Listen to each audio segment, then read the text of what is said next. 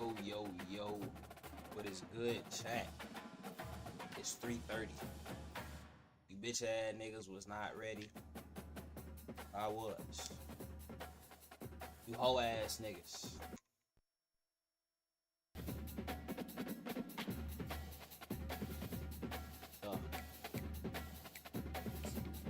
Entering accessibility screen, you have 20 options. Menu narration option is set to off is selected. Welcome to Dynasty Mode. I'm Reese Davis, and it's time to start your coaching journey. First, select whether you want to play online or offline. An online Dynasty is where you can invite your friends and also import your own custom-created schools through Team Builder. Next, it's time to select your rosters. Choose to use the latest EA Sports recommended roster or choose one you've created personally. Default roster. Now it's time to customize your Dynasty experience. Choose your settings and customize your conferences, complete with unique rules and protected rivals.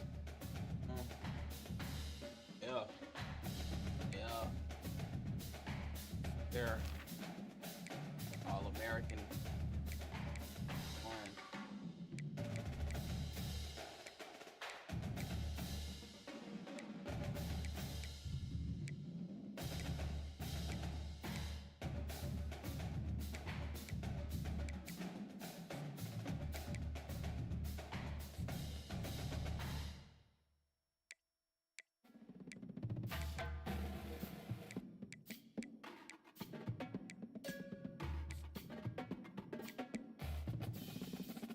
It's now time to select your team. All right, here we Do you go. want to build a team from the ground up or take over an established contender? Pay attention to each team's prestige 0 rating, star. represented by the number of stars next to each team's name. Teams with a higher prestige will be ready to compete for the college football playoff right away, while lower prestige teams provide a greater challenge to build into contenders. The choice is up to you.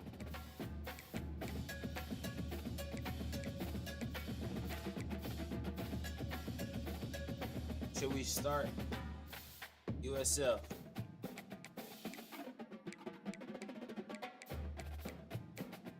FIU, FAU. We're gonna start And with now FAU. you'll choose where to start your journey as a coach. Head coaches progress against goals on both sides of the ball, while coordinators will only progress on their respective side.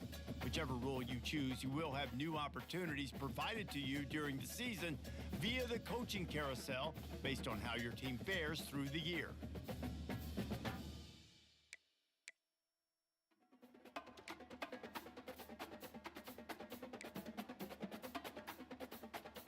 Here, you'll choose to create a coach of your own, or now it's time to choose your coach archetype. Your starting choices are motivator, recruiter, and tactician. What is the most important thing to you? Acquiring players, maximizing player development, or putting your team in the best position to succeed?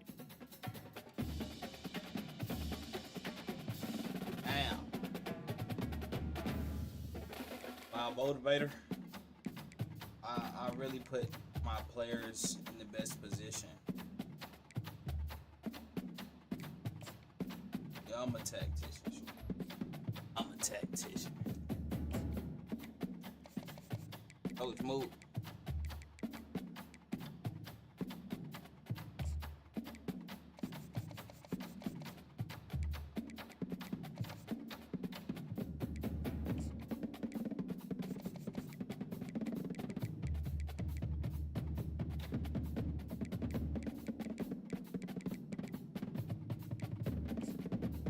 Great move.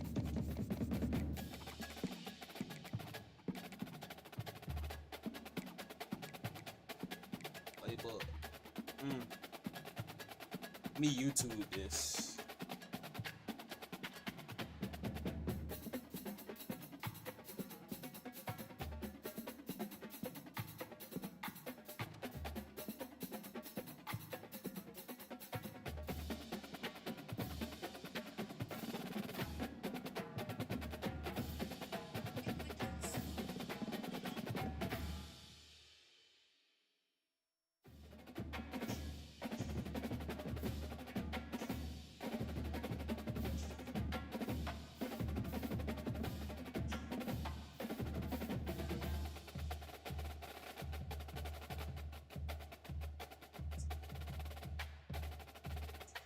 I gotta make a playbook.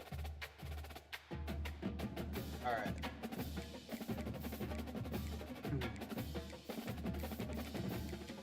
You know, we my alma mater is Georgia.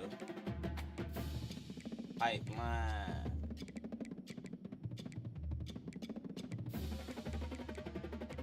Metro Florida.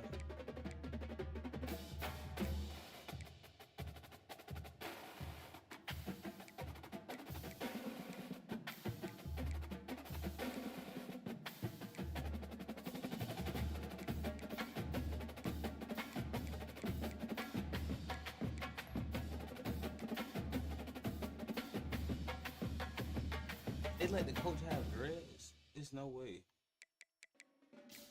There's no way they finna let the coach have dreads.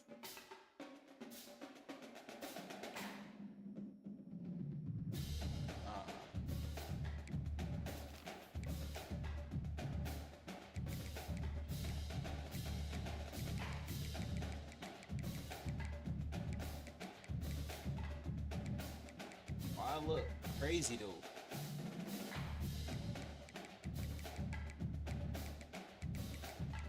How much you think I'll probably weigh like 185? I look kind of weird though.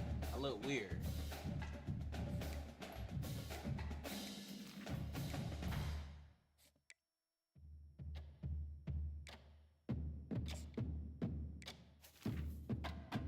It's all good. Congratulations, it's time to sign your first coaching contract. Make sure to pay attention to the expectations of the role. These are based on real-life historical records of the school. Congratulations, coach. Failing to meet the university's expectations will land you on the hot seat and potentially have you looking for a new job when the coaching carousel rolls around.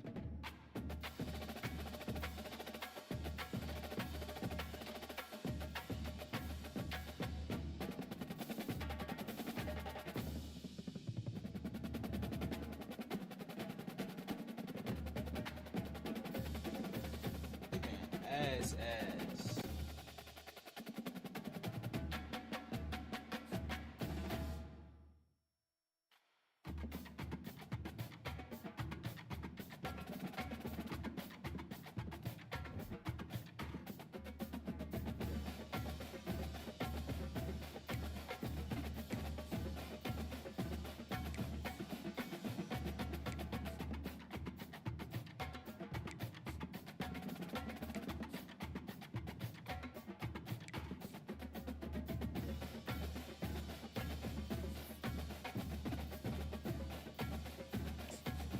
Welcome to the all-new recruiting system in EA Sports College Football 25. Our new recruiting system follows a three-stage recruiting process. Stage 1, add a player to your recruiting board. Once they are there, you can select actions to gain intel on what they value when it comes to committing to a school. Selecting actions also helps to get on a recruit's radar and can move you into their top schools. Once you're in a recruit's top 5, Stage 2 commences, allowing you to pitch to a player on the things your school does well that they value. If you're having trouble finding interest that match, try to use the sway mechanic to get a recruit to change their mind. Finally, when a recruit is ready, Stage 3 is all about you closing on the recruit. It's at this point you can host the recruit on campus, allowing you to focus on specific school strengths in an effort to get a verbal commitment from the recruit before signing day.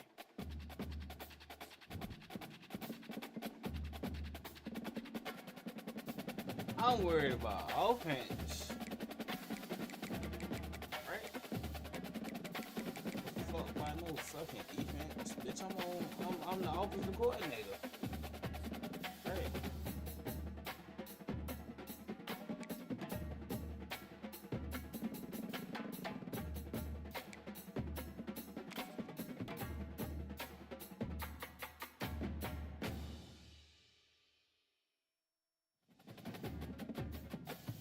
There's no offers.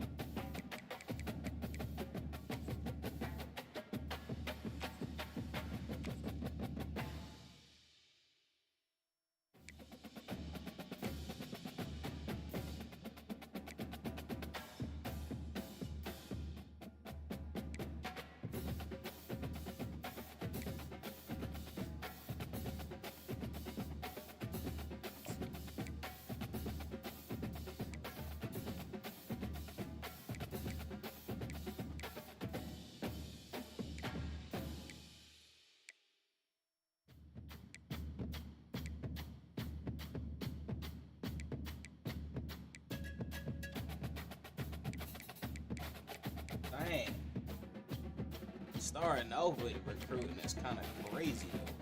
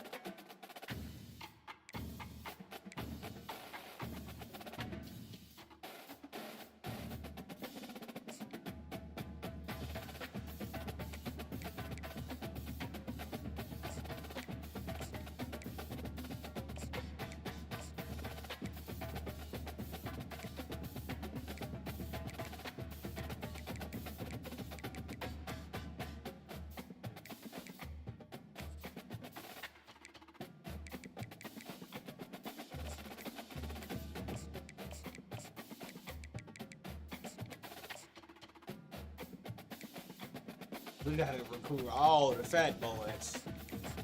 Fuck.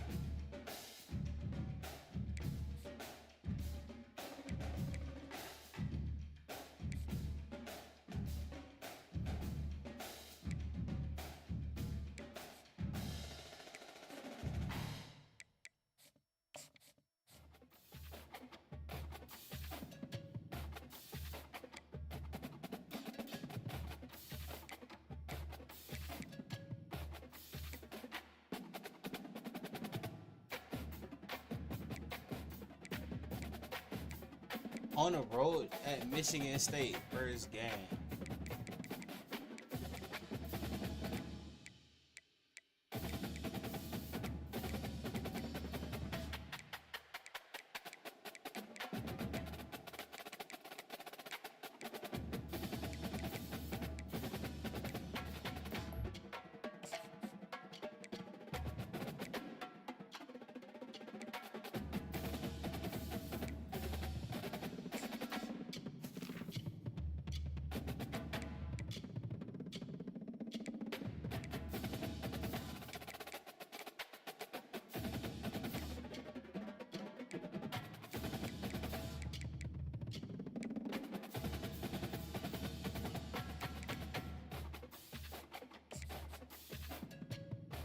We want Florida. Gotta get that schedule strength up, man.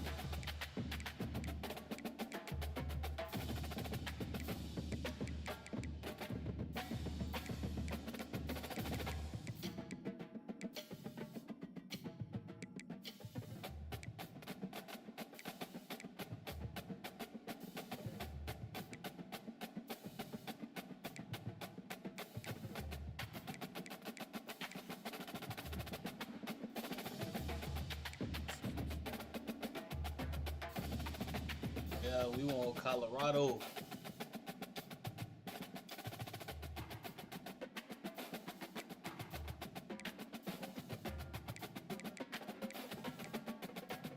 Oh no.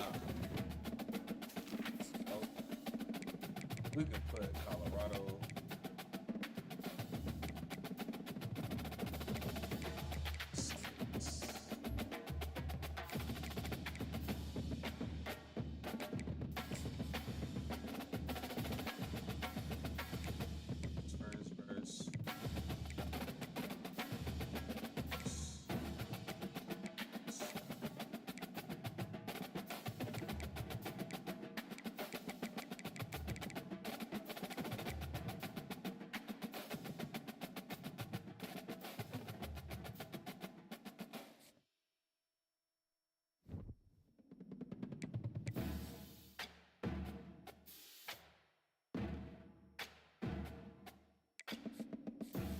To that coaching skill tree motivator.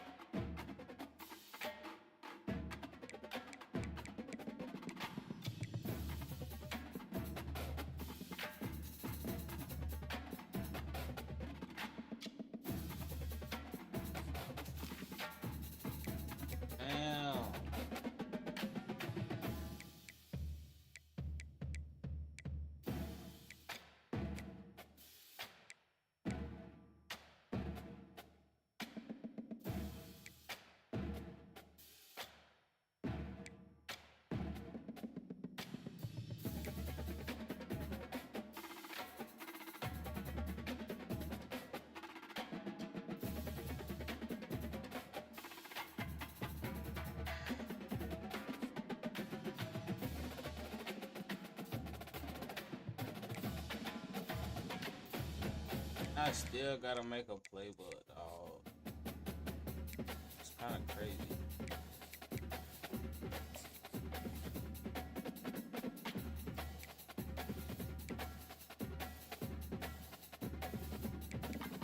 Might as well do that shit right now.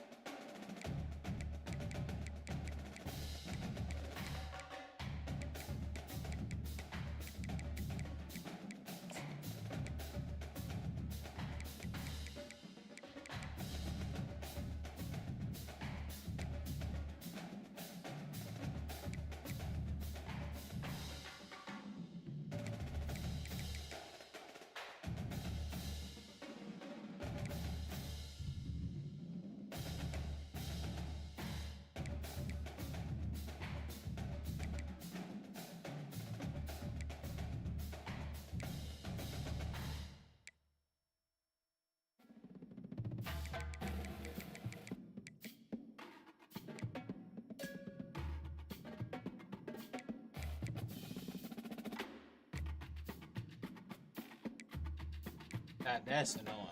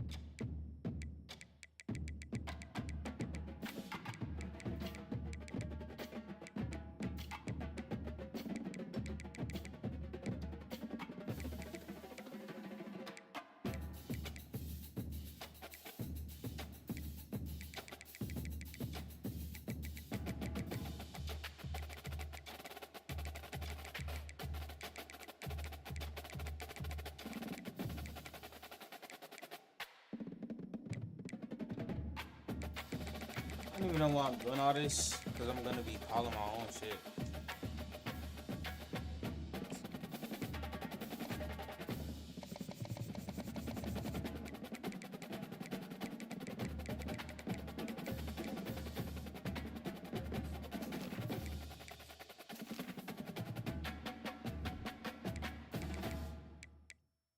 Let's go, man.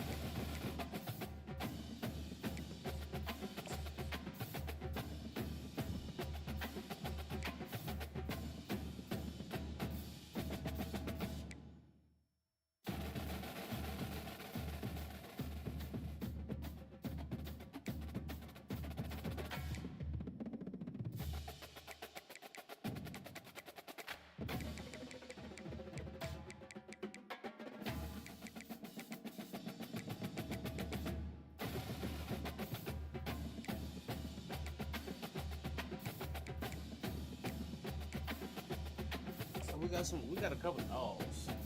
Got a couple dogs on this side of the ball now.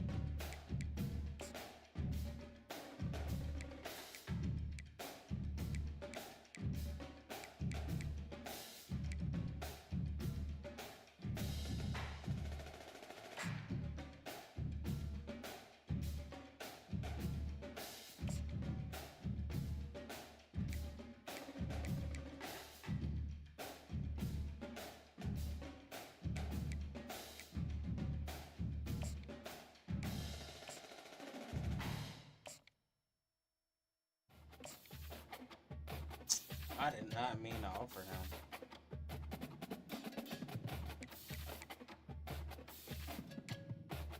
That is not what the fuck I was trying to do.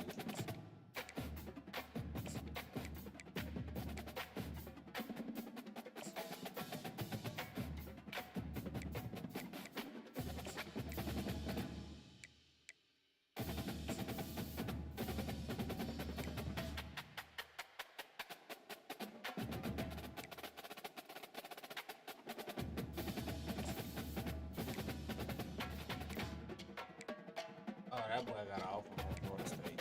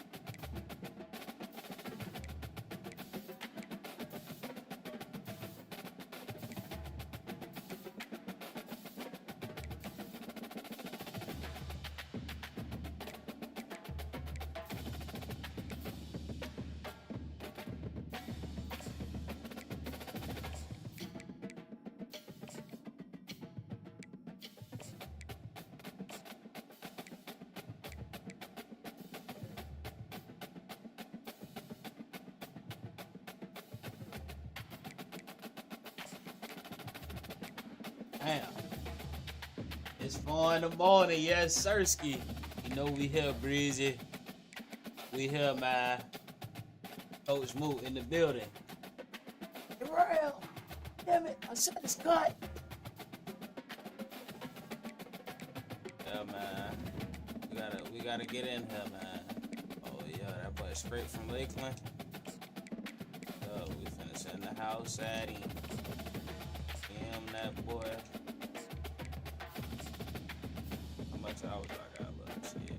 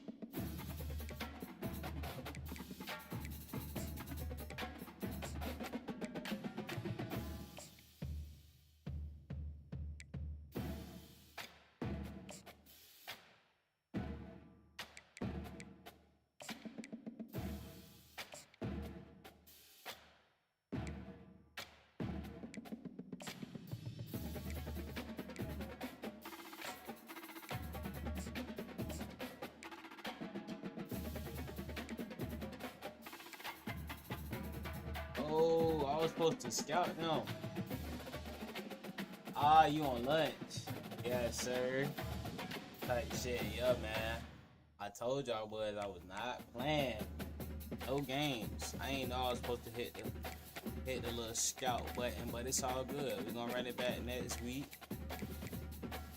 I ain't even got practice this week, so yeah.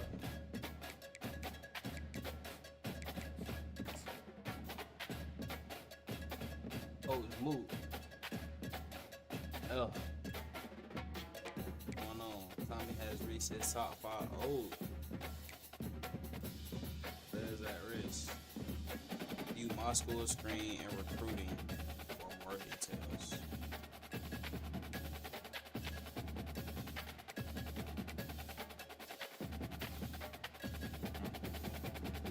Hey Tommy. Deep threat.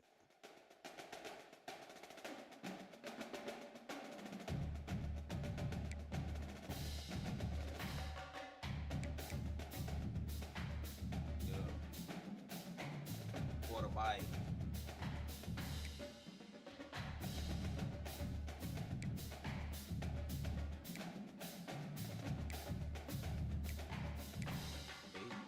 We getting some of the boys converted over, man.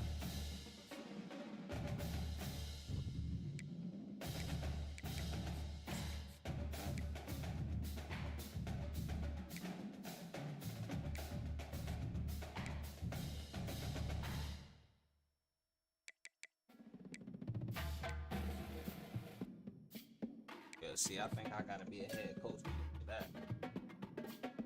So I only got 10 hours this week.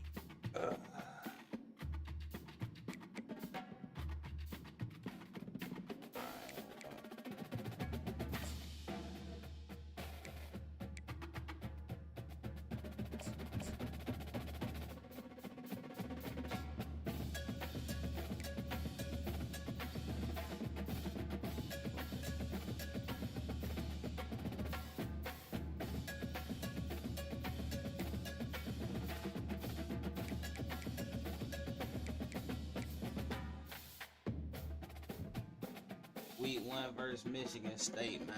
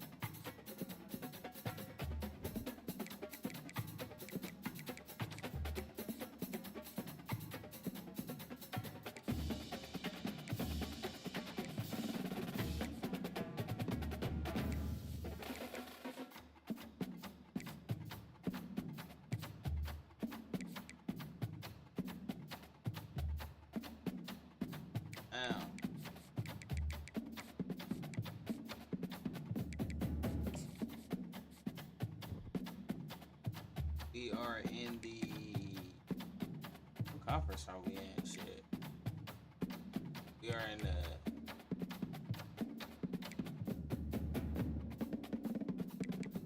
back. Oh. What the fuck are we in?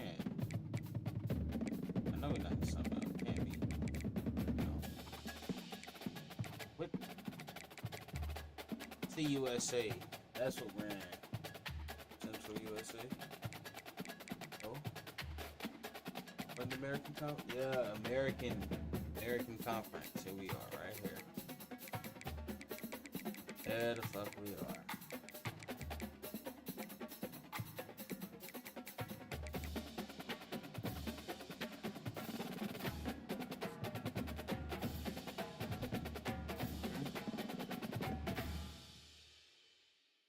Georgia. Florida State won.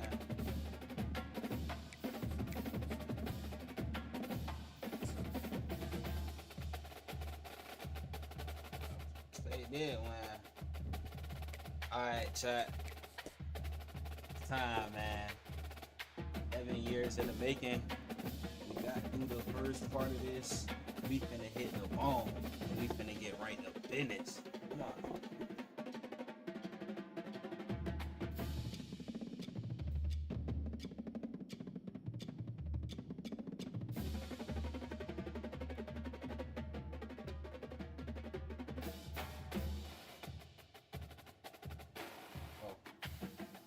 Right here. It's right here, man. We finna get the party started, bro.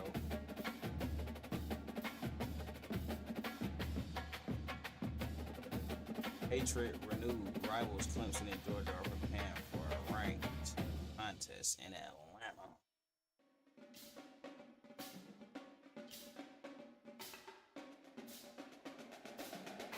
Can we beat Michigan State? About to find out.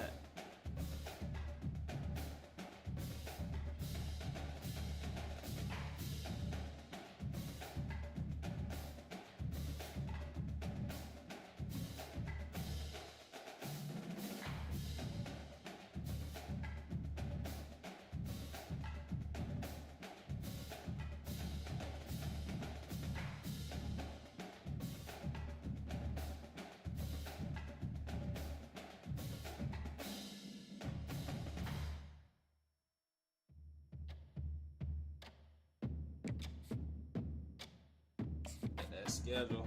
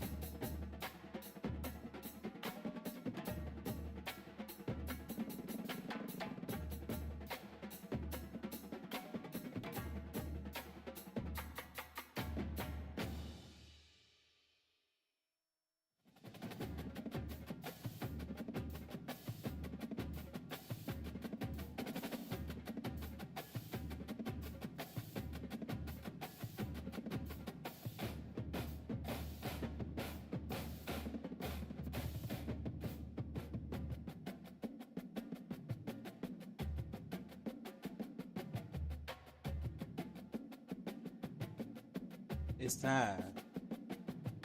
It's time to get this shit started.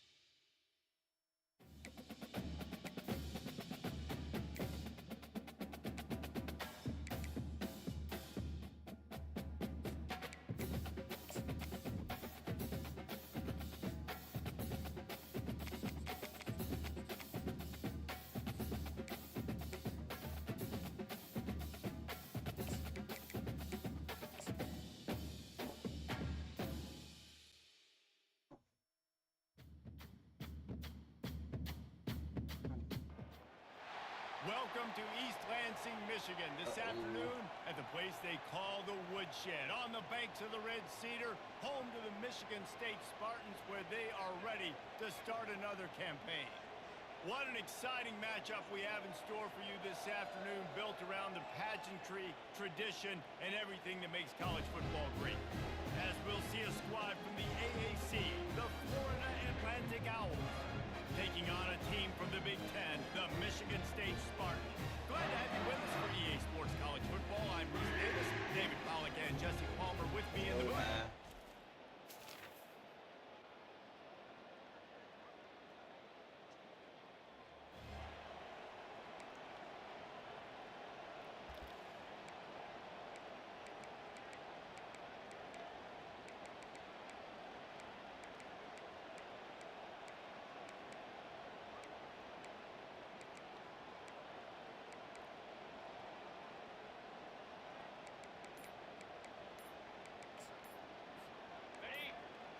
Bro. Looking to go up top on first down. Got it in the middle, it's Johnson. And he's knocked down immediately, but not before he moves the chain. I gotta learn my playbook. And listen, you get zone coverage and you can hit that curl route and he comes open continually. Keep hitting it. This might be a play to come back to. This crowd trying to make life miserable for this offense. Not a whole lot of room there. 3 yards maybe, 2nd and 7. Now that's what you try to do as a defense. Limit those damages when they run the football. Get them on the ground, short gains to set your defense for positive situations down the road. And a decent gain there before the defense makes a stop. I think that was an example of the offensive coordinator trying to help out his quarterback. He's trying to keep these third downs managed. You know, you throw the ball on 2nd down and it's incomplete. Now you've set up 3rd and long. Now they're set up to fail.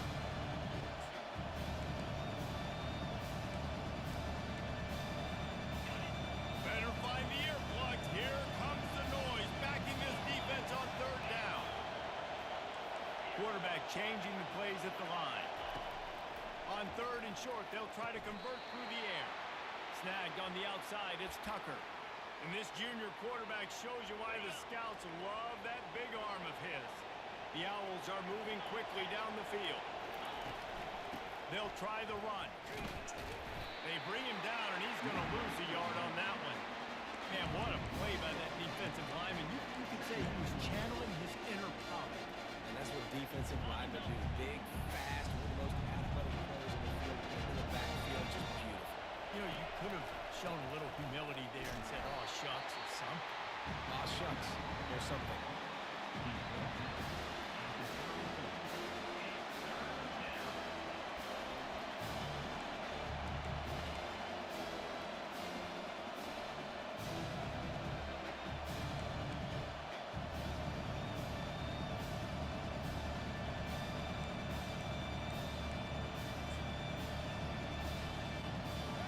Down conversions are a huge stat, and this one would be a doozy if they can pull it off. They're trying to get to it, and they can't make the play on 3rd down. Nice job by the defense. They're mixing up their look there. 3rd and long in field goal range. They go zone coverage, so everybody on the back end has the eye on the quarterback, and they're able to break on the ball, force the incompletion.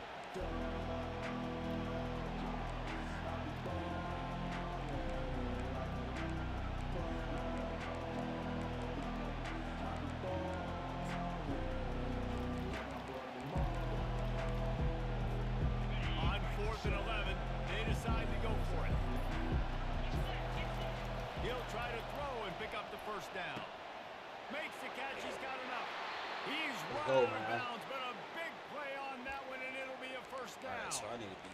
They needed a bunch on fourth down, and boy, did they get it. And I get aggressiveness. We get aggressiveness. We want to be aggressive, take shots down the field. First half, they felt like 4th and long. No big deal, and they get it. I imagine we'll get a few more of those. Now the crowd responding in the red zone, trying to help this defense. He's got it. They go up top to get it down to the 5-yard line as they try to pay off this drive.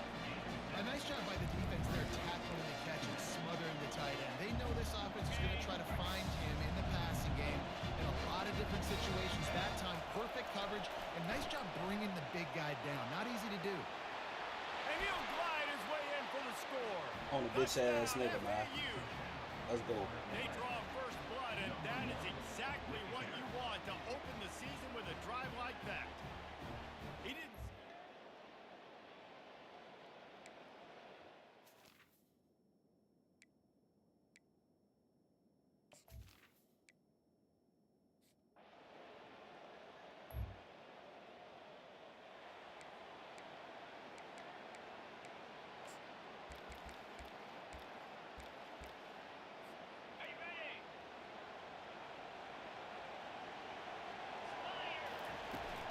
From the gun, the running back has it.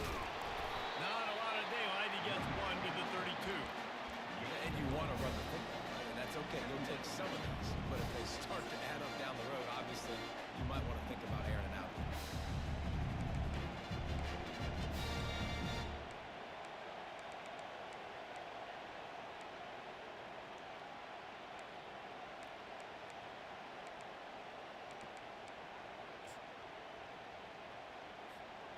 Didn't get much on first down. It's 2nd and 9. On the move, it's Fancher. Got his man on the outside. And he'll step across the sidelines after making a good gain on that one. This defense is going to have to be careful. Not only do they have to worry about this guy running the football, but they've got to keep their eye on him when he runs routes, too. He is a versatile back. They'll try to get the first through the air. Get it out on the screen. Huh? How And we? the defense able to drag him down, but not before. No. They'll recycle that down marker. Looks as if we have an injury on that last play, and we'll take a break to check him out.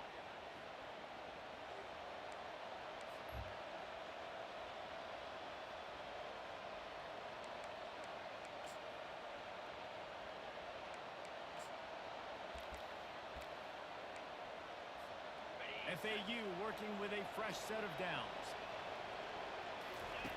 Trying to find his man on first down. A little screen to the running back.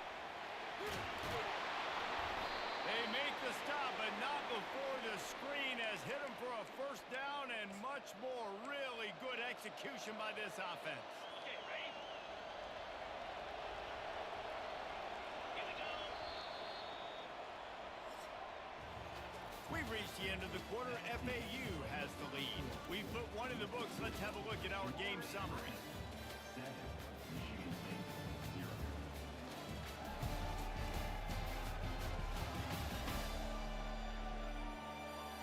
Lots of time left, and we're ready to get back to it and open the second period. Back at it to open the quarter with this first down play. They go to the ground. Not much working there. It'll be 2nd and 9. And sticking to the run. I'll tell you what, a lot of teams that are really good are really stubborn, and they continue to run the football even with little success. So this offense is going to continue to focus on running the football. You can tell. Didn't get much on first down. It's 2nd and 9. Off play action.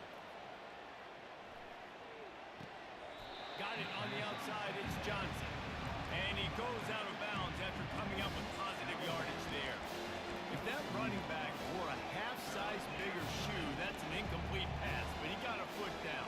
He got it down. Nice body control. And you see so many running backs work with wide receivers now in practice because they're such good route runners. And you could tell the awareness was fully there near the sidelines to get that little toe in bounds, baby. And this has got to be so demoralizing for this defense right now, having given up multiple first downs on this drive. Somebody on defense has to step up, make a play, and stop it. Come on, we're right there, baby. And after the incompletion on first down, this offense looking at second down. Back to throw, it's Peters. And the pass is incomplete, jarred loose by the hit. This drive was clicking along, but after a couple of misfires, threatening to stall out on 3rd and 10. Quarterback reacting to what the D is showing. They want to just keep throwing it. Another incompletion on 3rd down. They've decided to try to go for the field goal here. And he'll need a little distance and accuracy, a 42-yarder from the left hash. And the try is no good. What? And the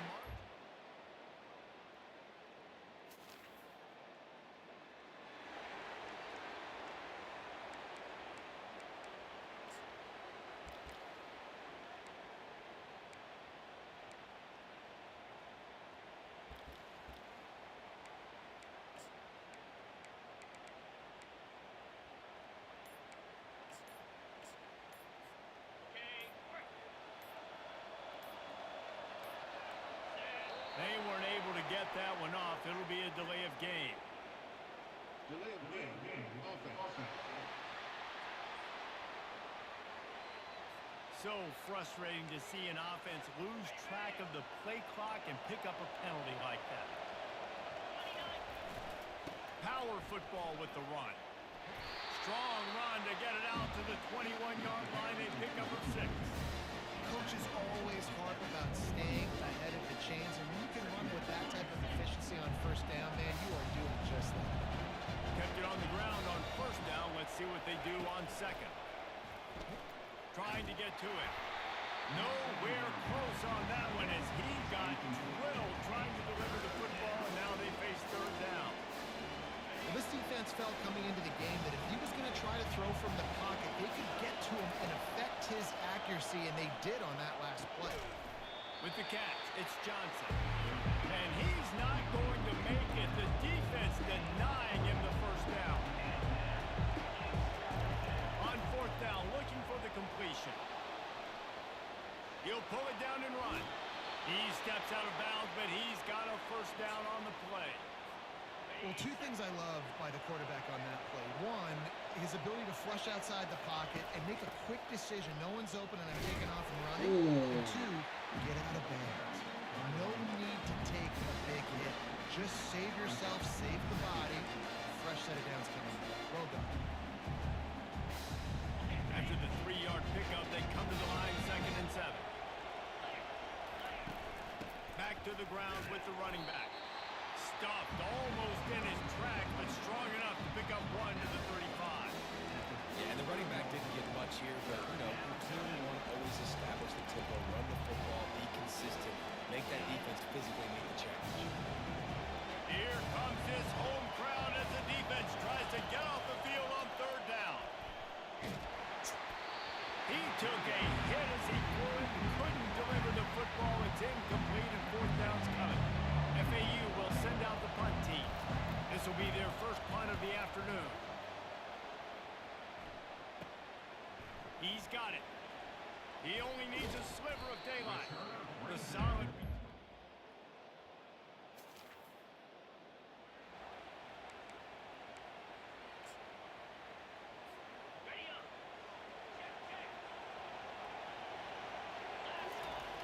The toss to the outside.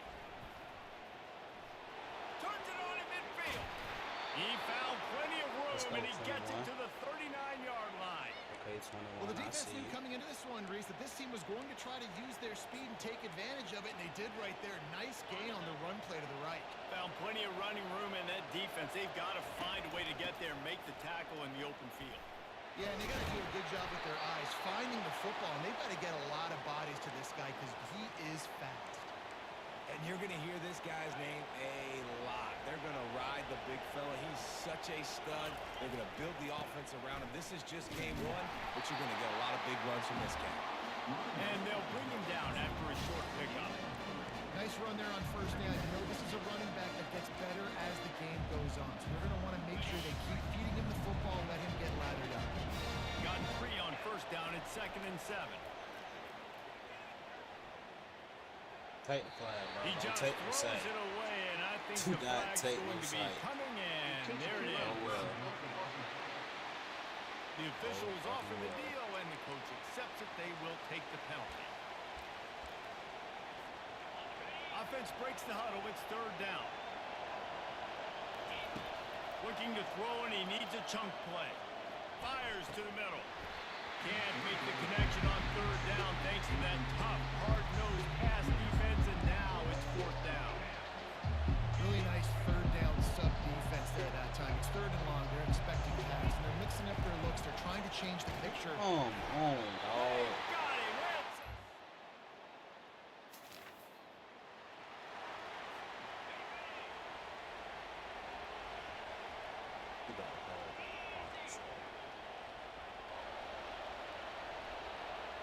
Dropping back, it's Fancher. He's looking deep. The pass falls incomplete, and there are 8 seconds left. Really nice play by the defender, being in a good position for that deep ball down the field, not letting the receiver put his big body on him, go up over top. The only thing that could have been better is that thing tipped to another defender, and it was an interception, but great coverage by the defender. That pass is incomplete, and they might be fortunate it wasn't knocked free for a fumble. It'll be 3rd down. One more play before the teams head to the locker rooms. On 3rd and long, trying to have a big completion here. He can haul it in. Incomplete. They took a shot, but that's how we'll wrap up the half. And the Spartans will kick it away to crank up the second half.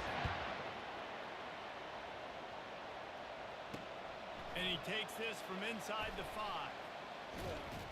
He was looking for some running room, but not much.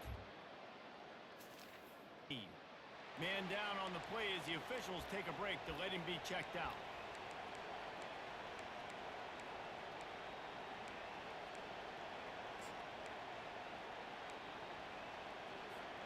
FAU has it back as the Owls offense will go back to work. They start this 3rd quarter, 1-possession game, and hoping to get an early drive going. This offense is ready, and they're ready to take the field here and see if they can get something established. They don't have to change everything and reinvent the wheel. They've had some successes in the first half, so let's get that continued here on the opening drive. Yeah, and I love getting that break at half to go talk with my coaches and pick my offensive coordinator's brain so I know exactly what I need to do to attack this defense, and I get ball first.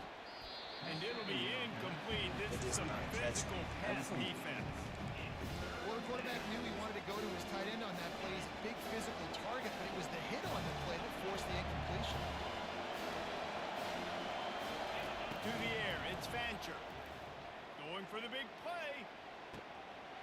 Let's go. And they were looking for a chunk play, and they got it. The explosive picks up more than 30. And the Owls will have it 1st and 10. Able to scrounge 3 yards out of that one somehow. It's 2nd and 7. It's just simple. Simple 1st down run, showing your physicality, setting your offense up in a good spot.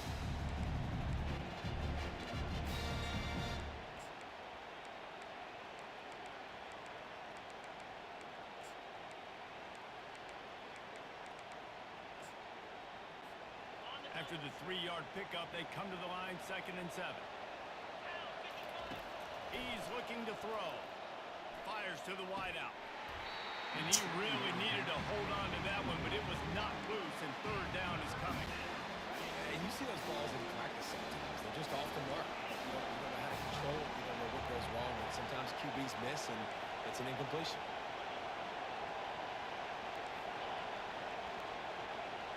Receivers telling the quarterback what they see. On 3rd down, he drops to throw. He's going to take off. He gets the job done, picking up the first down, then getting down. This FAU offense is moving quickly. This quarterback doing a lot of good decision-making on that last play. First off, nice job extending, but then understanding what the coverage was, understanding nobody's open, and then going, hey, look, I can go get this myself. And Come on, am I man. gonna get this first I down? need a scope. Take care of What? myself, too. I'm I gonna have to, slide. bro. I practice this all week. First game, Baseball man. slide action. We got a fresh set of hands. Come on. After the Come quarterback on, and man. receiver failed to hook up, they'll try it again on second down. They've got the screen set up. Let's go. They First down, finally baby. get him First stopped, down. but We in what there. a good job by that front wall to set up the screen and create some lanes for their running back. This crowd knows when to bring it. They're in the red zone and they'll pass it. Snagged in the middle, it's Tucker. Good throw and catch, takes it down to the 5 as the offense tries to cash in. That was a nice pickup, running the drag route and finding that quiet, soft spot in the zone. Yeah, drag routes not only work against man coverage, they work against zone too. If you can find the soft spot and the quarterback gets it to him early, he can turn upfield, and you saw that right there. Not able to break the big one on that screen to the running back, but he found enough and a solid pickup on first down. The aerial assault continues. That pass is incomplete, and they're probably fortunate that it wasn't knocked free for a fumble. So loud it's rattling your fillings on 3rd and goal. Looking downfield, it's Fancher. He's got it in the end zone. Bitch ass Touchdown, nigga, man. Owls. I think the days of running backs just running.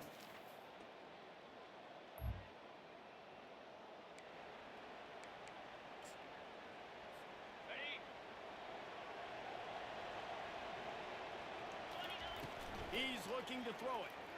Unloads to the wideout.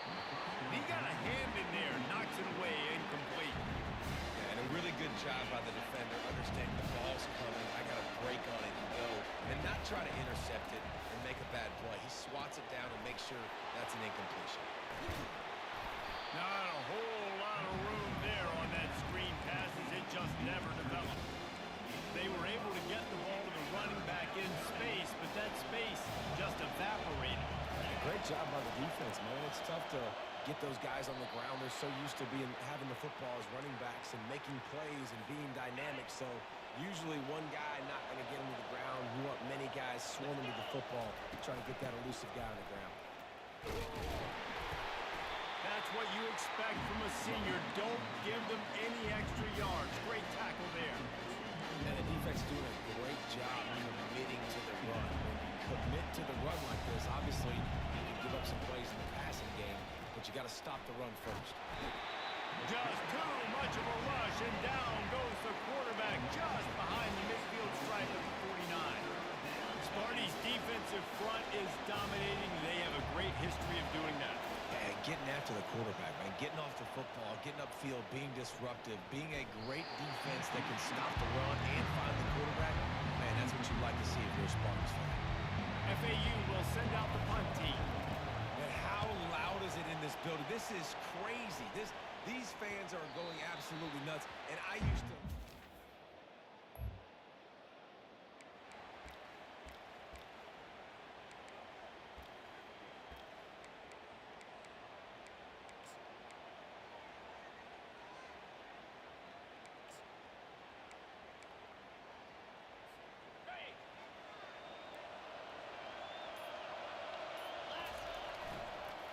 Looking for a crease. It's Mobley. I like it. Just frustrate the defense. Get that 5 to 6 yards. Make them honor the run. Make them know that you're willing to run the football and run it effectively. On the option. He'll toss it. He's run out of bounds, but not before. Turning in a big pickup and moving the sticks for a first down. Well, the defense is on their heels right now. They're going to have to find a way to stop this guy. When he's got a head of steam, boy, he is hard to bring down. Use the play fake. Now to throw. Back open in the middle. They get him down after he makes the catch. They'll line up for a second down play. They'll give it to the back. And he finds no running room at all, and the third quarter is over. Maybe more open tooth and nail through 3, and it is all locked up as we take a look at the stats. We've swapped sides of the field, and we are ready for the finish as the fourth quarter gets underway.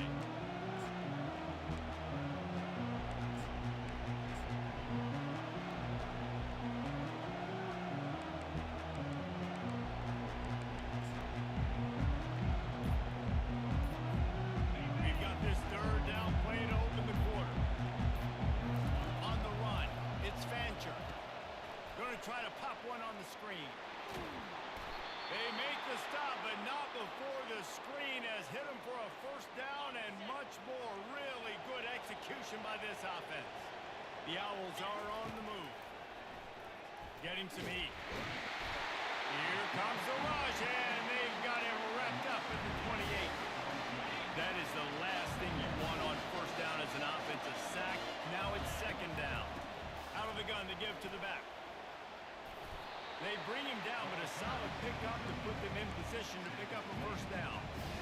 Listen, you got to be able to know what play to call and what hole to go through. Like the line blocks for a certain hole. Good job getting through the hole, getting what was blocked, getting a nice positive gain, making your situation really good on the next down. And that's incomplete. A defender all over him. Knocked the ball on the ground. Fourth down coming up. And now on fourth down, they will put it on the shoulders of the kicker to save them with his foot. He got it. All field goals are not created equal.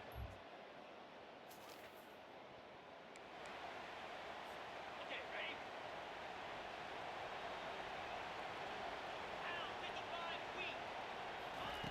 Wants to throw on first down. And those two couldn't make the connection. It's an incomplete pass. And that's when quarterbacks, they got to be very assertive. They got to believe what they see and really pull the trigger. The longer they wait and they get off rhythm or off time, a lot of times it ends up in incomplete passes. He'll pull it on the read. And he never had a chance to get the pitch off on the option as he's tackled in the backfield. These fans stepping up to help this defense on third down. Looking downfield, and he needs a bunch. Makes the grab over the middle. And how about that alertness and that swarming D to keep him from getting the first down? This is one of those unique situations in a game as a head coach. You're trying to feel the momentum. What's your confidence in your quarterback? Because you've got fourth, you're in field goal range, but you've got the weapons to get one more completion and ice this thing. So do you kick the field goal? And they finally get him to the ground. An easy conversion for this offense. Defense not exactly the perfect fourth down call there. And this offense not only has a chance to extend the lead on first and goal, but they can also drain the clock. He works his way ever closer all the way down to the 1-yard line. And the offense trying now to put this thing away. They're going to keep running the football to keep bleeding the clock. They've got the lead here laid now down by the goal line. Just take as many seconds off the clock as you can. And makes his way into the end zone. Touchdown, Owls! On the bitch ass Offense nigga, did man. exactly what it's supposed to do with a start like that one. When you're set up What with I'm that talking field about. position, you're thinking touchdowns. You're not thinking Oh. field goals. It's exactly what the George offense does. Johnson. Takes advantage of great field position.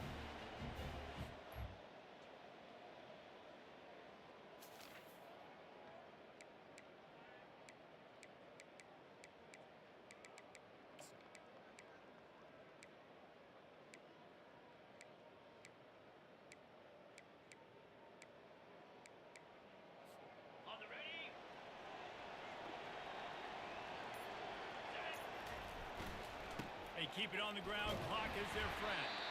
Not much doing there. He gets it to the 26, a gain of 1. And I think if you're the head coach, defensively now, obviously, you've got 3 timeouts in your back pocket. You're trailing at this point, and the offense is going to be running the football, trying to bleed the clock. They're going to take as much time off the game clock as they can before snapping it. You've got to start thinking about using some of those timeouts. Didn't get much on first down. It's 2nd and 9. Looking downfield. It's Fancher. Setting up the screen. Didn't have much room to run and not a whole lot of help. Short gain there. Still plenty of ground to cover for the first down. We've reached a 2-minute warning in this offense, trying to milk this clock and keep time on their side. The crowd is going going to tell you the result of this one. They are into it on this huge 3rd and 3. They'll try to bully their way for the first. He's knocked down in the backfield. He'll lose a couple. Timeout called there by the defense, desperate to get the ball back and save as much time as possible. FAU will send out the punt team. I wouldn't quite call it a shank, but that's not exactly going to go on the resume reel.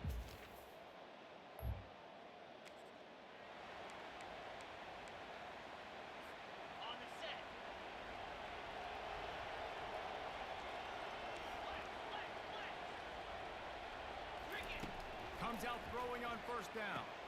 Caught over the middle. It's Alexander. Quick timeout called by the defense, stopping the clock to save as much time as possible for their offense. And a really nice job on the wide receiver. You run a drag route, find space. They're in zone coverage. They're not covering man-to-man. Find a little hole. Look at that QB. Y'all get on the same page.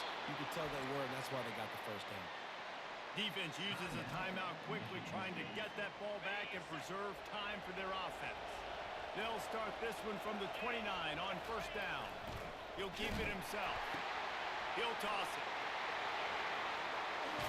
He will step out of bounds, but not before the big pickup and a 1st down for this offense. Every offense wants to be able to run the ball and be physical, especially on 1st down. And you want to create 2nd and short, 3rd and short, or just get 1st downs like that run right there.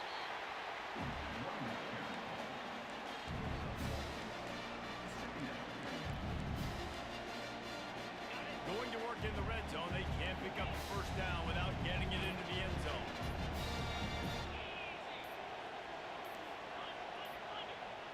Looking to pass. It's Fancher. Man, they all over the Field street. too soon and drop the football, and it'll be 3rd down. Yeah, and you use these running backs so much in the passing game now, and you expect them to make those plays for you, to make those big explosive plays out of the backfield. Just got to make sure he concentrates and see that ball come in. He makes a grab. So close to that end zone. He could almost taste it, but it'll be 1st and goal for this offense. And the defense in desperation mode, trying to hang on to give their team a chance. And he gets it into the end zone for the touchdown, and it's not just a touchdown, it is a dagger in this game. Over. Some would say run out the clock, some would say I don't need to add points, but here's the thing. It's your job to stop them on defense. Now listen, the handshakes, they might get... They get a big win here and start the season on a positive note. You got to love that as the players. You come out, you have so much anticipation coming into this season, finally getting ready to play in front of a live audience. You're able to come out and execute and get this win under your belt. David, couldn't be a better way to start the year. And for the losing team, obviously, it's a little bit different. You have something to look at now to analyze where do I need to get a little bit better, but plenty of time still left in the season to improve and turn it around. That's going to do it for us. For Jesse Palmer, David Pollack, our entire broadcast team, I'm Reese Davis. This has been another presentation of EA Sports College Football.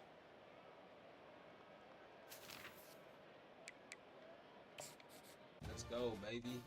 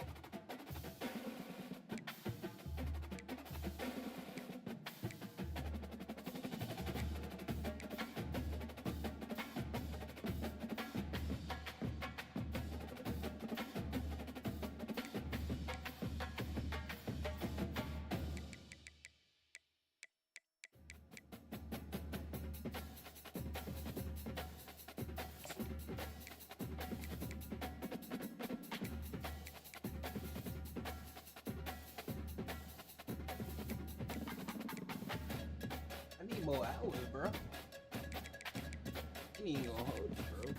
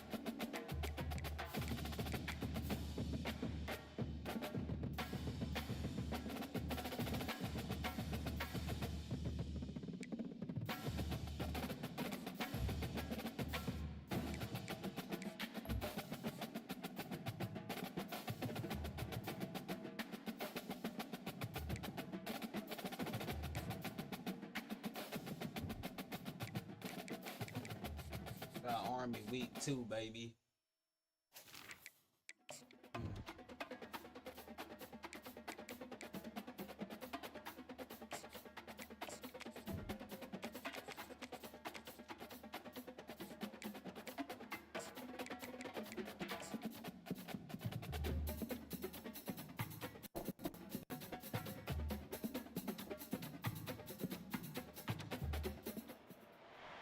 Spectacular ocean views not far away from the home of the Florida Atlantic Owls, FAU Stadium in Boca Raton, Florida, where they hope this game lives up to the setting. Baby. What we have in store today, a clash between a pair of AAC squads. As we'll see, the Army Black Knights taking on the Florida Atlantic Owls. For EA Sports College Football.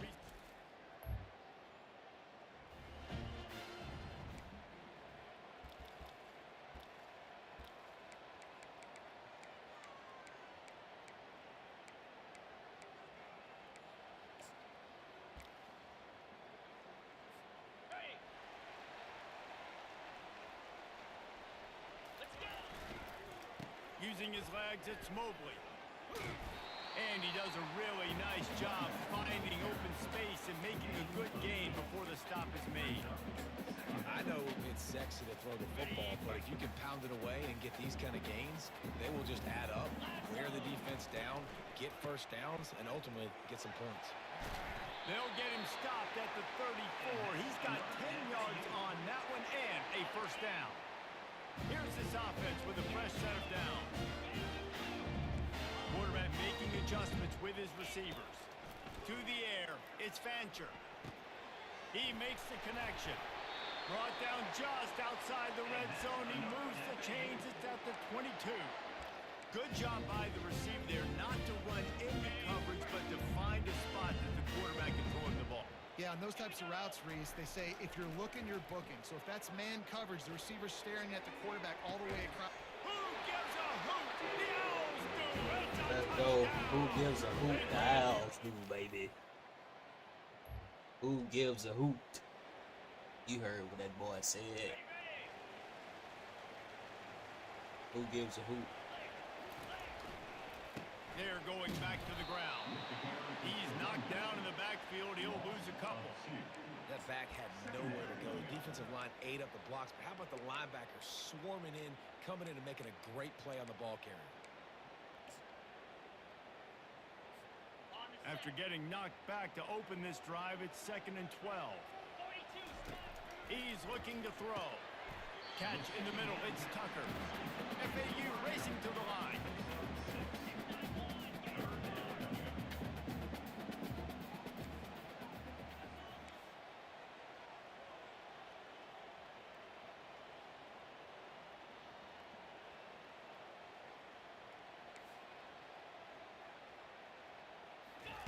Trying to move the sticks on 3rd down through the air. Got it in the middle, it's Tucker. And this junior loves to show off that big arm. FAU working with a fresh set of downs.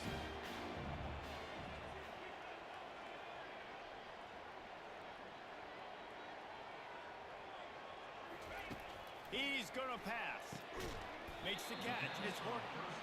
Stopped after making the catch. Hey, listen, on offense, just take what the defense gives you. Quarterback looks out wide. He sends the DB way off of the receiver. Throw him the easy hitch pass. You'll take that completion.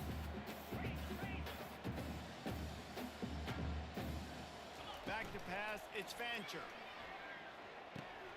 Finds his man. A quick tackle made, but he's got ready for the 1st down. I tell you, this slot receiver, he really does give his quarterback a nice option. Runs really good routes. He's got nice hands, and you saw it on that last play. They'll throw it on 1st down. Quick strike complete. At midfield, he's got room. Finally run out of bounds, but he has this offense rolling with a 1st down. And that's why, if you're the offensive coordinator, you've got to find as many ways as possible to get this guy going. Just get him the ball close to the line of scrimmage. Doesn't need to be a throw deep down the field. He's so dynamic when he has the ball in his hands. You saw it right there. Nice job by the defense staying glued to him. Getting him on the ground as soon as he catches the football. Knowing he's a threat, I'm not going to let this guy get out of my sights. Nice job by the defense. Still some work to do after that last completion at 2nd down.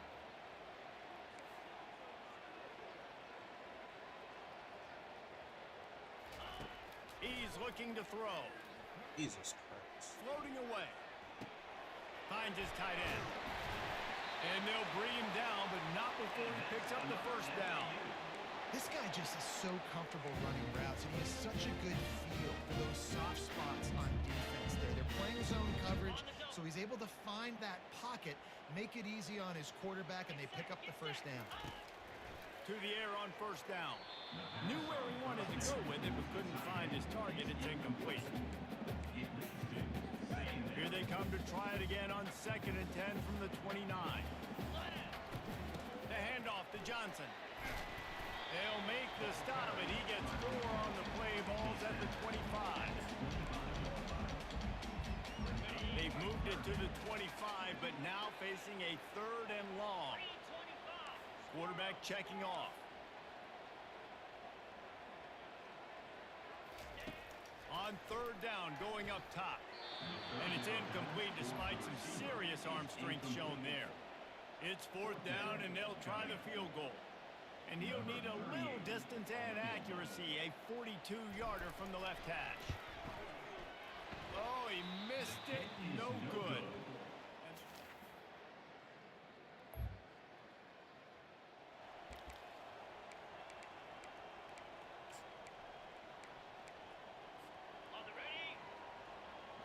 Let's go, man.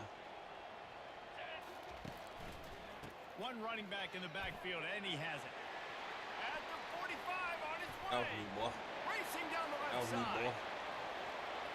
And he'll take it in. They couldn't get him on the ground. Touchdown, Owls.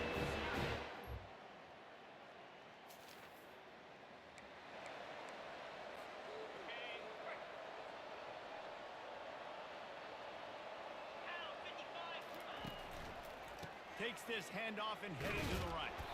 They bring him down, and he's going to lose a yard on that one. Great job by the whole defense, but how about the little bitty defensive back throwing his face in the fan? I ain't scared. I don't just cover guys. I make tackles. Trying play action. Now sliding to his left. Going to try to get it himself. Still on his feet at the 45. He's run out of bounds, but a big play on that one, and it'll be a first down. He can throw it. He can buy time. He can run it. What can't he do? This guy's so talented. When he does stuff like this, there's no way to stop it. There's no way to coach a defense up against this. He's just really fast, and I can't catch him. There to make the tackle, but the big throw is good enough to give them a first down. Clock now inside 4 minutes as we're getting later in the first half. Quarterback checking the play. From the red zone, looking for a receiver. Makes the grab. It's Johnson. And he goes out of bounds after a nice pickup on that one. Yeah, and you see running backs in today's football, they play wide receiver basically for you, but you got to find a guy that you can throw to, and you know he's going to catch the ball consistently. Wrestled to the ground after picking up the first down. And I don't care if I get it by 2, by 20, by 30, by 40. I just want to get the first down, understanding the situation, understanding where the sticks are. Doesn't have to be sexy, but I got to make sure I get to that. And he will get home, and the quarterback goes down at the 17. Quarterback just has to be more aware of the situation. First down, goal Me to go situation. more. You cannot take a sack. So the QB, if no one's open, you got to make sure you're throwing that ball. Reels it in the end zone. Touchdown! That was a bitch ass nigga.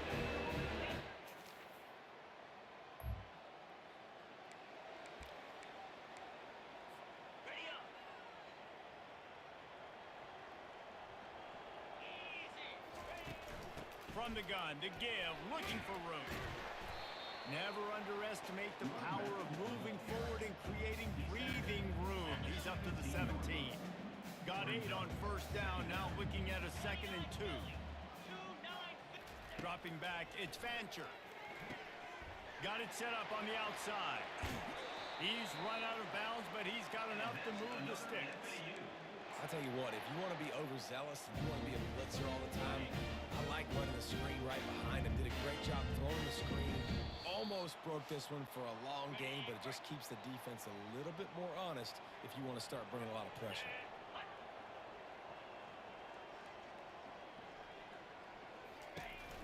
They'll give it to Johnson. A strong tackle and wrap up from the junior.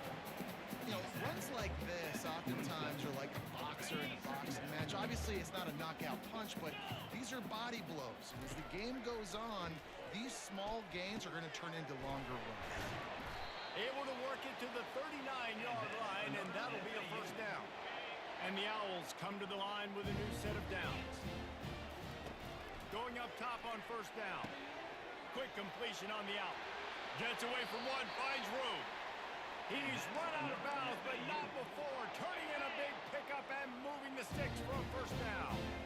This offense is like running a perfection drill in practice against air. Chunk play after chunk play, and here they come again. What are Got you rid of it doing? quickly, but it's incomplete. And that's just a ball he has to catch. As a tight end, you know you're going to be working the middle of the field all game long, and when you have opportunities like that, man, you got to make them count. And he's able to find a little bit of running room before they get him down. And a nice job by the running back, finding space, getting downhill, making a good run. Great job finishing with his pads. They've been able to control the ball. This is the 7th play of the drive. It's 3rd and 3. They'll try to get it through the air. Oh, what a grab by the defense. And they'll drag him down after a good return.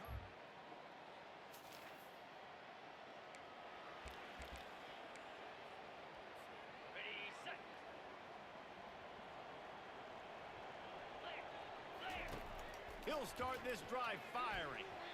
And it's an incomplete pass over the middle. I don't know if the quarterback read the coverage properly on that one, but obviously the result is an incompletion. They'll try to get on the same page this time. 2nd and 10 from the 31. A run up the middle is stopped for no gain. Linebackers in today's football, obviously, guys have gotten smaller. They got to play in space more, cover fast guys out on the perimeter. But how about this linebacker coming downhill and making a physical tackle in the hole? They finally get him stopped, but what a good job by that front wall to set up the screen and create some lanes for their running back. Offense lines up for a 1st and 10 from the 43. Grabbed over the middle, it's Johnson. They get him down after he makes the catch. Just a few seconds remaining here as they try to put something up before halftime. On 2nd down, they'll take to the air. He looks that one in nicely. They'll knock him down, and that'll take us to halftime. That's going to wrap up the first half here, and now we join Kevin with the halftime update. Gentlemen, looks like we've got a great atmosphere today in Boca Raton. George Johnson. And we've got to start our halftime breakdown Senior. with this superstar running back. His elusiveness, his raw power. This young man is the total package. And his ability to catch the ball out of the backfield is a differentiator. A lot of guys can hit the hole. This kid can hit the hole and hit the home run in the passing game. And with that, let's send it back to the guys at Howard Schnellenberger Field.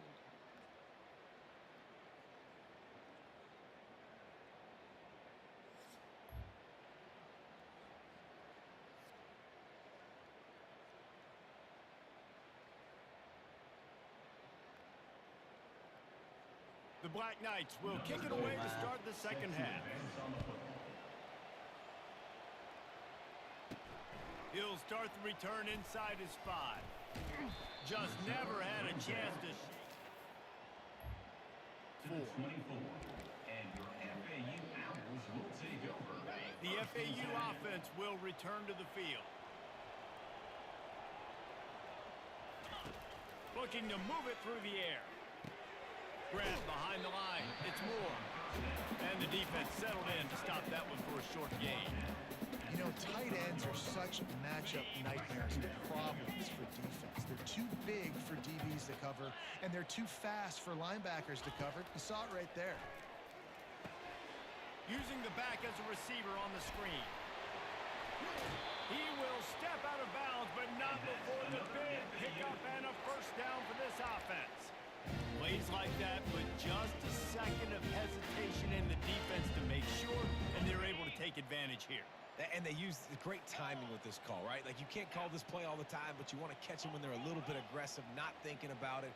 Nice job slipping the screen behind them, making the easy catch, and then getting downfield, picking up some extra yards. Creating some space, getting just enough good blocking, and they've got it up to the 47-yard line. 6-yard pickup on first down, leaves them with 2nd and 4. Looking to throw, it's Fancher. Finds a soft spot in the middle. And he's tripped up, but not before picking up the first down. Simple pitch, simple catch, easy little drag route right over the field. It's a nice timing route. You can run it versus man, or you can run it versus zone and have a lot of success.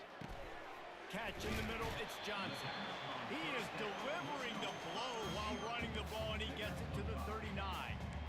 And quarterback dropping back, understanding I'm getting zone coverage. All I got to do is be a little bit patient, manipulate that defense a little bit. Yo, what up, Nemo? Drag, and I get the first down.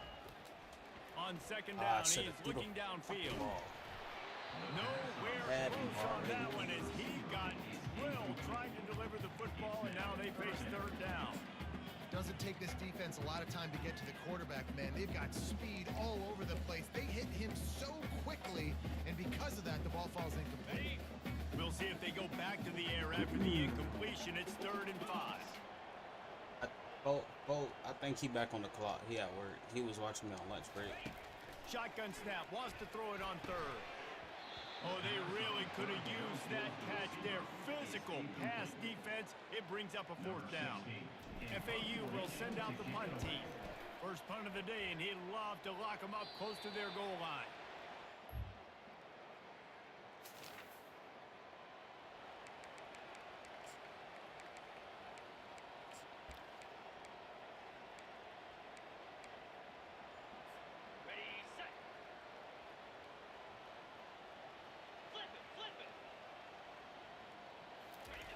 The option look.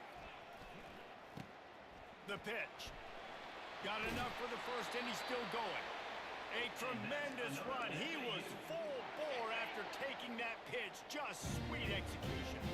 Big play like that to open a drive just builds the confidence. Now first down from the 46. You won't be running up now. Second and 10 here. The play action fake. That pass is incomplete, and they might be fortunate it wasn't knocked free for a fumble. It'll be third down. It's hard throwing in the pocket, man. You got bodies and 300-pound dudes falling all over the place. They're trying to hit you. That time, the pressure got to them, and they forced the incompletion. To the air, it's Fancher. And I had him open Moving, again. keeping the eyes downfield. Nice run there, picks up a few, and they'll force him out of bounds. And I think this is important for this defense. This Early will be a bird big key getting to the football worms. game. Like, I got to limit the You already damage know me, from Devo. that guy. Because that's a QB that's dynamic, and he can make so many big plays. I got to string him out. I got to make him get to the sideline. But I will say this. I do want to hit him at the end of the runs. I don't want to let him out of bounds and let him get free carries. I want it to be physical.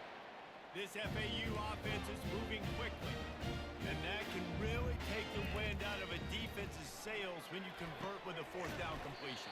Great chemistry there between the quarterback and his target. Fourth down, you got to have it. You got to be on the same page that they were there. Give to the running back. He's knocked down in the backfield. He'll lose a couple. FAU racing to the line.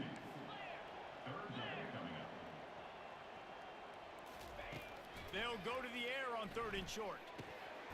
Grabbed in the middle. It's Johnson. He knew exactly where he wanted to go with that one, and they've got enough for the first down. The Owls come to the line with a fresh set of downs. From the gun, they'll try to impose their will. They get him on the ground with this running game imposing its will. 6-yard gain down to the 17. Got 6 on first down. Now a lot of options on second and 4. He's looking to throw. Got his man quickly. And the defense had that one well covered. Just a short gain there. My old coach said to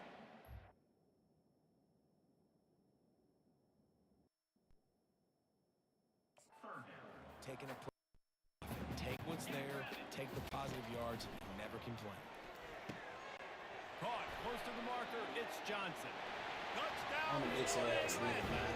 And the punishment has been extended.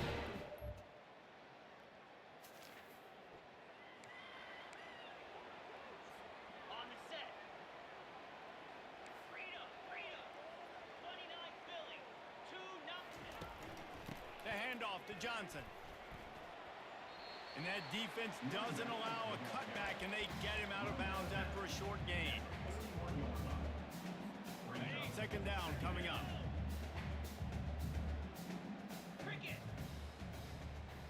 Back to pass, it's Fancher.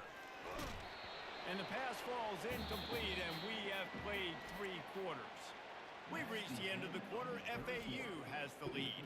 This has been a complete obliteration so far, as the third quarter stats will show you.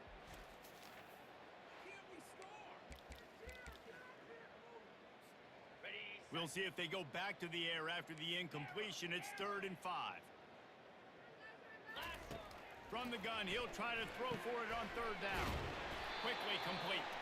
And they wrap him up, but not before he's got enough for the first down. Okay, ready? Here's this offense with a fresh set of downs. Well, offensive coordinators put in countless hours every week trying to formate and use different personnel groupings, shifts and motions to give their offense a success on 3rd down. You can tell in this game, this offensive coordinator, he has put in the work this week. Picked up 2 yards on that last one. They need 8 on 2nd down. That's caught. It's Sullivan. They get him down at the 34-yard line. Give him 15 yards on the pickup and a first down. Well, offensively, they knew they were going to have some matchups they could take advantage of in this this one, and all of a sudden, this quarterback has now over 300 yards passing in the game. Defensively, David, he has got them on their heels. And he's been showing you a little bit of everything. He can throw it all over the field to all different receivers, to his tight ends, to his running backs. Really has the ability to spread it around, and now over 300 yards. Still some time left, and he can put up even bigger numbers. And heck, go chase some awards, man. Get some postseason awards. Get an All-American. Just put up a day. From the 22 on 1st and 10. They showed great trust in their quarterback right there, and why not? He's had an outstanding game. Outstanding game. Touchdown now! And the stomping has commenced. And another good touchdown.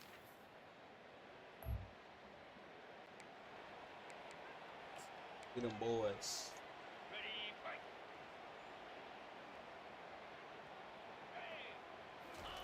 He wants to throw. And this will be incomplete. A big hit there forces 2nd down. Couldn't make the connection last time. Let's see if they throw it again. I'm a little bit surprised they're still throwing the football here this late in the game with this kind of lead. They're on 1st down, taking a shot, ball's incomplete, but obviously they're still seeing matchups that they want to take advantage of in the back end of this defense, so they're letting it fly.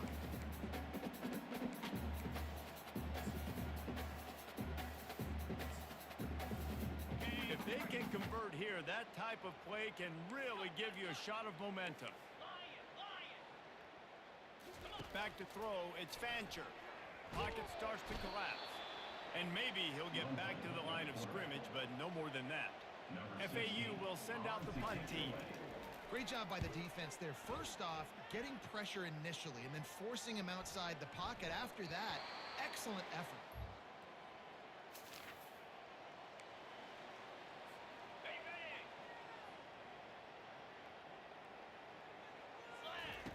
He'll come out throwing on 1st down. Got it in the middle. It's Johnson. That's a good job by the drag route there, understanding its zone coverage. So instead of continuing to run across the field, he settles down into an open spot, making it easy for his quarterback. Now on 2nd down. They'll run the option. Now the pitch. Open space at the 25. And there they go again. Another huge gain on the ground. I think one of the hardest places to move the football in the field is right outside that fringe area. Now the offense gets to skip that area because it was a great job by this running back making something happen, getting the ball all the way down the field, now set up on 1st and goal. Here comes the option. And now on the pitch, the ball's loose. Defense just...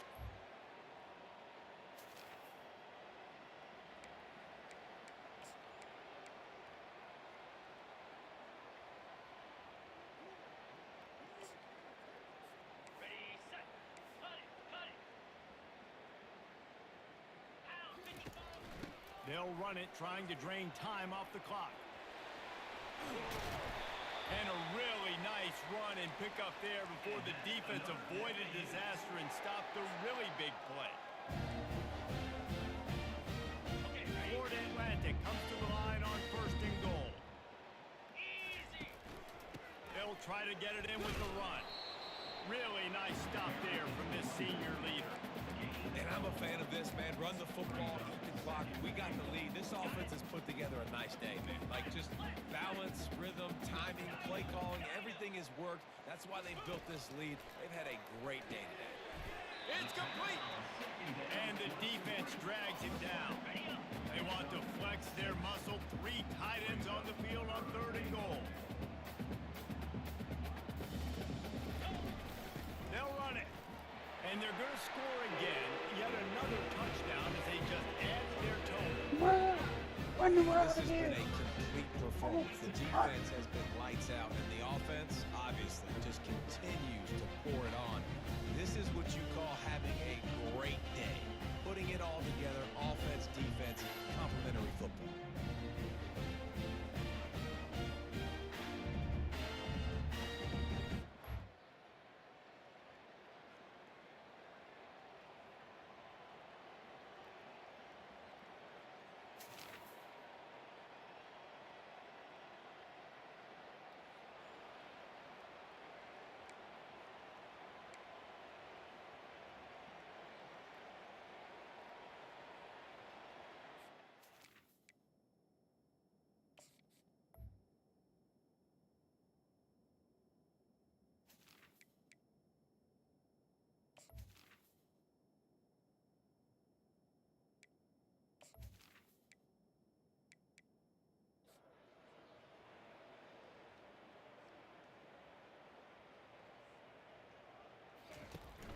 Running back searching for a hole.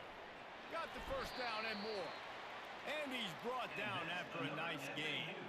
Offense getting set for first down.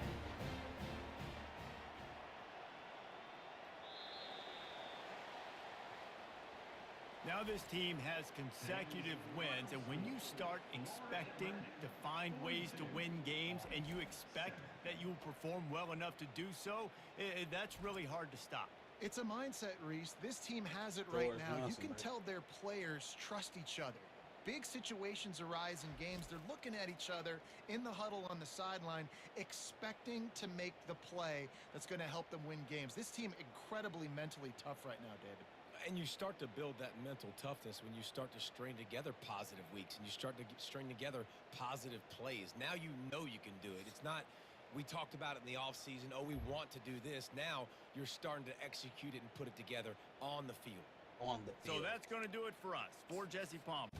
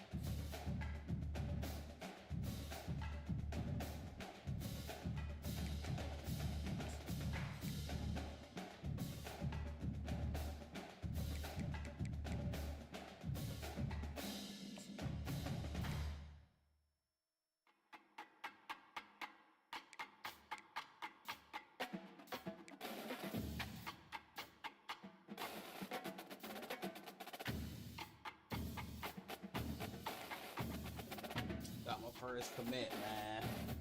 2-star, Tommy McLean.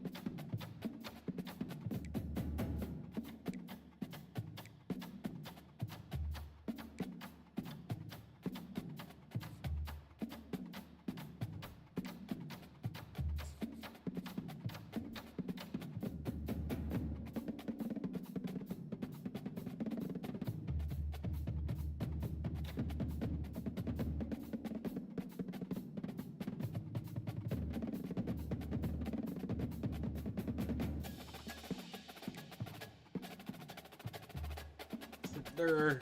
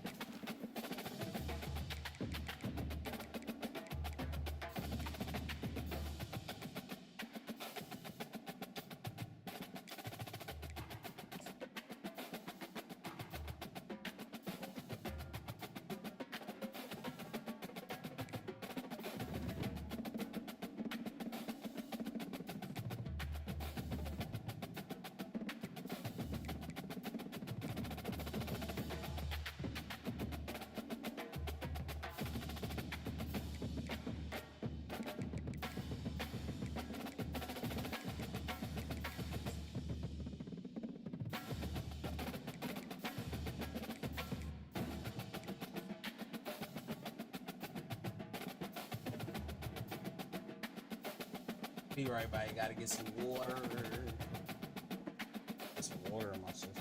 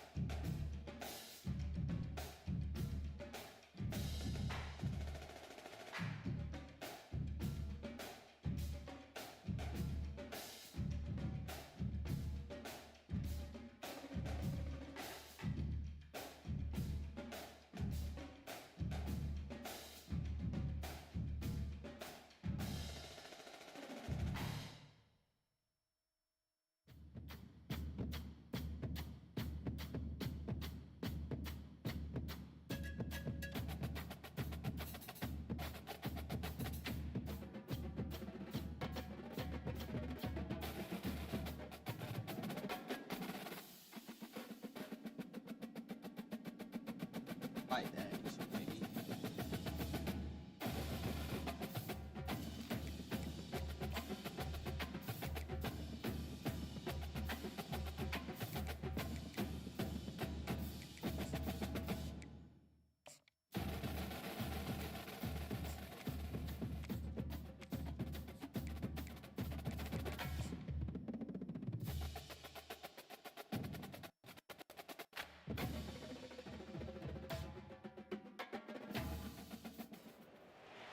Spectacular ocean views not far away from the home of the Florida Atlantic Owls, FAU Stadium in... Who gives a hoot? The Owls do.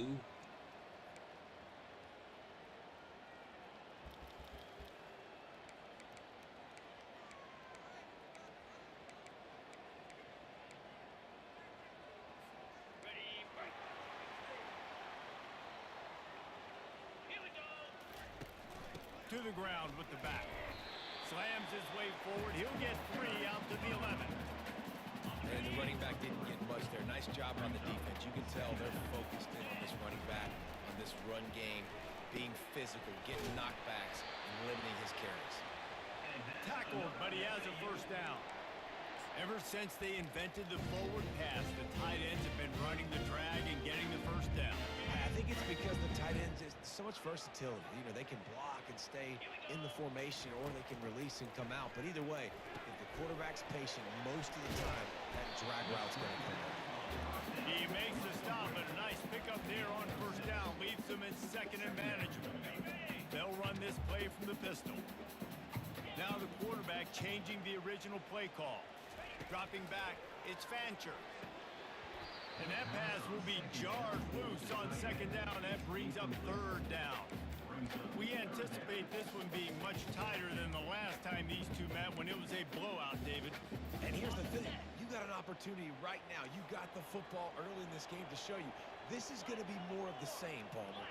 Well, we talked to both coaching staffs and players, and they're all very aware of what happened the last time these two teams played. So expect everybody's A game today. Reese, you're right. We expect this one to be a lot tighter. Precision, execution, and timing to pick up the first down on the out route. I think you're spot on. Those out routes, man, it's got to be about timing. You got to throw that football before he breaks. And the pressure gets to him. Down goes the quarterback. And those outside linebackers nowadays, they're so fast. They got to cover ground. You can blitz them off the edge, and they can get after quarterbacks. Versatile. That's why they're getting drafted so high in the NFL and getting paid all that money. And he gets the foot down. It's a catch deep along the left sideline. What a beautiful throw and catch on this play. I love the job the receiver did tracking the ball in the air. Nice job of locating the throw and then hauling it in. FAU working with a fresh set of downs. Gets it out quickly. I like the decision by the quarterback here. Just get the ball out of your hands, get it to your playmaker. A lot of times he'll dance and make even bigger plays than he did here, but it was still a positive game. He wants to throw here on second down. Safe completion on the screen. Finds a crease at the 20. They make the stop, but not before the screen has hit him for a first down and much more. Really good execution by this offense. FAU looking for the score from the red zone. On the run, it's Mobley. Give him 6 on the play. They'll mark it at the 9. Hey, 5 to 6 yards a pop. I don't know if you guys are really good at math, but that usually equals a first down every couple carries. So don't forget about the run game. Keep him honest. Pound that rock. And they wrap him up, but not before he gets enough on the catch for the first down.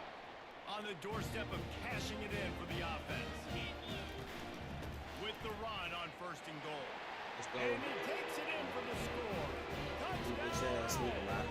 On him.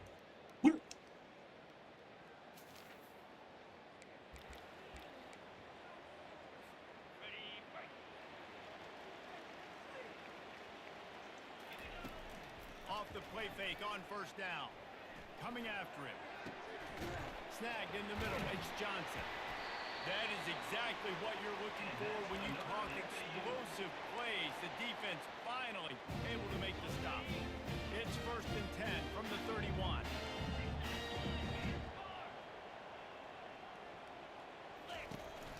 From the gun, they'll try to impose their running game. Pushes ahead for a couple, they'll mark it at the 33. I know you want to prepare for every game the same way, but there's just something different about rivalry games, Jesse. It's because, Reese, I think players are aware that games like this define your legacy as a player.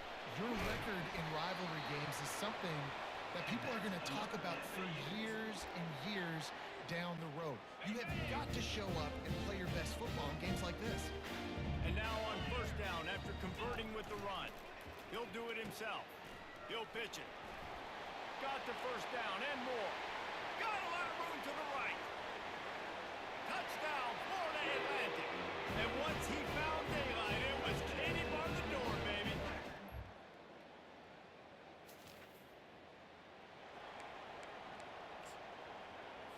On the set.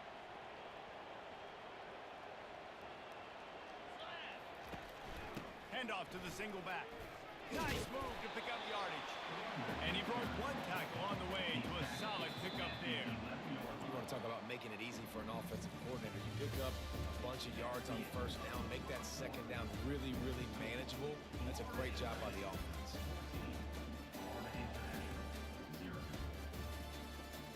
They largely dominated the first quarter and built a nice lead to get started. Good spot after that 7-yard pickup on first down and 2nd and 3. Motion trying to get the defense to show its hand. Caught near the sticks. It's Johnson. They get him on the ground, but it's a first down. And you throw a little hitch route. Nice job getting the ball out of his hands quickly. Wide receiver, quarterback. Nice job being on the same page. Nice completion, nice catch. Quarterback will audible. They'll throw it on first down. He's going up top. And that one falls incomplete. They tried to go over the top on first down. 2nd down coming up. Man, it's nice to have a quarterback that can do this. Last week he was unbelievable. This week, even better. His dude is absolutely on fire, in the zone, feeling it, using the whole field, doing whatever he wants, when he wants, how he wants. Finally run out of bounds, but he has this offense rolling with a first down.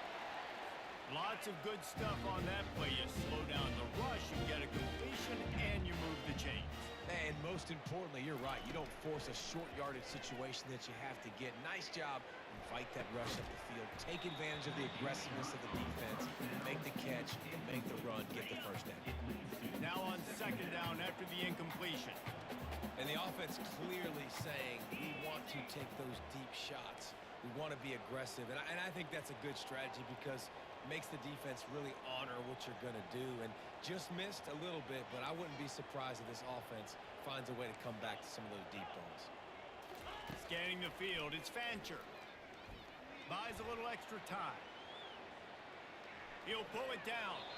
And he scurries out of bounds and wisely avoids taking the big hit. They line up with some serious work to do if they want to convert this one.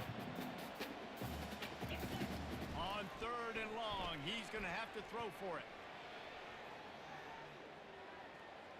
Trying to make magic on the scramble.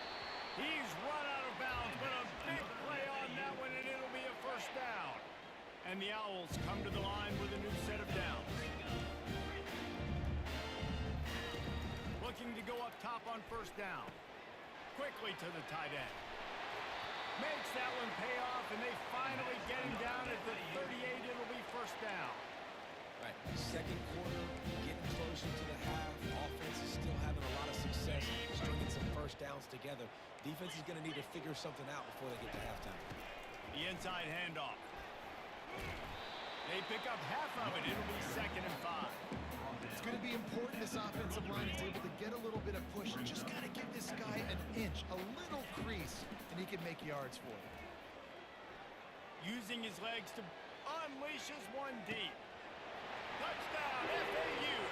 And they made it to the house where they found that 6 points.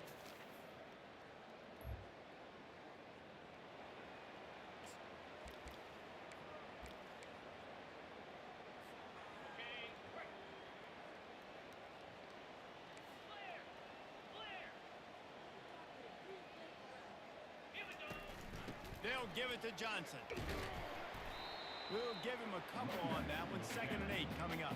You know, I think a big part of this isn't necessarily scoring a touchdown on that play, but you're just trying to get your offensive line in the rhythm of the game. Let those big fellas get lathered up.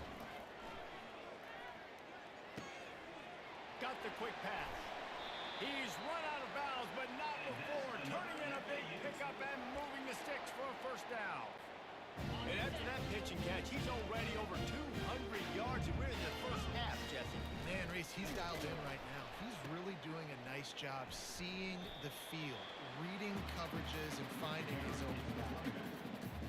Run game is good. Balance is good. Now listen, if the run game isn't good, then you got to pass the football a little bit more. But sometimes you got to keep them honest, take them chunk by chunk. Looking to throw, it's Fancher. Unloads it downfield. And it's incomplete, going for the massive explosive play instead. They're looking at a 3rd down. They line up, and it is a long way to the sticks from here. Quarterback on the keeper. Now the toss. Got enough for the 1st down and wants more. And he steps out of bounds after a nifty run and picking up a 1st down. Looks as if we have an injury on that last play, and we'll take a break to check him out. This FAU offense is moving quickly.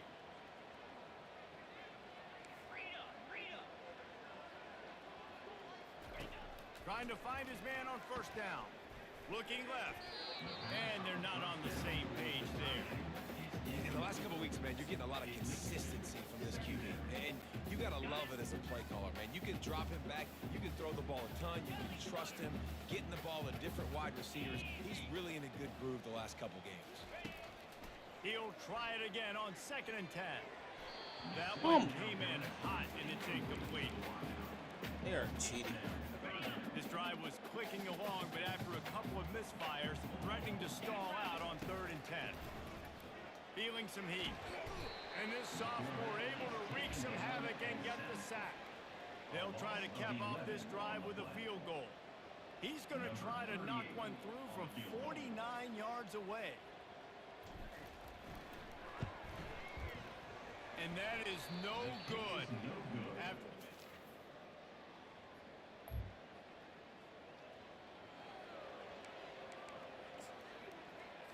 On the double.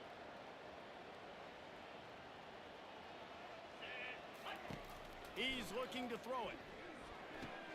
Grabbed in the backfield. It's Johnson. And they picked up 9 on 1st down. It'll bring up 2nd and short. Guys out of the backfield now, it's not just run the ball downhill anymore. You got to be versatile. I got to be able to trust you in the pass game, and I got to be able to throw you the football, and you can do that right there. I know you're going to catch it, and I can depend on it. That pass is incomplete, and they're probably fortunate that it wasn't knocked free for a fumble.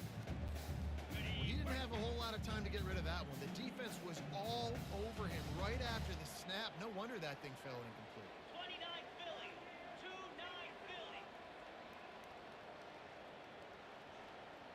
Alert, alert. They're going to go to the air on 3rd and short. Caught behind the line. It's Johnson. He will step out of bounds, but not before the big pickup and a 1st down for this offense. The new set of downs after the completion. Off the play fake on 1st down to throw. Fires to the tight end. Put it right on him. Sweet play. Good pickup, and they'll move the chains with the 1st down. It is so good for an offense early in the game to get into a rhythm and to start stringing 1st downs together. It makes the game really easy and puts that defense in a situation where they're starting to get tired. They want to sub. They want to get other guys in the field. Stringing 1st downs together like this makes it hard to defend. Finally run out of bounds, but he has this offense rolling with a 1st down. The Owls come to the line with a fresh set of downs. Run in the red zone, it's Mobley. And into the end zone. Touchdown, Owls! And they take it in.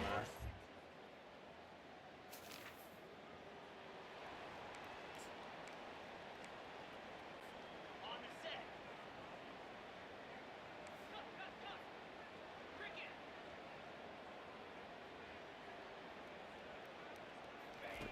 Wants to throw on 1st down. Using the quick game. Ran through the tackle, and he's got room to run. He's there to make the and catch. One snap coming before they head to the locker room. Off play action on first down. Throws to the tight end. The pass is incomplete, and 1 second is left. Not sure exactly what went haywire there, but the timing was just off. And that's your job as a defense, right? You got to find a way to disrupt the timing and jam wide receivers or get to the quarterback and make him feel uncomfortable, but you can't let that timing be easy and effortless. Nice job by the defense. And this is dropped. Incomplete pass. He had a huge gain in his fingers, and he couldn't hold on. We've played 2 quarters here. Time to go to Kevin Connors in our halftime update. Thanks so much, guys, and I need not tell you, rivalry games always bring out a ton of emotion, and no surprise we saw just that in the first half today. FAU will try to kick it deep and break the seal on this second half. And it'll be a touchback.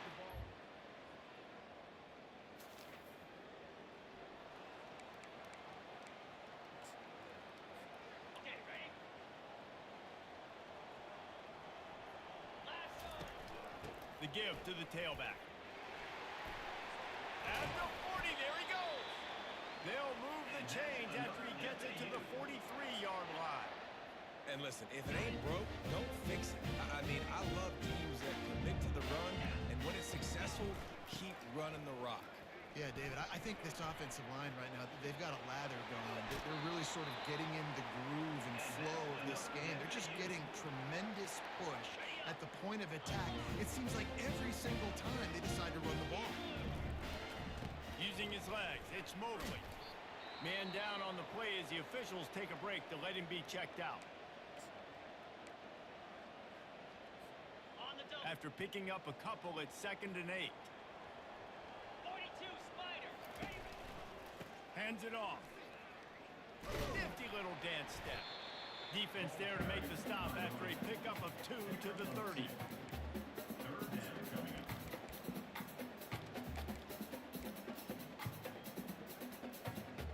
Third and long from the 30-yard line, in this defense hoping to knock them out of field goal range. Looking to throw, it's Fancher. Finds his man down the middle. And he couldn't quite get to the marker, and that's going to bring up a 4th down. Yeah, and that was tough on the DB, right? He's trying to cover the receiver on a drag route, running back over the middle of the field. You're trying to avoid all the linebackers, all the congestion. He just couldn't stay with them long enough, and as a result, fresh set of downs for the offense. Makes the catch past the sticks. And it looks as if FAU will have enough for the 1st down. Here's this offense with a fresh set of downs. They were easily within field goal range there, but they don't feel like you can win this game 3 points at a time. Nah, pass. I mean, you got to be aggressive. You got to get touchdowns, man. You've seen the emphasis. Defenses are willing to give up yards now to make you kick field goals. I like this offense being aggressive. Forget the 3s. We need 6s.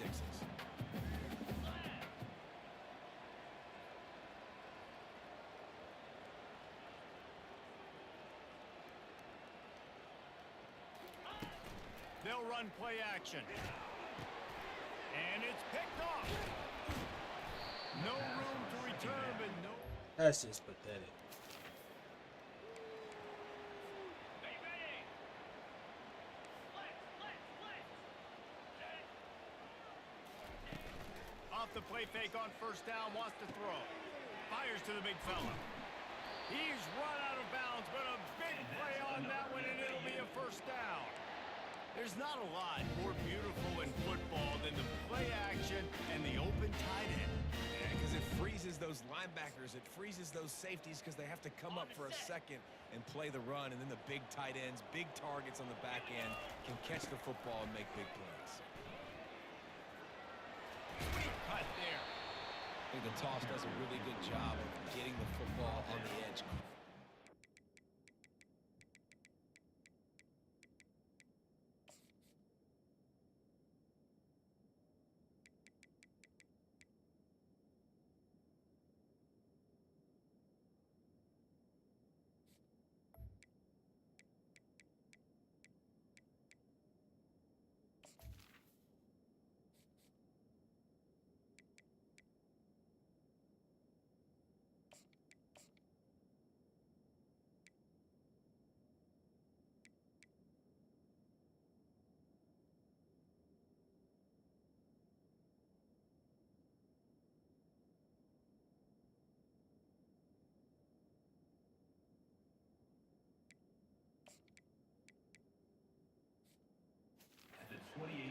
there to the running back. You better block the defensive end. That's priority number one. Good job blocking the defensive end, getting a nice positive game on the toss play. 8-yard pickup on first down leaves them with second and short.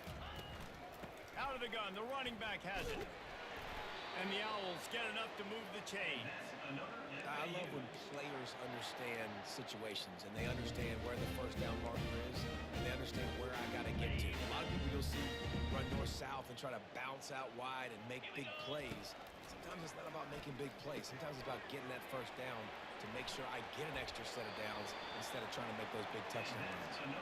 Gets out of bounds after the big play, and they'll be set up in business with a first and goal. They've done a really good job identifying mismatches, and they find one out of the backfield there. Reese, I really don't think it's that hard. My guy is better than yours. Find the matchup across the field. Running back's got some speed. Get it in his hands quickly. Throw it to him fast. Let him make somebody miss against a slower guy that's usually a linebacker. They keep pushing forward, now back to work on second and goal from the 6. The run up the middle here, looking for a path to the end zone. They get him on the ground at the 3-yard line, but this defense is taking some punches. Needs to get it in the end zone on third and goal. And that's incomplete. A defender all over him. Knocked the ball to the ground. Fourth down coming up. Well, on third and short and field goal range, they dial up the pass play. Quarterback was trying to get through his progressions. There was just simply nobody open. Couldn't make an accurate enough throw. Ball falls incomplete. Now setting up a big decision here on fourth down. Splits the uprights.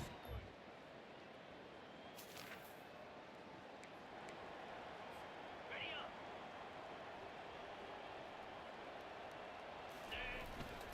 The give to the back. And he has a solid game before the defense bottles him up. It's a point in the game, I think, as a coaching staff where you really challenge your offensive line to go win the football game, right? We've got to lead late. We're going to run the football. And the defense and everybody in the stadium knows that's what's going to happen. Can we run the ball down their throats and impose our will? That's what this offense right now is trying to do. It's third down, and they have to get it to the 42 to move the sticks. And that ball is picked off. He'll try to take it back. And they capitalize not.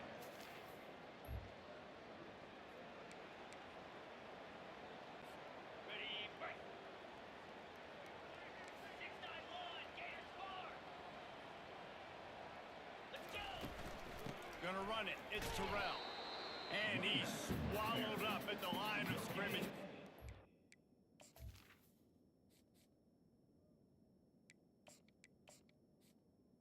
On the play. Defensive tackle. Brings up.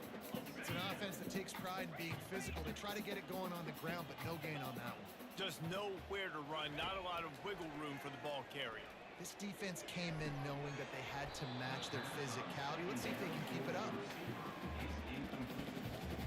Brings up third down.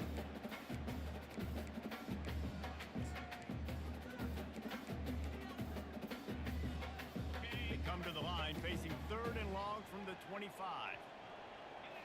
Looking for a man. It's Fancher. Unloads to the right. And they'll finally catch up to him, but not before a big chunk of yardage is picked up.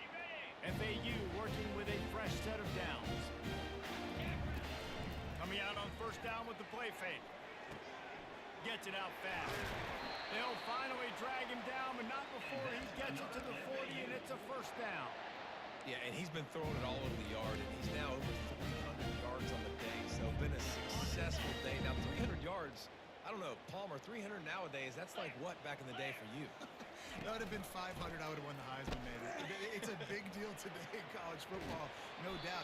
Listen, he's in a rhythm right now. He's in a groove. We've seen good decision-making. He's been playing on time, and he's been deadly accurate throwing it. And guess what? This game is far from over. Clock is under 4 minutes as they come to the line for second down. Pressure coming. They're setting up the screen. They finally get him stopped, but what a good job by that front wall to set up the screen and create some lanes for their running back.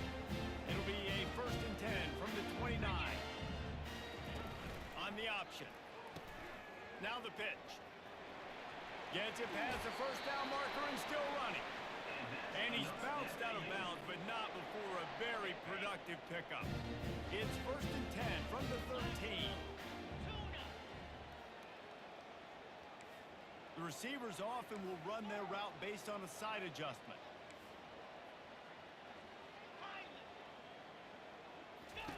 From the red zone, looking for a space. And it's caught! Touchdown, Owls!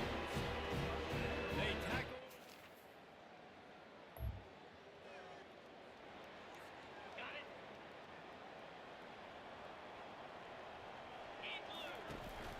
They want that clock to run. That's what you expect from a senior. Don't give them any extra yards. Great tackle there. Didn't get much on first down. It's 2nd and 9. I know exactly what I have to do here. Defensively, we've got to get the stop. So we're playing run. We're selling out to run because we're thinking they're going to run the football. And we got 3 timeouts. Let's use them wisely. Let's use those timeouts, save as much clock as we can so our offense can have some time on the clock to do some damage when they get the football back. He'll pull it on the read. He'll toss it. And that defense is there to guide him out of bounds after a short gain. And that's the moment defensively you just got to have it, right? 3rd down, you've got to get a stop. And what's even better than that is you get him out of bounds so you've stopped the clock. That is perfect now. You're now giving your offense an opportunity to come back on the field, march the ball, and hopefully get you the win. On 4th down, they'll try to throw it. Going up top. Incomplete on.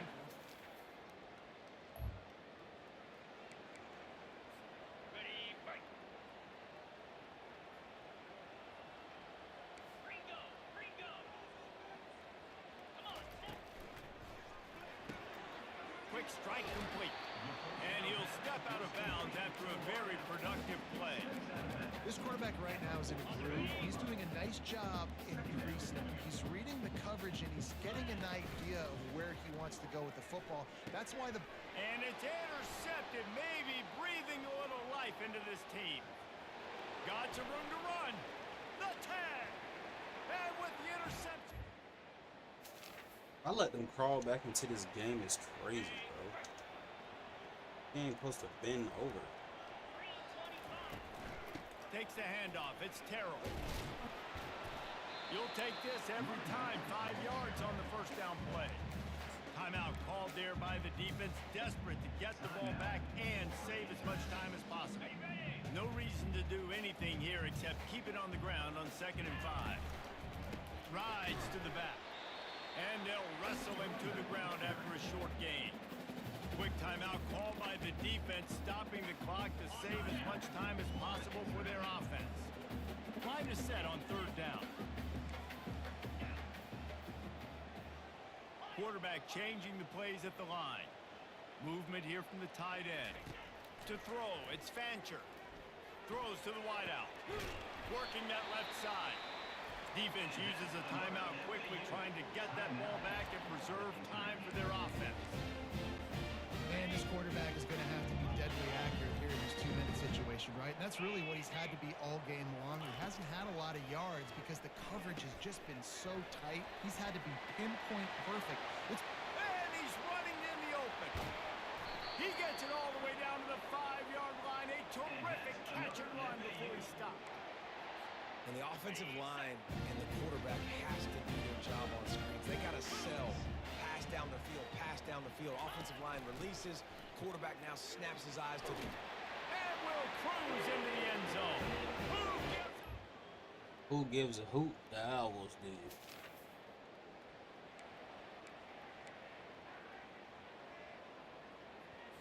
Okay, ready? Happy with the situation, the quarterback will take a knee.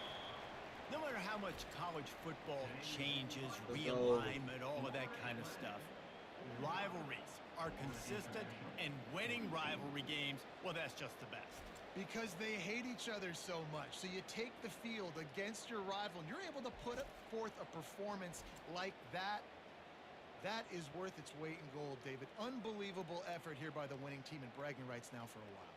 bragging rights for a while. It's a fun thing to be able to accomplish. Now we also got to take Rivalry in game, the next baby. couple games because this is always Who gives a letdown hoot that the naturally Owls happens do? after these big rivalry wins. We feel like our chest is poked out. We got to look on to the next.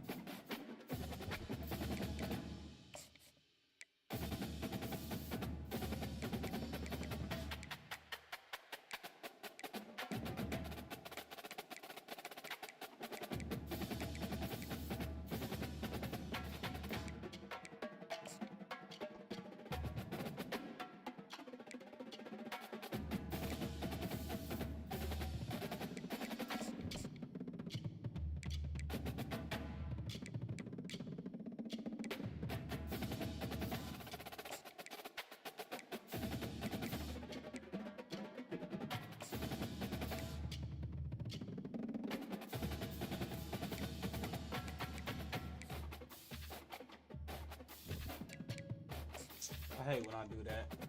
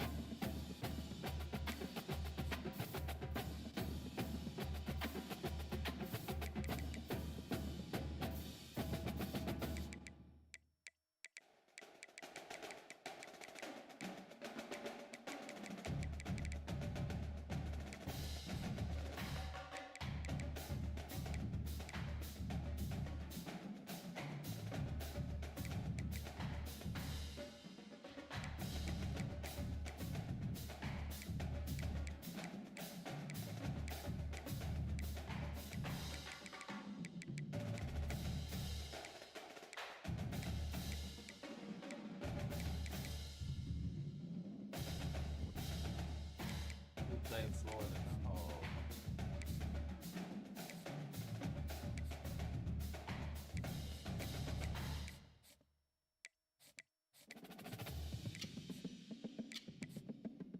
This could be our way into the top 25, man. First game versus a ranked opponent. Let's see what we can do, baby.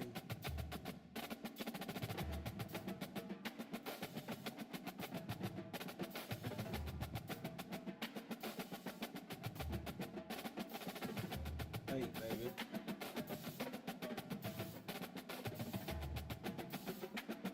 He can bake. Oh. Left-handed quarterback looking lovely out there, man. Some respect on my way. Let's see.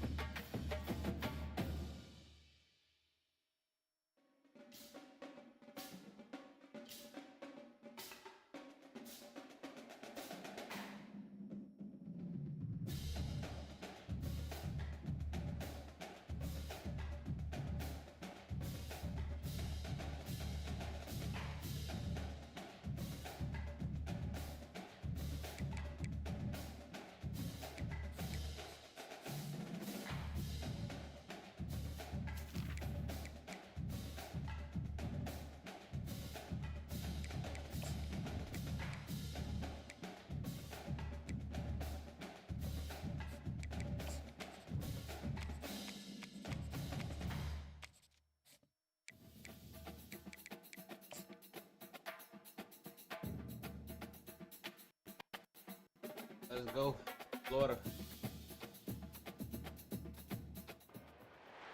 Spectacular ocean views not far away from the home of the Florida Atlantic Owl.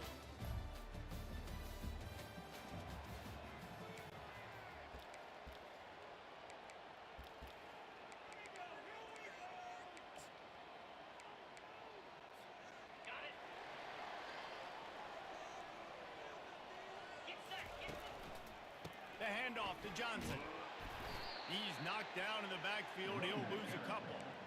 Well, just nothing doing on that last run, and they knew coming into this one they were going to be challenged, right? This is one of the best defenses in all of college football. For them to have any shot, they're going to have to do a lot better running the football. Oh my God. On that one as he got drilled trying to deliver the football, and now they face third down. If they can convert here, that type of play can really give you a shot of momentum. On third down, he'll try to pick it up through the air. All kinds of room to throw that one in there. Defense on skates that time. They finally drag him down at the 42. The Owls will snap it on 1st and 10. He's going to pass. Caught over the middle. It's Johnson. He's brought down. Solid pickup, but a little bit short of the first down. Trying to get a rhythm in the passing game. Now on 2nd down. They'll go to the ground. He had all kinds of company as soon as he got it. He had to fight his way back just to get to the line of scrimmage. Now on 3rd down for this offense. Wants to throw. It's Fancher. He finds his man. And they'll finally get him down after a terrific pickup. And on that 3rd and short, I don't think he was unhappy to see that zone. Nope, it was a great job by the offense. Hey, see where the holes in the zone are? Sit down. You only need a little bit of yards on this 3rd down. Get the conversion. Move the... Touchdown! Let's go, baby. What a grab and go for the score.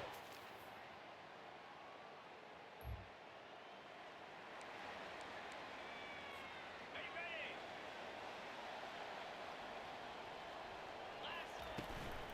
Out of the shotgun, they go to the ground.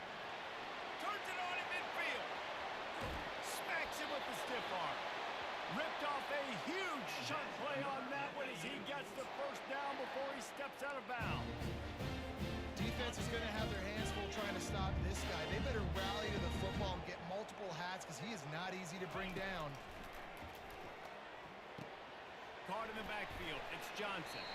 Didn't pick up a lot there. Moved it forward just a few. Listen, running backs are not just running backs anymore. You're going to be a wide receiver in today's football. And a great job sneaking out of the backfield, getting the football, letting them get some positive yards. Here's the give off the left side. He's knocked down in the backfield. He'll lose a couple.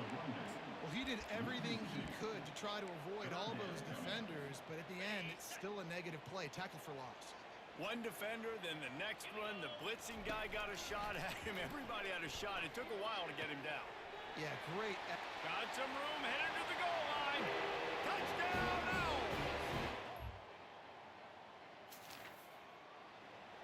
Oh, my hand's sweating, boy. Come on, we gotta beat Florida, man. They'll ride the running back and leave it with him. Defense not budging. He's still able to get 2 to the 29. They're strong and they're strong. Defensive tackles, they're strong. There's such big jokers in the middle where they just lock out those offensive linemen. And running backs, listen, they don't have much of a chance when you got that 300-plus pound guy grabbing you around the shoulder pad. You tend to go to the ground pretty quickly. To the air. It's Fancher. Fires to the big fella. He'll have enough to move the chains. It's 1st down at the 38. Love the way he didn't just run to a spot. He found the cushion in the zone and got himself open for the 1st down. Yeah, and you're taught to find that space. You know, don't run right into a zone defender who's sitting there looking at the quarterback and looking at you. So much creativity with routes now of being able to just have subtle moves one way, come back the other way. Nice job by the tight end finding that hole in the zone. 42. On the option. Now the toss. Good enough for the 1st down. They'll finally make the tackle, but that option was executed to perfection. This offense has to get this guy the ball in as many ways as possible. He showed you all of his tools on that last play. They'll give it to him again. And they'll finally get him down after a terrific pickup. Well, right away after picking up the 1st down, they go right back to their playmaker and running back. And I love the push they got up front, getting a hat on a hat, opening a huge hole for the back. And you become so hard to defend when you can run the football successfully on first down. You're starting like that. Now what opens up? Play at. Oh, and it's picked off. Come on. The teeth of What? double coverage. Trying to take it back. The 30. They bring him down, but that great defensive play might be overturned. Let's see what the call is. So they'll decline the penalty. Pleased with the results of that last Oh my play. God. We've reached the end of the quarter. FAU has the lead. And we've come to the end of the first as we take a moment to check out the stats so far.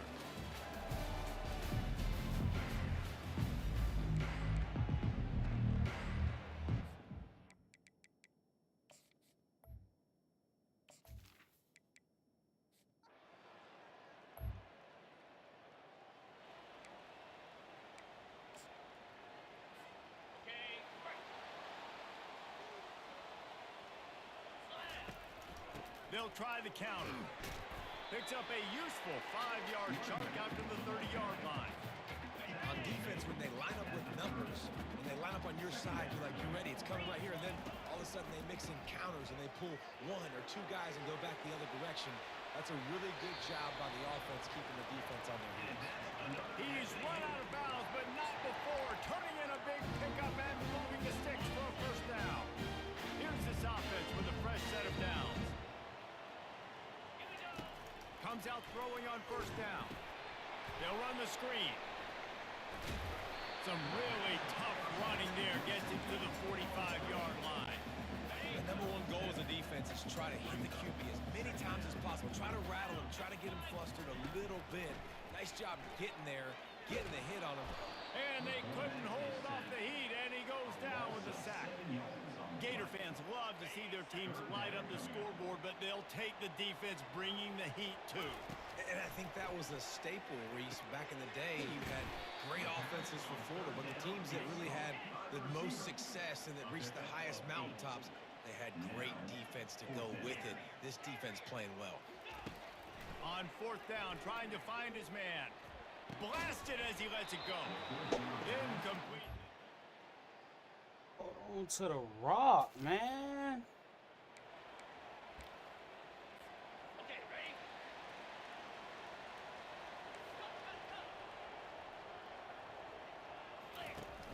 Handoff from the gun. And he'll pick up 1. It brings up 2nd and 9. And those physical runs take a toll. It might not be a big gain now, but down the road, third, fourth quarter, late in the ball games, they tend to turn into bigger runs. Looking for a huge play. And it was worth the gamble, but the long pass is incomplete. And on that incompletion, I think the quarterback was being just a bit too careful, trying to throw that ball too far outside, obviously aware that the defenders are coming from the inside. You don't want to put it behind the intended target and risk the pick 6, but he needs to be more accurate. And he was hit just as he was releasing the pass, and it falls to the ground incomplete. FAU will send out the punt team. Oh, you know what time it is when the defense gets that stop on third down. Thank you. Fist up in the air. Nice job getting to the quarterback, putting some pressure on him. Hit my getting him, fucking kicker. Forcing the incompletion. Fourth down. Personal baby. foul. Roughing the kicker. Defense.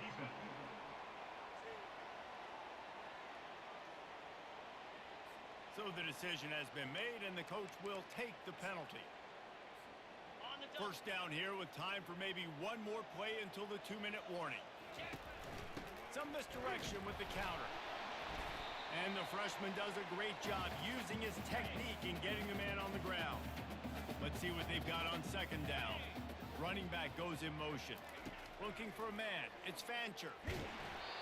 That pass is incomplete, and they might be fortunate it wasn't knocked free for a fumble. It'll be third down.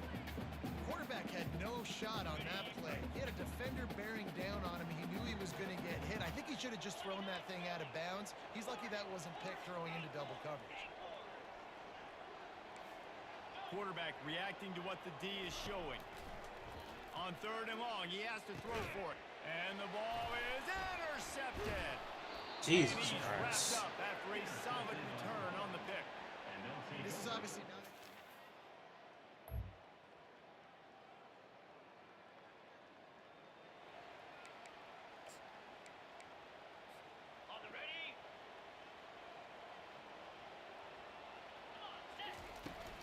off the play fake on first down to throw.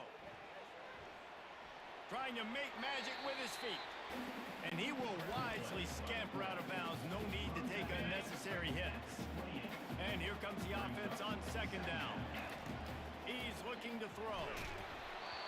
That pass is incomplete, and they're probably fortunate that it wasn't knocked free for a fumble. They've made third down offense a key. It'll be tested on third and long from the 28. From the gun, wants to pass. Shoots it to the left. It's caught. He will step out of bounds, but not before the big pickup and a first down for this offense. And the Owls come to the line with a new set of downs. They'll throw it on first down. And it's incomplete. If you're going to take a hit like that, you might as well hang on to the ball. After the misfire, now on second down. The give on the inside. They bring him down, and he's going to lose a yard on that one. And that seemed a little off from the start, didn't it? That was a big-time play, and it was off from the start because of the play he made. And I don't think it would have mattered who was playing running back. There was absolutely nowhere to go. How about that job to get down in the nick of time to avoid the big hit? Nice job by the QB, sitting back in the pocket. You can tell he wants to throw the football, go through his progressions. Nothing home, take off and slide. I love the slide at the end. Don't take a big shot. There's a timeout called as this offense tries to find a way to draw a little closer. Despite failing earlier on fourth down, they will try again here.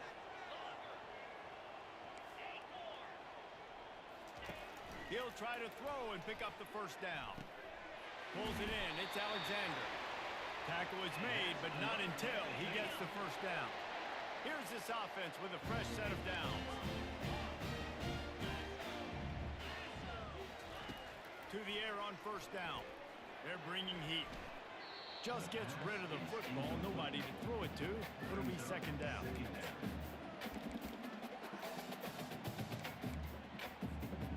Couldn't make the connection last time. Let's see if they throw it again. Receivers telling the quarterback what they see. Got a man. It's Johnson. And he was loose and in the open field and on his way. A tremendous pickup on that one. Down to the 16-yard line. It's first and 10. No, that's not pass interference. And he How was that not pass interference?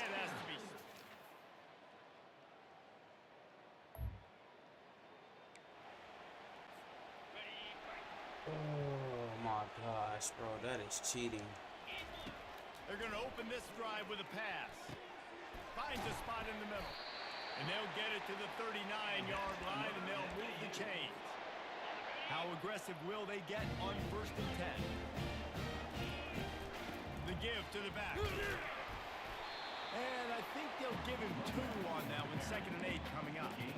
That's a really good job by the defense, wrapping them up, getting them on the ground. Take away that run game. Make them one-dimensional, put them in passing situations.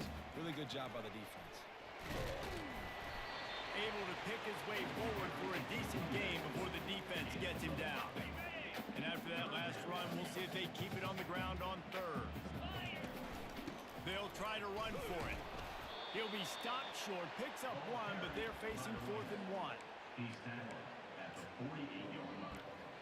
Offense facing 4th down. A couple of yards shy of the first down marker, but they've decided this is 4-down territory. The offense still on the field. On 4th down, they're taking to the air. Complete out of the backfield, looking for the sticks.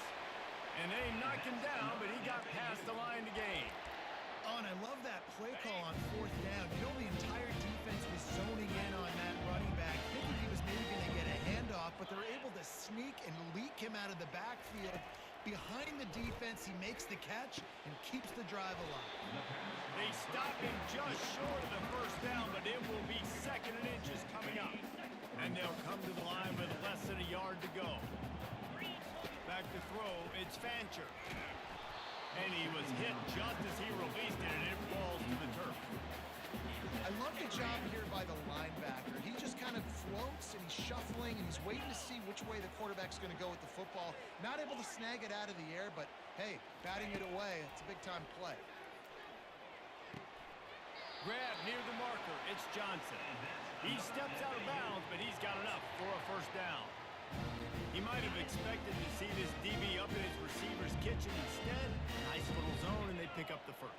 Man, offenses are getting so good, Reese, at seeing the holes in the zone, knowing you're in zone, knowing where to sit down, how to make it an easy pitch and catch for the quarterback, and that's what it was on third and short.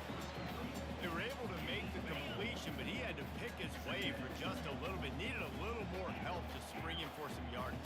Yeah, if you're going to have success when you throw it outside like that, you're going to need some more blocking and better blocking downfield. Give the defense credit, though. They were able to rally and made a tackle. And he's knocked down, but not before moving the chains. FAU working with a fresh set of downs. It's not a great feeling on defense, too. When you're blitzing, you're expecting to get a sack. You're expecting to get a hit on the quarterback. If the offensive line and running backs pick it up, because now you have one less guy in the back end trying to cover all these receivers and tight ends, and you know you're in trouble. Didn't get much on first down. It's 2nd and 9. Leaves it with the running back. Staying physical in the red zone as he's pulled down after picking up 3. Balls at the 14.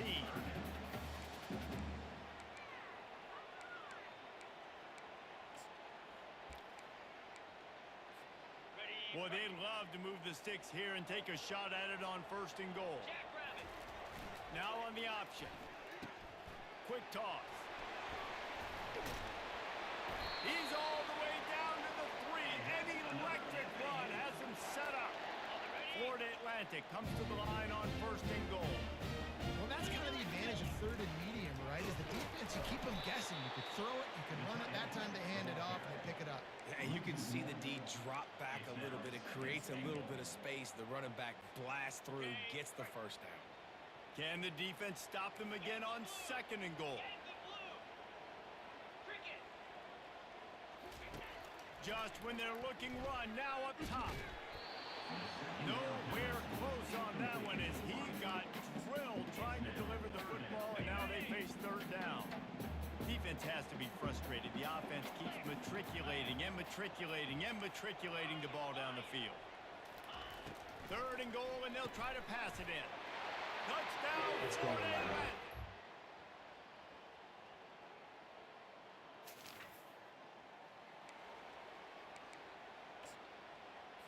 On the set. Hey! 691, Gators far. Leaves it with the back.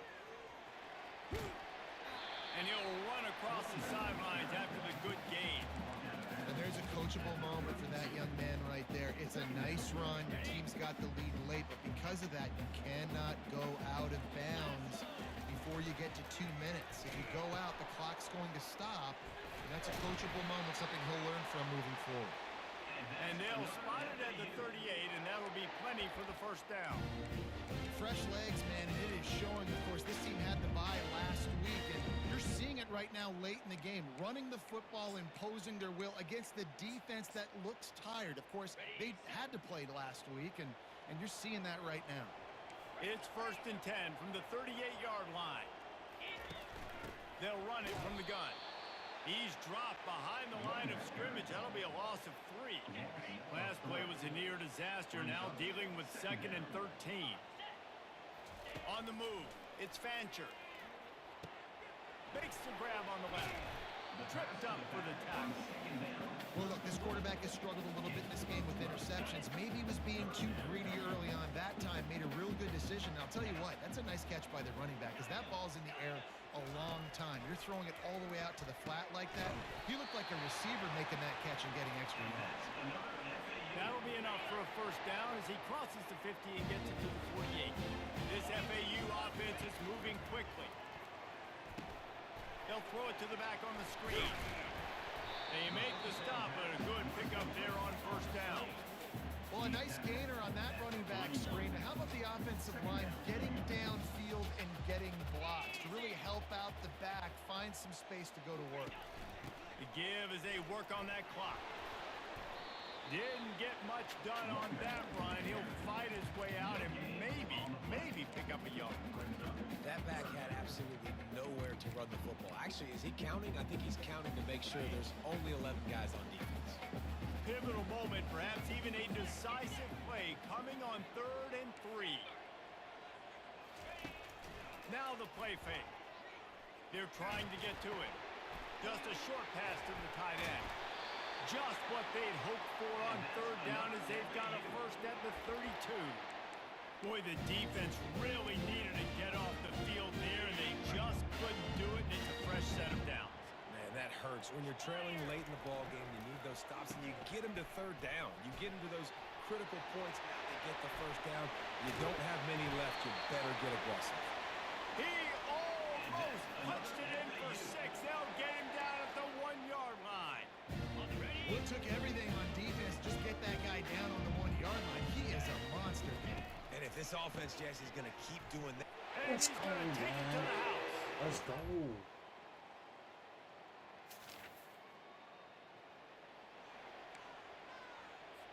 Okay, break. Here we go. Here's the handoff. And a nice solid pickup there before the defense wrestles him to the ground.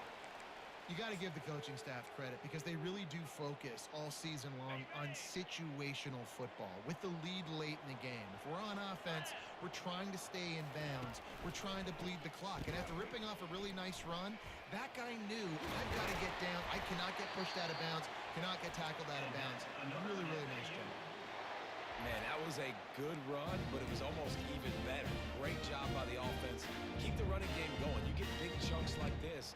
Not only was that a big chunk, it also looked like it could have gone for more. The Owls inside the final minute trying to hang on to this lead and the ball. The lone back's got it. And a nice run there before the defense finally makes the stop. Timeout called there by the defense, desperate to get the ball back and save as much time as possible.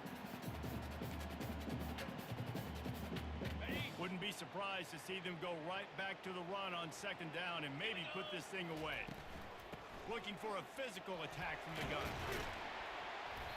Dragged down to the turf, but not before getting the first down. Running out the clock seems to be a mere formality here as they are ready to snap it in victory formation. A little sports history, David. Upset is the only horse ever to defeat my God. and that's why we call games like We this an just upset. beat I really ranked had no clue that Florida. was a real thing. But I do know this is an upset. This team was unranked, beat a ranked team. But you went out and got your respect. You've gained it now. Let's build on this throughout the season. One win, great win. Now let's go ahead and build some momentum in the future. Reese, some might say you're not a one-trick pony with that reference. And obviously, this was the team, the unranked team, that had the horses to get this thing done. Too much firepower, just too much explosiveness on offense, great defense. What a tremendous win. That's going to do it.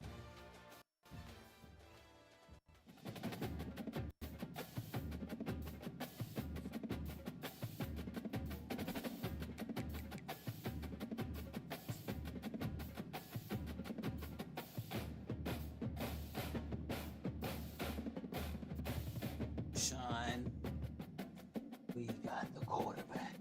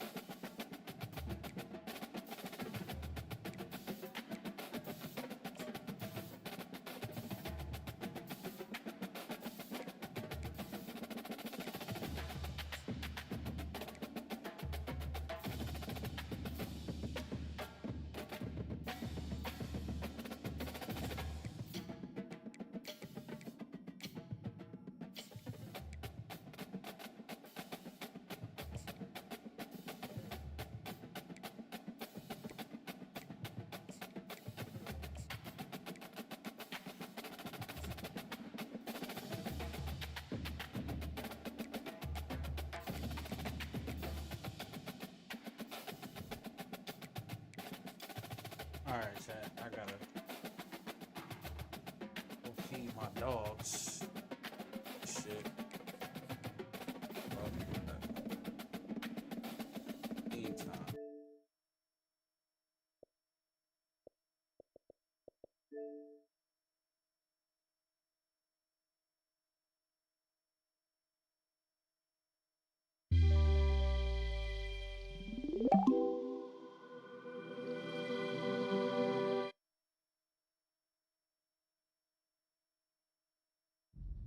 Are you sure you want to do this?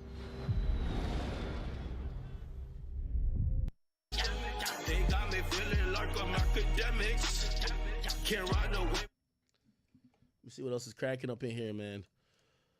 Why sell Woody? He's on a podcast tour, man. I told you the money was coming in, right? He did a 20v1. Now he's doing the Dancer Project. We'll talk about that in the YSL case very shortly. That is a shit show, okay? First and foremost, and I guess maybe, should we hit the main topic? Yeah, let's hit the main topic. Schoolboy Q. Apparently he had a show in Toronto. Okay, let me see what venue. Schoolboy Q, Toronto show. Apparently he had a show. Give me 1 second. I just want to make sure I find the venue. Because finding the venue, I'll be able to tell. Here we go. What venue was it? Let's just look at his tour schedule. Here's his tour schedule. It just said Toronto, so it's 7/18 in Toronto, but it didn't say where. Let me see. I just want to know, what venue was it? Reason why I want to know what venue it was, because I want to know. Okay, let's click off of that. I want to know what Toronto Schoolboy Q. What spot was that? Yeah, that's the interesting part. We can't even figure out where it was gonna be at. Okay, let's see. Toronto Schoolboy Q tickets. Okay, so all right, here it is. So it was supposed to be at 663. I guess the place is called History. 663 Queen Street. History 663. Okay, here we go. This is the venue, and it's a 2,500 capacity venue. And upcoming events, not too sure who this guy is. Let me see if any known names. Lucky Day is going to be there. Ken Carson's going to be there. Ice Spice is actually going to be there. Wait, Ice Spice is only doing 2,500? That's interesting. She's going to be there in August. Damn, I'm surprised she's not doing 2 nights. I would think she'd be able to pull like 5,000 out there. Shensia, yeah, if Shensia could do that venue, like I would imagine Ice Spice could do it a couple times. Maybe it's multiple shows in the same day. Don't know. Anyway, regardless, apparently the event was supposed to be yesterday or today, actually. Was it supposed to be today? I guess it was supposed to be today. And I guess it was canceled. Now, I started digging around a little bit. A lot of people are telling me this might not be what we think it is. And I think initially some people are feeling like, hey, Drake made a call. From what I hear, Drake didn't make no call. Okay. And from people who have spoken to Drake, he had no fucking idea about this. Okay. Whether he's telling the truth or not, I don't know. But he ain't had no fucking idea that Schoolboy Q. I can't imagine he's like, let me put on my calendar Schoolboy Q. But you never know. Maybe he did. Who cares? From what I hear, there's 2 things that people are telling me. They're saying, one, Canadian police shut down events, especially at this venue, all the time for local Canadian artists. Some of them got beef with each other. Some of them might be talking staticky or spicy online. Canadian police, and I know these artists think that them singing a couple bars or doing funny walks on stage, no disrespect, you know what I mean, or whatever dances they do is just the most important thing to the public concern, but it's not. Okay? Reducing violence, making sure shit don't get out of hand. That's number one. Especially when you go to places like Canada, they're gonna care about, right? So, for example, if a nigga was trying to throw a concert in a rival's around the corner from a rival's neighborhood, they would probably come to the venue owner and say, "Hey, check this out. We can't have this," right? That's just how it is. Remember, I was trying to do a concert based on. I was trying to do a comedy show with Charleston White. He just got into it with China Mac. Live Nation called me and said, "We're not doing this. This guy got beef. We don't want no violence." And he's talking crazy about certain groups. And we have a senator that's of that group. It happens, right?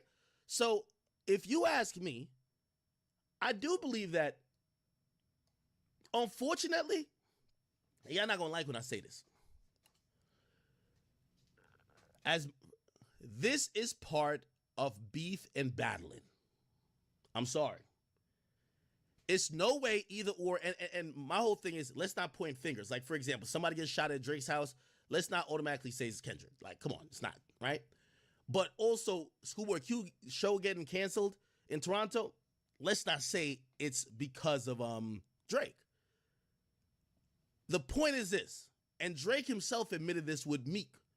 When you're in a battle with someone, you make your career complicated. Certain places you go, they got to make sure that other person ain't there. Affiliates of that person ain't there. They got to make sure a lot of things is good for you. Remember when 50 and Fat Joe and them were beefing? And they both had to be in the award show? All right, well, make sure 50 and them leaves the building before he comes in the building. Like, things like that have to happen. And I know people want to act like this is just some, okay, these are just two lyricists going at it and there was zero threats of violence. But this has rose to the level of, if these two ever ran into each other, and obviously I know you might say Schoolboy Q is not a part of this, but he does fall very well on one side of this. The thought has to be, if these two groups ever ran into each other, there would be violence. You'd be ignorant to think not. If you hear where their level of disrespect rose to, I don't care if you say these guys are nonviolent, you should only expect for it to go left if they did run into each other. One's being called a pedophile, the other's being called a woman abuser. One is saying, if you come to Oakland, it's going to be your last show. The other one is saying, I get more love in the city than you do, nigga. Like, there's a lot of talk that was very suggestive that this could go left, and you can't blame the police if they're like, hey, check this out. And this is a reality of it. This is why I always tell people, if you're not a big artist, beefing probably don't work for you. You know why? If this was at, I don't know if it's still called the Air Canada Center. Like, what's the name of the Air Canada Center? I don't think it's still called that. It's called Scotiabank Arena now. So this is the big arena in Toronto. And hear me out on this. If you're a big artist, you already probably have to allocate $100,000 for cops to be flooded around that bitch. You have maybe another $100,000 just for security. There's so much security that they might let your show go on. Now, if it's a venue that normally don't even get 20, 25 off-duty cops surrounding the motherfucking place, like this is a 2,500 venue. They probably just use security there. Like, once again, I'm gonna use myself as an example. The first place that canceled on us, I couldn't go do a walkthrough. So we haven't locked it. We set the money, we're locked in. And this is before, actually this is after the Live Nation thing, I believe. This is after the Live Nation thing, because we were going to do that at, I think, Gramercy Theater, right? Live Nation canceled it. We're like, fuck it, we'll find another venue. We find another venue, send a deposit, everything, cool. We have a walkthrough to go to. I was doing some other shit. I sent my team, right? Now, granted, that's one of my fault. I should have went myself, this and third. It does hit different when the person who's doing it is coming rather than representatives. Anyway, when they go there, this is what I've heard from just pretty much everybody, including the people there, because I had to get on the phone with them after. The staff got spooked when we asked about, yo, will there be armed security here or off-duty cops? They got spooked. That's why they canceled the shit. Why? In the history of them doing the show there, they didn't ever had that type of shit. So once they seen that, they're like, wait, nigga, are you expecting some crazy shit to happen here? They got spooked. Like, oh my God, yo, niggas about to have a shootout here. They're spooked as fuck. So even when we're like, no, that's just how we move around. We like to cross our T. Yo, spooked.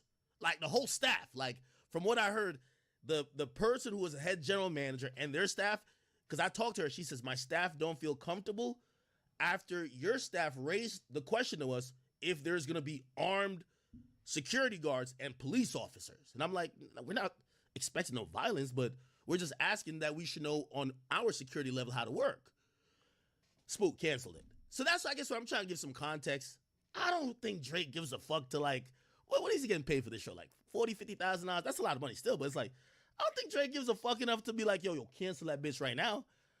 I think what happened is when you end up being a part of a battle, that shit is gonna spook all the venues, especially in the place where the nigga you're beefing with is the biggest nigga, period. That does make sense to me. You get what I mean? So when I see Schoolboy Q and he sent out a few tweets, I think he don't realize that, bro, whether you were involved in it, this battle is what nobody wants to see go violent, and no place wants to inherit that headache if it went violent at their place. Also, I think the Pusha T thing they learned from. Oh, fuck no, we're not about to do that. And the Rick Ross thing just happened. So I almost believe that Canadian police probably gave the venue a strong warning, or probably say, hey, if you have this, we can't commit officers to it, or whatever the case is. Or either, I don't know if they could explicitly, maybe in Canada they could do it, explicitly ban them from doing an event that night, which would be tonight. Yeah, shit's over. Shut down. Why? They might just quote, hey, listen, we don't want nobody showing up trying to do nothing to nobody outside the concert. We don't want no shots getting fired. Anyway, Schoolboy Q did not take it like that when he found out.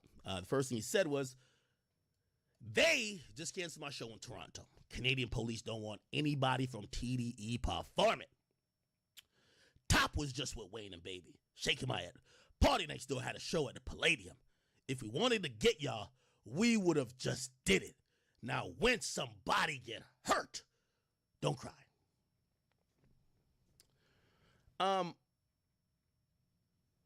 Back to my main point. I think if Schoolboy Q was doing Scotiabank Arena, I don't think they're canceling it. I just don't. By the way, we're going to see, because Future and Metro are going to Toronto. They're going there on August 11th, which that has not been canceled for by my estimation yet.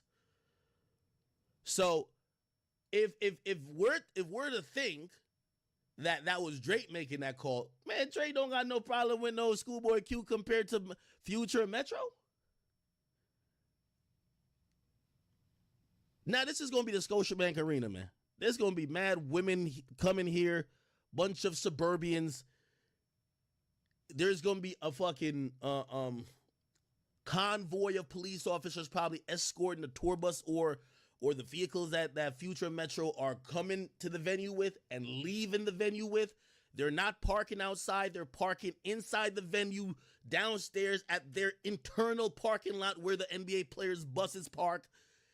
You're not going to have no way to do nothing to Metro and Future unless you get on the big-ass stage, which is going to be filled with security, and it's in an arena. You ain't got that many tickets to really go try to get up there and go do something. In a smaller venue, you can.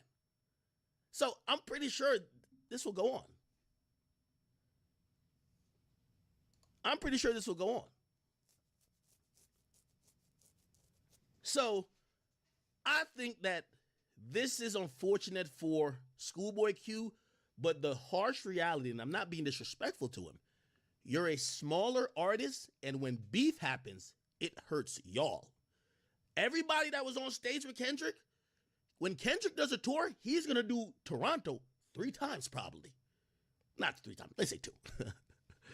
At least once. His shit's not gonna get canceled.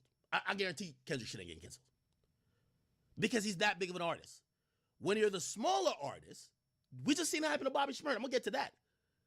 Yeah, I'm the headliner. Get that nigga off my get that nigga off my lineup. I'm the headliner. I get to pick. If you don't get him off, I'm not performing. Those type of games get played when you're a smaller artist. So I would say, and by the way, I don't think Drake had anything to do with this, but still, I'm saying as the smaller artists that were involved, and I don't think Schoolboy Q was like involved, right? Like he just showed up to the little concert and he was in the video. But of course, people position this as TDE like versus OVO. Anybody else in TDE, I would expect the same thing to happen to y'all, unless you're Kendrick. Well, Kendrick's not TDE in PG land. All y'all concerts except SZA, all y'all concerts probably gonna get canceled. Let's be honest, right? Because whether y'all want to admit it or not, the police is waiting for this to get violent. And they're going to say this is going to be violence. Here's the thing on Drake's side, because he mentioned Party Next Door. Party Next Door is an R&B nigga. It's like, yo, if you an R&B nigga from New York, they'll let you perform all day. You can even be singing about killing niggas. You're fine. If you're a drill rapper, hell no performances. It does matter. It does matter. So, Party Next Door, if Party Next Door was a gangster rapper, I'm pretty sure, he had his show at the Palladium, I'm pretty sure they would have canceled it. Facts. Because they're going to know, like, yo, he's a gangster rapper on OVO, and he's coming to Gangland, and he's going to be, canceled. But he's coming there to sing the girls. He's coming there to sing the girls. Who cares? You know what I mean? So, again, I think if Absol goes, I think if Schoolboy Q goes, I think if, who else? J-Rock. I think if they had a show in this immediate moment, I'm not saying forever, in this immediate moment, I would imagine that the police or the venues would be like, yo, we're going to stay away from that business. It makes sense, though. This is why I keep telling y'all, I seen everybody kept saying that they won when supposedly Kendrick won. And I'm like, I don't think y'all won. Kendrick over here thumbing through a check. For y'all, it puts y'all in predicaments where people think y'all are a part of a war, but y'all are not big enough artists to leverage and move shit out y'all way. So shows get canceled. You're going to miss out on shows because now they might be like, yo, we want Party Next Door to be on this festival lineup. Well, if you put Party Next Door and you put Schoolboy Q, he just tweeted about him, you don't want to fight backstage? All right, well, take him off. Who you gonna take off? The smaller artist. That's just how it goes. Now, if say there's Coachella and Drake's gonna perform, Coachella is gonna be smart and be like, well, we can't have a TDE set on the same day. So who's gonna Drake wouldn't be performing the same day with Kendrick. Kendrick gonna get his own day. They might put a Absol and Schoolboy Q set. But now it's gonna. So again, it is gonna affect. And by the way, I'm saying it not to be impartial. If Drake had niggas who was talking that shit on his label, you know what I mean? Like people look goofy if you caught. What's my nigga's name? What's this guy name again? Damn, why am I forgetting his name? Fuck. The dude in OVO. Oh my god. Fuck. Damn, I feel embarrassed. OVO artists. Roy Woods. Yeah. Roy Woods, no disrespect to Roy Woods. Now, granted, put it like this. Nigga, I'm pretty sure Baca, I'm not saying he would be able to sell out the Palladium. Baca can't go perform in no fucking Palladium. Nigga, they don't even think Baca would want to go perform in the Palladium. That would be a not smart choice.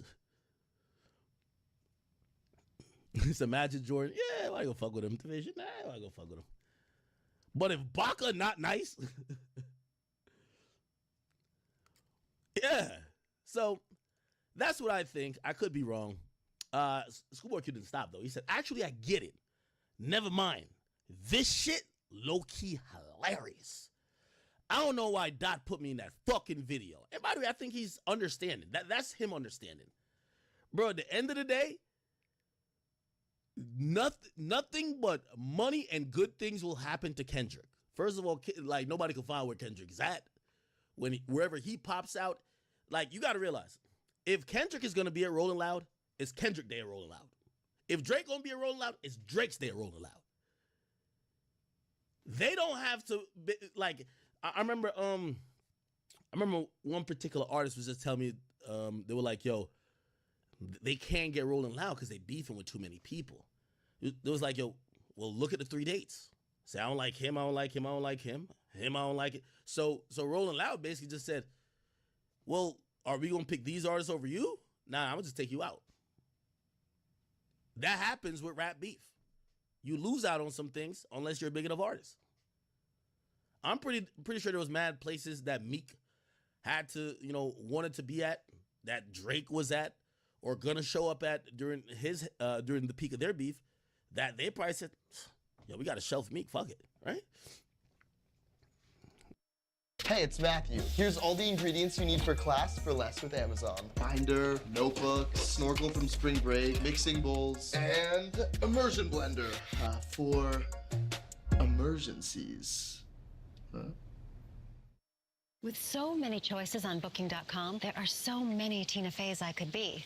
So I hired body doubles. Mountain climbing Tina at a cabin. Or tree climbing Tina at a beach resort. Nice. Booking.com, yeah. Legend has it there's this massive treasure in some secret vault. Destiny awaits. Follow me this way. I have a tremendous sense of direction. God, I hate this planet. Borderlands, rated PG-13. Discover Flavorista favorites in the Sonic app. Live free, eat Sonic. You want to live free? The new 2024 GMC Sierra HD. Get 5.9% APR for 84 months on Sierra heavy-duty Denali models. That's almost $7,000 in average finance savings. Okay. Then he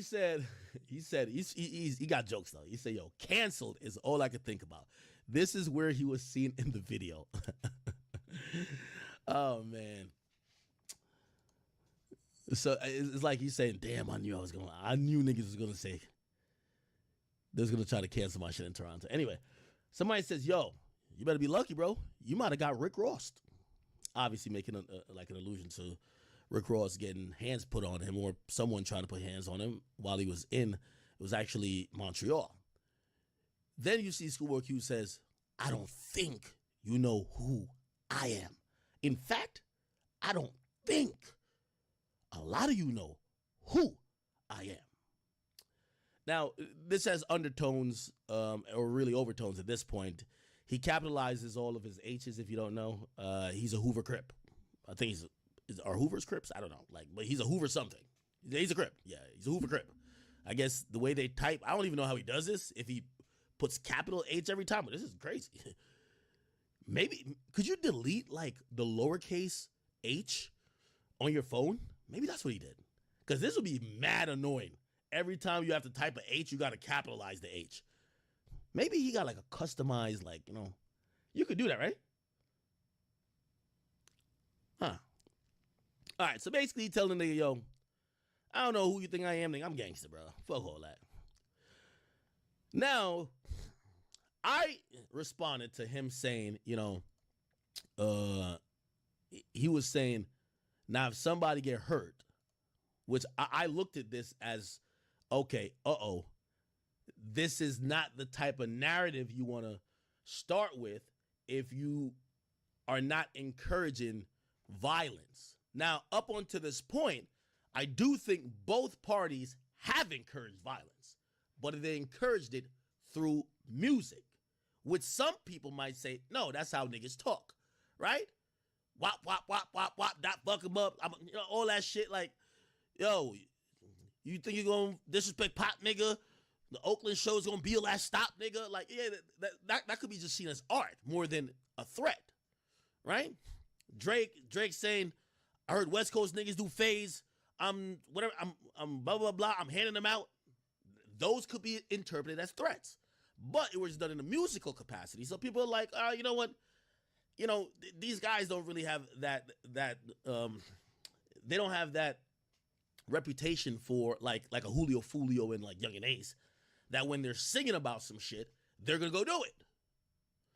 So that's why when I seen this and it says, now when somebody get hurt, don't cry. That's where I tweeted and I said, hey, listen, because we you know, it's almost like the Trump stuff. You gotta take the tone down of some of the rhetoric. And I said, listen, I'm sending peace and prayers and healing. The battle was good, but it is time to move on, right? And the reason why I say that is that these things get out of hand real quick. And trust me, I love to talk about Kendrick and Drake battling all day. I don't even care about some of the little funny shit like, you know, oh, look what he put in the video or look what this. Yeah, those are cool. It's different when we're now talking about people being hurt. Now, then we get it says, Schoolboy Q says, he quote tweets me and says, I never said I'm gonna kill somebody. I'm saying if we wanted to crack it off, we could have. Rap and move on. Plain tough, gonna get somebody hurt. That's good. I'm a soccer dad, all right? And he basically tweeted some shit out. He tweeted this out.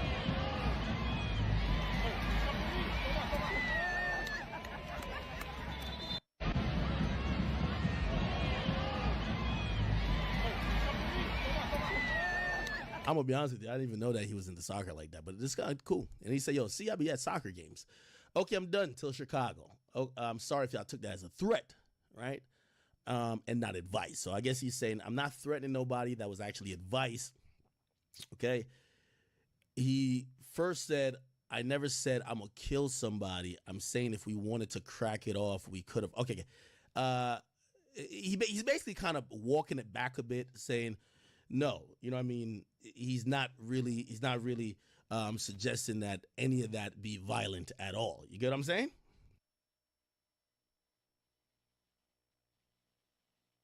Let me see. Holy. Now, hold on.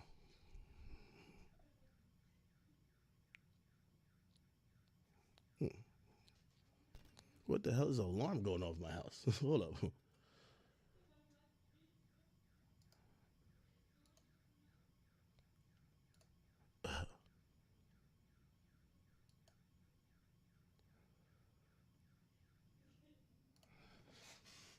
Chat, give me a second.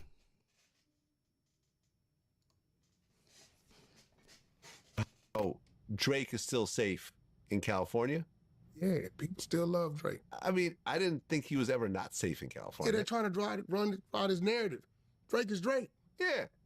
I don't think Kendrick's on the I want to do something to Drake. This is for real a rap battle beef.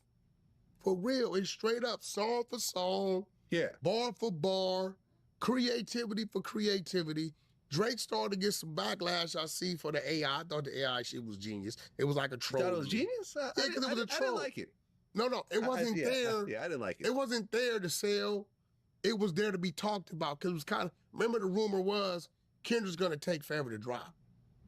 Yeah. So Drake had dropped and Kendrick hadn't responded. Yeah. So that came after the Drake's drop. And I think he was trying to troll, right? He was trolling with it. Because obviously he couldn't stream it, couldn't DSP it, right? They know they was going to pull it down as they did. And I think it just kind of like, it backfired on him. Because at that point, I think it pissed Kendrick off. Because at that point, Kendrick put up the 38 and started firing that goddamn bazooka. And kept firing and still hasn't stopped. Oh, yeah, no. Not Like Us has 5 times the streams of Family Matters. Now, people are going to say, oh, it's bots, but everyone's got bots that they really need. That's not. You could clearly tell down to the BET Awards recently with Taraji getting on stage, dressed up like Kendrick. It's a moment. Everyone's fucking with the song. That's the biggest song. That's a that fact. Song has basically eclipsed the whole battle. That's a fact. Right? That's a fact. No one's talking about, Euphoria. No one's talking about push-ups. No one's talking about The Heart Part 6 or whatever else. People are talking about Not Like Us. And that just became the winner of the battle. And it is what it is. It is what it is.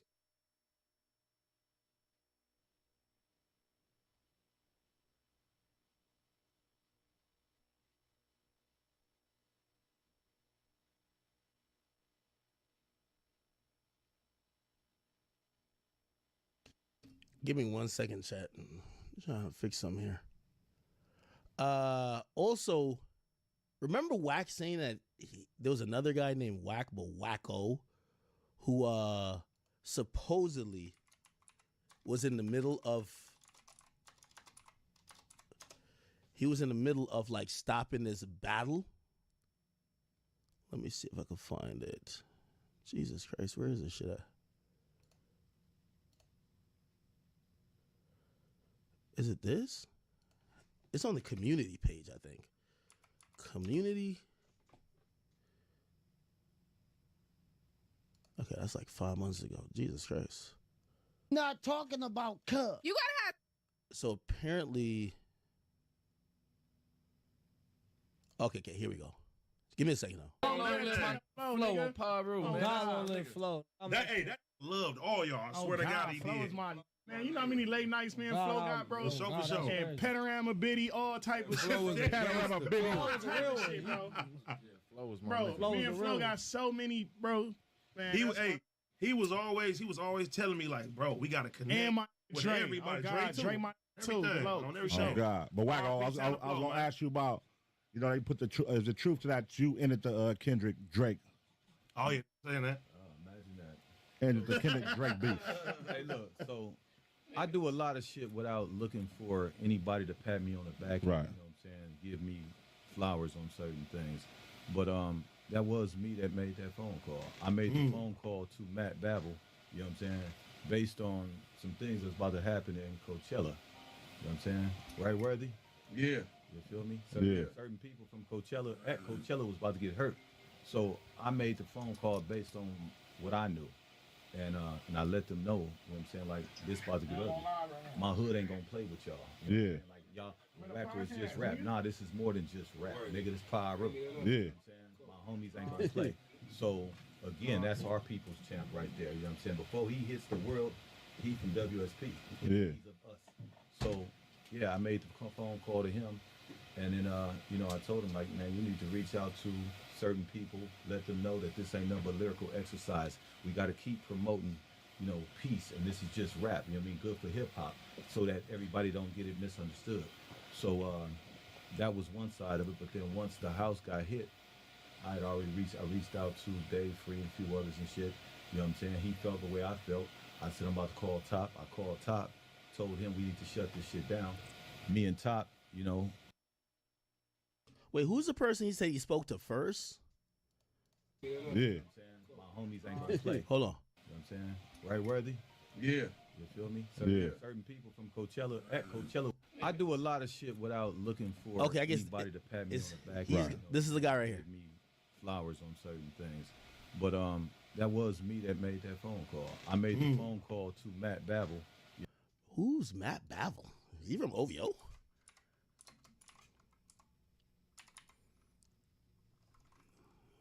Matt? It's not this guy, is it? Matt. Who? Wait. Who is it? Matt? No. I know he talks to Top Dog and Dave Free. I know that. Who's the Matt guy? Matt Coachella. Let me see. Matt Babel. Maybe it's this guy. No, it's not.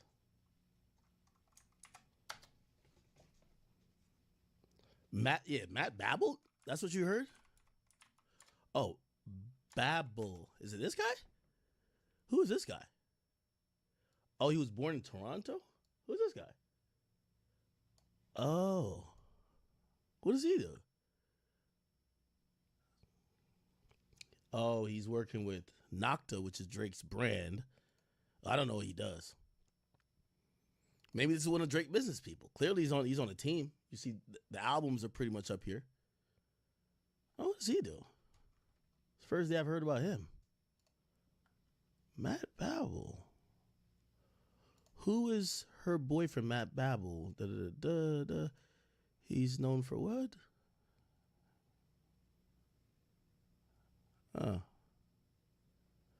Oh, he's involved with Ransom Music Group and Dream Crew, a management and entertainment group that manages Drake's career and business portfolio. He was on the set of Drake Laugh Now, Cry Later. Okay, all right. I guess that's someone over at OVO, right? You know what I'm saying? Based on some things that's about to happen in Coachella. You know what I'm saying? Right, Worthy? Yeah. You feel me? Certain people from Coachella, at Coachella, was about to get hurt. So wait, so what happened at Coachella? Coachella. Like, let me look at the lineup. Coachella lineup. Here we go. Was it okay? So this was for this year. Let me see the lineup. I can't see the full fucking lineup. I just want to see the lineup. Oh, okay. Now I want to see it on the flyer. Because now I got to see which TDE person was there and which OVO person was there. If we're talking about it could have got violent, I'm guessing between maybe TDE. Right? And there was 2 weekends too, right? You think this beef is on sale? Not anymore. Aldi doesn't play pricing games on USDA choice beef. They have low prices every day. Everything we don't do is for you. It's an Aldi thing. Thanks to a bed and breakfast on Booking.com, even Cardinals fans are loving Chicago. Oh, no, just scoping out the competition. Deep dish. Deep dish. For research. With so many choices, you can be a fan of any U.S. city. Booking.com, Booking.yeah.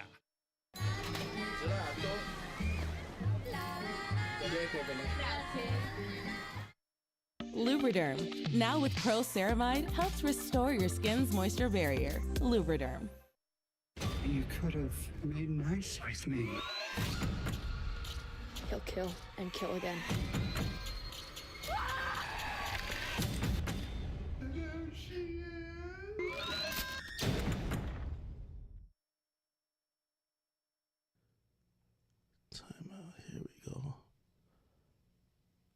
Lana Del Rey, Peso Pluma, Uzi, Sabrina, Young Miko. Okay, nobody up there. Nobody here.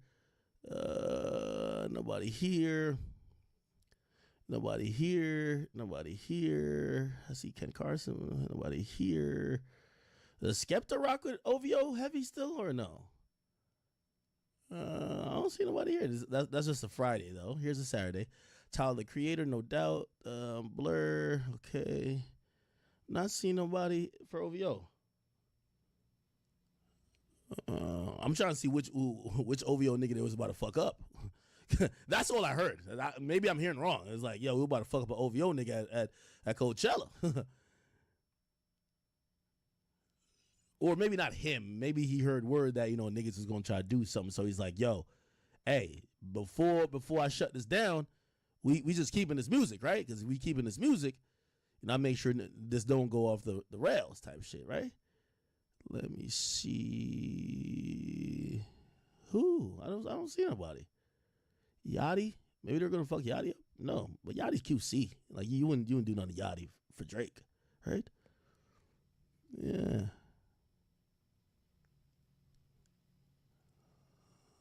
Yeah, I don't know. Everybody's saying the only thing is Yachty. Like, yeah, we can't see nobody else. Who the hell? I don't know. Somebody said maybe OVO Matt was going to be there. No, you said. Was Preem going to be there? Nah, Preem ain't going to be there. No.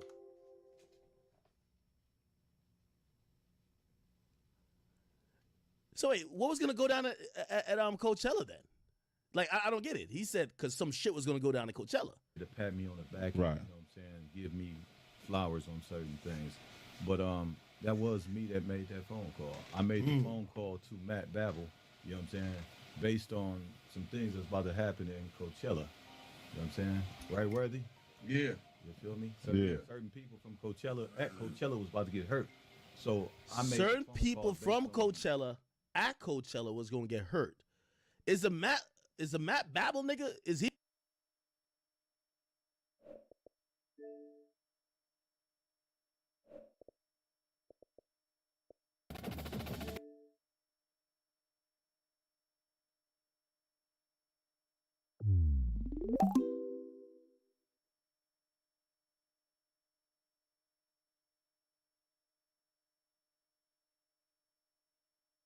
I made the phone call to Matt Babel, you know what I'm saying, based on some things that's about to happen in Coachella. You know what I'm saying? Right, Worthy? Yeah. You feel me? Certain people from Coachella at Coachella was about to get hurt. So I made certain people from Coachella at Coachella was gonna get hurt. Is the Matt Babel nigga, is he from Coachella or does he work Coachella? Is that keep watching? Okay. What I knew. And I let them know my hood ain't gonna play with y'all. You know what I'm saying? Like y'all rapper is just rap. Nah, this is more than just rap. Nigga, this pyro. Now, again, you know, as I said, Drake and Kendrick have had like lyrics that is definitely violent, right? Oh, it's gonna be your last show, nigga. You want to fake all that type of stuff. I get it. It's always the ancillary niggas that boost it up, right? You're hearing this guy who's a gang member, like, with all due respect, no disrespect to him, I don't know you for anything else. So he's a gang member, adding a narrative saying somebody gonna get hurt. This is bigger than music. So now we're like, wait, what? Now, of course, he aligns on the West Coast side, right? And by the way, I know some of y'all might be like, yo, Ak, you're only saying it because, no, I was the one that said I don't think Drake should be liking no videos or pictures of Ross getting attacked. This is how shit kind of gets out there because, like, these other guys, with all due respect to them and with all due respect to this guy, they want to march to the drum of the lead guy. So if Drake seems like he's co-signing it, you know how many niggas want to be close or get in with, like, you know, like, be cool with OVO? They might try to do some shit. You get what I'm saying? Likewise, here. Yeah, Kendrick united the gangs, but you think some of them gang niggas ain't on some shit like, yo, man, we gotta show Dot what's up. That nigga gave us an opportunity to be on stage. He about to do this for our artists. Yo, we can't let a owl nigga come over here and do some shit. We gotta step on him. See, it's always the ancillary niggas that put it at a temperature that is like, wait, are we still rapping or is this over? Again, that's our people's champ right there. You know what I'm saying? Before he hits the world, he from WSP. Yeah. He's of us. So, yeah, I made the phone call to him. And then, you know, I told him, like, man, you need to reach out to certain people, let them know that this ain't nothing but lyrical exercise. We got to keep promoting, you know, peace. And this is just rap. You know what I mean? Good for hip-hop so that everybody don't get it misunderstood. So that was one side of it. But then once the house got hit, I reached out to Dave Free and a few others and shit. You know what I'm saying? He felt the way I felt. I said, I'm about to call Top. I called Top, told him we need to shut this shit down. Me and Top, you know, we made our minds up that, yeah, we right. It got to go ahead and shut it down. So I put Top on the phone with Drake's side. We worked it out. You know what I mean? I told Top, you write it up. You know what I'm saying? Send it over to me. I proved that shit. We put it out. So I'm not going to never say I just did that alone. No, that was a collective thought and effort. Yeah. Yeah, there it is. So this actually sounds like, and I don't not believe this guy at all, but I'm wondering, it's interesting kind of how the West Coast operates. I'm almost willing to bet what he's talking about actually happened, except it didn't contain the two niggas who actually beefing. I don't think Drake was either on this call with, like, I don't think, you know what Jay Prince did when he brought Kanye and Drake and be like, yeah, y'all gonna act like y'all, both y'all smile, we about to take this picture, and he went like this. I don't think that was this. I think it's a rep from Drake's team. It's like YoungBoy sending OG3 to go piece it up with Fredo Bang and them niggas. You get what I'm saying? Be like, yeah, cool. But would YoungBoy be there? Is it really? That's what I'm saying. I don't know if Kendrick and Drake got on the phone, because I don't think this would have been before the pop-out show. This would have been before the video. And if that was the case, that let's say Drake and Kendrick gets on the phone saying, all right, yo, we're just going to end it here, I don't think Kendrick does the rest of those things. If Kendrick himself came to an agreement, right? But maybe some street niggas that's kind of ancillary or cool with each other and behind this shit a bit, they're like, yo, let the rappers do their rap shit, but we not gonna do no fuck shit with each other, right? And maybe that's the agreement he's talking about. I would highly doubt that Drake and Kendrick got on the phone and said, okay, yeah, we're done. Let's piece it up. No, fuck no. I don't think that happened at all. But I do think some street niggas got on the phone. Nah, because I know niggas over there on their team that it was behind the scenes. Niggas was like, we live out here. We have to move out here. Like, this shit getting too serious. The city on some other shit. So it was, yeah. I mean, there it is. One of Drake's main guys, you know what I'm saying? He's at Interscope. That's our guy. Yeah. You know I mean, shout out to Preem. Shout out to Preem. That's what I'm saying. Preem a real nigga, man. Yeah. So Preem was one of the ones I got on the phone as well with and organized all of that. You know what I'm saying? So yeah. Put it together.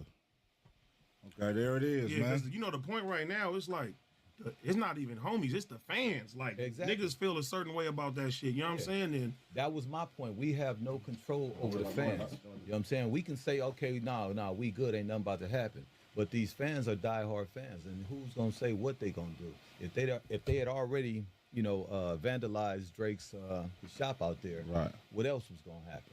You see what I'm saying? Look what just happened with.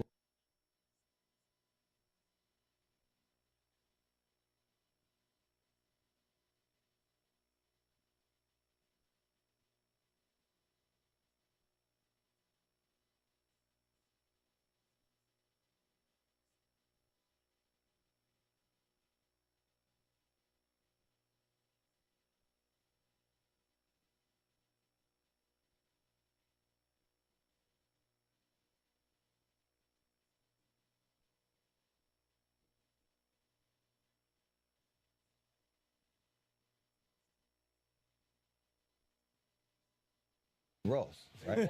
Right. I'm just saying. Oh, perfect. Mutademic is always here. No. What I was saying is that the only part confusing about what homie just said is that a bunch of street niggas can't control fans. Only way fans could be controlled of both sides, because those are usually super fans, is if the actual artists come out. If Kendrick say, yo, listen, me and Drake, we keeping it musical. Don't go spray painting his shops or whatever the case is. And if Drake comes out and says, me and Kendrick battling, this shit is musical, don't go do this. Like, that's how fans they'll listen to the artist.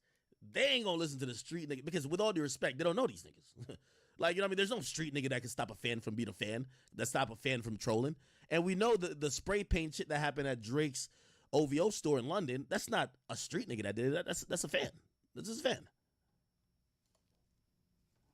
We have no control over the fans. You know what I'm saying? We can say, okay, no, we good, ain't nothing about to happen. But these fans are diehard fans, and who's gonna say what they gonna do? If they had already, vandalized Drake's shop out there, right? What else was gonna happen? You see what I'm saying? Look what just happened with Ross, right? Right. I'm just saying, they walking in the OVO store playing Kendrick shit, all type of shit. Yeah, going crazy. Fans crashing out. I'm like, Ross crazy going to Canada doing that shit. He thought this was? He thought it was no gangsters in Canada. That nigga Ross didn't see that coming. No white boys though. I know he didn't see that coming. Man, you crazy, boy. It's real white boy gangs out here, bro. Homie, just let y'all know, man. He play a big part. You run into. You hear me? Or what the creature look like. Yeah, he one of the reasons that got shut down. You hear me? And nobody can possibly be hurt. You hear me? Because we ain't playing about Dot just to let the record be straight. You hear me? At all. We're not playing at all. Hold on, no matter what, though. You know what I'm saying? We ain't playing about the homie, and we damn sure ain't charging our homie. Right. You feel me? We not looking for the homie he owe us because he back cracking or anything like that. I heard certain people getting at me saying certain things. It's like, nah, we ain't on that. Never. We ain't about to allow no nigga to extort none of ours. You know what I'm saying? And that go from our hood to anything else. That's that internet shit, though. Niggas be coming up with conspiracies. Yeah, that's that bullshit. They're twisting They always say shit like that. That shit don't mean the niggas that know. Exactly. Next level, just because Doc keeps it real with our neighborhood, don't mean we gonna abuse that blessing. You feel me? Because anybody can go ahead and get their money and get on and never come back. Dot has never been one that never come back. He may not do as much as a whole lot of people be wishing that he did, but when he does what he does, is very impactful. Okay. Yeah, so truth be told, there's the rapping seems to be clipped for the moment, but there's this underlying theme of, yo, this shit could go left. Like, that's the theme that is like the underlying theme of it could go left. And that's why I'm saying that if we're talking about taking a temperature down, again, I don't think Drake should be liking photos of Rick Ross getting beat up. I don't think that Schoolboy Q, when his show is canceled, that's not Drake's issue. That's not an OVO thing. That is the byproduct of being involved or being around a very popular beef that everybody's going to take note of. And when you're a smaller artist, you then become too dangerous. Like, the money you're going to generate is not going to be the legal fees for if somebody gets shot. So, yeah, they're going to cancel your show. So the smaller artists, I've always said, they're the ones going to suffer good or bad from this, right? Like, I don't think nobody's putting hands on Drake. Nobody ain't going to put hands on Kendrick. But maybe somebody in the mix, right? Now, obviously, I never thought Ross was ever going to be in a situation like that because Ross is like he's a big dog, but whatever. Anyway, I do think Schoolboy Q saying, I never said I'm going to kill somebody. Well, Schoolboy Q, you're smart. You basically threatened that this is about to get that way because your show got canceled. Just the reality of your show getting canceled is probably within the realm of the police think that you are aligned with one particular party in the biggest rap feud ever, and you just came to the city of the biggest rapper ever. That's why your show got canceled. Second of all, you're just not that big of an artist. I'm sorry to tell you, I'm sorry to break it to you. You're just not that big of an artist. So because of how big the beef is, your show is the small thing in it. And police would rather shut your show down because your show ain't stimulating the economy. If Kendrick come do a show at the motherfucking Scotiabank Arena, there's a lot of people going to make money. Like, he's bringing 100 times more revenue to the city than you are, and they could hire way more security and cops. The whole city's going to be shut down for that, right? Unfortunately, because you're not that big of an artist, it's easier to cancel your shit. 3, I mean, if we're acting like Drake has this infinite amount of power, if Drake didn't want you to do a show in Toronto, it would be more of a flex if he could do this, if he could prevent you from coming to Toronto. They stopped you at the border, turned your ass around and said, head back to Compton, nigga, or head back to wherever the fuck you from. Nah, that didn't happen. So I don't think Drake has nothing to do with this, but we just got to watch the rhetoric a little bit. We got to watch the rhetoric, right? Because when it says rap and move on, playing tough, I think this is where we got to figure out, who is he talking to? Who is playing tough? I haven't seen, did I see any of the OVO guys like start talking tough or saying they're going to do shit or beg people to come to Toronto or something like that? I don't know. I don't know if that was a thing. Maybe it was, though. I don't want to act like OVO is no fucking saints. But yeah, this statement here feels like you trying to be on some type of timing. You know what I mean? Just like the previous one where you said, when somebody get hurt, y'all don't cry. That usually, you know what's so funny? Even about Schoolboy Q's tweeting at me. He said what everybody was thinking and nobody said it to him. He says, now when somebody get hurt, don't cry. There's an undertone in that sentence that, yo, now when somebody get their head knocked off, I don't want y'all to cry when there's a funeral. That's what the tone was to me, but I didn't say that to him when I tweeted at him. I said, yo, let's pray for peace. I said, send in prayers for peace and healing. The battle was good, time to move on. Then he says the obvious. I never said I'm gonna kill somebody. You basically just dissected or just gave the definition of your tweet. Exactly. I'm saying if we wanted to crack it off, we could. I never said I'm gonna kill somebody. I said if I wanted to kill somebody, I could do it. Kind of the same thing. The point is this. For everybody this been lucrative for, and Schoolboy Q, you see, that's the thing. I don't know if the battle been lucrative. You know why I'm saying this, chat? Honestly, I don't know if the battle is lucrative for Schoolboy Q. You know why? His shows are getting canceled. These other niggas that was kind of ancillary around it, I don't know is that probable for them. Because they are now boxed in, and now they're seen as artists who allegedly are at war or in a beef that some of them ain't in. So I don't know if it's profitable for them. I don't see their streams going up. They're just only seeing the downsides. Now your show's getting cut. Niggas don't want to do certain features with you. Certain producers don't want to work with you. That artist gonna get you kicked off of shows. Or might. I'm not saying it would, but might. Those things seem to be gonna hurt y'all. The reason why I wanted to keep this on the rails is because there is only 4 winners in this whole thing. 4.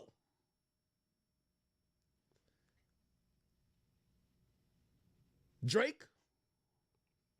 Shit, if I'm him, I'll go to my label and be like, you see all them streams from them rap songs?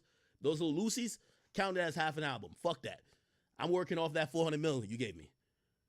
Kendrick just ran up the disgusting bag. Of course, he won. With the money, not the battle. Mustard? Of course, Mustard won. This nigga Mustard, he was a 10 Summers guy. He kind of got quiet a little bit, did the balling. Him and Roddy Ricch was all right, cool, whatever. Then it's time for him to come back. Not like us. Whoa, Mustard's back popping. You know who's the other winner? Big fucking act. Yes. Of course I don't want this beef to get violent, right? I want to talk about, he sneaked this in him. I want to talk about that forever. Once they get violent, it might give a spike in the views, but that means it has to come to a halt real quick. Yeah, so these guys can subliminally listen, I don't want it to get violent for that reason. No, don't stop the money train. No, don't fuck it. The rest of y'all niggas who got involved and ain't getting no benefits, all right, tough luck for y'all. I don't know what strategy I had. But as long as Kendrick and Drake keep going back and forth, that's why I don't want violence. I'm here. Your boy is here. So, I don't want the violence. The violence is going to fuck up the money for all people involved, including me. Now, for the rest of y'all, get it how you live it. You know, y'all had to figure out y'all strategy before, like I realized my strategy. I bet I'm the media outlet that's the middle of this. Okay, cool, perfect. So, yeah. It is what it is. Yeah, so for the people who think Ak wants this to go violent, no. Don't y'all see every stream I start? There's some Drake or Kendrick related. We could keep talking about, Drake wore this shirt. Maybe he sneaked this in. Kendrick just put out an owl emoji. Maybe a new song. Great, we could talk about that forever. You know who that helps? Niggas start getting killed, and now I gotta sound like Martin Luther King. Peace. Like, nah. That shit is not good for business. All right. So no killing, no violence, just sneak dissing and go. Let's go back to the regular sneak dissing. Battle over, regular sneak dissing, little subs, and let's keep life going. You get what I'm saying? I don't want nobody's shows get canceled. Everybody. Well, I mean, again, I can't help that. But the smaller artists. And that goes from any side too, right? Like, name me a smaller artist who got it on Drake's side. Was there any smaller artists that kind of like jumped it on Drake's side? Chat, did any artist even like stand close to Drake? You see, Yachty was like, you can't even say Yachty because, when Yachty spoke on it, Yachty spoke on the battle like he wasn't even Drake's friend. They said, Yachty, how you feel about the battle? It's like, both teams played hard. Both teams could rap. Both of these guys, they're legendary.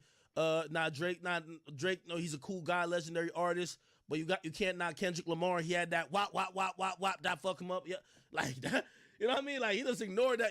They call your best friend a pedophile. Like, he just ignored that. He was just like, both songs are hard. That shit fire. That nigga made sure he could go to L.A. That nigga made sure he was good in L.A. Sexy Red don't count. Camilo Cabello don't count. Look, the game. All right, think about the game. Nigga, the game kind of try to play the 50. Nigga, I guarantee you're going to see a lot of artists from the West, probably look at him a little way. Like, damn, nigga, you wasn't front, like, not that he had to front line because he could have done what Snoop did. Snoop just fell back. Right? Not saying he don't fuck with, he just fell back. He ain't really jump into shit like that. Right?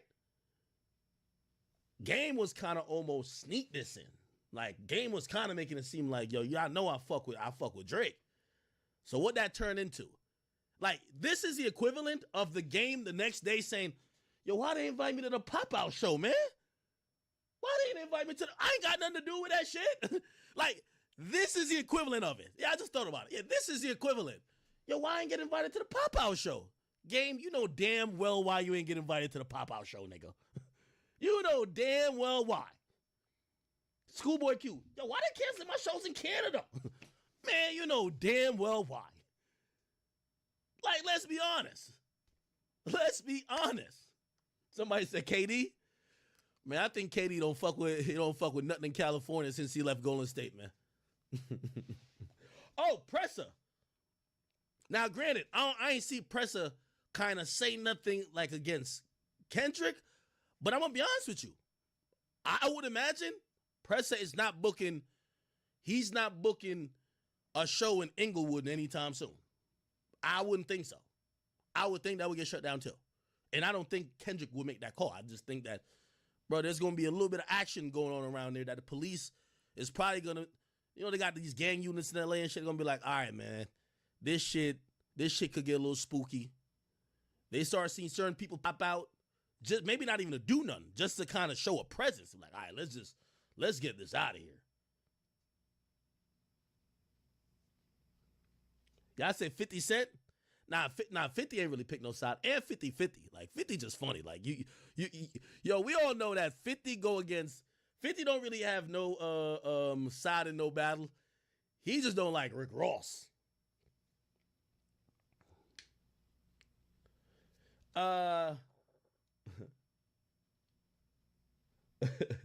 What'd you say, Vanessa? Jason Williams says, yo, Ak, how can't you admit Kendrick won? He has number one for multiple weeks, and you advised Drake to take 3 months off. Sound like he lost. Okay, y'all want to get back into this? Because I'm down to go with public opinion on this. Because at the end of the day, when we think about who won or lost a battle, it's what the people say, not necessarily what one person says. So in my opinion, I thought it was a close battle. And I think lyrically, that's where it was close. Now I wanted more lyricism out of the battle. Impact-wise, I think impact on what you see outside, I think, yeah, Kendrick, that's his strong point. I thought Drake had the best songs. And I know a lot of y'all hate the Hard Part 6. I liked it lyrically. So for me, it's a close battle. Honestly, sometimes I get up and I'm like, nah, Drake, like, I can't believe niggas didn't say Drake won. And then sometimes I get up and I'm listening to a few of the Kendrick, so I'm like, I can see why they fuck with it. So again, I think the mass opinion that's growing or now is there, people are saying Drake got obliterated, and if that's what y'all saying, I'm not gonna try to use my one opinion to like try to fight the field. Like, again, this is hip hop, and it is, you know, people vote with streams and attention, and yeah, it's like I remember them doing a poll with Jay-Z and Nas. There's certain people to this day that believe Jay-Z won that, right? Now, granted, those people usually get called grifters, and that's why I'm not even trying to push my opinion on it, because those people, when they talk about the Jay-Z and Nas battle, they're like, well, Jay lost the battle, but he won the war. You know what I mean? They do that type of thing. Or they'll come back and be like, well, really, if we really think about it, Jay really did beat Nas, because they'll use two reasons. They'll be like, Jay came with facts and Nas lied, which apparently when you go break down Ether, Nas said a lot of shit. You 36 in a karate class. You know what I mean? Like, you Taibo ho. You trying to work it out. You trying to get brolic. Ask me if I'm trying to kick knowledge. I'm trying to kick the shit you need to learn, though. Come on, the Ether, the shit that make your soul burn slow. You know? Is he Dame Diddy? Dame? All right, all of that. Yo, when back in 86, you was getting chased through your, like, supposedly, not all of that was true. And apparently, Jay had more factual disses, so fans would be like, well, over time, that battle has aged badly for Nas beyond, you see, one thing you got to just say, like, unilaterally, pretty much one, the name of his song became the kill shot for everything in battle rap, in any type of spoken word competition.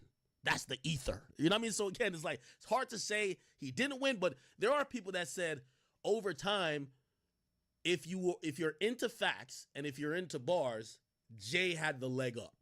Some people do say that, right? Pop culture wise, Nas killed him. Now, I think if you're one of those people, you got to be a big Jay-Z fan to be still trying to fight that narrative. Even if you did feel he won, the culture said he lost. Get over it. That's one of those things. Like, yeah, even if I think that Drake, I think it was a close battle. The culture doesn't, especially with Not Like Us, the culture doesn't said this shit over. All right, cool. I'm not going to fight it. It's just whatever. I don't give a fuck. You know what I mean? Cool.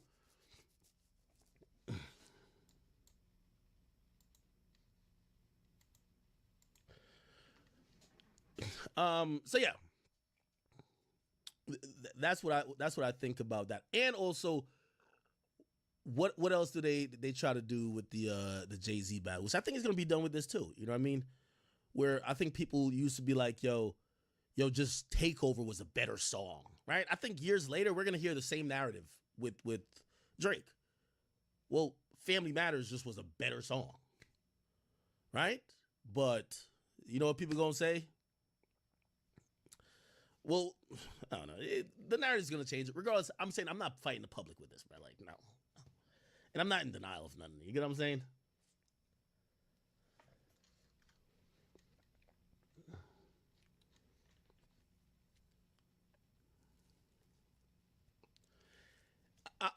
And I ended by this. If I was going over the battle, I thought Drake gave Kendrick a good punch to the gut with push-ups. I think he gave him another good punch to the gut with Tailor Made. So now I'm like, yo, this nigga Kendrick is fucked up. But Kendrick did not respond. And by the way, we still have to think about like that those two songs was Drake responsive like that. Cool. We then get Euphoria. I'm gonna be honest with you. Euphoria is a really good song.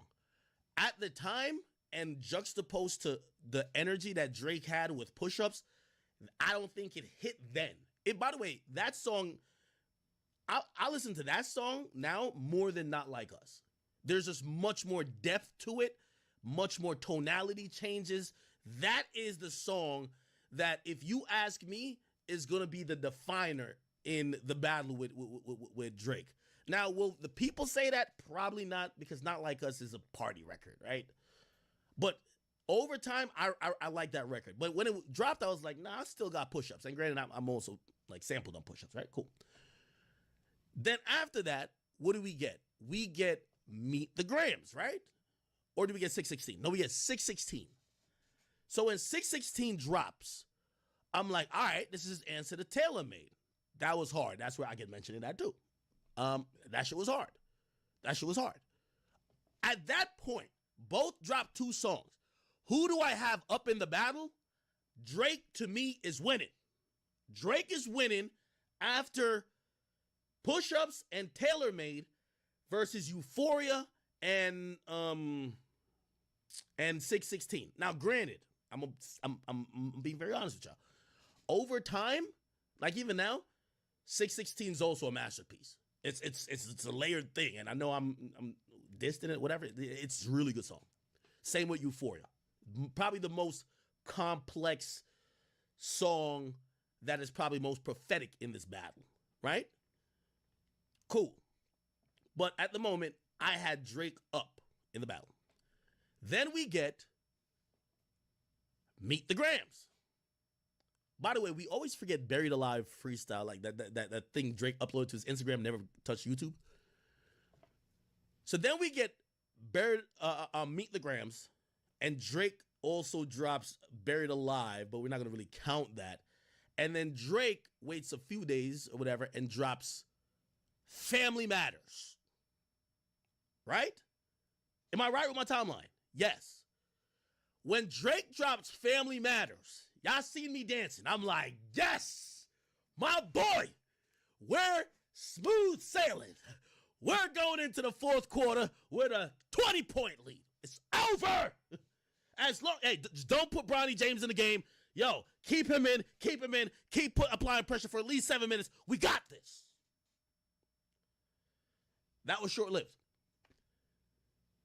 It looked like they had 5 replicas of Steph Curry in the game. As soon as Not Like Us dropped, this shit was like tied. I'm like, what the fuck? What's going on? That is kind of true. Then, so after Family Matters, I'm like, Drake's about 20. Then, Not Like Us drops. Because Meet the Grams, honestly, Meet the Grams then and even now. By the way, Meet the Grams is a song that aged the worst. Nobody's talking about that. In this whole battle, there's 2 songs that aged horribly. Meet the Grams and Tailor Made. Why did Tailor Made age horribly? Well, first of all, Drake gives the advice to the op to use something against him, and that's all the op did. I think Drake did it was like, hey, well, tell him I like kids. Maybe that'll help you. and then Kendrick said, okay, I'm going to tell him you like kids, nigga. And then it worked. You know what I mean?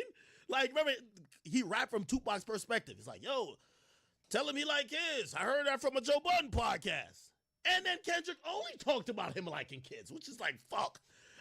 But I think he mentioned it to like take the steam out of it. Be like, yeah, you can't use that, nigga. 8 Mile strategy, bitch. Except Kendrick was just like, yeah, nigga, thank you. You just gave me the cheat code, nigga. I got you now. Okay? Or he probably interpreted it differently, be like, oh, so that's what you're sensitive about. You're trying to just throw it out there that I think that, oh, that's not the soft spot. Okay, I got you. So, what was I saying? Am I getting the timeline? Oh, then the song that aged the poorest, and also the reason why Taylor Made Freestyle aged poorly too. Tupac X-State wanted to take it down. By the way, Tupac X-State just hit me to tell me to take it down because I had a different version. I had a different version with Drake's voice on it. Like I had tweeted out the re-AI'd version with Drake's voice. I don't even know how they could do this. They told Twitter to take it down on my page. And I'm like, nigga, that's not even Tupac's voice. It's back in Drake's voice. And they were like, nah, take that shit down too. They want nothing to do with that song. They're trying to scrub Taylor Made completely. They don't want, like, in 20 years, people even think or misconstrue that maybe Pac dissed Kendrick. Anyway, so that's one of the reasons it aged wrong. He gives the strategy that motherfucking Kendrick uses. That's why it ages again. Snoop never disrespected it. That's cool. Okay, good. Meet the Grams. The worst aged song in the entire battle. Why? The big reveal. You're hiding another child. Thought this was fucking Maury or something. You're hiding another child. It's a daughter. She's 11 years old. To this day, either Kendrick got the daughter kidnapped in his basement or the daughter never existed. How come nobody ever talked about that there? What about the kids? Yo, Drake living $1 billion life. Can't we find his daughter to force this damn deadbeat to take her? No mention of the kid again. And no acknowledgement that was the most egregious lie, period. In this whole battle, that was the most egregious lie because there's no type of, it's just a lie. It's just like completely lies. Now, allegedly, Drake planted that, okay? Allegedly. Okay, that's one of the reasons it aged badly. Now, that is the core part of that song. That's why this is a poorest, like, you don't need to listen to it when you're recapping his beef ever again, because it's all built on this guy Drake is somebody, he's trying to be somebody he's not, and he's running from himself, and he's like this because of this. And let me tell you about his son. Also, one of the main themes in the song, too, is that Drake, we know you are a pedophile and you should die. Now, I'm going to be honest with you, that song would hit different if somehow we found out that Drake fucked a kid. We have not found that out yet. So, like, and I think in the grand scheme of things, even though it's funny when people be like, certified lover boy, certified pedophile, all of that, A-minder, I get it. But I think everybody kind of understands that when Kendrick calls Drake a pedophile because there is no real proof, it's more of a I'm shaming you for liking younger women more than, hey, I actually think you're a sexual deviant who fucks prepubescent teenage girls. So based on those two things, which are just categorically false, have no merit, we have seen no proof. That song is like listening to a make-believe song.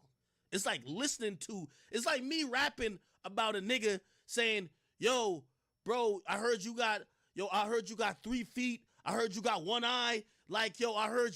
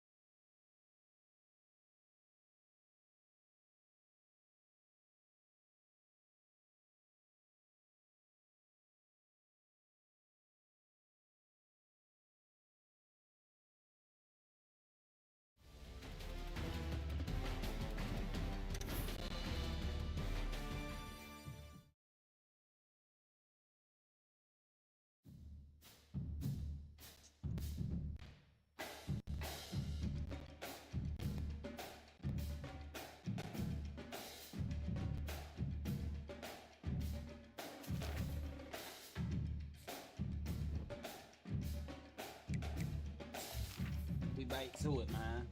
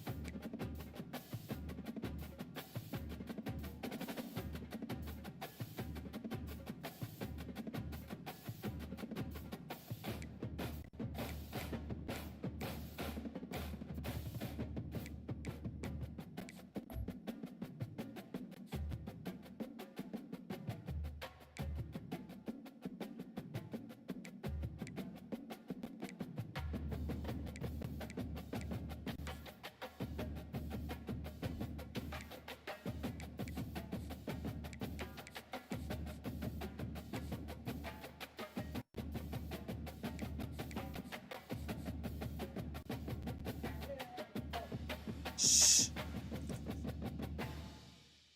Oh, we got the buffs.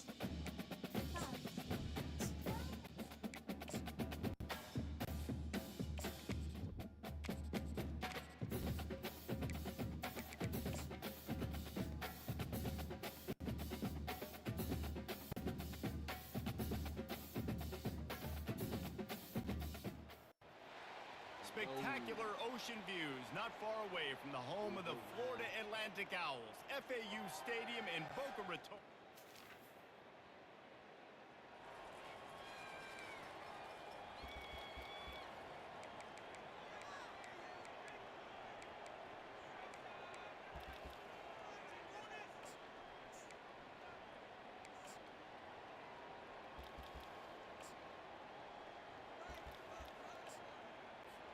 Could we get the trainers over to the coach right now? He's got his punt team out there. It's not fourth down. Looks as if they didn't get it off in time. It'll be a delay of game. Delay of game. Offense. So the decision has been made, and the coach will take the penalty. On the double. Flip. Come on, set. Takes the handoff. It's Mobley. Just enough there to get it to the 25. A pickup of 2. Second down coming up.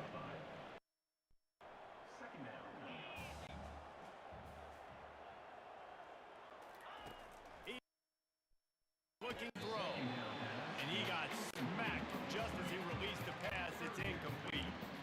That's how you blow up the screen pass if you're on defense. You got to hit the quarterback fast and force the incompletion. They come to the line facing 3rd and long from the 25.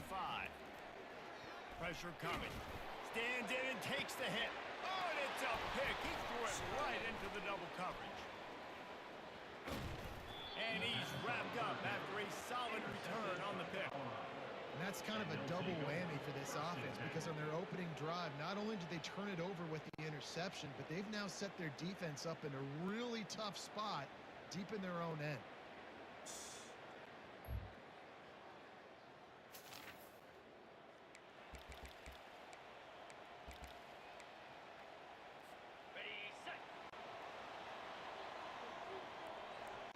Dropping back, it's Fancher. Gets open down the middle. And the defense settled in to stop that one for a short gain. That's a good job by the drag route there, understanding its zone coverage. So instead of continuing to run across the field down into an open spot, making it easy for his quarterback. Out of the shotgun, they go to the ground. They open the lane, and he hit it a gain of 5 out to the 33. This defense has got to get better at tackling in the open field or gang tackling because you need 3 or 4 guys to bring a guy down. Have fun with that. They'll run the screen. They make the stop, but not before the screen. What is going on, man? Yes.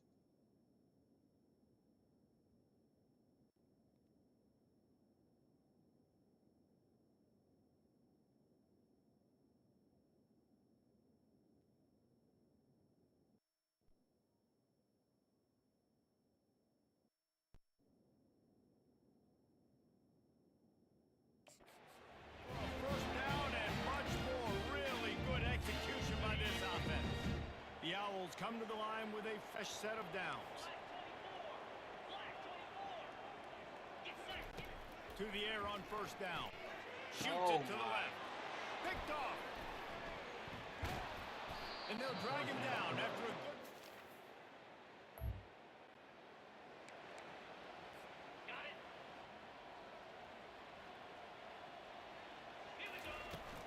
Leaves it with the back. Ball is free. The defense scoops it up, and they're bringing it back. And he's...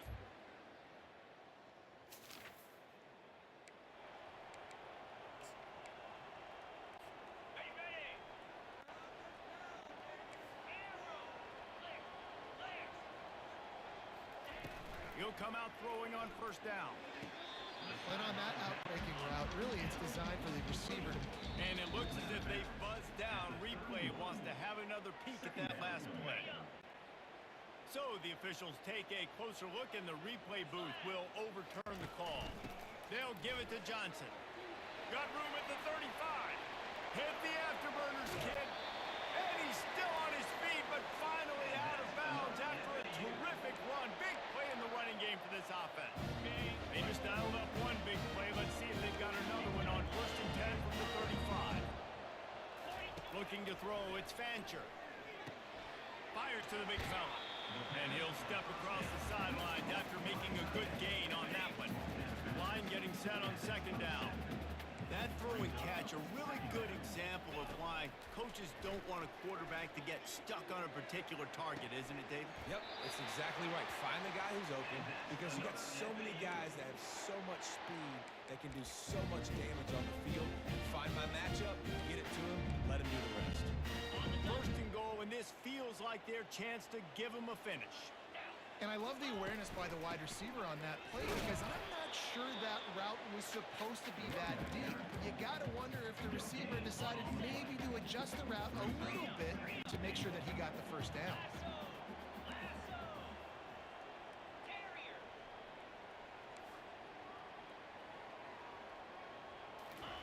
He's looking for an open man on second down. He makes the catch in the end zone. Touchdown, Owls! What a throw by the QB. You think...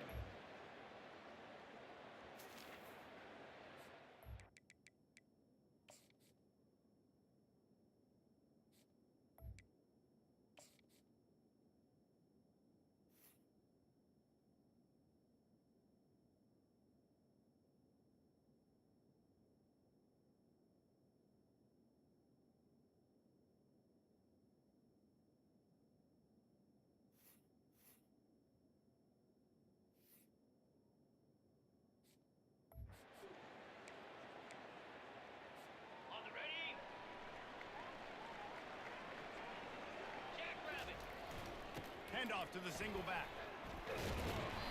Able to scrounge 3 yards out of that one somehow. It's 2nd and 7. Now that's what you're trying to do as a defense. Limit those damages when they run the football. Get them on the ground, short gains to set your defense for positive situations down the road. He's got an open man. He's run out of bounds, but a big play on that one, and it'll be a first down. And a really good job by the quarterback, being very decisive. He saw his matchup, he went for it, he attacked it, got the positive gain. I would say he's going to find that guy a few more times today.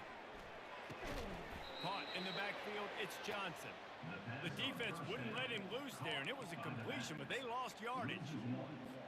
Quarterback just trying to spit it out to his running back in the flat there, but the defender all over him. As soon as he caught that football, he went down for a loss.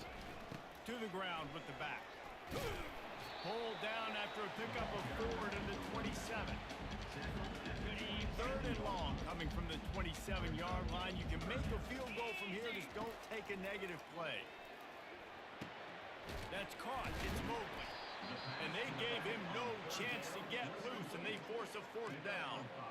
They'd hoped to be able to pick up enough after the catch, but a good stop leaves them with a 4th and short. Really good job by the defense being physical, understanding the situation in the game. The ball's going to come out quick. You know that. Go make the tackle, force the 4th down. This is well within field goal range, but the kicker will stay on the sideline, and the offense will try to convert on 4th down. Obliterates him, still on the move. Well, they just drained all the suspense out of the 4th down conversion, moving the chains easily. And the Owls trying to pay off the threat on 1st and goal. They'll try to pound their way in. And he'll be stopped for no gain, still sitting at the 3-yard line. And the D denied him on 2nd and goal. Well, we know this defense is one that plays with a lot of pride, right? And part of that is their ability stopping the run. They're a top 20. And he motors into the end zone. Touchdown, Owls! Ice in my vein, bro.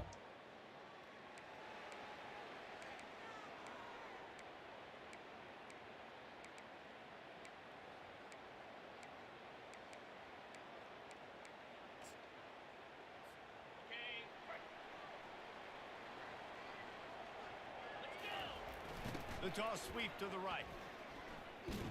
Fighting off the defender. Nowhere to run on that one. He loses 4 on the carry. Well, the defense was ready for that. Offense trying to toss it to get to the perimeter of the football field, but there were just too many defenders. Running back was able to make the first guy miss. Couldn't make the second one, though, and it's a loss of yards. He'll pitch it. Finally run out of bounds, but he has this offense rolling with a first down. Well, the ball carrier really showed up for his offense there, right? Down in your own end, within your own 10-yard line, you need someone to step up and make an explosive play happen. You got to make people miss and give yourself some room to work and operate and really get this drive going. He did exactly that. They bring him down, and he's going to lose a yard on that one.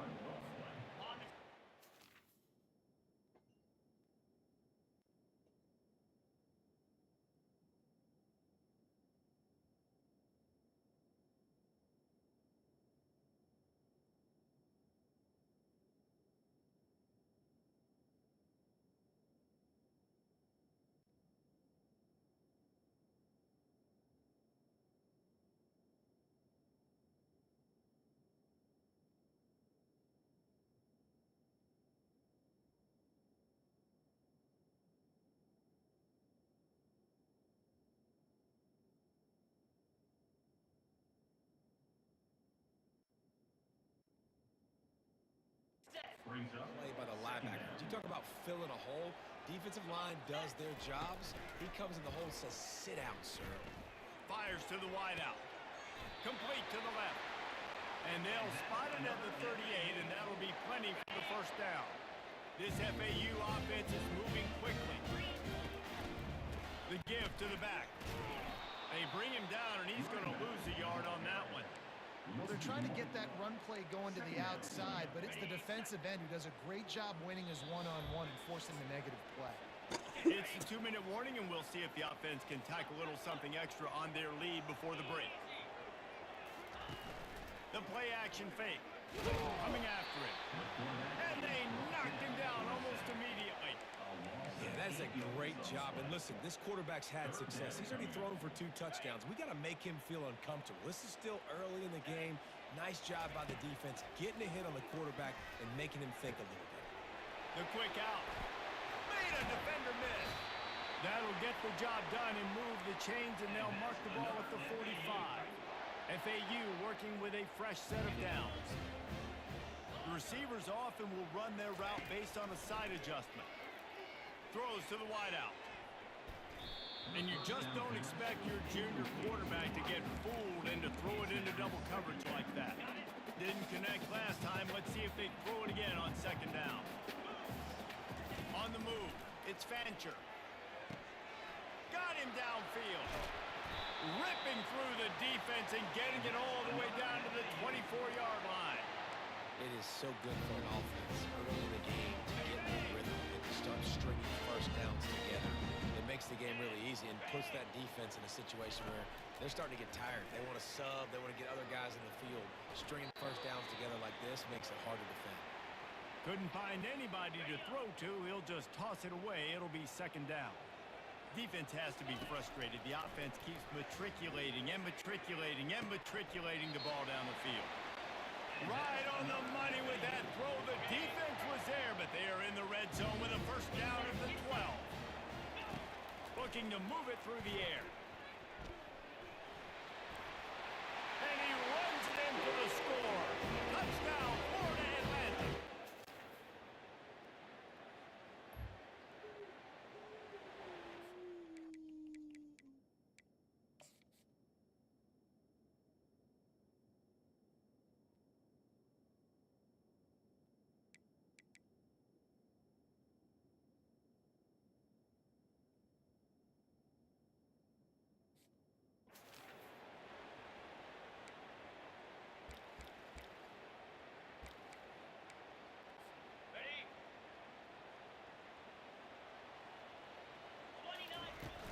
Leaves it with the running back. Really nice job to squirt his way up to the 31-yard line. We played 2 quarters here. Time to go to Kevin Connors in our halftime update. Gentlemen, looks like we've got a great atmosphere today in Boca Raton. And there is no better place to start this halftime than by reviewing how this wideout has been a one-man wrecking crew. The kid's been everywhere. And I love how he's willing to go across the middle, but that he also has the jets to burn these DBs on the deep ball. If this defense wants to actually come back in this one, they better hide his cleats. And with that, let's send it back to the guys at Howard Schnellenberger Field. Thanks for that halftime report, Kevin.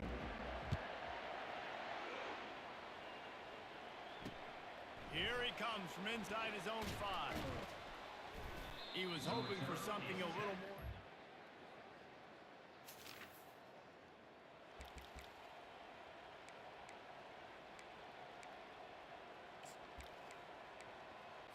On the double. Here we go. They'll run the option. Now the pitch. And there were no creases or crevices to run through, and they shove him out of bounds. I think tackling is about effort most of the time. It's about how much passion, how much physicality you can bring to get your guy on the ground. Refuse not to get him on the ground. That's not a big back. You got to get that guy on the ground. You can't let him pick up an extra couple yards and stay ahead of the sticks. I'll tell you, QBs and receivers, they practice these out routes all week long. You got to anticipate. You got to be comfortable throwing it before he gets out of his break, and they executed it perfectly perfectly right there to pick up that first. Got it in the middle, it's Moore. And he's able to bounce off one tackle, but still not a whole lot of running room. Right on target with that last pass. Now it's second and medium. They'll try the run. That's what you expect from a senior. Don't give them any extra yards. Great tackle there. And now on third down after that last run. Scanning the field, it's Fancher. Trying to escape and get it himself. Nifty little scamper on this one. Enough for the first down, and he slides in safely. Here's this offense with a fresh set of downs. Off the play fake on first down, wants to throw. Wide open downfield. He will step out of bounds, but not before the big pickup and a first down for this offense. FAU looking for the score from the red zone.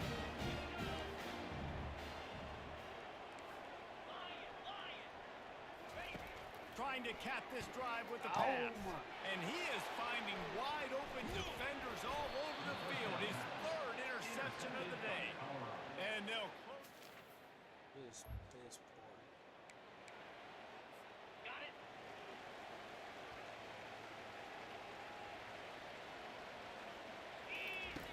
They'll come out on this drive and let it rip. Going to try to put one on the screen. Didn't have much room to run and not a whole lot of help. Short gain there and still plenty of ground to cover for the first down. And so many things have to come together perfectly for a screen to work for big yardage. And they were close. You could tell that almost busted, but they just got wrapped up, got a little bit of yardage, but they really wanted that one to be a big gainer. Just about had another one picked off. They've already thrown 3 in this game, and they're lucky it wasn't 4 there. He's being a little reckless with that football. Threw the interception last time and almost threw another one here. Golly, that's back-to-back drives. You got to have your quarterback making smart decisions. Can't turn the football over. He's got to get those cobwebs out of his head, start dialing it in. Fourth down, and the punt team sends it the other way. He'll bring it back. It's Hunter. They'll get him corralled.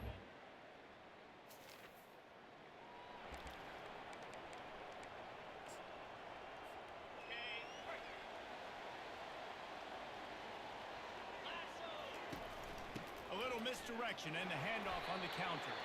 Defense closed down quickly after a gain of 3. They'll mark it at the 32. After the 3-yard pickup, they come to the line, 2nd and 7. The back goes in motion. To the air, it's Fancher. He looks that one in nicely. And he was able to run through one tackle, but still only a modest gain. These are the types of plays where offenses impose their will. 3rd and short from the 45. Looking to take a shot. Why did I do that? Almost intercepted, and what a momentum swing that could have been, but they still force a 4th down. FAU will send out the punt team. This will be the 2nd time they've had to kick it away. Running it back, it's Hunter. And he'll work his way on.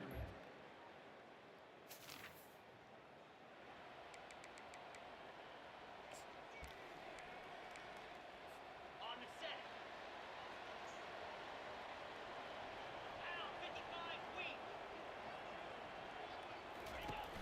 They go to the ground. Crosses the 30, he's got to land. He's run out of bounds, but not before. Turning in a big pickup and moving the sticks for a first down.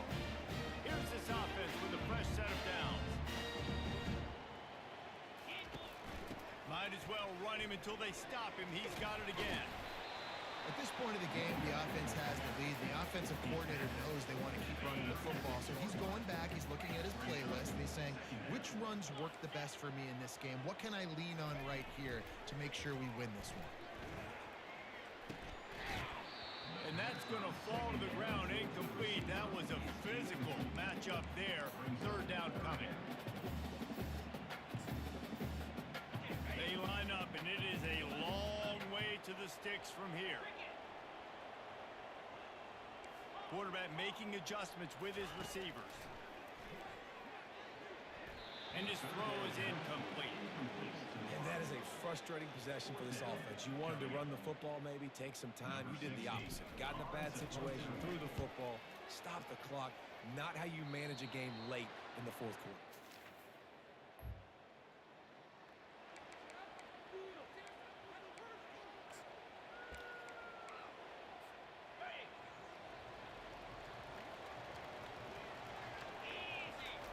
He'll ride his man on the option. Quick toss.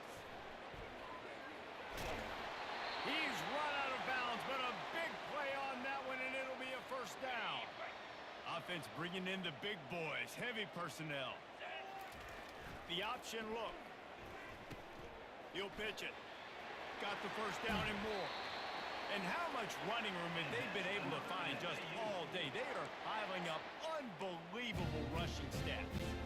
Well, the defense didn't blitz. They didn't have everybody in gaps, and the offensive line took advantage at the point of attack, getting some push, opening up a hole, and the offense ripping off a nice run there. From the gun, they'll try to impose their will. A most efficient pickup of 6 on first down. It's 2nd and 4. It's a point in the game, I think, as a coaching staff, where you really challenge your offensive line to go win the football game, right? We've got to lead late. We're going to run the football, and the defense and everybody in the stadium knows that's what's going to happen. Can we run the ball down their throats and impose our will? That's what this offense right now is trying to do. They've got it inside the 30. They'll mark it at the 28. It's first down.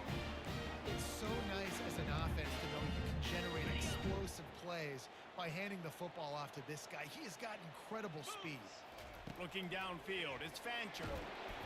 Can't find his man as he took a shot trying to deliver that football, and it'll be 2nd down. Couldn't make the connection last time. Let's see if they throw it again. On 2nd down, just keeps firing. Get it out on the screen. And the defense stops him just short of the first down. Maybe needed a few more chain links to move the sticks. 3rd and inches coming. Maybe the biggest play of the game. Here we go. They keep it on the ground. Clock is their friend. And it looks as if FAU will have enough for the first down. This is an offense that leads the nation in first downs because there's so many different ways they can attack you. They're versatile. They can throw it. They can run it. They've got so much. The offense pops it up, and they were on the move. Defense just cradling that fumble and securing it. Oh, the big fella. Look at the big fella rumble. Running inside the 20. Touchdown, Buffs. On the set.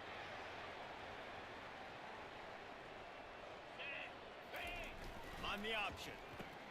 Now the toss. And that might have been a bad read as the defense just swarms all over the pitch man. That linebacker saw the express lane right to the ball carrier.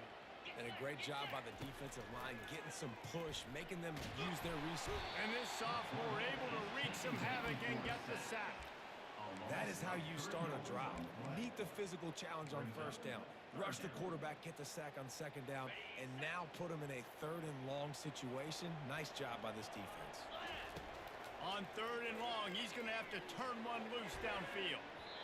Pass is incomplete, but a lot of contact there. I think it's going to be pass interference and a first down. And the defender just way too handsy on that last play. You could see all the contact as the ball was in the air. He simply can't do it, and the referee's caught it. The defense in a most benevolent move, giving the offense a new set of downs. Going to the ground. And you can forget running in the middle against this defense. And not much wiggle room for the ball carrier there. Not really sure what they can do to try to create some space. I know. Block better. How about the offensive lineman push some guy backwards and make some holes? And he won't quite get there. But boy, after that pickup, just a few inches to go for the first. An array of possibilities here. They need to get a little closer for a field goal try, and they've got to do it in a hurry.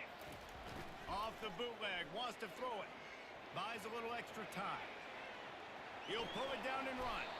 He gets the job done, picking up the first down, then getting down. The Owls come to the line with a new set of downs.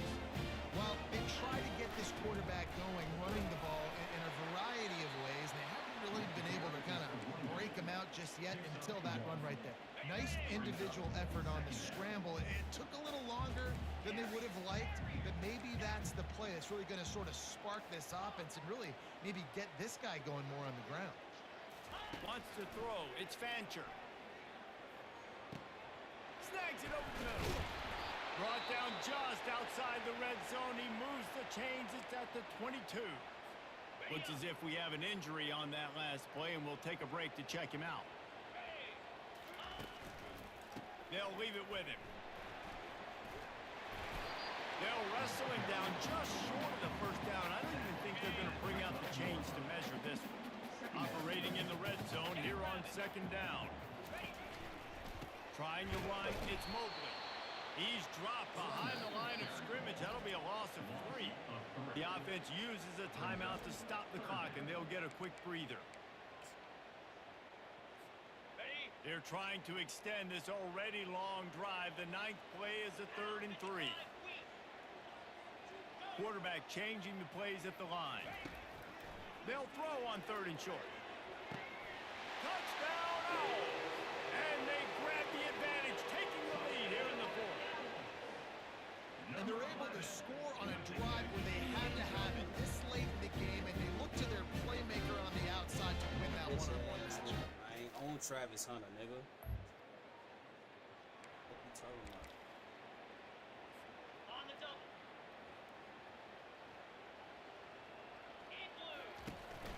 Give to the running back. Really nice stop there from this senior leader. Timeout called by the defense. 13 seconds to go.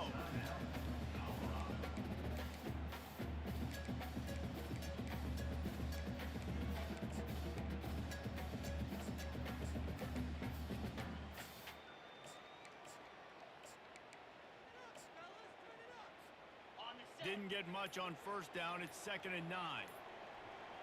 Wide out in motion. On 2nd down, he'll let it fly. Pulls it in. It's Mobley. And he's able to shed 1 tackle, but still just a very short gain. They get the timeout call with 7 seconds left on the clock.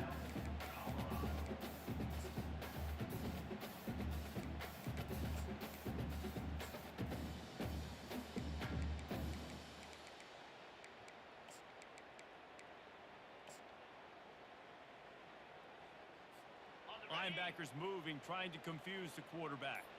They line up with some serious work to do if they want to convert this one. He's dropped behind the line of scrimmage. That'll be a loss of 3.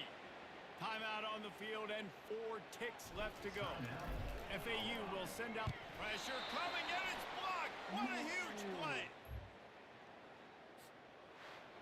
It came down to the final quarter. Clutch plays, guys delivered, and they get the close win. Yeah, Reese, big-time players make big plays in big games, and that's what happened in this circumstance. As a coaching staff, David, you love this. You know that you have confidence in your guys to go out and be able to execute when it matters the most. Correct, and you don't know until the games, right? You don't know when those moments present themselves. How are they going to handle it? Great job handling a close game, executing down the stretch like they needed to. That's going to do it for us from here. For Jesse Palmer, David Pollack, I'm Reese Davis, and this has been another presentation of EA Sports College Football.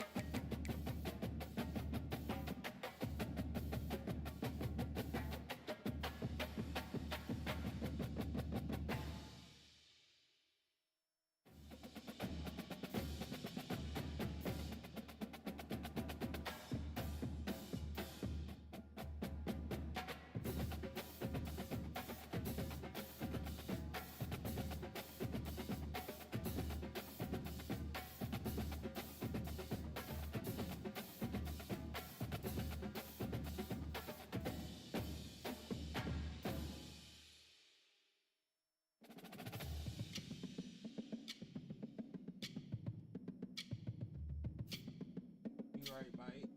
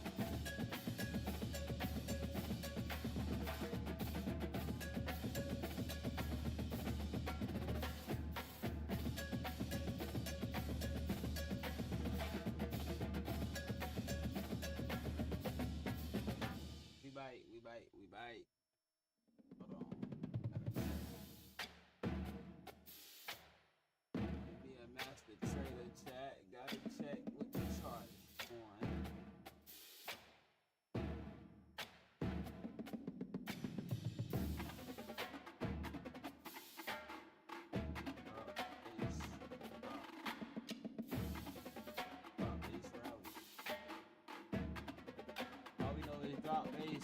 What we finna do?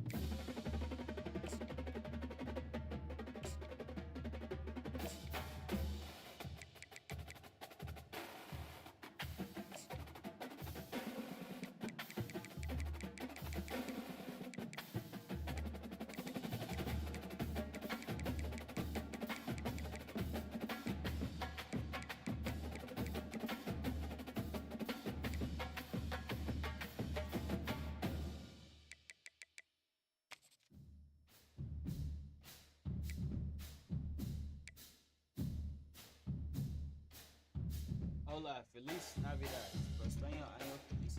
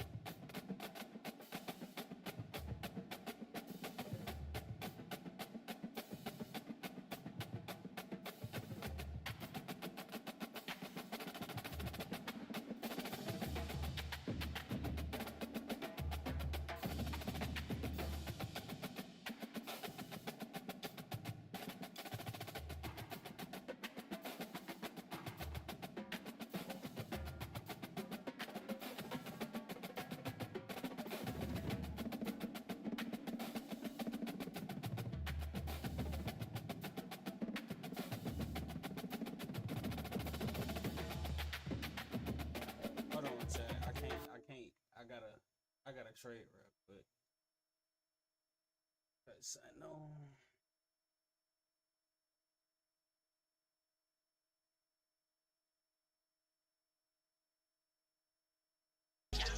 They got me feeling like I'm academic.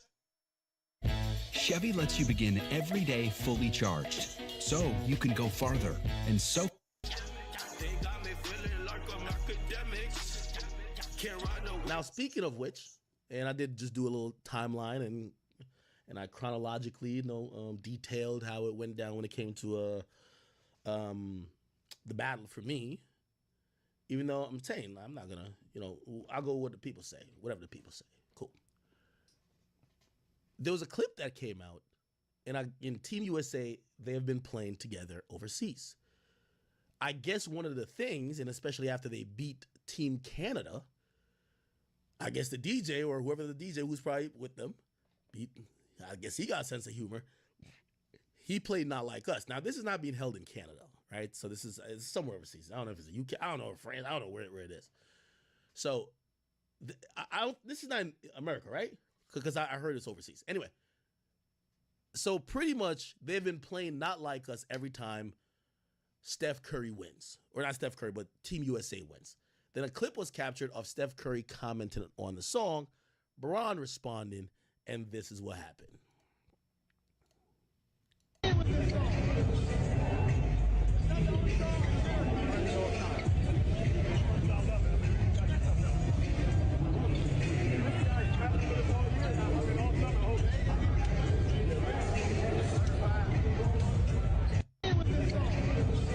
So basically, he said, damn it with this song, okay? It's not the only song in America. And Bron says, I love it.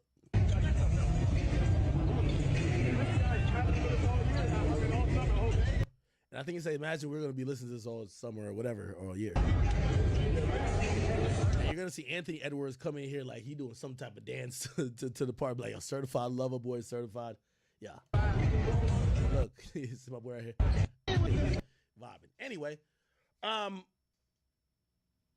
was interesting. The first thing of interest is that I don't know why people expect these NBA players to ride for rappers. But as we see, DeRozan, he popped out for Kendrick. I guess people are like, yo, Drake, I guess we've been saying it the whole battle. Drake, where are your friends at? Where are your real friends? And we just can't find Drake real friends. It feels like we now know Drake cool with niggas, but we don't know where his real friends are, because not one of these niggas is like popping out for him, right?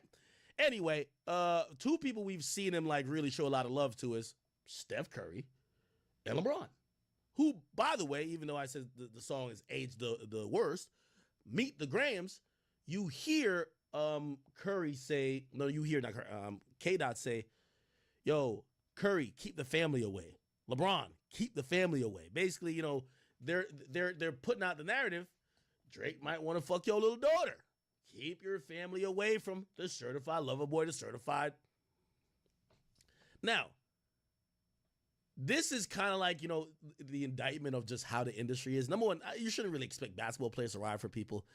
But still, we used to see at a point, Drake was like, niggas thought Drake was a basketball player. The way how he was chummy with these guys, he would be at like these niggas win the finals or win the trophy. He with them in the club, hugged up. Like, you know what I mean? I think he's actually in one of these joints, like LeBron, Drake, finals party. Like, they're like hugged up in the club or whatever the case is. You know what I mean? Like, yeah, this is after like one of the championships right here. Like, you know what I mean? Drake,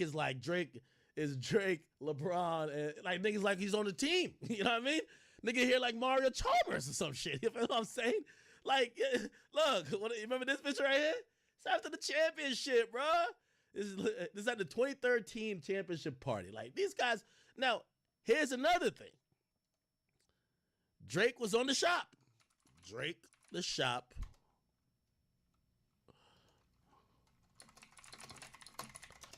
We all remember this moment. You could tell Drake really fucked with LeBron.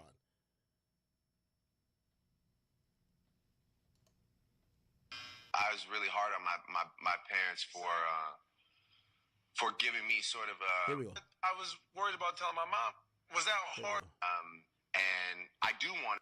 The whole time LeBron sits there with a face of a proven dad, while he's sitting there watching his son finally take responsibility. And by the way, I think these guys are about the same in age, but it felt that way. Just look at his face expression. I want to be able to explain to my son, like, not love his mother, or I don't want, like, I don't ever want the world out. Like, I'm just, crazy. Crazy. He shows LeBron a picture of his newborn son. This is Adonis before we ever saw him. Blue eyes, baby blue eyes. You know, he's already in the. He's so proud. That's fine. See you later. Love, unconditional love. No matter what happens, I have unconditional. My dad would never. Yeah. Have you guys spoken about it as adults? He said his biggest challenge. Okay, there's a part where that nigga, where he's like, this is dark. Where he's like, more concerned about what I tell you, get more appeal. I wanted to. By the way, I did. I tipped my hat to you. Didn't have nonstop. I didn't have. I didn't have him, but the other guy too. And now I feel pure. I'm good. You feel good. And you know what I did? I took that energy, just like you said. I took that energy and I put. What's one of our favorite songs, Mavi? Now. Sick of these niggas. Oh, sick of these fucking niggas. I was really hard on. All right, where's the one? Is it this? You watch somebody coast at then you start. Y'all know the clip I'm talking about. It's like the ultimate like Drake. It felt like he probably wasn't, but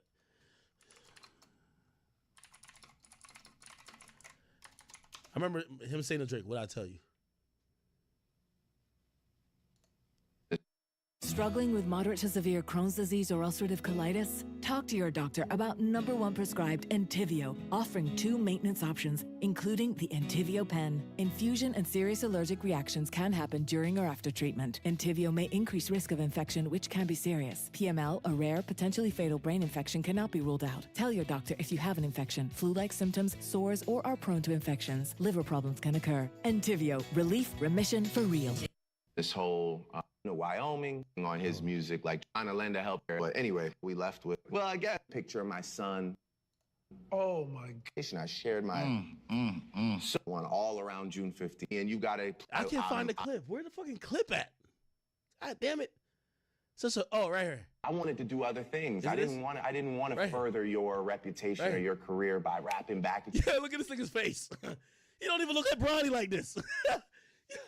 Yo, when Bronny's chucking up them air balls, I guarantee Bron don't look at him like this. And having this exchange, and that was it for me. Drake texts you and like, am I letting you down?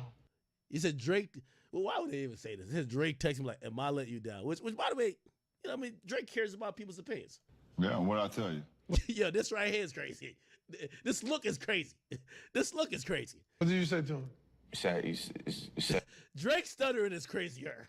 That I can never let you down. Nah, this is a little bit crazy. Yo, Drizzy, I'll fuck with you, but this is funny. I wanted to do other things. I didn't want to further your reputation or your career by rapping back at you and having this exchange. And that was it for me. Drake texts you and like, am I letting you down? Yeah, what I tell you? What did you say to him? He said that. Drake should be like, fuck, nigga, you know what you said, nigga, you repeat it. Don't ask me. I can never let you down. All right. Anyway, now here's the thing too. Not only that, so it looks like they kind of locked in, bro. Drake been supporting this nigga for a long time. Drake, LeBron, Drake has a tattoo of this nigga, bro. Hold on, let me show you. Right here. Drake has a tattoo of LeBron right here. Let me see. Let's see if we can find it. Look. Yeah, this is Drake's tattoo of LeBron when he was here. That's Drake's tattoo. Drake got a tattoo on a nigga. Bro, I'm sorry. You shouldn't. Nah, bro. Nigga, I got a man tatted on my arm and he's over here like certified lover boy, certified pedophile. Nah, hell no, nigga. Where is Drake friends? Bro, I tatted your face. Nigga, I tatted a portrait on me and you dancing that I'm a pedophile. Bruv. Yo, LeBron should be checking yo. When I'm in the arena, that song don't play. Facts. That's my man's. He got me tatted on him. It's my man's. He been rocking with me since 2012. We partied in Miami when I won my first chip. LeBron, you a foul nigga, gang. You a foul nigga. That's not foul?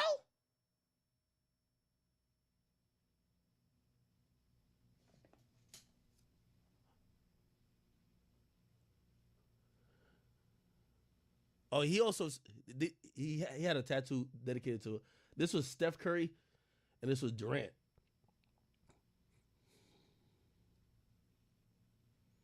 Oh, yeah. Steph Curry's still riding. Steph Curry didn't even get his face tatted. Steph Curry only got his number. This nigga LeBron has a whole goddamn tat on the GOAT's body, pause. And he over here dancing and talking about he loves the song, calling his mans a pedophile. He's saying he love this shit. When I seen that, I said, that told me everything I didn't know about LeBron's character. I see why that nigga been on 4 teams. How many teams he been on? He went to, no, 3, right? Yeah, 3 teams. Yeah. Cavs, he was on it twice. Went to the Heat, and then went to Lakers. Fucked up.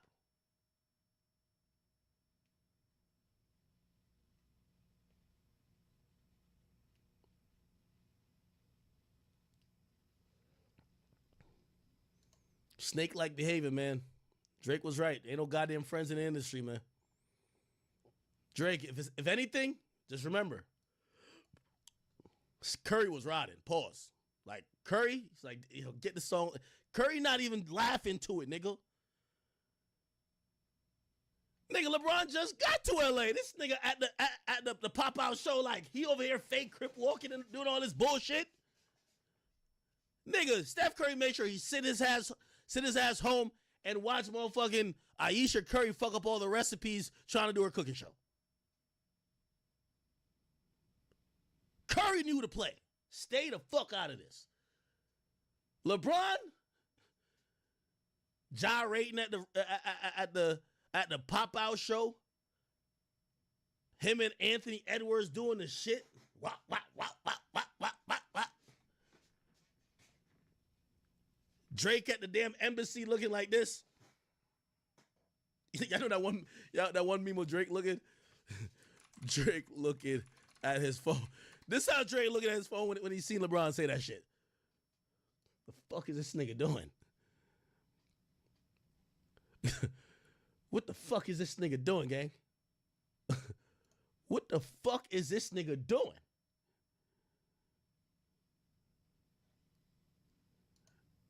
Yo, if Drake ain't check LeBron about this, bro, Drake, hey, somebody gotta tell Drake this.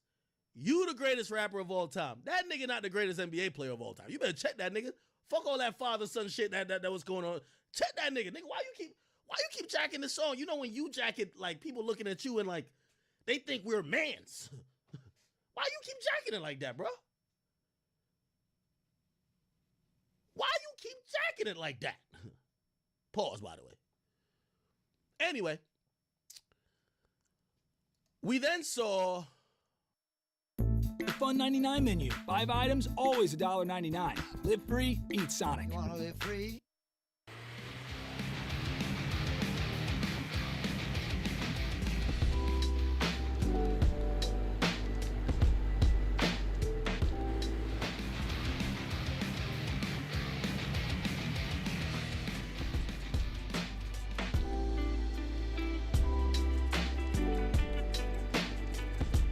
Leave a little early or be a little late. You'll get there when you get there. Just get there safely. We then saw Jermaine Dupri, who chimed in on the conversation. He wanted to react to Specifically, Steph Curry seeming fed up with how much they have played the song. He didn't say necessarily he hates the song.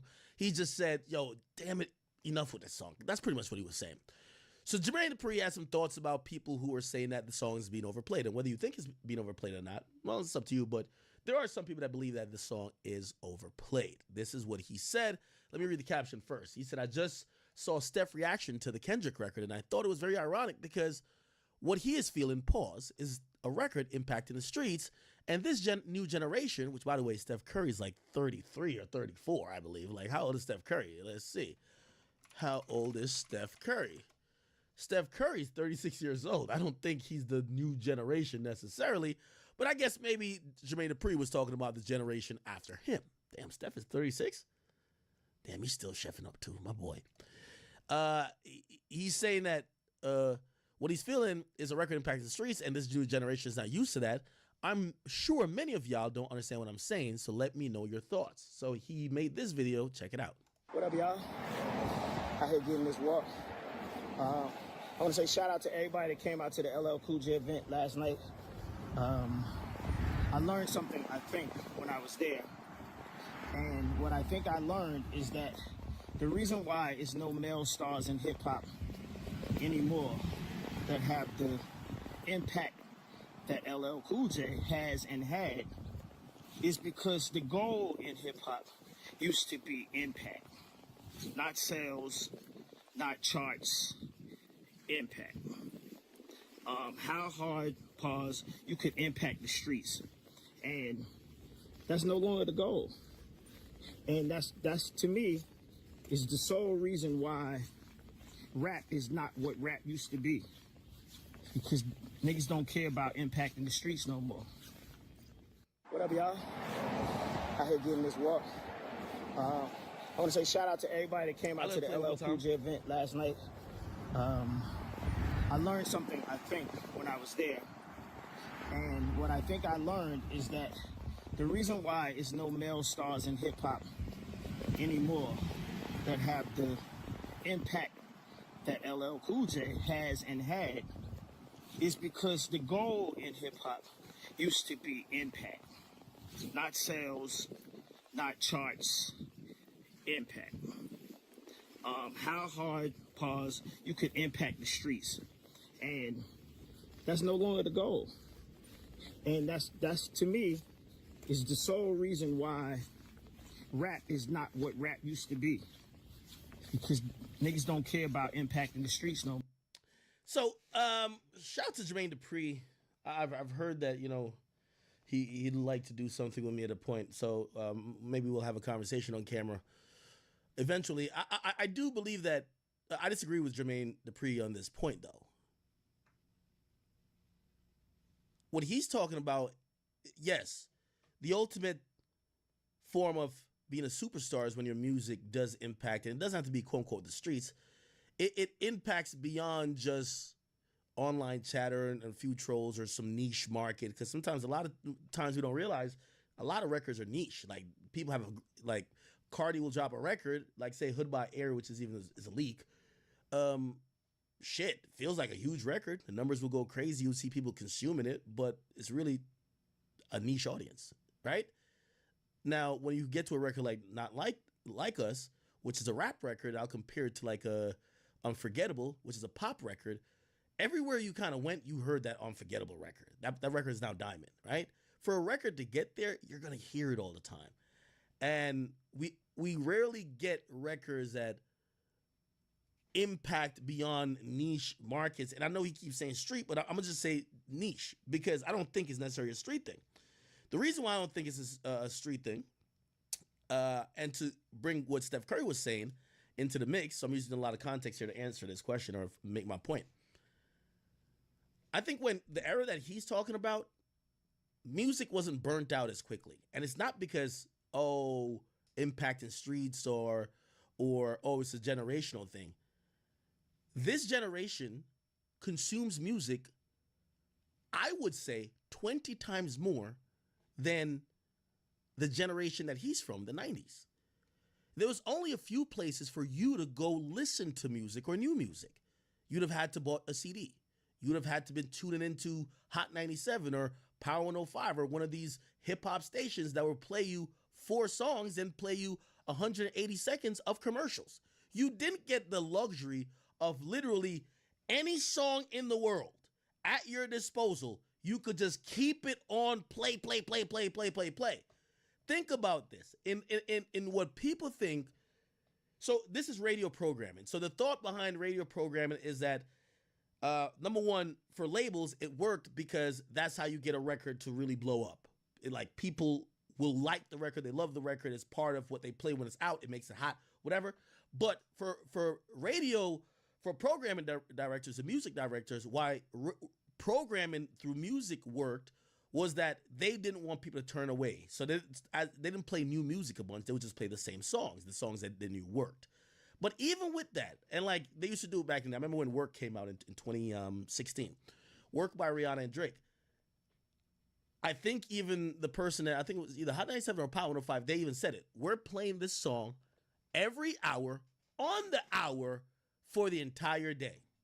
Now, to put that in perspective, that's a heavy-handed approach to trying to program a record. You're playing it, let's say it was going to be like 6 times for 6 hours. The reality is that when someone likes a record, they play it 60 times in a day, not 6. When somebody, like, be honest, has anybody in here listened to Not Like Us more than 10 times a day? You probably have if you like the record. Again, so your songs are going to get burnt out quicker when you play them more. That's just how it goes. Like, your mind and your brain will only allow you to keep hearing the same sonics before you're like, I'm over it. So I disagree with this point. I don't think it's a generational thing. I think it's a music consumption thing. These days, for example, let me see. Burna Boy. Burna Boy drops Last. I played that song 40 times a day.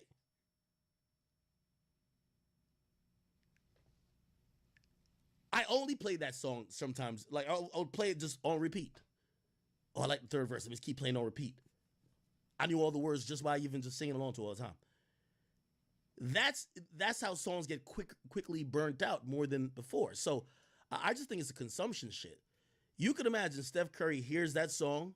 They probably play that in his house, right? When he turns on the radio, he hears the song. His wife is playing it. When he goes to the arena, it's being played. He hears it in practice. He probably can't escape that song. And that's why he's like, Jesus Christ. Not that he doesn't know about the impact. He knows the impact. But damn, he just wants to hear another fucking song. And I think Kevin Durant hopped up in the comments and he said that. Kevin Durant hopped in the comments and he said, what up, y'all? Maybe bro just want to hear another song. And I agree. So I don't think it's a generation thing. I just think it's a consumption thing. We have the opportunity to play what we like.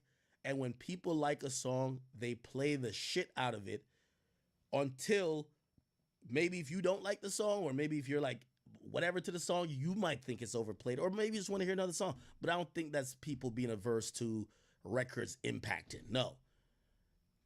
These days, people don't want to be programmed anymore. So, yeah.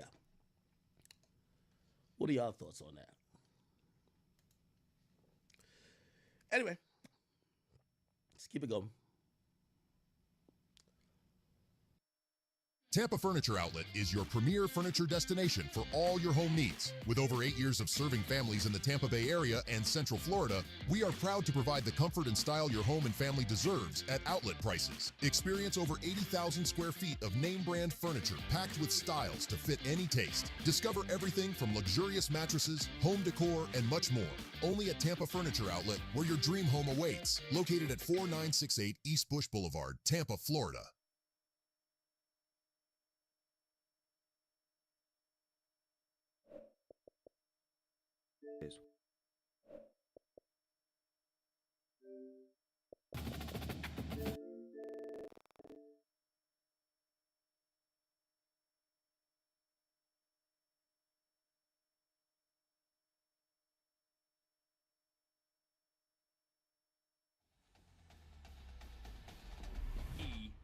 Sports.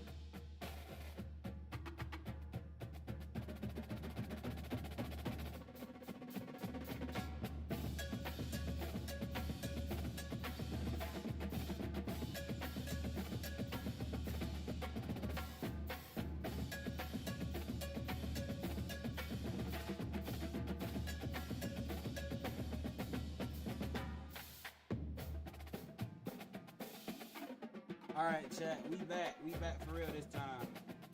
I was trying to trade, but I shouldn't have traded. I just lost $700 fucking dollars just that fucking fast.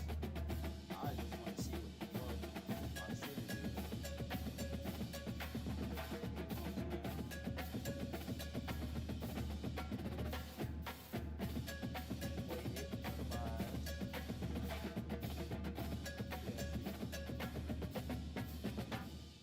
Look at price.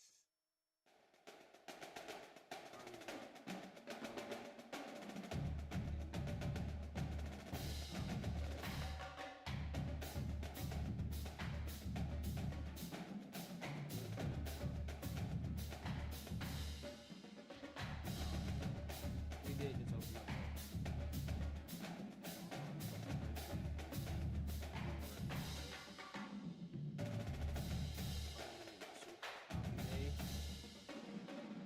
Probably should just not traded on Friday.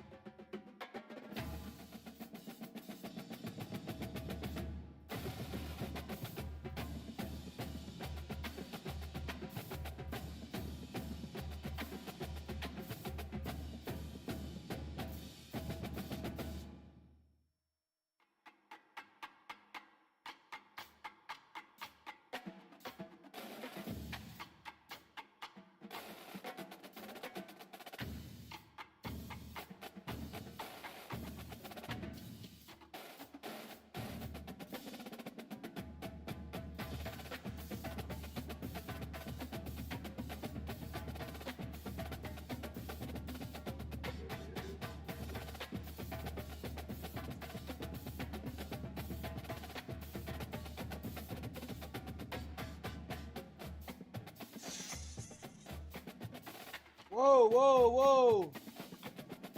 Help!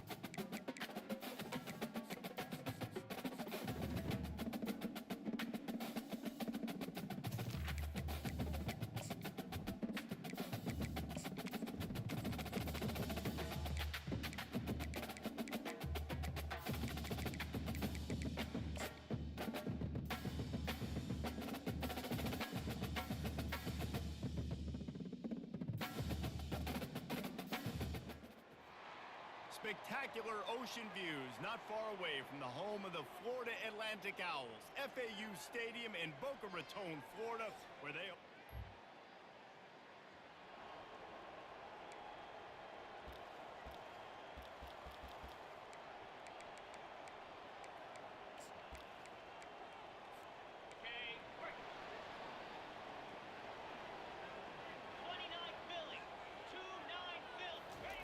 They'll run the option. And the ball is free on the pitch. Touchdown, North Texas. Not content.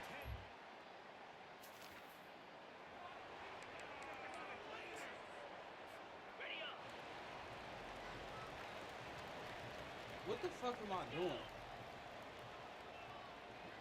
Bro, what am I doing? To throw on first down. Gonna try to get it himself.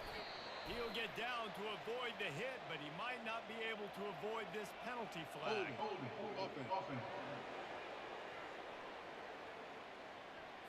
Amazing how many times an offensive holding penalty will stall a drive. We'll see if the offense can overcome it. Looking for a productive play on first down. Back to pass, it's Fancher. And the shot to the middle of the field falls to the turf. These two teams both coming on a run, playing their best football of the season and hoping to continue on and get into the top 25. Yeah, it's nice, man, when you get that roll going. You start to create some momentum, create some belief. You know, listen, you're not ranked, but you're earning that respect throughout the season. Palmer, I think now at this point, they're probably going to climb into the rankings, and who knows what they can do. I agree that both of these teams came in here with a lot of confidence, and they knew that they were going to have to play right down to the... Off he goes! Marlon Johnson, baby. And they'll do more than move the chains. They'll move that thing more than 40 yards down the field before he's finally stopped. And the Owls come to the line with a fresh set of downs. He wants to throw it again. Going for the big play. Horton. He got it. Oh, the into the end zone. Touchdown, Florida.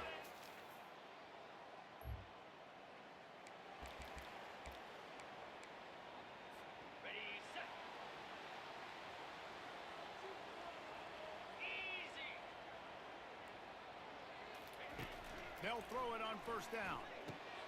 They're setting up the screen. Not able to break the big one on that screen to the running back, but he found enough and a solid pickup on first down. Love the execution there on the screen. The running back shows pass protect. Last second turns around, so he's able to get the ball. The D linemen have already run past him. Now he can turn upfield for a big gainer. They get him on the ground after he gets enough to move the sticks. Nice route, nice catch by this receiver. What's important for a quarterback throwing the end route to a guy in the slot? Well, I think he has to have great timing. I think the receiver needs to get his right depth so that they know exactly where each other is going to be and when the ball is going to be in the air. These two have outstanding timing with one another. Got stuffed on first down. It's 2nd and 10. On the ground, it's Mobley. Oh, my. They make the stop, but there is a flag on the field. We'll see what that's all about. Hold it. Offense. Damn it, Toby! We'll repeat the previous down, but this time the offense has 10 more yards it has to cover. Come on, man. Line getting set on 2nd down.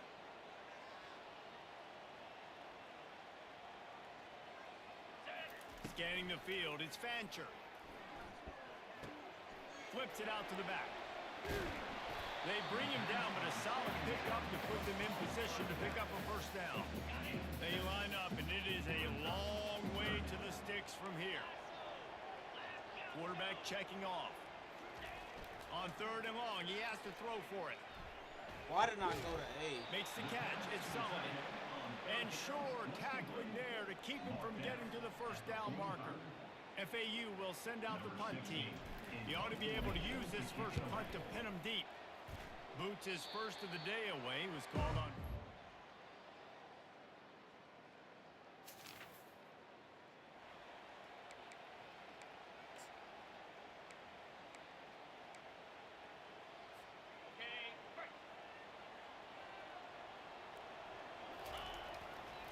Leaves it with the back. Stopped at the 25 after a 5-yard gain. I like it. Just frustrate the defense. Get that 5 to 6 yards. Make them honor the run. Make them know that you're willing to run the football and run it effectively. Halfway there on first down, it's 2nd and 5. Powers through the defender. Gets the nose of the ball to the 25, give him 1. I'll tell you, this is a running back who's very, very dangerous, and the defense did a good job getting him down there. But they got to do a great job gang tackling because this is a guy that can break tackles and turn those types of plays. Can anyone catch He's him? out of here. He's out of here. At the 30. He's out of here. He's at the 10. And he'll finish the run in the end zone. Touchdown. He's out of here, baby.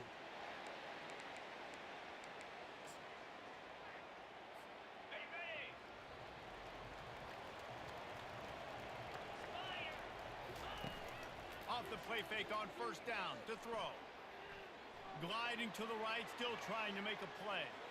On the run, and he'll slide to avoid the hit. A nifty pickup there. He does a good job of dropping back, going through his progressions. Nothing there. What do? Go get some yardage. Make it positive. Don't sit back in the pocket and force something into a bad situation or take a sack. Great job making something out of nothing. That, friends, is a busted play. Incomplete. And you see this formula work at all levels of football. You pressure the quarterback, his numbers start to drop. He's not as efficient. Nice job by the defense. What? And this is going to be incomplete on third down. Really nice job by the defense. The offense has the whole playbook open to him on 3rd and short. They try to slip in the screen. Did not fool the defense at all. Nice stop by the defense. He'll settle for some pretty good field position.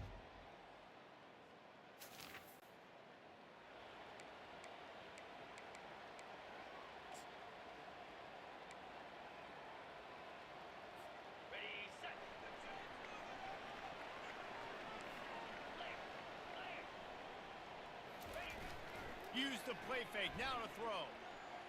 Skips away from pressure. He can't make the connection, it'll be incomplete. He can scramble, but couldn't create anything there.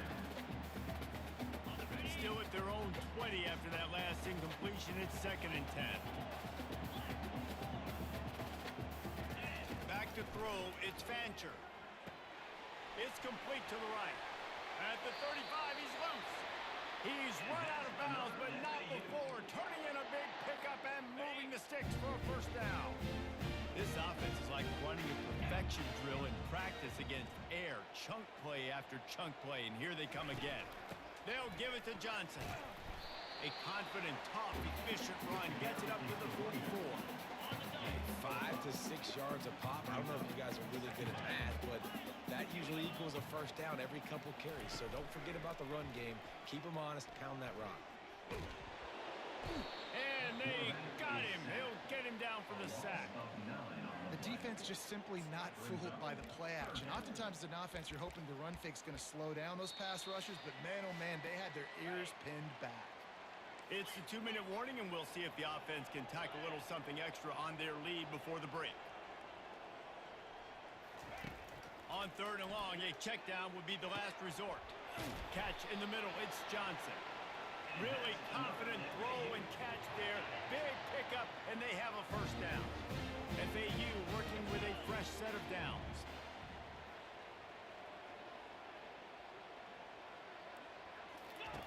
Trying to find his man on first down. It's complete. What? Finally run out of bounds, but he has his offense rolling with a first down. Well, he was putting up big numbers coming into this one. We knew the quarterback was going to go his way early and often. With that last catch, he's now got over 500 yards receiving on the year. That's why they love to feed this senior running back. He'll find those extra yards. It's first down from the 11. He's looking to throw it. Unleashes to the end zone. Touchdown! And they add 6 more to the board for that trip to the house. On a bitch ass nigga, you did what I'm saying? On a bitch ass nigga, let's go. To throw, it's Fancher. Setting up the screen. He is stopped behind the line of scrimmage. They'll lose yards on that one. They'll snap it from the 25 here on 2nd and long. He's looking to throw. And that's going to be incomplete. A lot of contact on the play, but no flags. It'll be 3rd down. If they can convert here, that type of play can really give you a shot of momentum. On 3rd and long, you'll have to turn it loose deep. Marlon Johnson, baby. Head top. And he's still on his feet, but finally out of bounds after a terrific run. Big play in the running game for this offense. And how about the big strike down the field? I love when offenses take shots down the field, try to make big plays. Now they're set up in the red. And this sophomore able to wreak some havoc and get the sack. The offense will have to use its first timeout of the half. And what an awesome response from the defense. You give up a huge play the play before, and what do you come back? You come back and you get pressure on the quarterback, and you get him on the ground before he can make another big play. Nice defensive play to get a hand in there and knock it away. As a quarterback, this is going to be a very tough game. You're going up against one of the top 20 units in the entire country. They know who your primary target is. A shot toward the end zone. And they can't hook up on the big play, and that brings up a 4th down. They've decided to try to go for the field goal here. He'll try to put up the 3 ball from 43 yards away. And the kicker delivers the 3 ball to finish off the drive.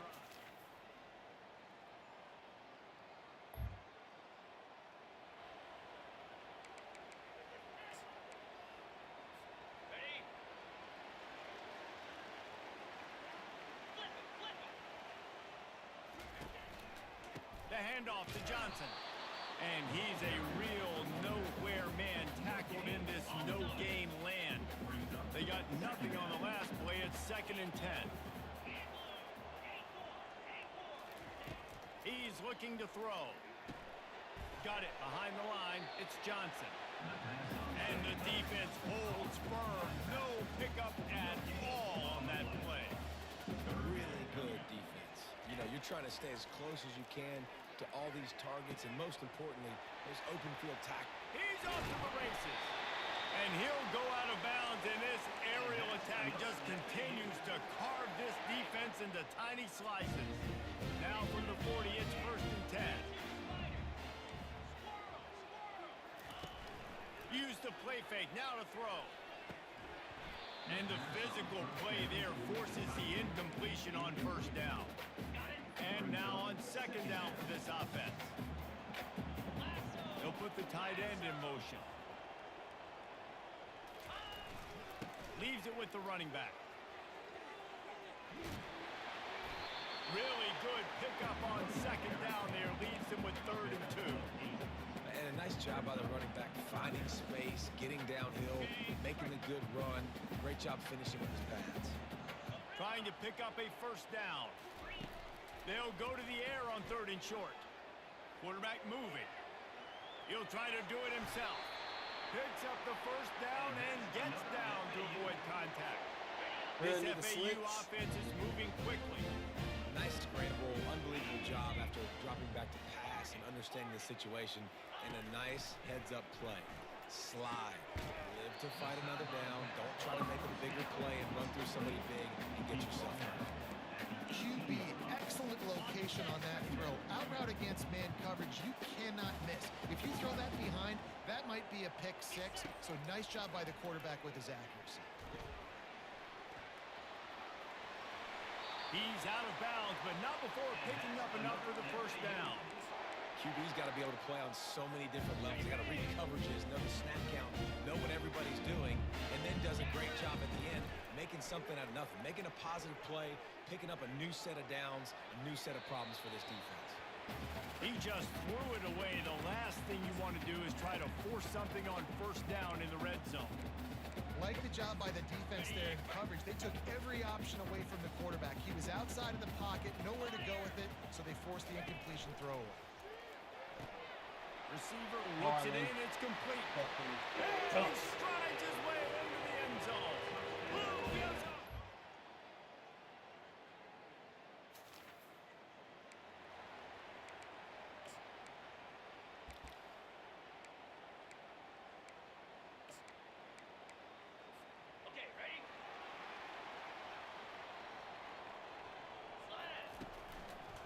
The give to the single back. Tackle is made at the 28 after a pickup of 3.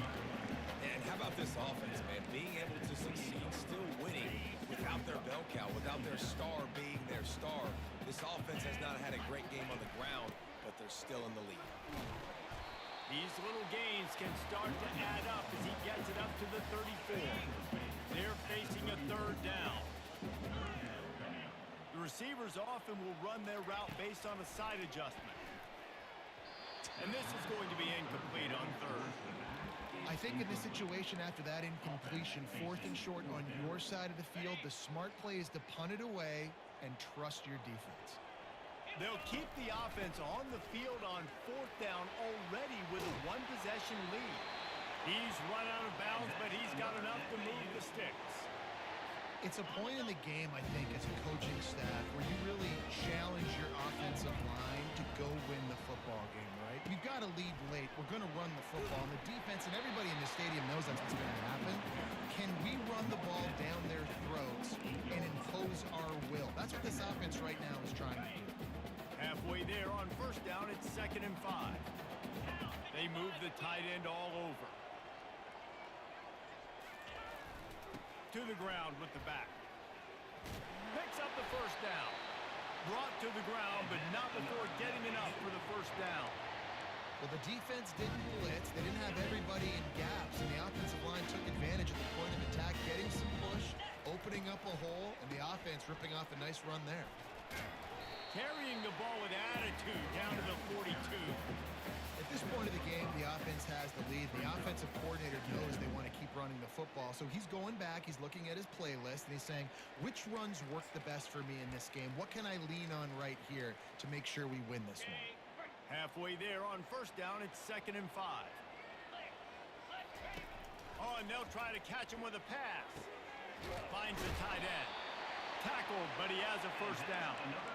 They pick up the 1st down on the drag route. I know that seems like a simple route, but it's actually a lot more complex than what it looks like, because that route changes based on whether it's man or zone. If it's man coverage, he's flying across the field. If it's zone, he's got to sit down over the ball in a soft spot, giving his quarterback a place to go with it. Nice job of those guys being on the same page there. Well, offensively, they knew they were going to have some matchups they could take advantage of in this one, and all of a sudden, this quarterback has now over 300 yards passing in the game. Defensively, David, he has got them on their heels. And he's been showing you a little bit of everything. He can throw it all over the field. Touchdown, Florida Atlantic. And they take it in for 6 points. Get what I'm saying? We here. We here, baby. We here. We motherfucking here, nigga.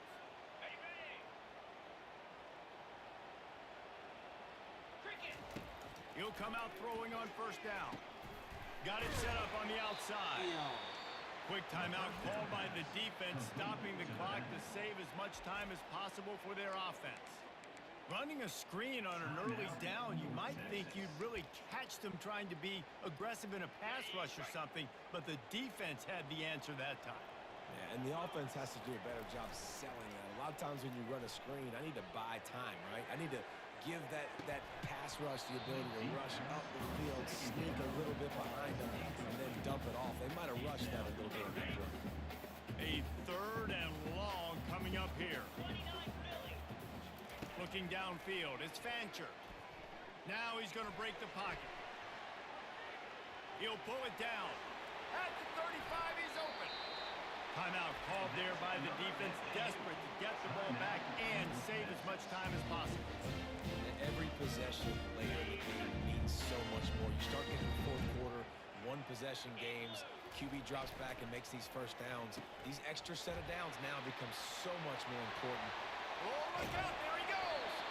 And he will finally go out of bounds after another big gain, and they are absolutely gashing them with this running game. The Owls have it with a 1st and 10. Smart move to keep it on the ground. He's dropped behind the line of scrimmage. That'll be a loss of 3. Defense uses a timeout quickly, trying to get that ball back and preserve time for their offense. At this point, the defense just has to bring the house to try to stop the run and get the ball back, even on 2nd and 13. And he's able to bounce off one tackle, but still not a whole lot of running room. And that's exactly what I want from my offense. Like, listen, they're out of timeouts. I want this clock to tick. Now, we have seen some college coaches across college football continue to run the football and also give up the football and give a gift to the other team. This one's over if I just take a knee. Game of 5. Coming up, 4th down.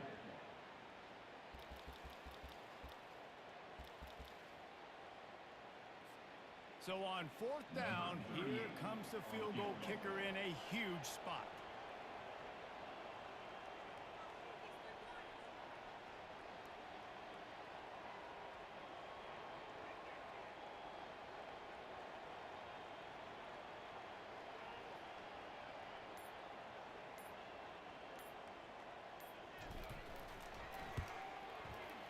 He splits the uprights and puts 3 on the board.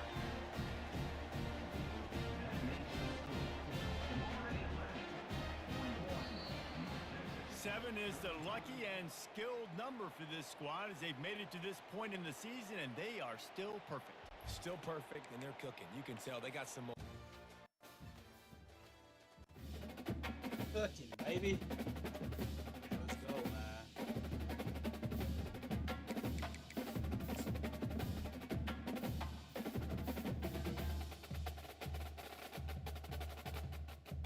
See, pedigree. We got the commit, baby. We got the commit. That's what I'm talking about. Chris McCoy, player of the week. 3 sites. That's what I'm talking about. Senior, baby. Recruiting. We got UTSA.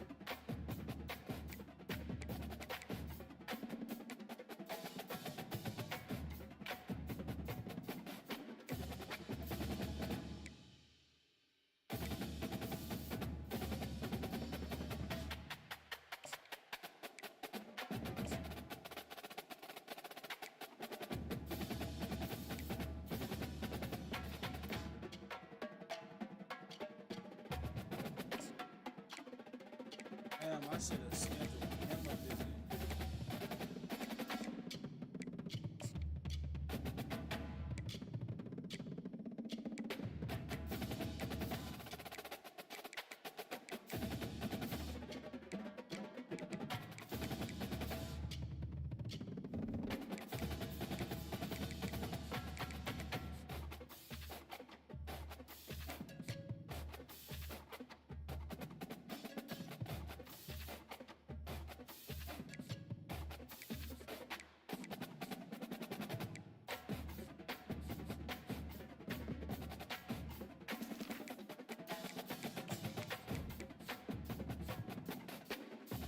Give the hoop the Owls do, baby.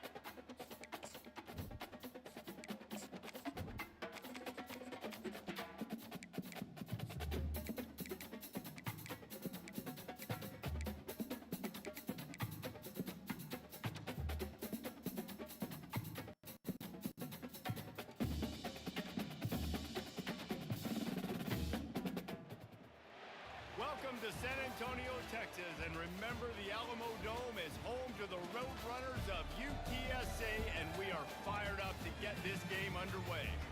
There's just something about the nightcap after a day of walk.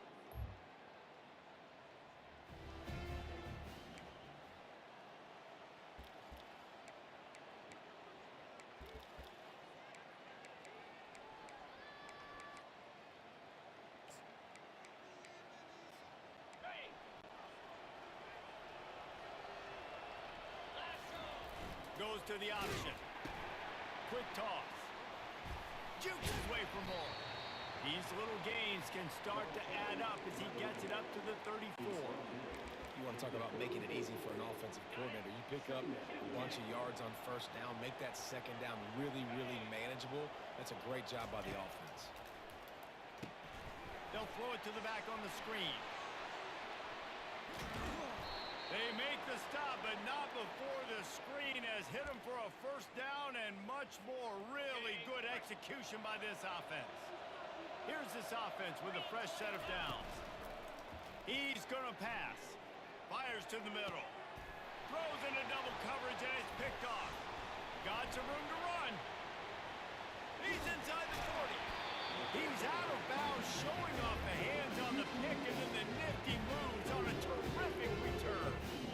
Well, statistically, this defense is not one of the better units against the pass. They're trying to change that here today. What a great job tracking.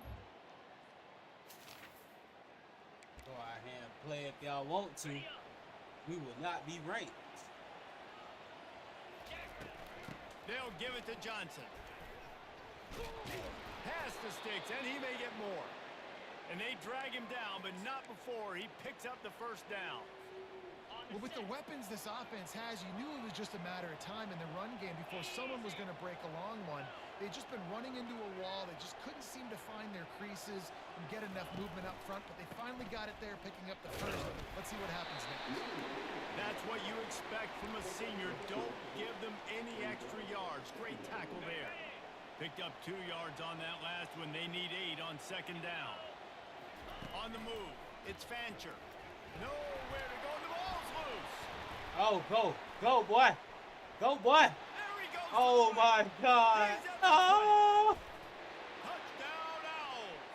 And once he found daylight, it was the bitch ass nigga, bro. Let's go. Play. It's so nice to have guys that can create these explosive plays like that.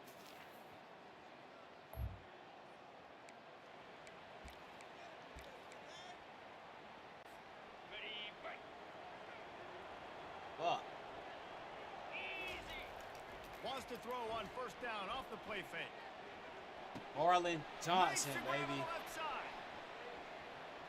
And he'll haul it in and take it to the end zone. Touchdown. Marlon Johnson. 1-on-1, bro. On your head top. Boss. Freak that boy. That is that freak. The give to the lone running back. And they'll wrestle him to the ground after a short gain. I like feeding my guy. I like getting my running back touches, feeding him the ball so he can break some of those big runs, but I'm also okay with these little ones. Set the tone, stay balanced. Didn't get much on first down. It's 2nd and 9. He's looking to throw, using the quick game. And he's able to bounce off one tackle for a solid pickup. That's great timing by the quarterback and receiver on that out route. If you're going to be running that against man coverage like they were there, that ball has to be thrown early and it's got to be thrown out in front of the receiver, and they execute it perfectly. A quick tackle made, but he's got plenty for the first down. Shotgun fundamentals are so key. He was like a shortstop, caught the shotgun snap and right away rifled it out of his hands like he was turning too. That was beautiful. And the Owls getting set on 1st and 10. Looking left. And that one's incomplete. Worth taking a shot there, but couldn't hook up. And here comes the offense on 2nd down. I think for the quarterback, he's going to have to be so good with his eyes in this game. You're going up against one of the best defenses in the country. You've got to look guys off, especially when you're trying to throw to your primary target like he was on that last one. This FAU offense is moving quickly. Receivers telling the quarterback what they see. To the air, it's Fancher. And the defense makes a play, and they get the quarterback down at the 26. A first down sack can wreck a drive. Let's see what they got on 2nd and 14. Now the play fake. Lets it fly deep downfield. And this is dropped. Incomplete pass. He had a huge gain in his fingers, and he couldn't hold on. They're close enough for a makeable field goal from the 26, but they'd love to convert this 3rd and long. Right down the middle. He's got an open man. Can White cross the plane to get the 6, but they'll have the first down. This offense in scoring position with a fresh set of downs. They want to throw it. And it's caught. It's Marlon Johnson, baby.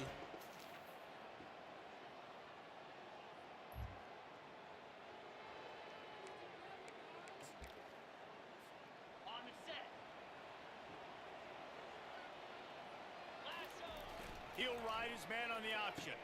He'll toss it. And that defense is there to guide him out of bounds after a short gain. This running back just doesn't go down easy. It's just difficult for defenses to get him on the ground.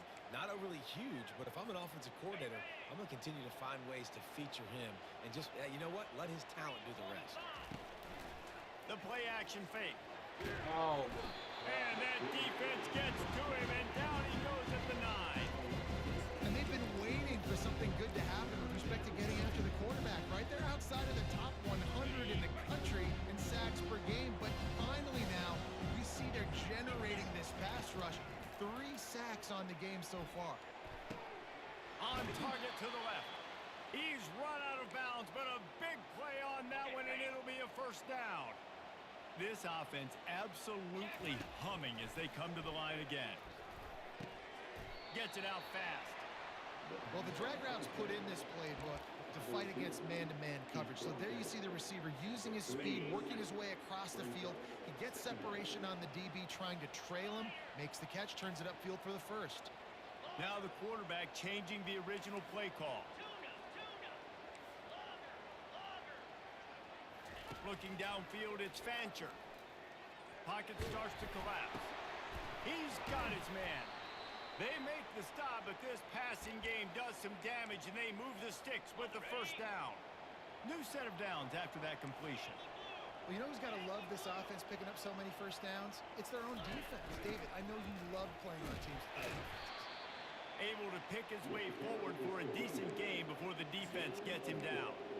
Nice run there on first down. You know, this is a running back that gets better as the game goes on. So they're going to want to make sure they keep feeding him the football, let him get lathered up. They'll leave it with him. Nifty little dance step. Just outstanding vision from the young freshman on that run.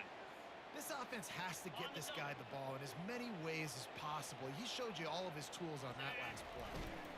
Might as well give it to him again. Had to work to pick up 3 down to the 33-yard line. Now that's what you're trying to do as a defense. Limit those damages when they run the football. Get them on the ground, short gains to set your defense for positive situations down the road. And there were no creases or crevices to run through, and they shove him out of bounds. Nice job there by the running back. They toss it to him, and he's able to kind of weave his way for a very good game for this offense. It's third down now. They ought to be able to get off one more play before the 2-minute warning. He's knocked down in the backfield. He'll lose a couple. As we reach the 2-minute warning, they'll need to try to get a stop to keep this thing from getting out of hand. So now on comes the field goal unit. And this one's...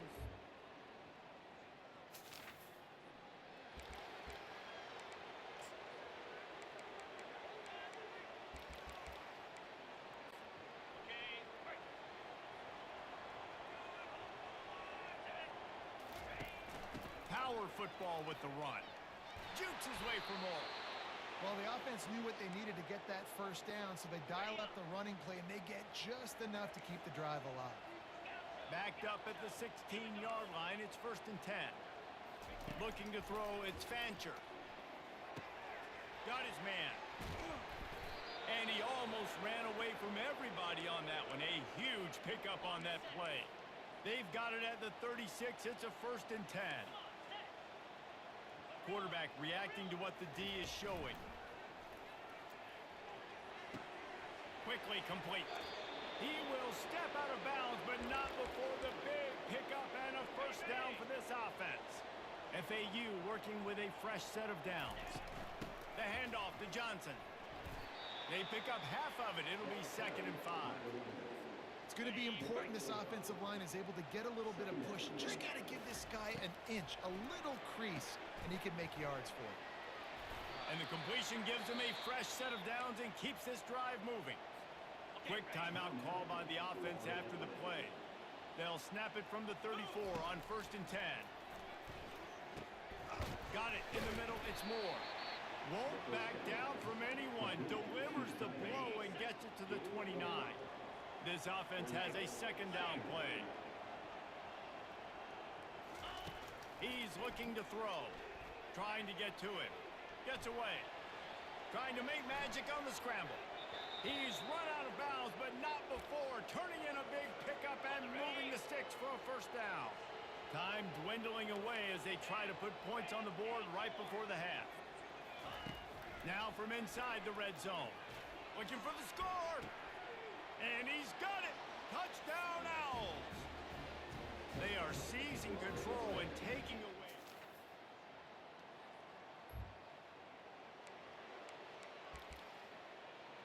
Ready?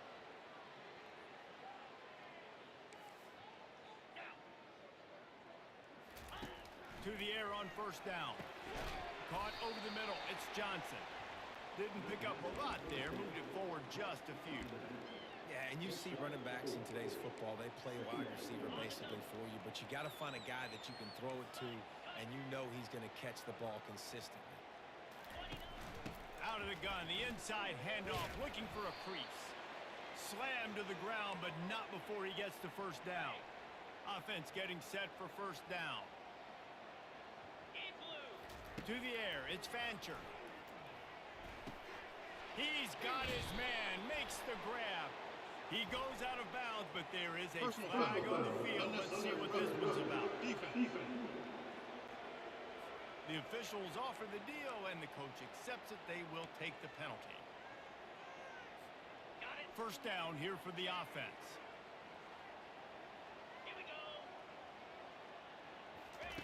Looking to move it through the air. They'll run the screen. Nice move to keep moving. They finally get him stopped, but what a good job by that front wall to set up the screen and create some lanes for their running back.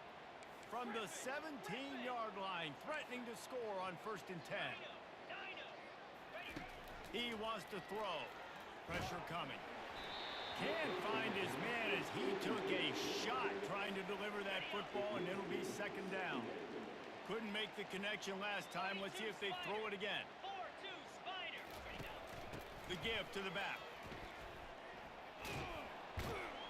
They'll wrestle him down just short of the first down. I don't even think they're going to bring out the chains to measure this one. Really need to pick up this conversion and avoid having to settle for the field goal. On 3rd and short, they'll try to pick it up on the ground here. The tackle is made, but he's got it 1st and goal from the 6. Defense is backed up. Shadow of the goalpost trying to defend their own end zone. Here's the snap, looking to throw. He was open, he had it, and he dropped it. Would have been a touchdown. Instead, it's 2nd down. Can the D deny them on 2nd and goal? Early movement on the offense, and they'll push it back 5 yards. False start. Offense. So the decision has been made, and the coach will take the penalty. Can the defense stop them again on 2nd and goal? Looking to pass. It's Fancher. Oh, my God. Quarterback feeling the pressure, and down he goes at the 22. And I want to be aggressive in these situations. When I got 2nd and goal, I want to go out and try to get that touchdown. But I do like how he didn't force the ball coverage. Johnson. Touchdown, Owls! And a beatdown has ensued. What? And this quarterback really does a great job of seeing the defense.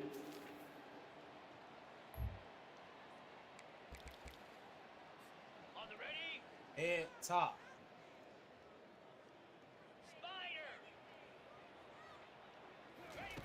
Looking to go up top on 1st down. Grabbed over the middle. It's Johnson. He's brought down quickly. Minimal gain there. Still a bit short of the 1st down. This defense is going to have to be careful. Not only do they have to worry about this guy running the football, but they've got to keep their eye on him when he runs routes too. He is a versatile back. He wants to pass it on 2nd down. He unleashes a long one and is knocked away. An incomplete. The defensive back staying in phase and batting it away. Couldn't find his man last time. Now they'll have to convert 3rd and 4. From the gun, wants to pass. That's I was finna say, bro. He all over my way. I think it's going to be pass interference and a 1st down. And the defender just way too handsy on that last play. You could see all the contact as the ball was in the air. He simply can't do it, and the referee's caught. A costly penalty for this defense gives them a 1st and 10. And that pass is intercepted. No.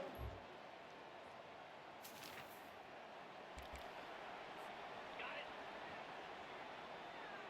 Flat 24. Flat 24. Comes out throwing on 1st down. Got it in the middle. It's Johnson. Coaches talk about running with violence, running with bad intentions. That's what that looks like as he gets it up to the 32.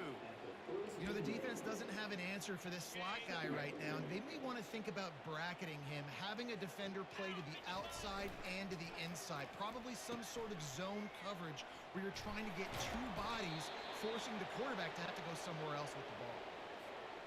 As they get set to snap it, just about to reach the end of the quarter. They go to the ground. A strong tackle and wrap up from the junior.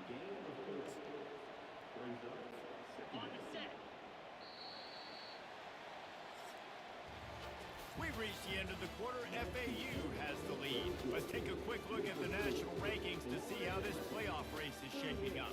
Liberty is ranked.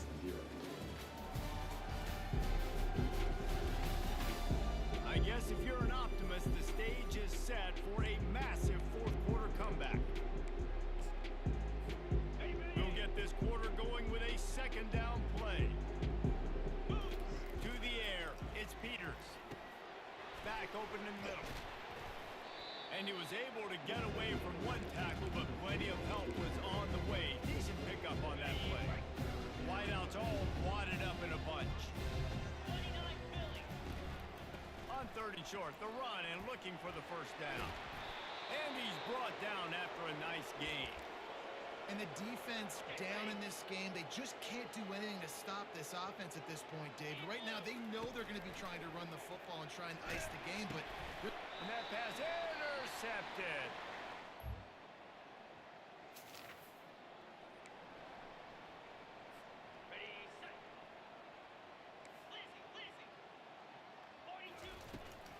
He leaves it with his back.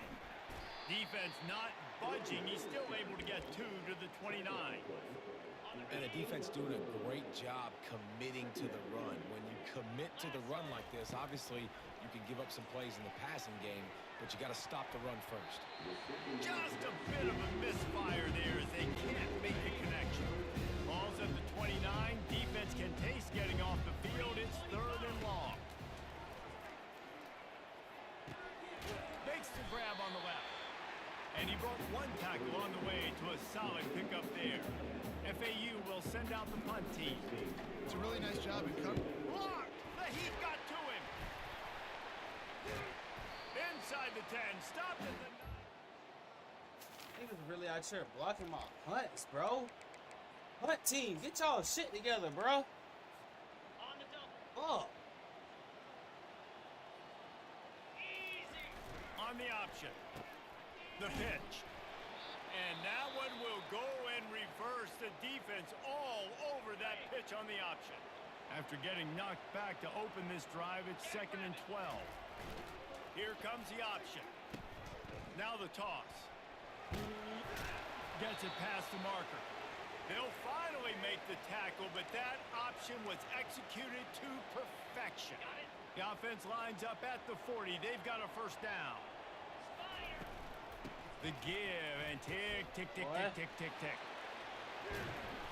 Brought down at the 25-yard line. Give him 15 yards on the pickup, and this offense is threatening. Well, no surprise. I mean, with the way they're running the ball early in this game, they're just going to keep doing it, and they're just not hammering out 2, 3, 4-yard gains. They're gashing this defense. You saw it right there. They'll throw it on first down. Safe completion on the screen. The defense wouldn't let him loose, and even though it's a completion, they lost yardage. They'll line up for a second down play. Well, they're trying to set up the screen pass to the running back, just nowhere to go after he caught the football. The defense completely swarmed around him, and that's a loss. He almost picked up the first down on that one, but he'll be just a little bit short. FAU looking for the score from the red zone. He's going to look for a man on third and short. Looking to scramble. Oh, the ball squirts out. The defense all over that loose ball, and now they're bringing it back.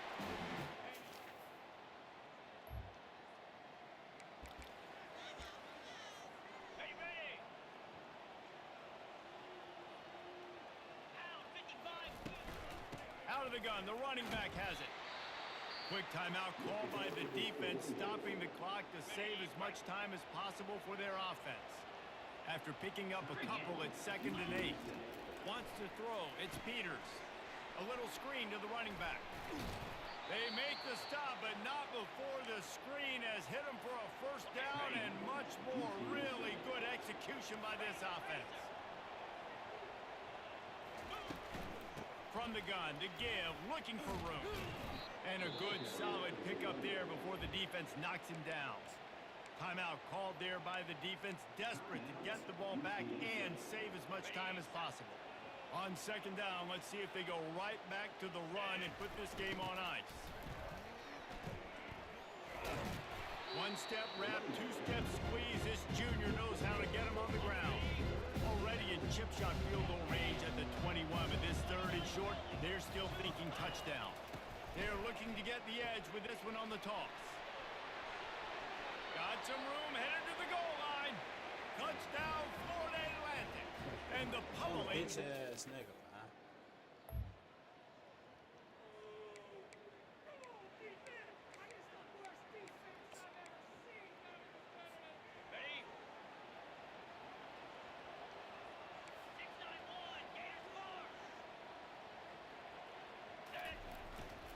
Here's the handoff. They bring him down, and he's going to lose a yard on that one. Really nice job stopping the run, but the problem is you have 0 timeouts left. You cannot stop the clock right now if you're the defense, so this has got to be excruciating for them. They know the offense is just going to take their time before they snap the ball. They stop him almost immediately. Short gain there. Still a little ground covered. Pick up the first.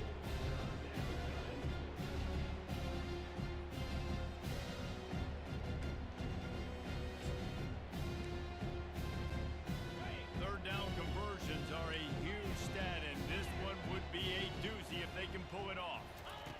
From the gun, wants to pass. Ball's incomplete, and that'll do it from here. Plenty of fireworks in this one. A lot of points. They always talk about having the chalk last, and it seemed like whoever was on offense had the last laugh. It's amazing how much offense has just boomed in college football. Breaking news.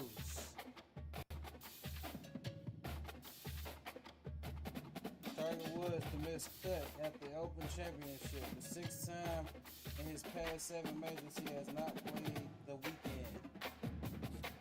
It's kind of crazy.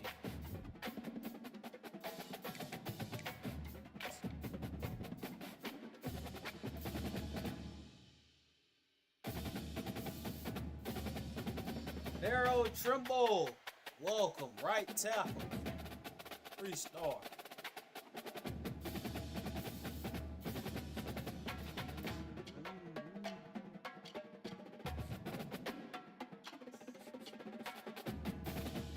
Marlon Johnson, baby, player of the week.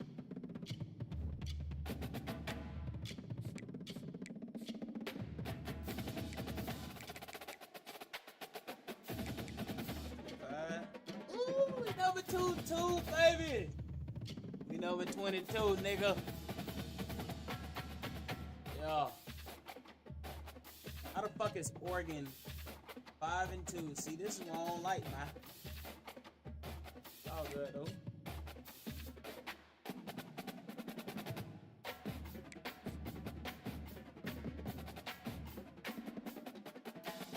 What is not rain? Means they were not even good. Let me go see. They beat number 13 Miami. They lost to us. They lost to UCF. They have 2 losses. Oh, they're number 19. Come on.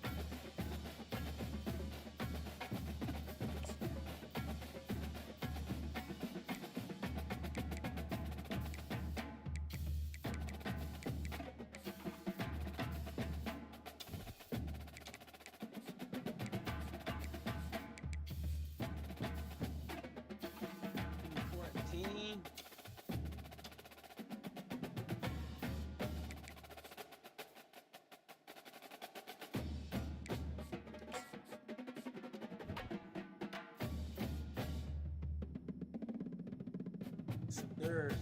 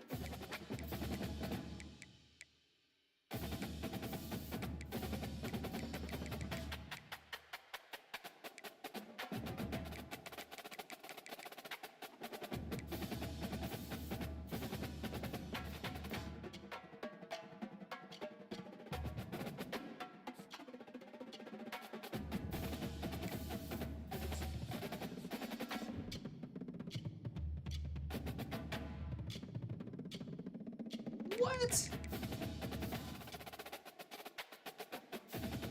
They got me playing versus Alabama? Oh, God.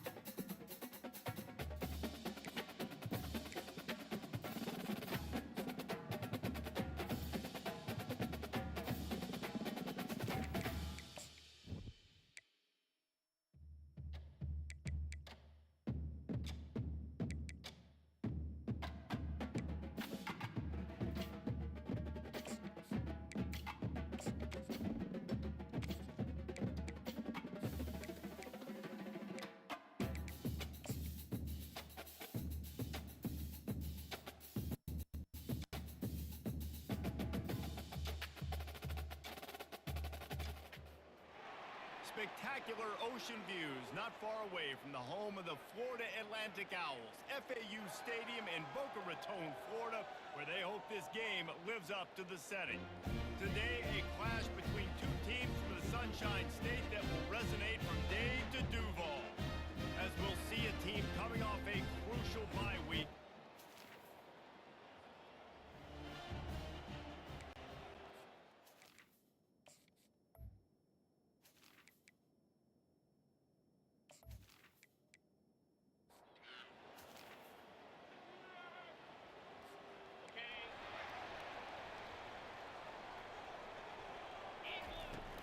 Coming out on first down with the play fake. Getting some heat.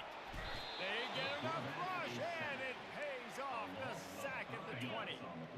They'll try to keep that sack from wrecking this drive here on 2nd and 15. Crosses the 30. He's got a lane. He's got enough for the first down. They'll spot it at the 37. I love when players understand situations and they understand where the first down marker is and they understand where I got to get to. A lot of people you'll see run north-south and try to bounce out wide and make big plays. Sometimes it's not about making big plays. Sometimes it's about getting that first down to make sure I get an extra set of downs instead of trying to make those big touchdown runs. First down, physicality wins football games. Being able to run the football, create balance, and right here just choose up another first down, gives you another chance to maybe continue to run the football. And I feel like this guy, too, is just an explosive play waiting to happen. His vision, his quickness, and he's got it first. If you give this guy just a crease, he's going to hit it. And right now, he's doing some damage on this defense. And they make the tackle, but he has plenty for the first down. And I don't care if I get it by 2, by 20, by 30, by 40. I just want to get the first down, understanding the situation, understanding where the sticks are. It doesn't have to be sexy, but I got to make sure I get to that stick, get to the first down mark. Hit hard just as he released it on first down and just couldn't get it to the receiver. We're already in the first quarter, but already you get the feeling this could be a long day for this QB. He's already been sacked. He gets hit right there on the incomplete throw. They've got to find a way to do a better job up front of protecting this guy, or it's going to be difficult to put up points. Some belief in that running game as they pick up 5 to the 35-yard line. Here comes the 7th play of this opening drive. They've moved it well, but now facing third down. Feeling some heat. He's going to take off. Nifty little scamper on this one. Enough for the first down, and he slides in safely. The Owls come to the line with a new set of downs. Out of the gun to give to the back. He's stopped after a 1-yard pickup at the 25. And those physical runs take a toll. It might not be a big gain now, but down the road, 3rd, 4th quarter, late in the ball games, they tend to turn into bigger runs. Caught near the sticks. It's Moore. He was working his way toward that goal line. They'll stop him at the 2 after the big play up top. Florida Atlantic comes to the line on 1st and goal.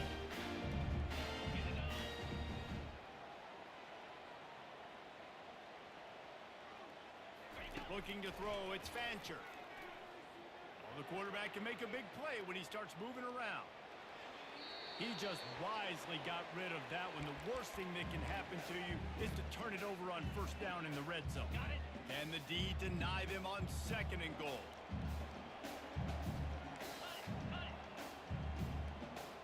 Let's go. He's looking to throw. Fires to the end zone. And it's caught. Touchdown, FAU.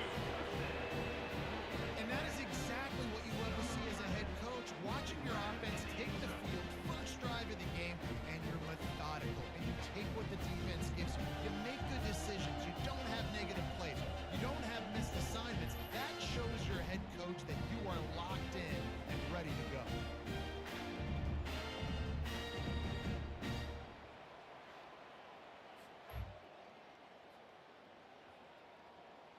Getting set for the point after.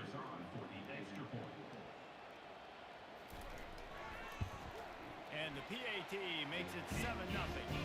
They put it in the end zone with a 12-play scoring drive.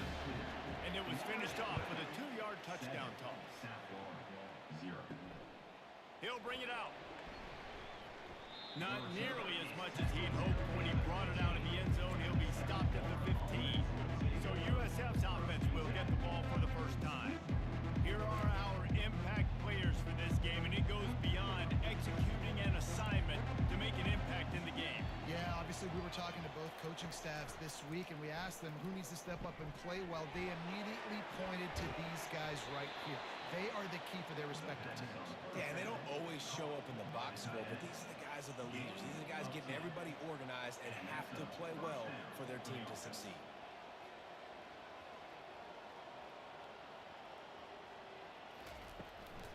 The give from the gun. Forges ahead, picks up about 3 to the 29. And the Bulls want to crank the tempo.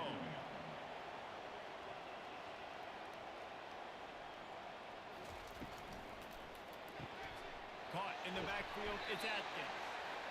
And the defense had that one well covered, just a short game there. How bold will they be on third down after that last run?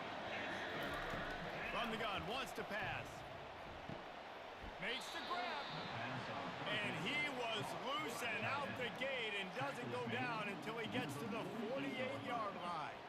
Hard work pays off, guys. These offenses work so hard week in, week out, working on those critical down and distances, third downs, and having that conversion this early in the game, that's got to feel good for this offense. They ripped off a big one, and they get it down to the 27.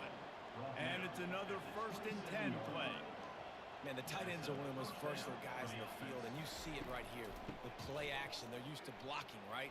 Now they slip right by the linebackers, slip to the second level, come open, the quarterback finds them in great rhythm. From the 17-yard line, it's 1st and 10.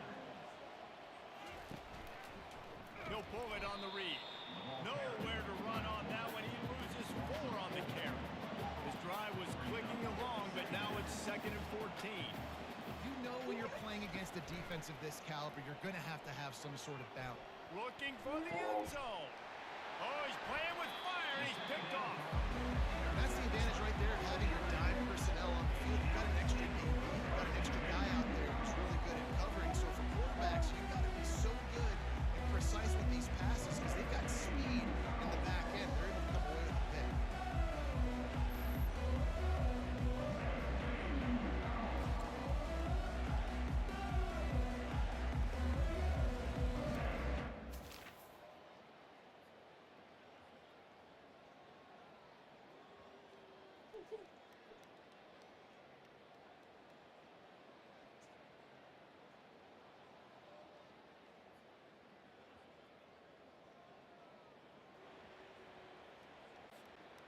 FAU has it back as the Owls offense will go back to work.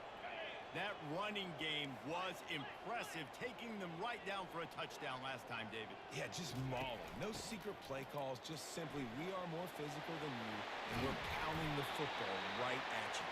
So if you're on offense this next drive, take a look at their safeties and see if they're creeping up into the box. Because of your success running the football, this might be time to take a shot down the field and play action.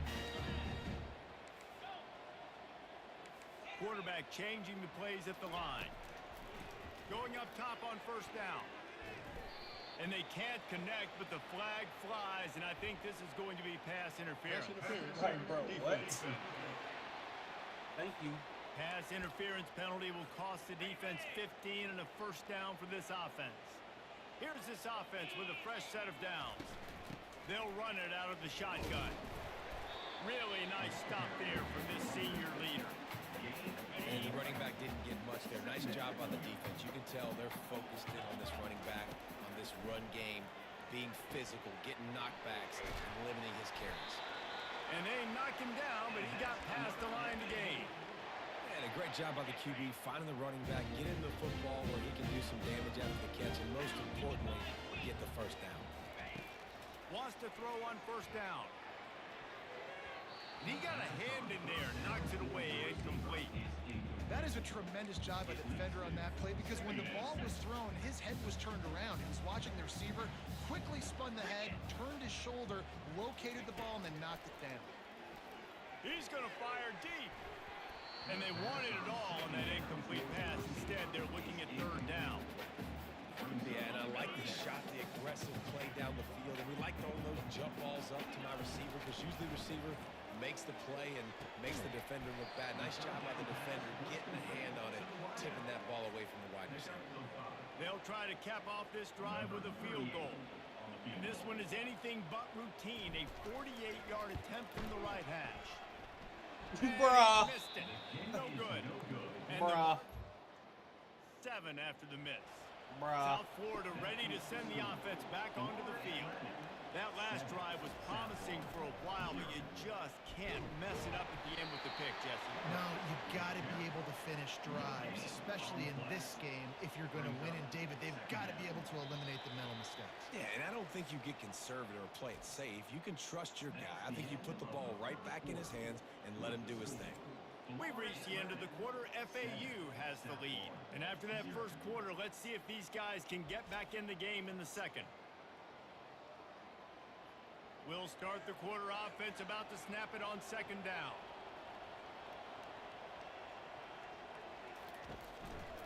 On the run, it's Keith.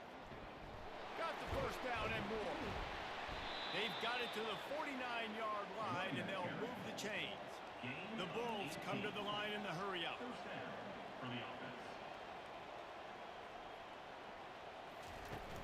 Off the play fake on first down to throw. Oh, he's ready to take a shot. How about that play to get a hand in there and force the incompletion? That incompletion leads to second down and 10. Man, this quarterback is living dangerously right now. Obviously, he threw a pick on the last drive. He's trying to complete that throw, but the defender gets a hand on it, tips it up in the air. That's oh-no. That is an oh-no situation. They're lucky that one hit the ground. Brown will throw it. Fires to the wideout. He's got it. Good execution. They move the sticks, and they've got it at the 33. And the Bulls are rolling down the field. When you're a playmaker like this guy is, your coaches are going to dial up plays intended for you, especially on third down. That's what you saw in that last play. There was no question where the quarterback was going with that football. All week long, they decided on the biggest downs of this game, we're going to target our best player. We're going to make sure that he gets looks. It doesn't matter what the coverage is. And you saw it right there on that. And that's a first down for the offense. They'll ride the hot hand. Drives into the defense, and they get him down after a pickup of 3 to the 16. After the...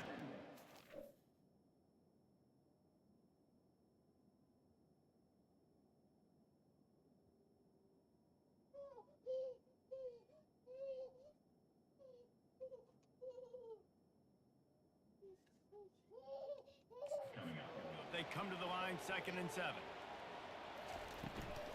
From the gun, the running back has it. Give him 6 on the play. They'll mark it at the 9. Boy, they'd love to move the sticks here and take a shot at it on 1st and goal. On the option.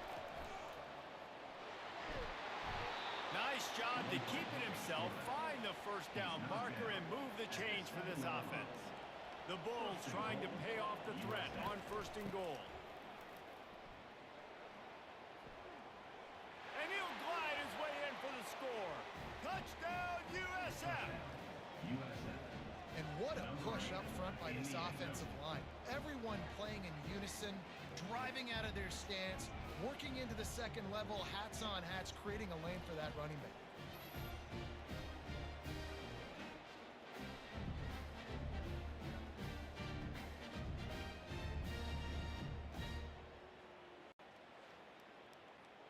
Now they'll line up for what they hope is automatic.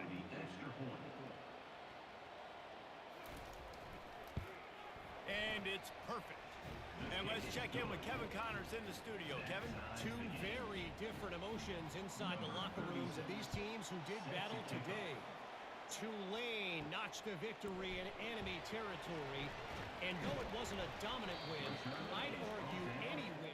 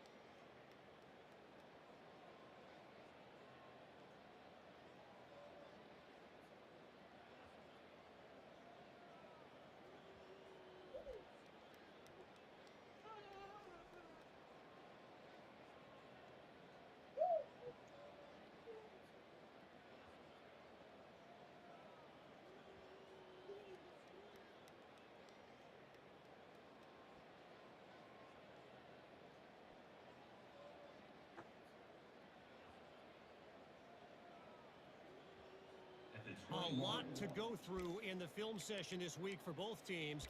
But, boy, it sure is going to be easier for the side that came away with the win. Kevin, thanks a lot for that one. Sounds as if they had a good one there. Quarterback on the keeper. Got to be smart, patient, great vision. Uses all of that to get to the 29. 8-yard pickup on first down leaves them with second and short.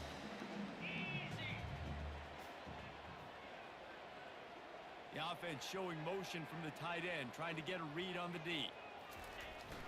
Hands it off. And he could not get loose on the run. Man, oh man, the ball carrier was just shut down. And I tell you what, they need some push up front too, right? They got to move those defensive linemen out of the way, at least create a hole so the running back has a chance. Not there, he didn't have it.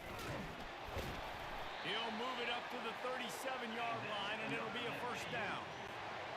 And the Owls come to the line with a fresh set of downs. After run, now throw. That's caught. It's Mobley. Rams him with the stiff arm.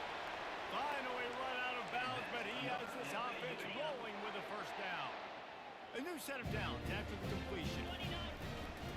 They'll try the run. And I think they'll give him 2 on that one. 2nd and 8 coming up. Yeah, and the running back didn't get much here, but, you know, you clearly want to always establish the tempo, run the football, be consistent, make that defense physically meet the challenge. Got enough for the first. And he almost ran away from everybody on that one. A huge pickup on that play.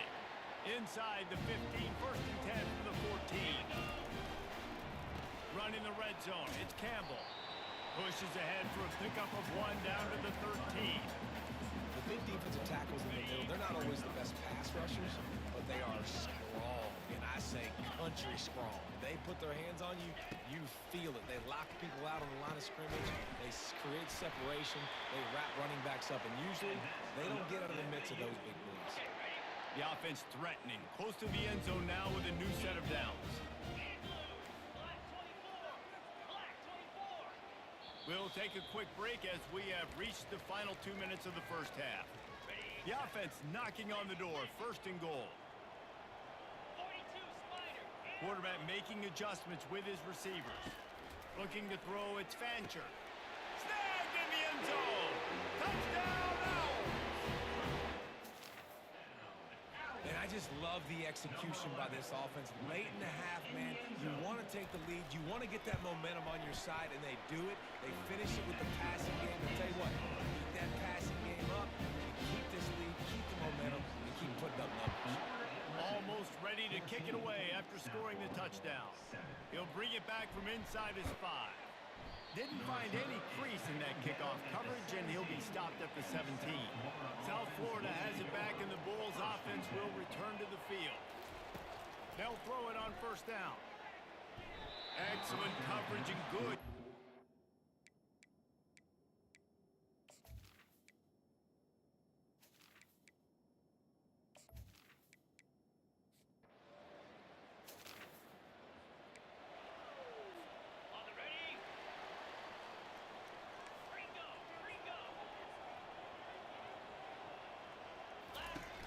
They'll give it to Johnson. You'll take this every time. 5 yards on the first down play.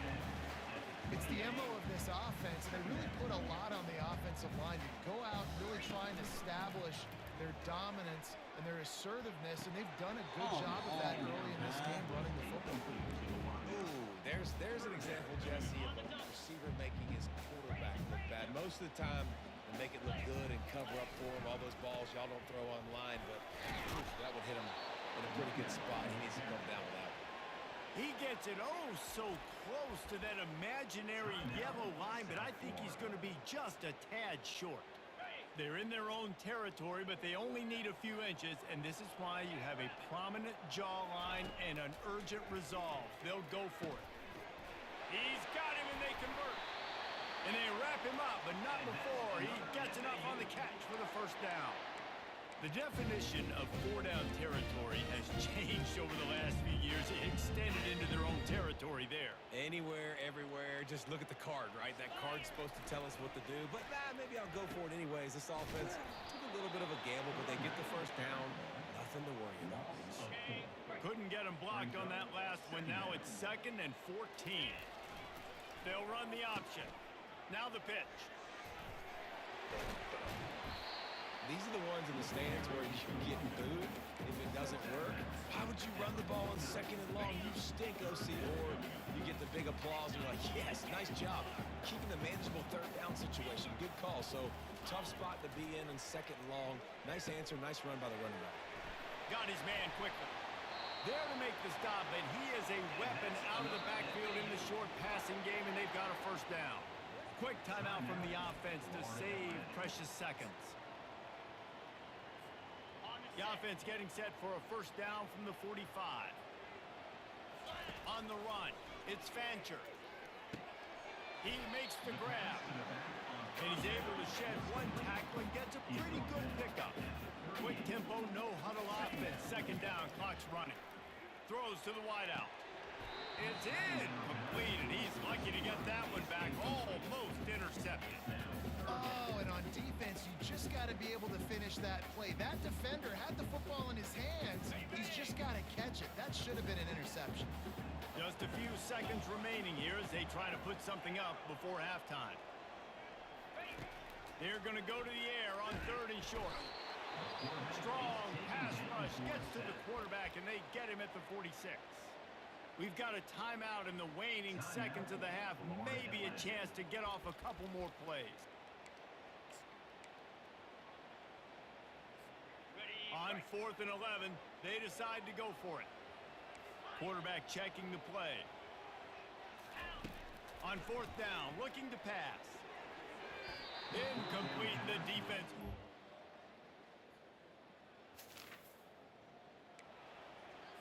Okay, ready?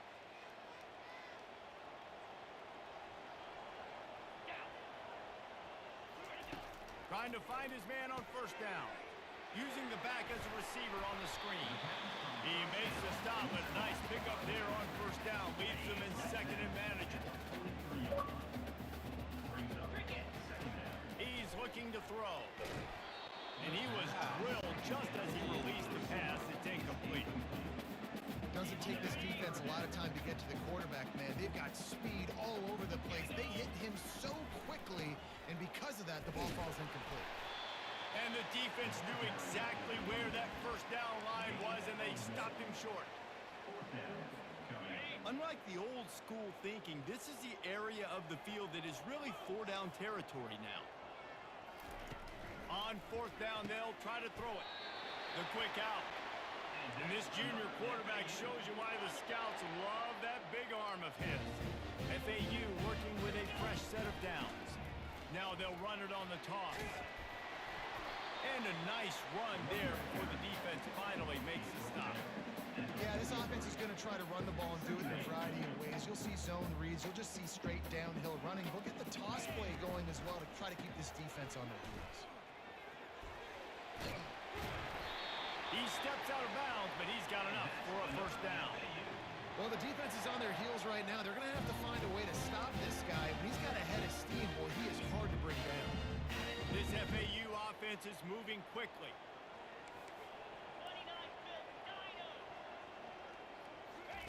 He's looking to throw it.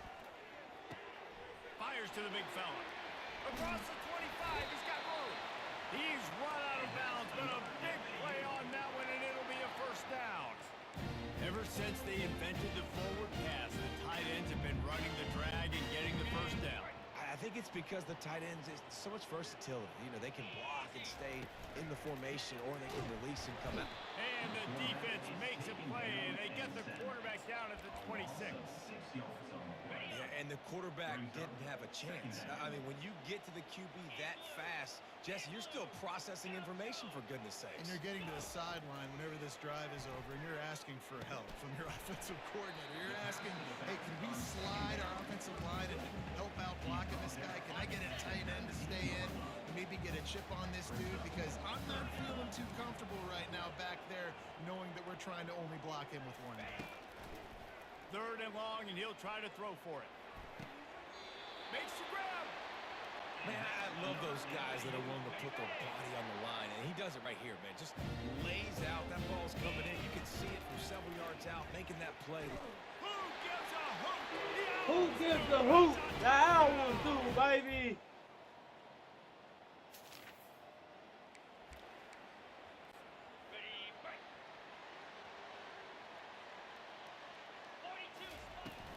Hand off from the shotgun. Crosses the 30 to the 31, a 6-yard gain. Coaches always harp about staying ahead of the chains, and when you can run with that type of efficiency on first down, man, you are doing just that. 6-yard pickup on first down leaves them with 2nd and 4. Back to throw, it's Fancher. Quarterback on the move, still looking. And not much going on downfield. He'll just get rid of it and live to play another down. Couldn't find his man last time. Now they'll have to convert 3rd and 4. From the gun, wants to pass. Catch in the middle, it's Johnson. And they'll get it to the 39-yard line, and they'll move the chains. Offense trying to keep them off balance on 1st and 10. He's going to pass. Hit hard as he released the ball on that first down pass, and then he never had a chance.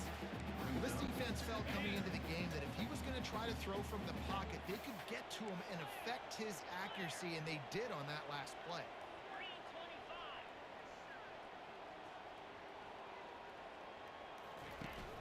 The give to the back. A confident, tough, efficient run gets it up to the 44.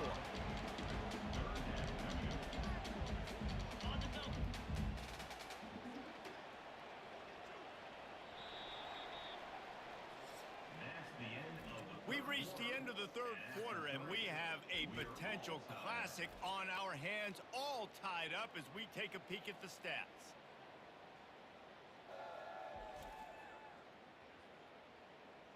These two teams about to find out what they're made of as we open the 4th, all tied up. Now on 3rd down for this offense. From the gun, wants to pass. It's caught downfield. And that's where they'll mark him, but a chunk play and they pick up a 1st down. And now a fresh set of downs for this offense. He'll come out throwing on 1st down. Going to try to pop one on the screen. They make the stop, but a good pickup there on 1st down. Sometimes it's not about a fancy play design. It's about just getting him the ball and letting him play. Especially nowadays with running backs being so good out of the backfield. You know they're going to catch it, and there's so many ways to use them. But exactly, get it to them, let them break tackles, let them make plays. Easy decision. From the 17-yard line, threatening to score on 1st and 10. He'll pitch it. Got enough space. Touchdown, Florida Atlantic. And with that, they move out front here in the 4th. On the set. Unlock. The option look. Now the pitch. And he'll step out of bounds after a very productive play. Yeah, that would be the definition of 1st down success. Putting yourself in a good position. It's 2nd and inches. I can do whatever I want next. I can take a shot down the field. I can run the football, get a new set of downs. Like, nice 1st down execution. And he'll have enough for the 1st down at the 42. Here's this offense with a fresh set of downs. On the ground, it's Mobley. We'll give him a couple on that one. 2nd and 8 coming up. That's a really good job by the defense, wrapping them up, getting them on the ground. Take away that run game. Make them one-dimensional, put them in passing situations. Really good job by the defense. Finally pulled down, but not before. Moving the chains for a 1st down. Well, I know this is an offensive line that has a ton of pride. They want to come out each and every game and really impose their will on the D-line. They got just enough push there on that run play to pick up the 1st. Caught in the backfield. It's Mobley. And a good job in coverage there as they stop it after just a few. Still some work to do after that last completion at 2nd down. Trying play action. Starting to feel a little pressure. Got a man. It's Johnson. And they'll shove him out of bounds after the short gain. This guy is doing work on the outside and the sweet toe tap to stay in bounds there. How about the sweet feet? I mean, it's so hard to know where you're at on the sidelines and have good body control, and you could tell he did. Gets the feet down, secures the catch. That is a nice catch. Nice footwork, young fella. Offense breaks the huddle. It's third down. They'll keep it on the ground, trying to milk the clock. Got enough for the first down. Oh, look out! Touchdown, Owls! And once he found some daylight, it was time to make a house call. They give him...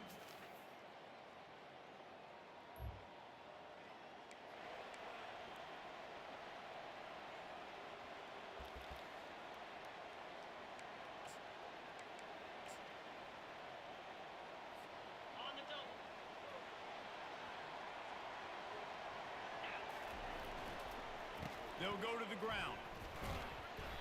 They can rely on this guy to pick up solid yardage when they need it, and he's out to the 43. Halfway there on first down, it's 2nd and 5. Now on the option. He'll pitch it. He steps out of bounds, but he's got a first down on the play.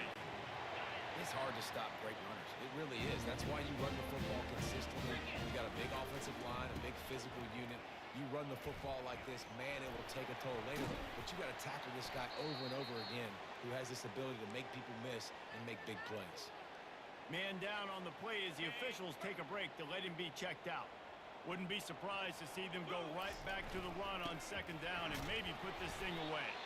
That's what you expect from a senior. Don't give them any extra yards. Great tackle there. Coming to the line of scrimmage on 3rd down. On the option.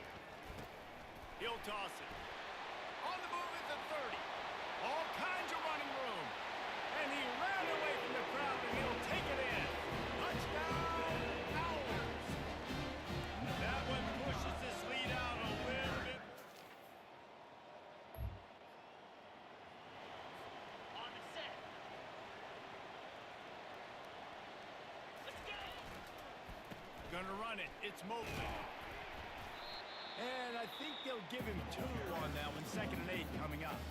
Defense uses a timeout quickly, trying to get that ball back and preserve time for their offense. They'll be perfectly content to go right back to the ground here on 2nd and 8. Got some room headed to the goal line. Huge game before he goes out of bounds, and now they've got it 1st and goal. New center downs right on the doorstep for this offense. And he's going to lose yardage. He was looking everywhere for just a little grass and a little air, and none to be found. Defense rolls up deep in its own end on that last play. Now a 2nd and long coming. Coming after it. That pass is incomplete, and they might be fortunate it wasn't knocked free for a fumble. It'll be 3rd down. He didn't have a whole lot of time to get rid of that one. The defense was all over him right after the snap. No wonder that thing fell incomplete. He'll do it himself. He'll toss it. And he's loose, and he'll take it to the house. Touchdown, Owls.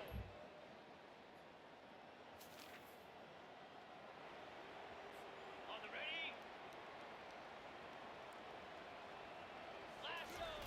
They'll run the option. Oh, there's a loose football on the bad pitch.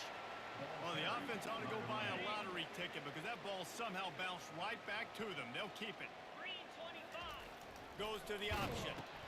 Now the toss. And that is how we will wrap this one up.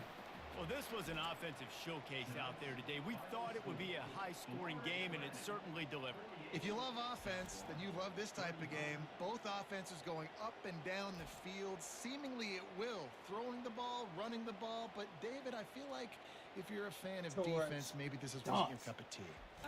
Defense optional. You didn't really get too much of that stuff, but, listen, you got to get a few stops late in the game. You got to get one, kind of one stop with this many points that was being scored. You got the stop late. That's why you got the dub. So that's going to do it for us. For Jesse Palmer, David Pollack, I'm Reese Davis saying so long. This has been another presentation of EA Sports College Football.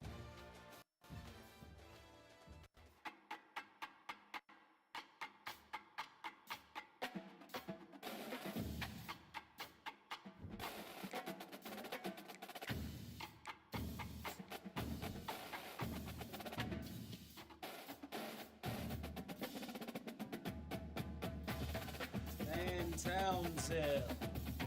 Right guard. Welcome to the family.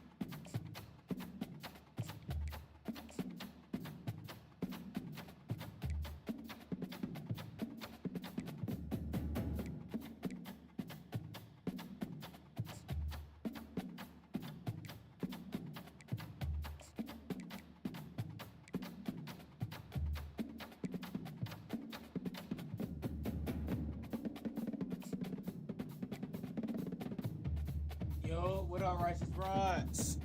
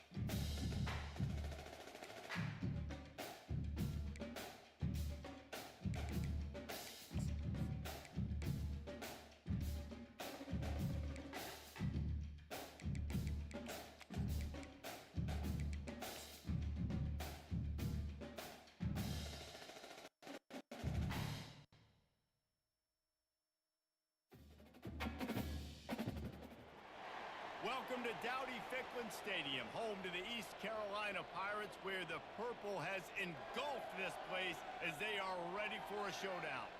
We're really looking forward to this matchup. You've got a team that's made its way into the top 25, now trying to pass an all-important road test. As we'll see, the number 11 team in the country, the Florida Atlantic Owls, squaring off with another team from the AAC, the East Carolina Pirates. For EA Sports College Football, I'm Reese Davis, joined here in the booth by David Pollack and Jesse Palmer. Guys, let's get this thing started. The Pirates will kick it away to start.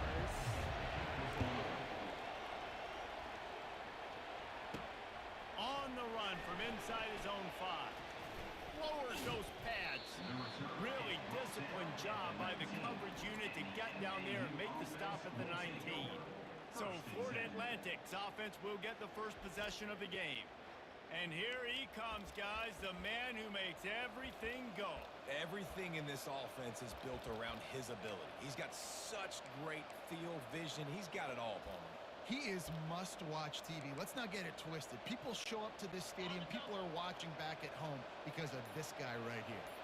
They've got the big fellas out there. A 3 tight end look on 1st and 10. They stop him after a 6-yard run out to the 24.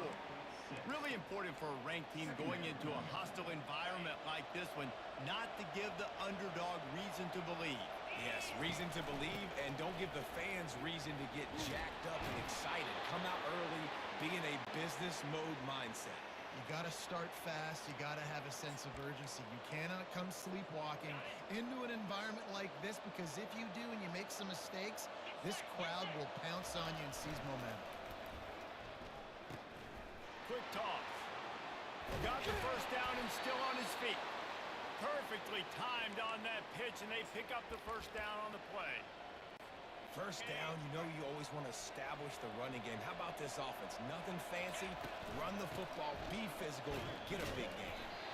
And they try the middle of this stout defense, and they rise to the challenge. Got stuffed on first down. It's 2nd and 10. Looking for a man. It's Fancher. Get it out on the screen. They make the stop right there. Good pickup and still short of the first down. One of the things I love about this offense is they're very versatile in their passing attack. They throw to receivers and tight ends, and the screen game is big as well. This guy is a weapon. You're seeing that here early. They'll throw on 3rd and short. Caught close to the marker. It's Mobley. Good execution. They move the sticks, and they've got it at the 33. That's a great example of him understanding where everybody is on the field, because that wasn't the guy he wanted to throw it to, but he knew he was going to get hit. He had to get rid of it quickly, dumped it off, and he let his guy go make a big play for him. Looking for a deep man. And it falls incomplete, but that could have been disastrous. A defender was right there. Offense walks through the line for play number 7 of the drive. Looking to throw it again. Lets it fly. Grabbed in the middle. It's Moore. They get him on the ground, but it's a first down. Always nice to have that security blanket of the tight end. And it's nice to have a tight end that can line up in different areas of the field, too. It's not always going to be in a 3-point stance. He can sometimes be in the backfield. You could flex him out into the slot. They might even try to put this guy out at wide receiver in the split end position and see what he can do there, because this guy is a weapon.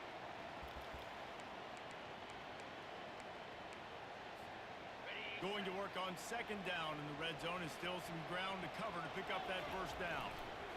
Running back searching for a hole. That play just never had a chance. They knock it down for a loss of 5. 10th play of the drive coming up, at this time a chance for the defense to get off the field on 3rd and long. Throws toward the end zone. And he intercepts it. This offense knew coming into this game it was not going to be easy throwing against this defense. They're at the top of virtually every major statistical category when it comes to pass D, and the quarterback just found out the hard way, throwing a pick on the opening drive.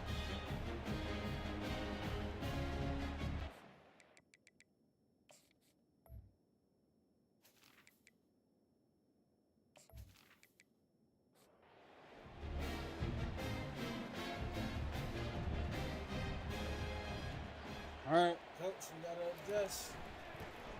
Offense over here. Out of the chute, quick cross to the right. And they'll spot it at the 45. That's good enough for a first down.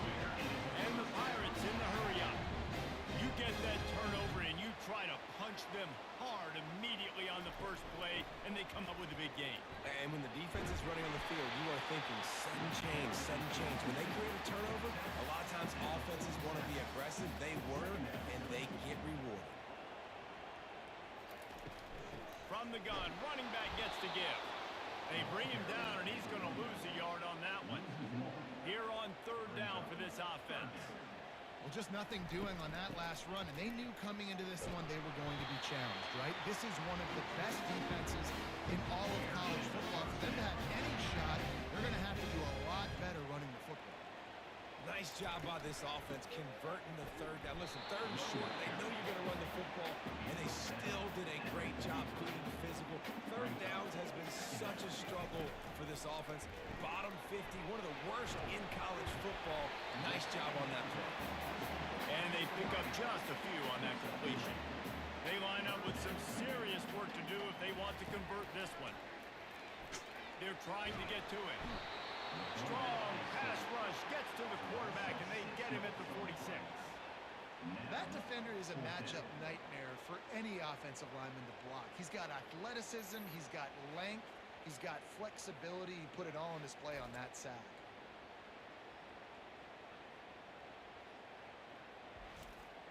The Pirates will call on their punt team. First punt of the day, and he'd love to lock them up close to their goal line. And that one will sail out of bounds.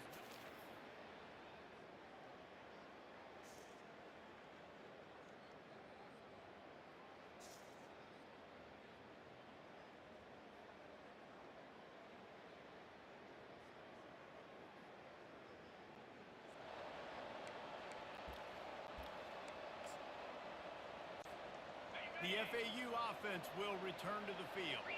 That last possession, a prime example, Jesse, of how things get condensed in the red zone. Hard to throw when the windows are smaller, and that's what happens down near the goal line, David. But for this quarterback here, just take accountability and ownership and come out here and lead your offense. And move on. Like, we needed points. That's something that we can harp on. We'll watch the tape this week, but now it's time to move on. Let's get another drive going. And just a short, safe pass play. They pick up a few. Lining up, trying to convert this third and short from the 40. They'll try to pick up the first through the air. Looking down the middle. Oh, what a spectacular layout and catch. He's got enough to move the chains, and they'll spot it at the 47. The Owls will snap it on 1st and 10. They'll go back to the ground. A strong tackle and wrap up from the junior. Well, man, there's some big hitting going on in the trenches right now. This defense, they take a lot of pride in stopping the run. Let's keep our eye on them throughout the course of the game and see if they can contain this running attack. Picked up 2 yards on that last one. They need 8 on 2nd down. Snagged in the middle. It's Johnson. They make the stop, trying to pick up just a little bit at a time to get to that 1st down mark. Passing game very effective on 2nd down. What about here on 3rd? From the gun, wants to pass. Quick strike complete. Now they're really starting to threaten as they pick up the 1st down at the 34-yard line. As they get set to snap it, time winding down here in the quarter. Caught behind the line. It's Alexander. And after the tackle, that will bring us to the end of the 1st quarter. It has been all defense all the time in the early going as we wrap up the 1st quarter, and the stats certainly reflect that. We'll get this quarter going with a 2nd down play. Quarterback will audible.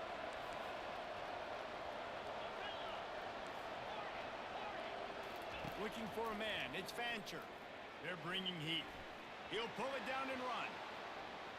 On the run, and he'll slide to avoid the big hit. Well, great job there by the defense because they weren't able to get him sacked right away, but you saw the coverage in the back end. Nowhere for the quarterback to throw the football. Didn't get the sack, obviously. You don't get the negative play, but you also don't give up a big one. You're feeling pretty good about where you are right now in this drive. Catch in the middle. It's Johnson. Good job running that route to get past the sticks because he got nothing after the catch. Just outside the red zone, 1st and 10 from the 21. Fires deep toward the end zone. Ball in the air, intercepted. And he's wrapped up after he's on the pick. That's why you love veterans in this defense. They stay locked in on their rules, and he made the pick. They're going to throw it to start the drive. Fires to the right. What? Pulls it in. And he's brought down after a huge completion.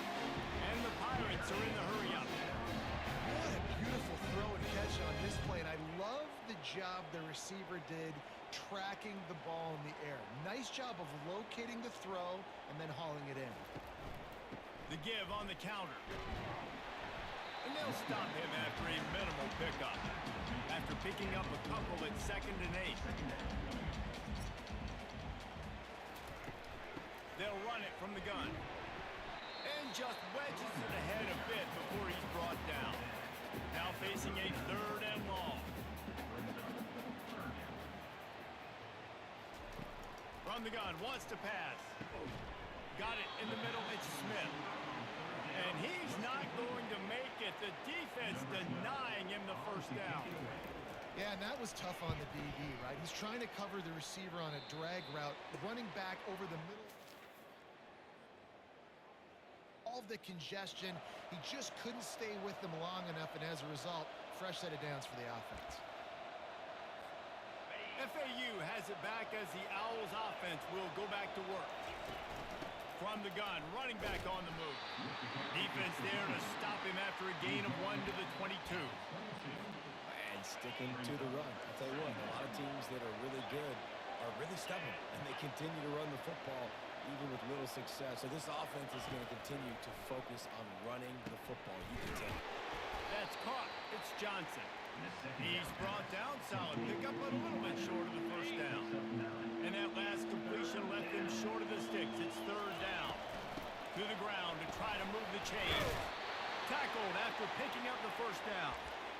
3rd and inches, everybody knows what's coming, but it's so dang hard to stop. And you better get penetration with that defensive line.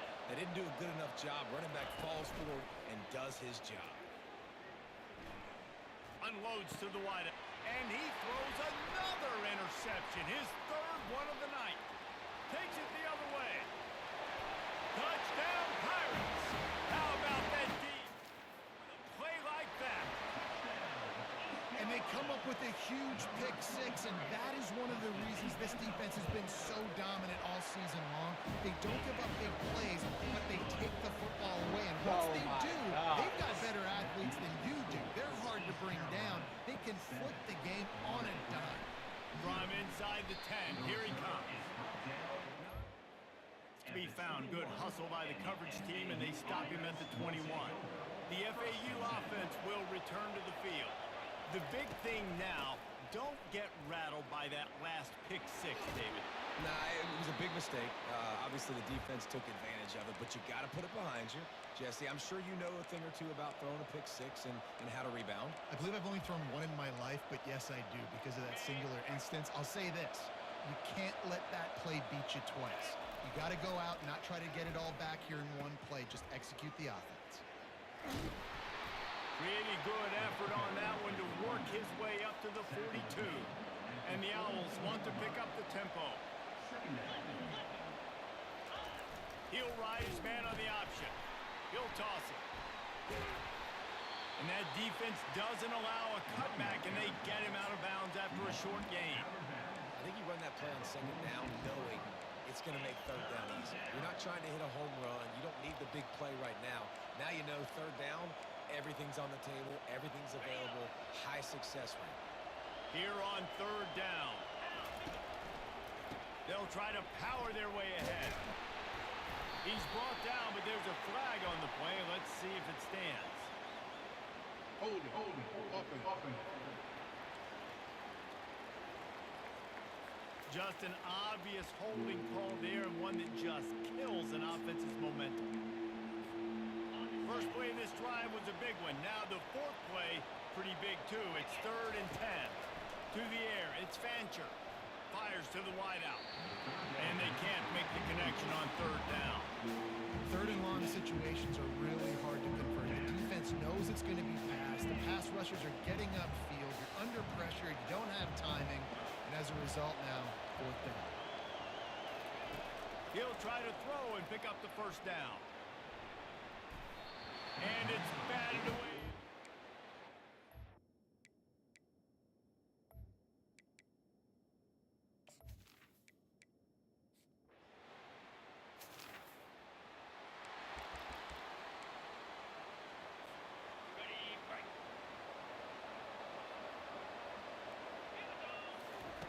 To the air on first down. Just a short pass to the tight end. How about this backer in pass coverage and bringing the big hit stick with him too. Now here on second down, see if they keep tossing it around.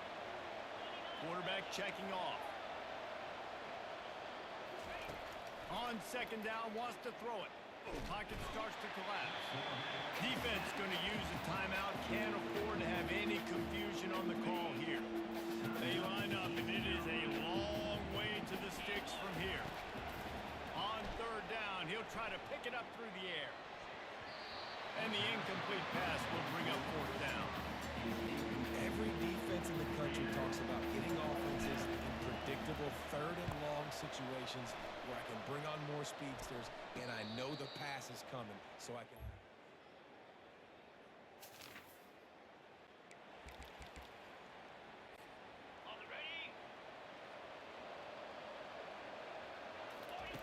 Looking to move it through the air. Trying to burn this defensive back.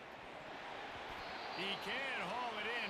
Incomplete. They took a shot, but that's how we'll wrap up the half. That's the end of the second quarter. That means it's time to join Kevin in our halftime update. Florida Atlantic.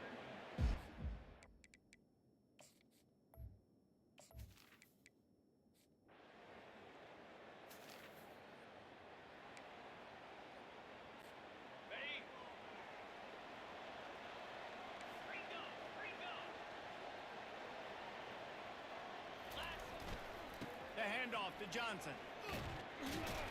Got enough for the first down and wants more. And he found plenty of running room on that one before the defense was finally able to get him down. Here they come, first and 10 from the 48.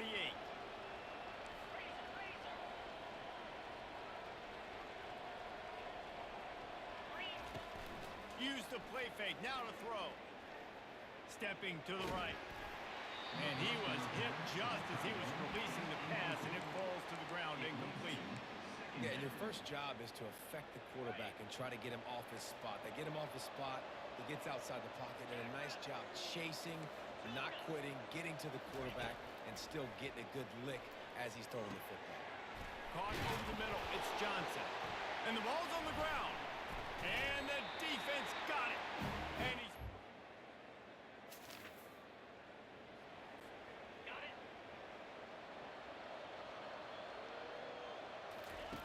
He wants to throw. Blasted as he lets it go.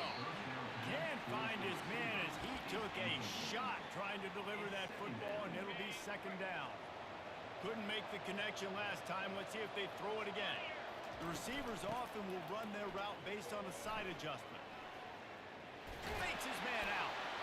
A confident, tough, efficient run gets it up to the 44. And this offense is desperate to keep this drive alive, trailing by multiple possessions, and it's getting late.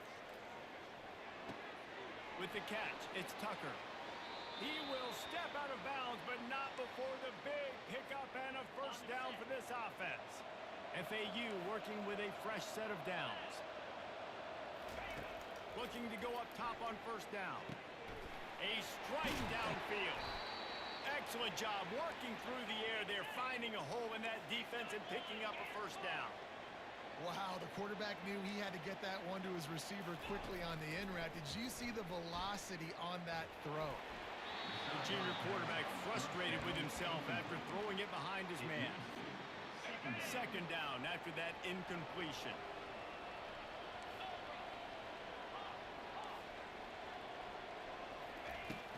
Off play action.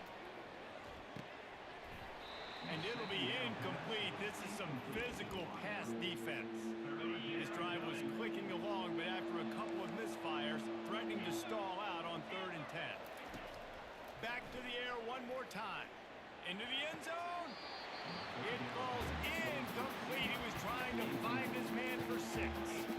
Nice job by the defense. They're mixing up their look. They're 3rd and long in field goal range. They go zone coverage. So everybody on the back end has the eye on the quarterback, and they're able to break on the ball, force the incomplete.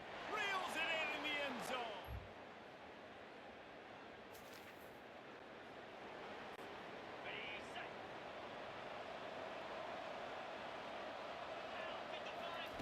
They'll come out on this drive and let it rip.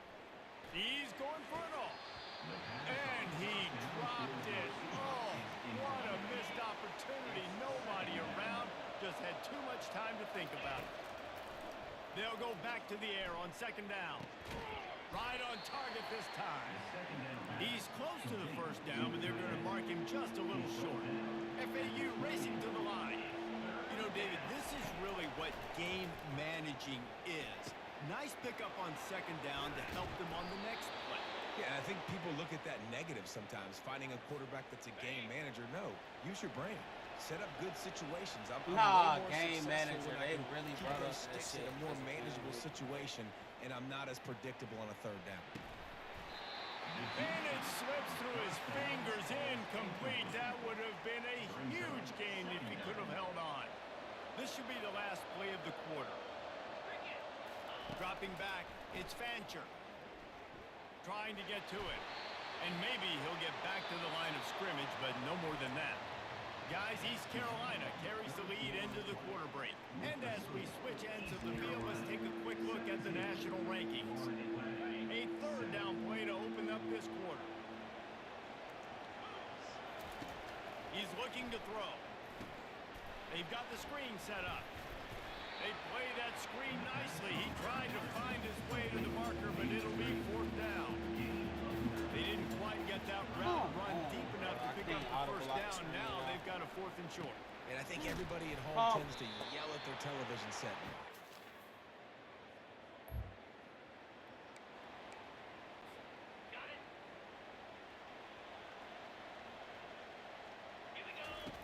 Wasting no time throwing on this drive. And he was hit just as he released it, and it falls to the turf. Couldn't connect on 1st down. Now 2nd and 10 from the 24. Misfired on the last play. They'll go back to the air. Grabbed over the middle. It's Horton. And they'll finally catch up to him, but not before a big chunk of yardage is picked up. Now a 1st down from the 45-yard line.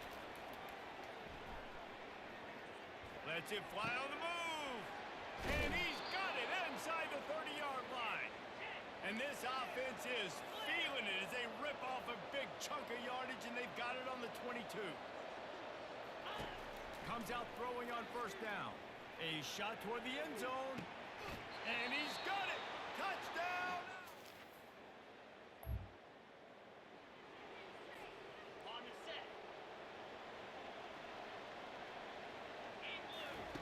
They'll throw it on 1st down. Unloads to the wideout. And that incomplete pass caused by the big hit on 1st down. 2nd down coming. 2nd down coming up. At this point of the game in the 4th quarter, it is going to be tough for this offense to get some completions here because now, trailing by this much, the defense is expecting pass, and they're putting a whole bunch of extra DBs on the field to help them out in coverage. The offense has it now at the 48-yard line, 1st and 10. Receivers telling the quarterback what they see. Going up top on 1st down. Lets it fly. Makes a connection. And they explode on that one, and they've got it down to the 22. FAU racing to the line. And there's no quit in this team. Obviously, they're trailing late in the game, but they're trying. Going for it all. He snares it. Okay, ready?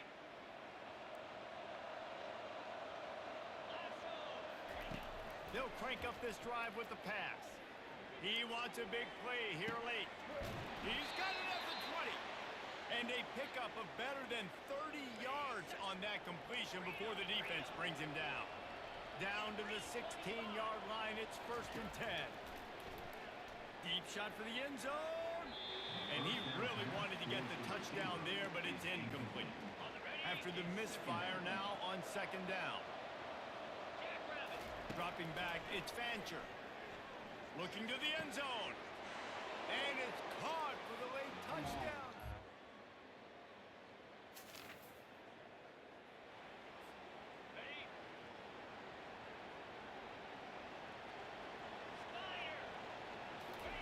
Wants to throw on 1st down. Pressure coming. They get to him as he throws. Hit hard just as he released it on 1st down and just couldn't get it to the receiver. Remember, all they have to do is get it close enough for a field goal here. Quarterback now breaking the field. And he'll skip his way out of bounds after a short gain, making sure he doesn't take any unnecessary punishment. Got to get everybody lined up quickly, time winding away, and they've got to push the ball down the field. Here's a throw downfield late. Makes the catch down the right side. Let's go! Let's go! Let's go! And inside a minute to go, they've got the lead. Let's go, baby. That's how you fight back. We're not losing to no East Carolina, man. My hand's sweating. Where he can continue to catch the football. Let's go, Coach. Nice pitch, nice catch, nice play in the 4th quarter when you needed it for this team to take the lead.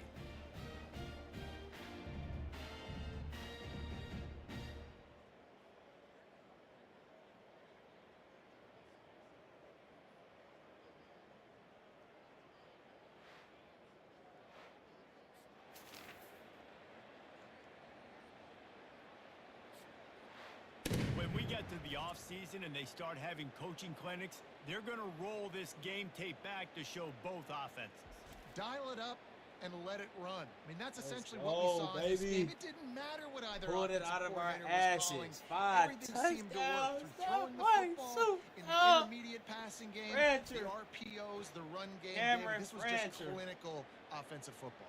And offenses have evolved so much. They can do so many different things, and they know how to use their playmakers, get speed and space, make those big plays. So that's why offenses are ahead of defenses in this game. It was no different. That's going to do it for us. For Jesse Palmer, David Pollack, our entire broadcast team, I'm Reese Davis. This has been another presentation of EA Sports College Football.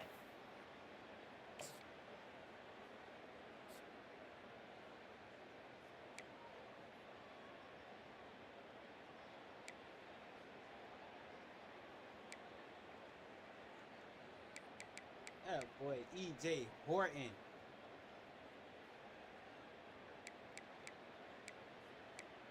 Zeke Moore.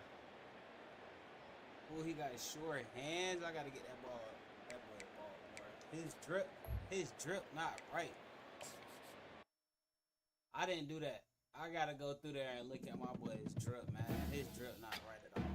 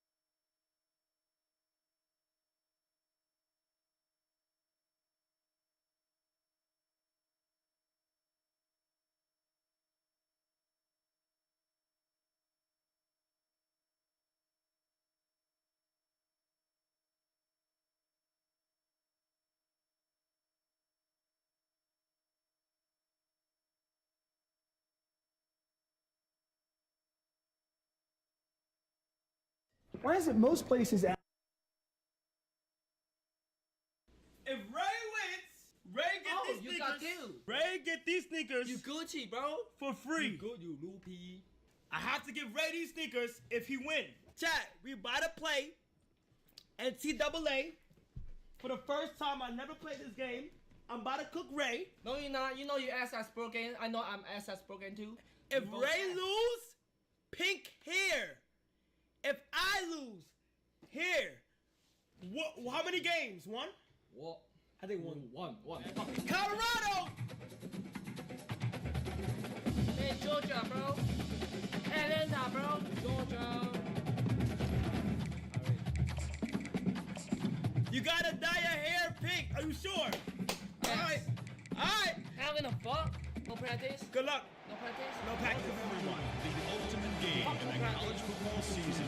Everything has built to this.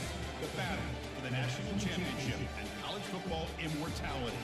A moment that every football player grows up dreaming about.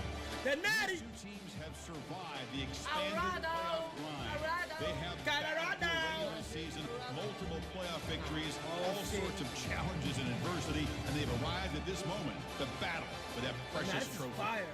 As we'll see a squad from the SEC, the Georgia Bulldogs, taking on a team from the Big 12, the Colorado. Chat, this is fire, bro. Sports College Football. I'm Chris Fowler, joined as always. W game.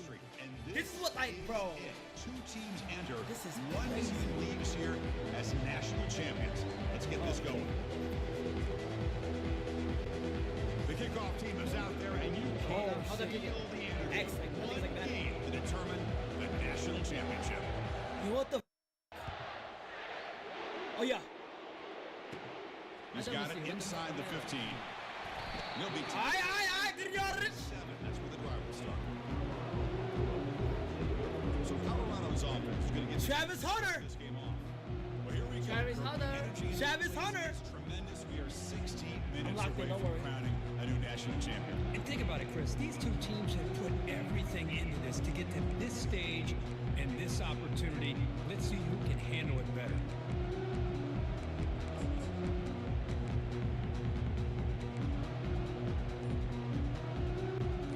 Rush set it out for the offense. First down. Yo, what the? Takes the ball and hits the left side. Good yardage. The defensive coordinator this week always telling us about gap integrity, not giving this running back any creases at all. Really sound defense on that play.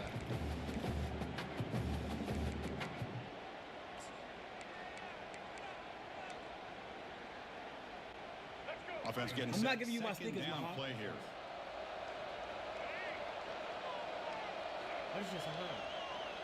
Why is it like that? To the air. It's Sanders. Oh yeah. Catch me. And we'll head out of bounds, but not before picking up enough for a first down. And First down. Has signaled they want to stop Come on. and have another look at this one. Chat, why can't I see the plays? I can't see my. And that review confirms the ruling on the field was correct, so the play will stand. I think you up, Ray. I'm good. Nah, I think you up, gang. Ray, you might have up, Ray. I'm up. Completion good for first down yardage for this offense. Shout out defense. Trying to flex the ground game. Shout out They'll defense. stop him behind the line for a loss of 1. Chris, I think we all kind of get caught up in third down. What is an offense on third down? But I think what's also Yo, pin the teams. Pin the teams. How well you defend first down. If you can hold your opponents to a short gain or a tackle for a loss, you throw the offense out of whack, and their game plan gets much more challenging. Oh yeah! Oh yeah! Oh yeah! Oh yeah! Oh yeah! Oh yeah! Oh yeah! Oh yeah! excellent throw by the quarterback, finding that window between the zones and delivering the ball in time. The Buffaloes are looking to keep this drive going.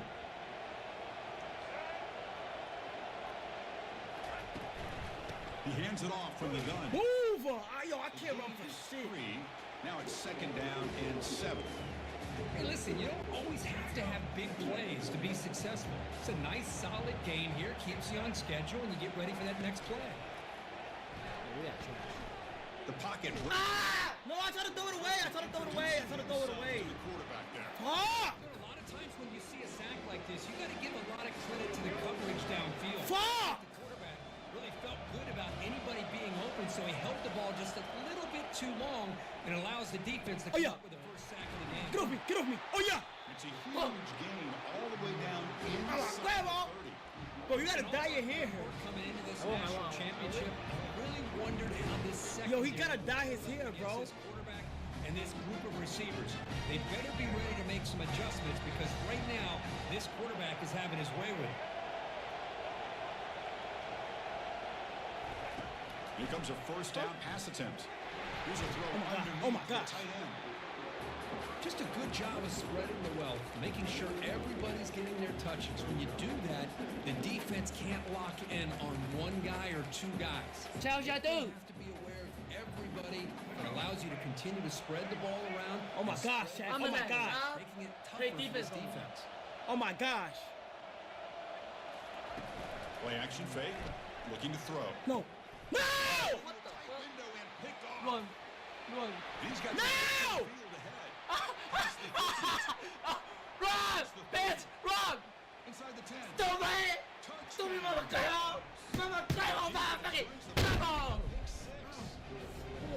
Man, what a play by this linebacker. Just sitting back in zone coverage, does a really good job of reading the eyes of his quarterback. LeBron James! LeBron James, catch! That's why I gotta stop talking, Mama bro. fucking game! That's why I gotta stop fucking. Come on, go! That's why I gotta stop talking, bro. This is why I gotta stop talking, bro. Oh my god, you didn't even. Mama game! How'd I do? Bro, he didn't show the play! R2, and then click up. R2 up on the. Looking to pass. It's back. This is why. He stopped short here. The lead is still 6. Interesting decision. This is why I can't talk, bro. Now they get set. That's what I'm gonna fucking clever eat my ass. I play defense. I play D, bro. Dude, D. I mean defense. Inside the 15-yard line, bringing it out. He'll be tackled at 27. That's where the drive will start. That's why I don't fucking talk, bro. He didn't even mean to do that shit. Yeah, shut the f up, and shut the f up. You shut the f up, Yeah, bitch. you shut the fuck You up, shut the mama. fuck up, bitch ass nigga. Shut the fuck up. Ass, boy. Bro, you down 6 right now, bro. You cannot talk, bro. You down 6 right now, mama. Fucking game on. I ain't gonna talk. I ain't gonna talk there. They're gonna run it. Oh my god, stop it! You fucking stop it! A loss of 4. Fuck out of here, mama. Great The offensive line gave the back much of a chance at all. Now give credit to the defense. I'm gonna give you a wedgie, bro. Wedgie on your underpants. In a hurry. 2nd down, gonna throw it. Grab down the middle. It's hard. What? That wasn't the first down. Or was it? Just short of a 1st down. Chris, that's a great example of his arm strength. He just fired the ball. Chad, I'm not even. Chad, I'm gonna lock in. I'm gonna lock in. I gotta catch your shit right now. Look. The catch makes I'm it a catching more your shit. manageable 3rd down. We'll try to run it with the option. Oh yeah, I'm not catching your shit. Oh my god! Oh my god! Oh my god! Oh my god! Oh my god! Oh my god! Oh my god! Look, you're gonna sell on the end. Okay, yeah, I'm gonna sell. Really nice run by the back. I'm gonna give credit to the offensive line. You're gonna fucking sell that bitch, bro. Paved the way for the 1st down. And the Buffaloes with 1st and 10 here.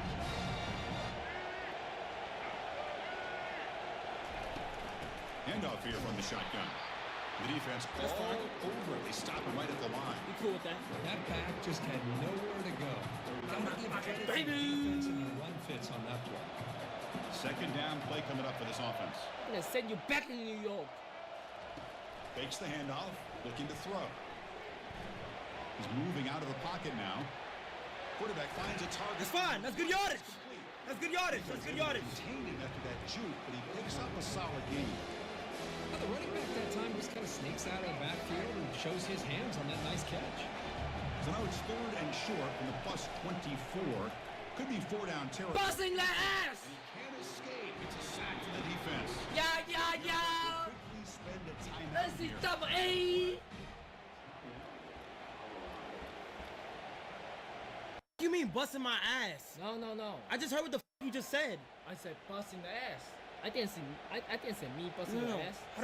How do I reset? And the Yeah, no field goal reset, unit buddy. coming on the Wait, field. what am I doing? What is this? Shoot that. No, I don't want to shoot, chat. You can get 1 point. Yeah, GG. It's a fake. And it's a this fake. shit Wait, what? Oh my God, this shit too easy. Does not pay off. He might regret passing up the 3 points. This don't even make Send you back to the Bronx.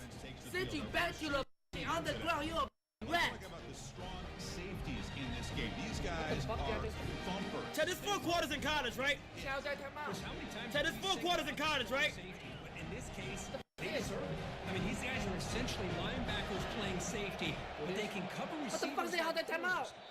They're just wrecking balls on the field. It's going to be fun to watch. Bro, Kai, lock in. Timeout here. That's Show their these first niggas, of bro. the You beat Eldering. Why am I so Bro, this is not fucking Elder. It's sports, bro. It's sports. Oh my God. Hey, you watching my cuz? Who you calling cuz? Fuck wrong with you? Send you, First down play send you call. back to How the Bronx, aggressive will it be? You ain't sending nobody back to the Bronx. How'd that go? To throw. It's back. No! Quarterback looks to his right and finds his man. Defense will make the stop. It will probably be Come on. the final play of this opening quarter. Well, Kirk, it's Georgia on top so far. We've reached the end of one in this battle for the national championship. Before moving on, let's check out Come on, the pick X. Chad, if you bet check up on me. All right, let's get Yeah, back winning to the that action. shit. Getting closer to finding out who will be celebrating here tonight.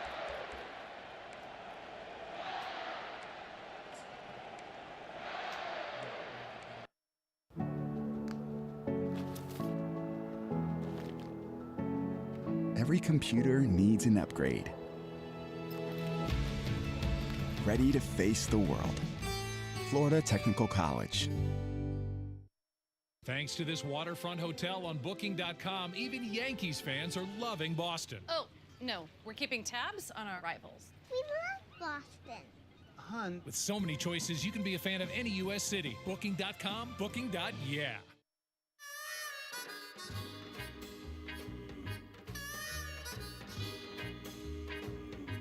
Help your family warm up to mornings with the protein to help fuel your day. Wake up to the goodness of Jimmy Dean. The gods have spoken. You need a new, clean, heavenly body wash with Native. He'll kill and kill again.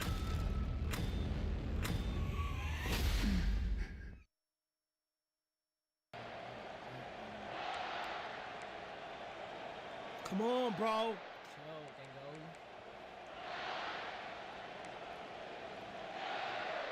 Stop! Offense getting set. Weirdo. Second down here to begin the quarter. How can I fucking see? They snap it. Quarterback looking to throw the ball. Looking for the tight end. Oh my gosh, like we gotta execute on that. What's this defense looking like, gang? Really good route here by the receiver. Stop blowing in my fucking ear. You Lance Stevenson? And make that throw. And well, you up on James? The quarterback's job here when you play in Athens for this Georgia offense. They've had some great quarterbacks over the years. Guys like Matthew Stafford and Aaron Murray, and more recently Jake Fromm, and of course Stetson Bennett, who won back-to-back national championships. I'm not giving him my What they're sneakers, seeing bro. today from this quarterback, they got to be very proud of. First down. Looking to throw the football. It's the bitch! Ran down like a buck! He stepped in front of that bullet. Bitch! What's wrong with you, dumbass? You nigga! He didn't really seem to feel like he had any. You nigga! Just puts it up. You nigga! And the defense says, thank you, we'll take it. You know I got fucking nothing to lose. I'm in the bother. Come on. And the Colorado offense is back I'm gonna out. show you Taiwanese basketball. I mean football.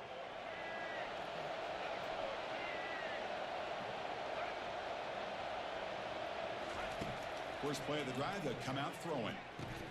Come on, that's complete, David. It's Miller. Defense reacts quickly. A very Come on. It's all about pressure. It's all about game. It's all about pain. Why you panicking, Maha? Come on. Why you panicking, Maha? Come on. Taiwanese niggas, K. New York up. Taiwanese is stupid. New York up. Height. It's Sanders. Out. Short throw complete to the tight end. Let's go.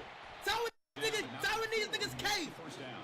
What you talking about? Another positive. Let's get to it. For this offense, and this defensive coordinator is going to have to make some kind of adjustments to get this quarterback. Let's get to it. It's the national championship, and let's get to it. Chances and mix up 262. 3456. Height. Just isn't working. How's that going, LeBron James? Goes backwards, losing 3 yards. Patrick Mahomes. Things just appear to be a bit out of sync from the get-go. Now, give credit to the front seven of that defense for staying in the proper lanes and getting to the second and 13. Not let him dance around. Second and 13. What is he gonna do with the ball? Height. Quarterback wants to throw it on second down. No! How do you throw it away? It's R3, right? How do you throw it away? It's R3, right? Oh my God! Here by this defensive lineman from Georgia using his hands and his speed to close in on the quarterback and come up with his sack. And eat the child cheese. It's R3, right? Eat the child cheese. Starting with our guy, eat the child cheese.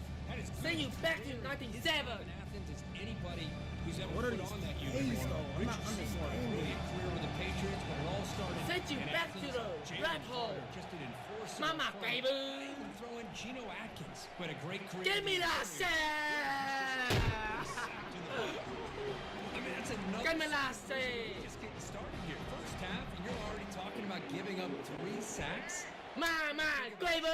Things up schematically, help that offensive line, and help that poor quarterback every before he time. gets killed. Every time. Needs a completion here on fourth down. Looks downfield and connects with a wide receiver. Was that fourth? Short. What a fourth down. Oh shit! Give me the ball. Downs now. And the powerful Georgia offense is back out on the field. We'll see if this quarterback can shake off the interception he threw in the last possession.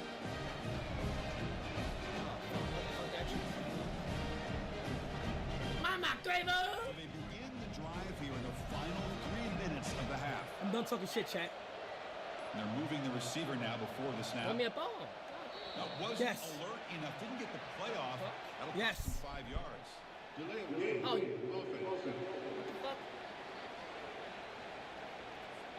game penalty will cost the offense 5. Took me too long.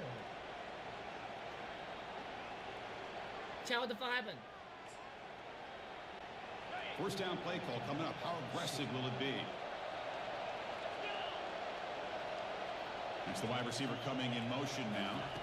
Off the play fake on first down. He's moving out of the pocket. Thank you. He'll avoid the sack, but is brought down after a short gain.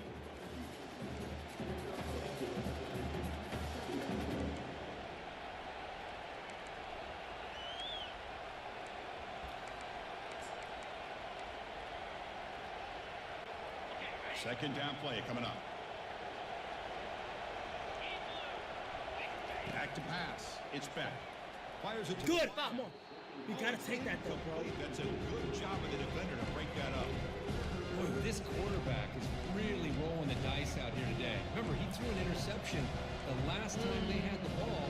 I thought he might learn from that, but instead he comes out throwing it into coverage again.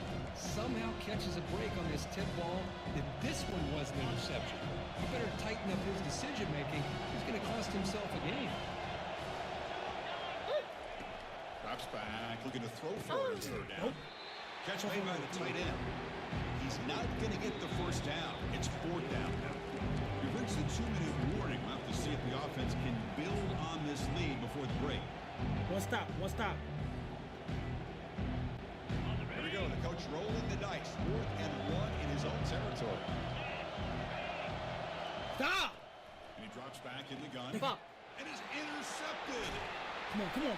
Not much on You Taiwanese. Ew, just fucking shut the up, bitch. Fucking shower me, bro. What happened? Yeah, we don't know how to fuck. I know we don't know how to play offense. I'm not gonna lie. We need to play defense. Come on, back. Chris, that's back-to-back drives now. My offense is ass, bro. They've got to be able to regroup. Chow, I'm passing you. Adjust their We are ass. maybe their I'm not gonna lie. We are trash, bro. Try to We are find trash, a way bro. to attack because right now this isn't working. And the Buffalo's offense is back out there on the field. If they want to cut into this lead before halftime, they have to work quickly now. We suck. I'm not gonna lie. Takes the handoff and tests the left side. Oh my God! Oh, fuck. Oh my God! 40. Oh, and he breaks free. No! He muscled out of Just that so they see us, very bitch. close to the goal line. First and goal, an opportunity to take. Hey, what the f is this? Halftime.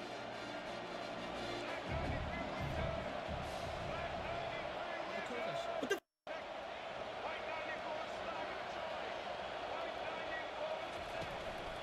He'll try to muscle toward the end zone on the ground. Come on! Catch made, but the defense gobbles him up for just a short gain. Chris, down here inside the 10-yard line, these are tough yards to come by. Positive yards, good push inside there by that offensive line. On the ground, trying to. No! Come on! If you saw this, you a bitch. Send you back to New York. Well, they came very close to punching that one in. Send you back to fucking New York. Down and goal, and if I'm If you saw the this, bitch. I challenge my offensive line in that back. I just slam it right back into that A gap and try to overpower the defensive front. No, you're lying. If you saw this, you a rat. You a rat. No hesitation from the head coach. He'll go for it on 4th and goal from the 1. Looking to throw. It's Sanders. You suck my whole dick. Touchdown. Suck my whole dick. That kind of What's wrong with him, nigga? possible to defend when the Fuck wrong with him? with that kind of accuracy and timing, and the receiver runs a route like this. Good luck trying to stop it. So maybe this is a great start for this combination. This Perfecto. For a big day. Perfecto. I'm coming back. I'm coming Say it with me. Perfecto. Dude, I'm coming back. Say it with me. Perfecto. So after the touchdown, here's the kickoff, and we'll see if the opposing offense has time to answer. Oh, Bobby, that's how you do it, Bobby. Oh yeah, we see those. Oh yeah, we on that. We on that. Oh yeah, we on that. We on that. We on that. We on that. And the Georgia offense is back out on the field. Backed up this close to the final minute. Galpay. I bet. Galpay. And look toward the second half. Galpay. So they'll start this Galpay. less than a minute remaining on the first half clock. On 1st and 10, they'll look to throw it. What the fuck? Grab down the middle. It's Lovett. Goes down after making the grab. That's not going to be enough. Galpay. You know, they don't pick up the first down here, but they... Chat, I better say Galpay. I really like the route. Galpay. Get enough separation to give the quarterback... Come on, enough room pussy. to put it in there.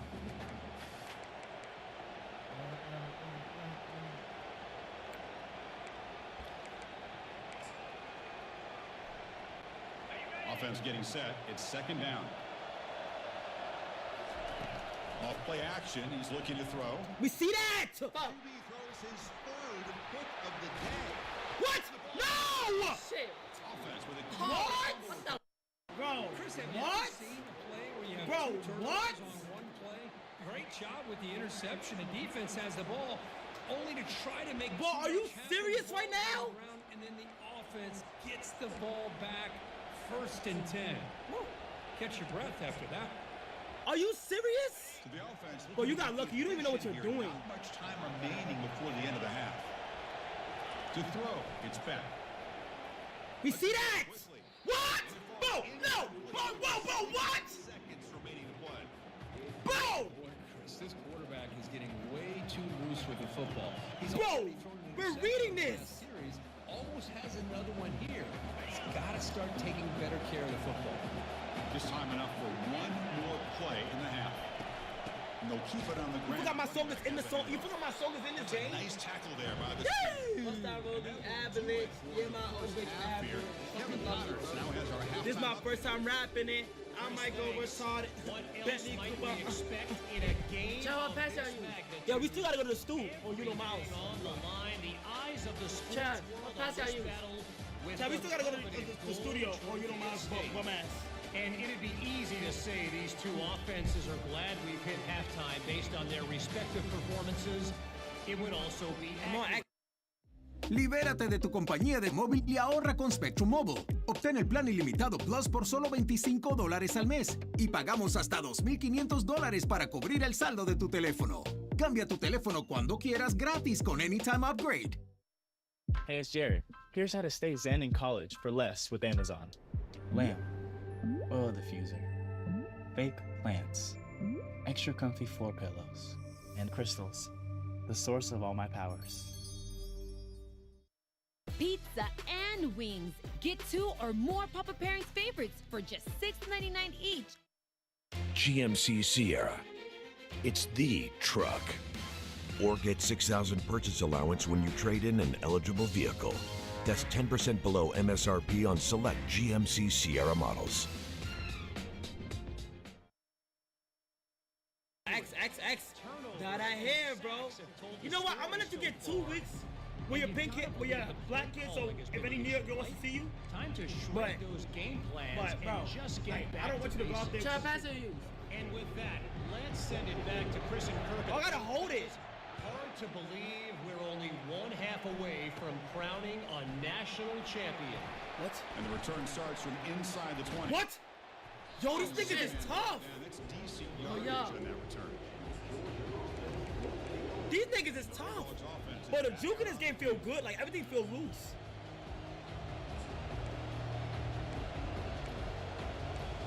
They're, like, aggressive. Like, they light. Everybody's light on the court. The first play of the drive now from the 44. Yo, Duke.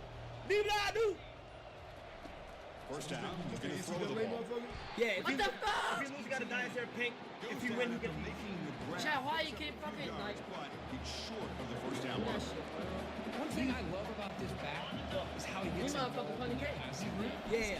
Nigga, you think they fake? What the fuck? No, I'm just saying they're in good condition. Yeah, I just got them. I only wore them once. I have two pairs. Yeah, I have 2 pairs. I have 2 pairs. Handoff here, looking to throw it. What? He's got his man. That should be a fun little They've got it. It's a huge gain. They'll spot it about the 27. Just a really good ball here to be able to pick up. Pink and NYC is crazy. You know, being able to have a balanced attack is so important in modern college football, and Georgia does that as well as anybody. How aggressive do you get on 1st and 10? Off the play fake, looking to throw. You see that? Stop it! I'll give you that. Chad, I play a good defense, right? Like, you see what I see, right? Chad, y'all see what I see, right? Calling the right play at the right time, and the receiver finding the hole. Like, look at my user. Look at me. Looking to throw it from the red zone.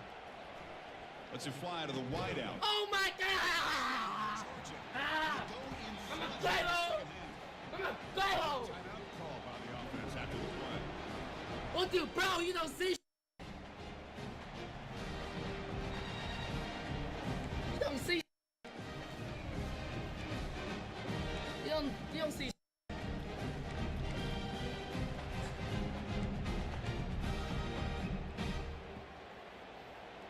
What have they got cooked up for this 2-point conversion attempt? 42 Spider. 4-2 Spider. Off the play fake, looking to throw the football. Caught behind the line. It's Lovett. And he doesn't get there. The try fails. They don't go up by 7. Still a 5-point game. Kickoff teams come on the field now to send this one away.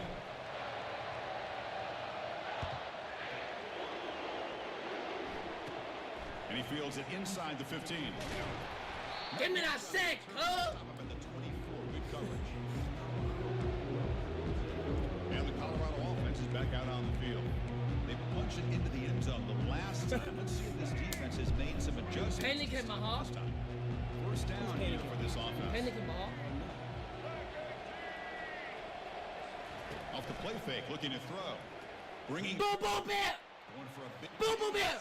Picked off by the defense. Big takeaway, now looking for a big return. Boom, boom, bam! Boom, boom, bam! Bye, man! Claim of good bitch! Good bitch! Give me the ball like a good bitch! Sometimes can get tipped. Give me the ball like a good bitch! The guy pulling the trigger is responsible. And the wideout goes in motion. Play action fake, looking to throw. We see that, we see and that. He'll loft it to the end zone. Oh! Good bitch! That is great. Good bitch! Mama, Mama, good bitch! Boo boo bitch! Good bitch! And it pays off for a touchdown. Oh my God!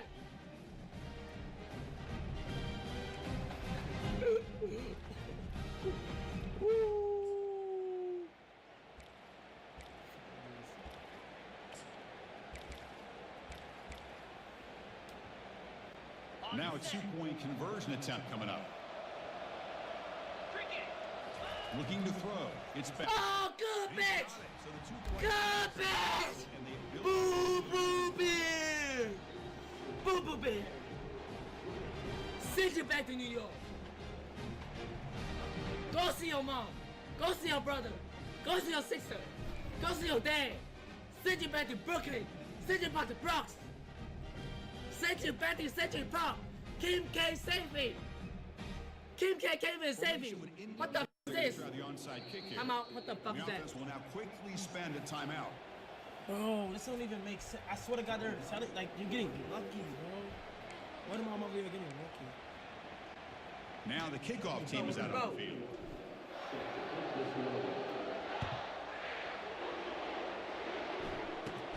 Return here from inside. Nigga, what? Ah! You panic at my heart. Why did he kneel? You panic at my heart. Yo, Duke. Yo, Duke. Same guy. Yo, Duke. The last possession, a pick. Duke can't even save you. Get off Duke dick. Oh. On Duke dick. No, I'm not. I mean, yeah, I am.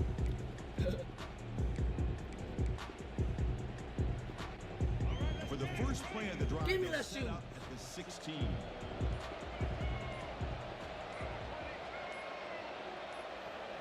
I ain't panicking my cup, bitch. Looks like he didn't get the panicking my heart. Time. That'll cost him 5 yards. Bro, what the f is going on, bro? So that offensive penalty will be declined, but the defense, they're happy to take the result of that play. This line getting set up. It's a first down play.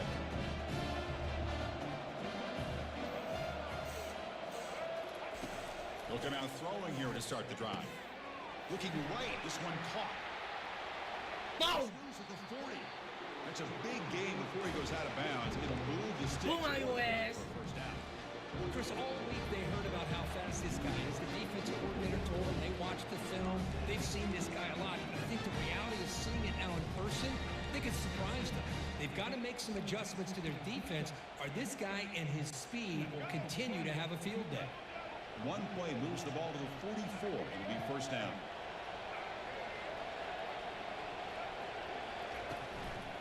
And the ball is handed off out of the shotgun. Wait, what? So it's wait, what? What the f was that? There's not a whole lot of options here for this quarterback on the RPO. The defense, give them credit. They did a nice job of sniffing it out. I'd be surprised if the quarterback is second-guessing that decision of giving it to the back instead of pulling that and either running it himself or maybe making a nice throw. Offense getting set up. Here's second down. Go trying to shoot the fucking booty pass. Scanning the field. It's Sanders. Quick throw, testing the middle. And he finds a wide open receiver. They forgot about him downfield. Oh, fuck. They bring him I'm down. right It's now. a huge play for this passing game. Big game. A big play here that gets them down into the red zone. They're not thinking about a field goal, I assure you, Chris. They're trying to get 6 points. And the Buffaloes have first and 10 here. And the running back takes the handoff. Got space, looking to score. Tackled at the 1 yard line. Couldn't quite get in, but an excellent run. How get shot through there with great acceleration. What a pickup there on first down. Keep it on the ground on 1st and goal. Muscles across the goal line. Touchdown, Buffaloes. That's a crucial score. Let's see if they can build momentum and complete this comeback. Well, I know they're still trailing, but that score is a great first step in trying to break down this lead. You don't want to leave it all to the fourth quarter when the pressure really intensifies and you have limited time. PHC is good, but still trailing. Come on, KC. Come on, KC. Pick. Pick. He's getting lucky. Pick. Pick. Whoa.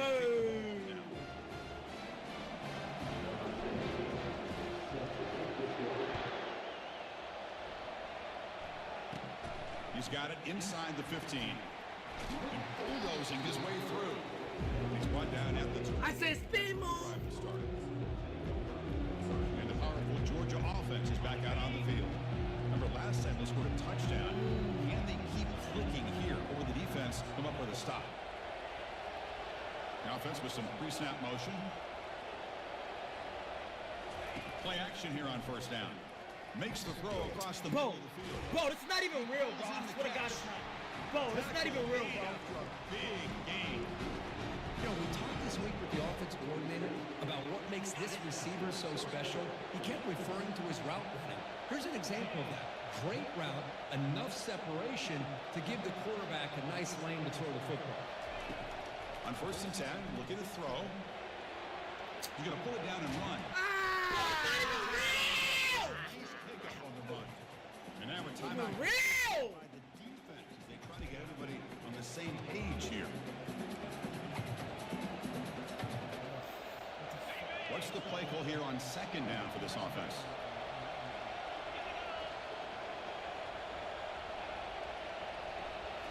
Looking downfield, it's back. Oh my God, bro. For the completion. Ball carrier heads out of bounds, but the pickup is good enough to move the chains. 1st down. And here the tight end shows off his hands for a nice gain. Love to see the big man. What the fuck are you talking about? Offense will set up on 1st and 10. Quarterback drops back. We're going to test the secondary. No! Stop, bro! You're seeing it! The fuck, man? Oh my God! That's another accurate throw by this quarterback. What the fuck are you talking about? Get ready for the national championship. We all knew that this quarterback potentially could have a big day, but I didn't expect him to get into this kind of zone. This guy cannot miss. Just having one of those dream performances.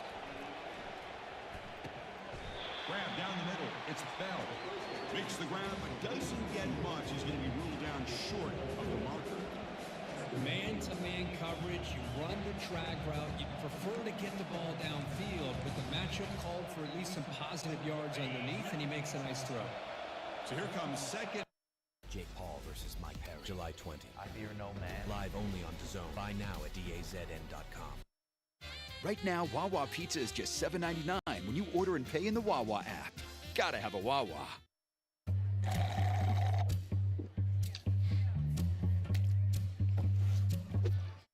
I found the one. Neutrogena Hydro Boost Hydrating Gel Cleanser gently remove dirt, oil, and makeup and instantly hydrate. Get yours today. Work directly with T. Rowe Price, and together, we can find the right investments to help her potential bloom. That's the power of curiosity. Better questions, better outcomes. T. Rowe Price. Invest with confidence. Get down now. Every play important down here in the red zone. Trying to find room. It's ETN.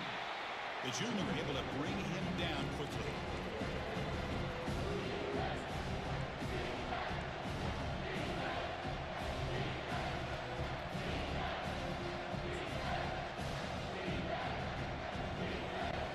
So here we go.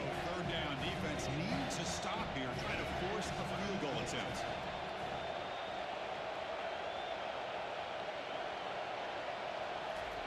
Out of the gun now on 3rd down. Oh! Targeting a man right near the goal line. Hey, the good news is here, Chris, there's still a field goal range. What's the defense in this game, my nigga? What's the defense in this game, bro? What's the defense in this game, dude? What's the defense in this game, dude? What is the defense in this game, dude? What is the defense in this game, dude? The offense couldn't convert. What is the defense in this game, dude? Let's see if they can this time.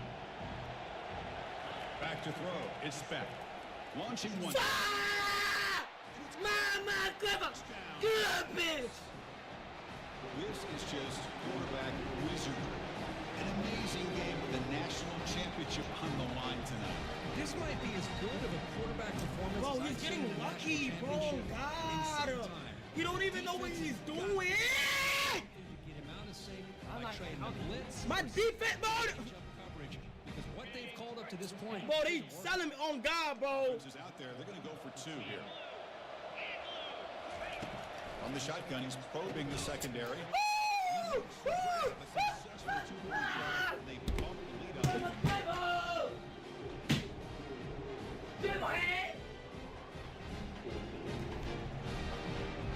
Hurry up, bro. Kickoff team on the field getting set now. Send you back to New York. From inside the 15-yard line, bringing it out. He'll be tackled at 27. That's where the drive will start. I'm gonna attempt play for me. Jack, give me a defense. Y'all gotta play for me. Go, no, go. Bro, stop. It's a wager, bro. Hey, bro.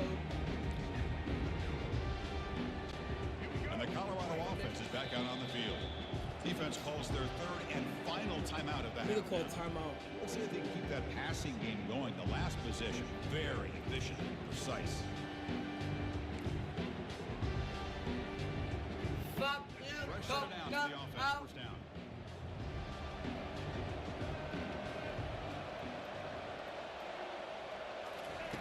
Looking out throwing here to start the drive. And he's going to fire this one. Interception of the day. Going the other way. Can they stop him? Oh my God! Oh, holy shit! My God! Oh my God! Just give me my money. Any defender. Well, let's start with the interception. I just love the fact that he got his eyes turned around, found the football, and then has the athletic ability to be able to see. Then he goes back to high school running back days and shows what he can do with the ball in his hands. Takes it all the way back for a touchdown. Beautiful thing. This shit easy, cuz.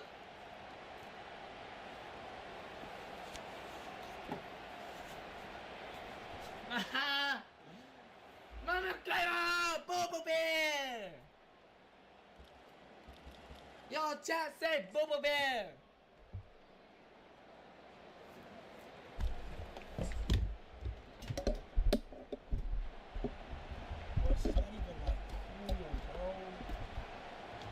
These $20,000 off-white sneakers. What you got too? Not even a point. This one is fresh. Yeah. I'll give you my other ones. Now the offense will go for a two-point conversion. Good fuck. Just give me the shoes. Dropping back. It's back. Oh! Like what? Like what am I doing wrong, bro? What am I doing wrong, bro? Over there.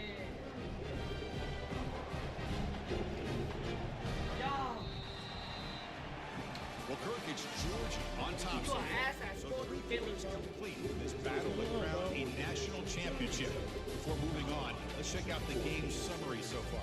Wait, what? Don't we have one more? That's saying my defense, he's getting ditched. That's saying my defense, he's literally getting ditched. I have all but... No, I'm not even gonna say nothing, bro. What am I about to this, bro? This nigga's getting ditched, bro. You got the dick, bro. Turn starts inside the 15. I didn't say I'm getting dick. I said I'm dick, bro. You're getting ditched. Nah, LeBron James don't even want to play with you right now because And the his ass. Buffalo's offense is back out there on the field. It'll be And interesting these to see plays this are so whack. I'm just saying you ass right now. He don't Get wanna play LeBron James dick out your mouth, Lee. I'm not even Lee, crazy. get his out your mouth. Boom! Now on first down. Finds an open target on the left side. Over The tackle is finally made, but a huge gain. He'll spot the ball near midfield at the +49.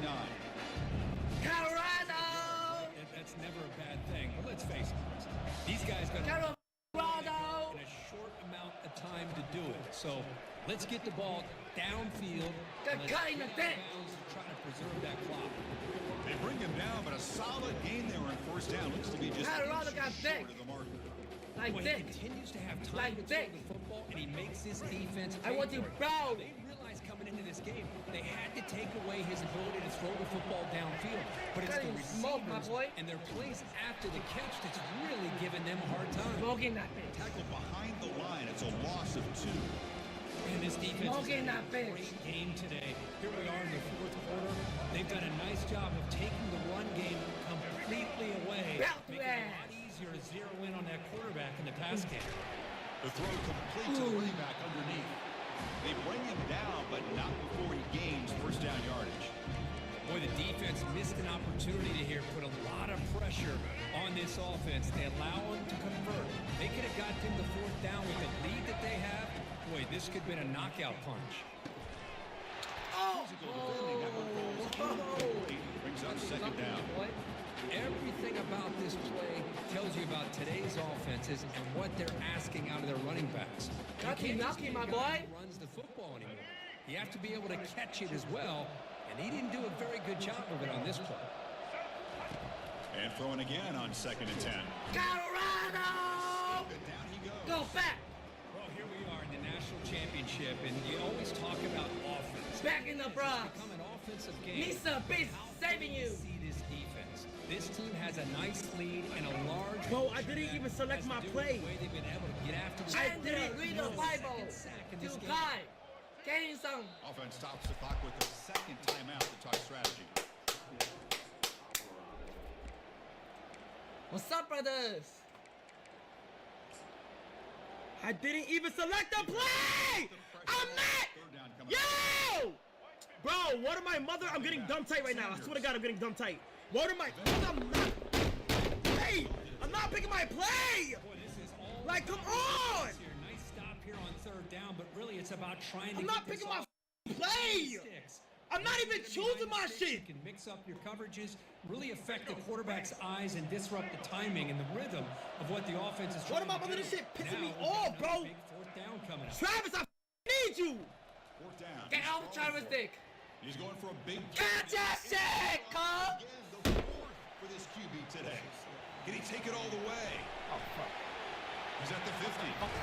And he steps out of bounds after a great return. What a pick. Sets up the offense in great position. And the Georgia Travis Dick.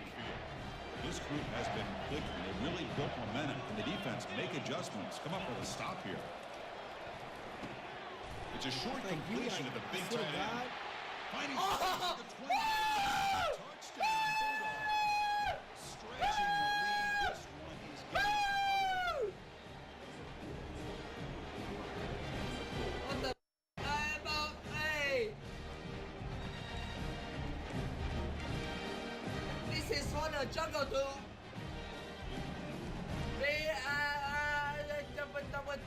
I don't know this. I don't know what this, but this is what the jungle do. I already know this is what the jungle do. The jungle is the Bronx. The jungle tell me the monster. And I don't know the lyrics. decision to go for a 2-point conversion. Quarterback sets up. Looking for the 2-point try to build this lead even more. 44-14. Let's see if they give the returner a chance. Like a goat, bitch. Like a goat, bitch.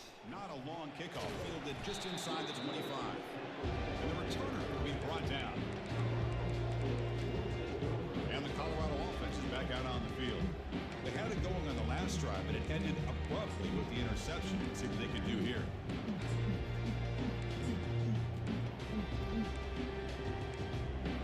$20K.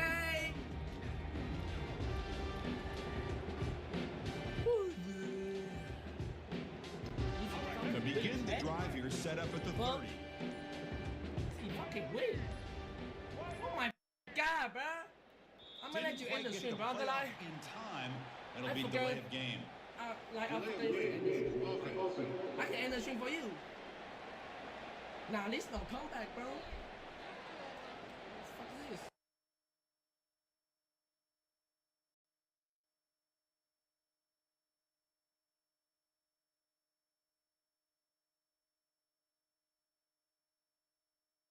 And the delay of game penalty will push the offense back 5.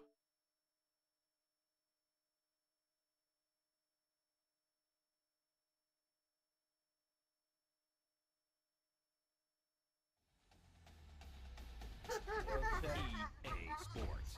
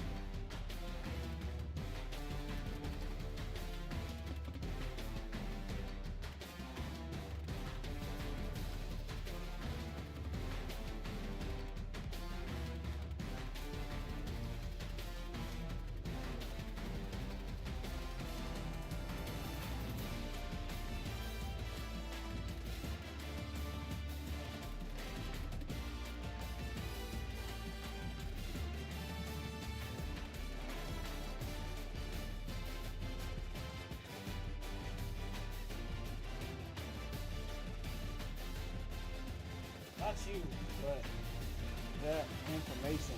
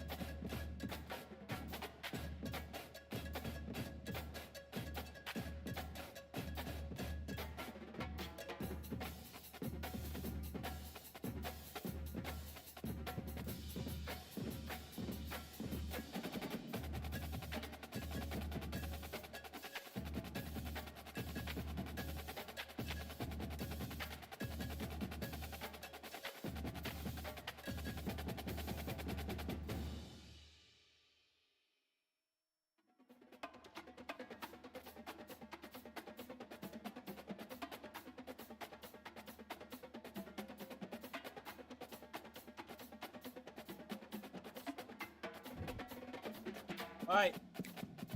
Bite. Coach Lucas, bite. Get water.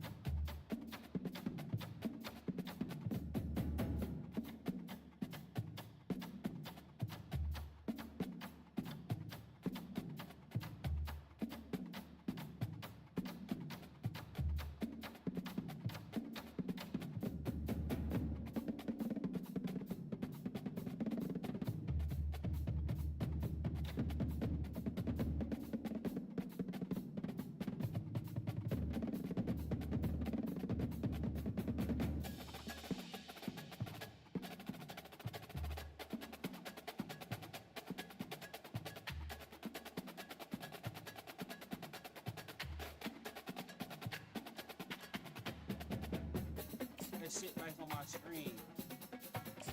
What are you doing? You're on the wrong side of white. Please go back over there, young lady. Right now. Come now. Right now.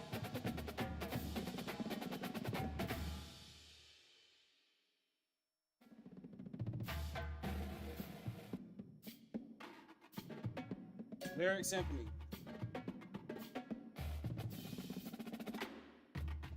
You need to go that way. I'm not playing with you.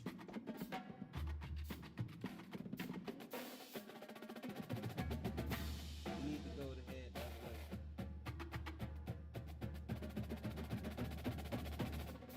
Don't go over there.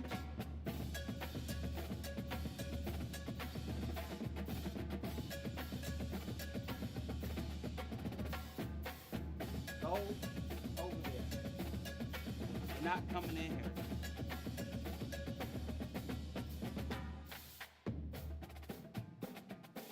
Go to your mom. Go see your mother, please.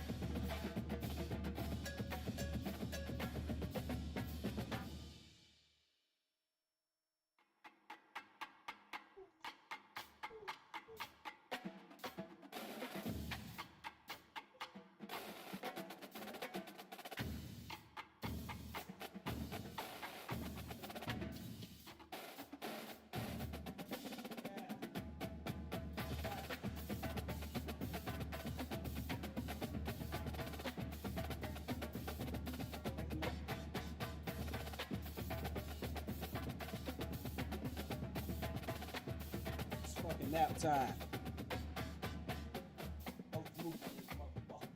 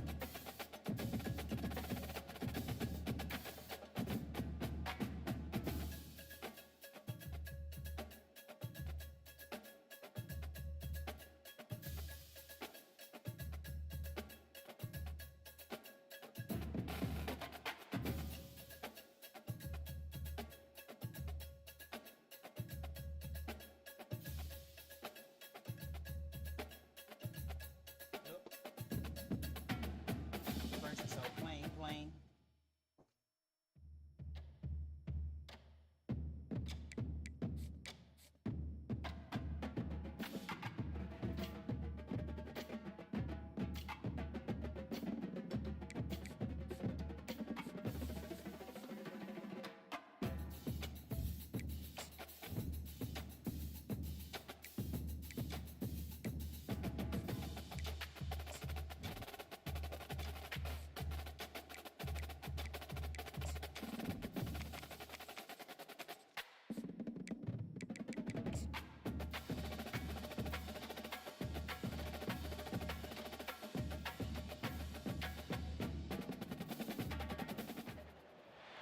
Welcome to Philadelphia, Pennsylvania, Lincoln Financial Field, and it is indeed home to the 2018 Super Bowl champion Eagles.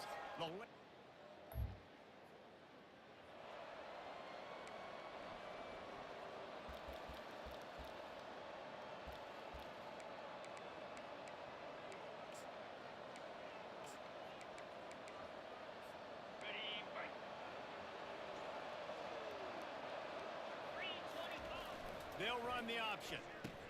He'll pitch it. Gets it past the first down marker and still running. Perfectly timed on that pitch, and they pick up the first down on the play. You don't always have to run the sexy plays, right? It doesn't have to always be up-tempo and fast and spread and doing all this stuff. Sometimes you just lower your shoulder. Sometimes you just run powerfully.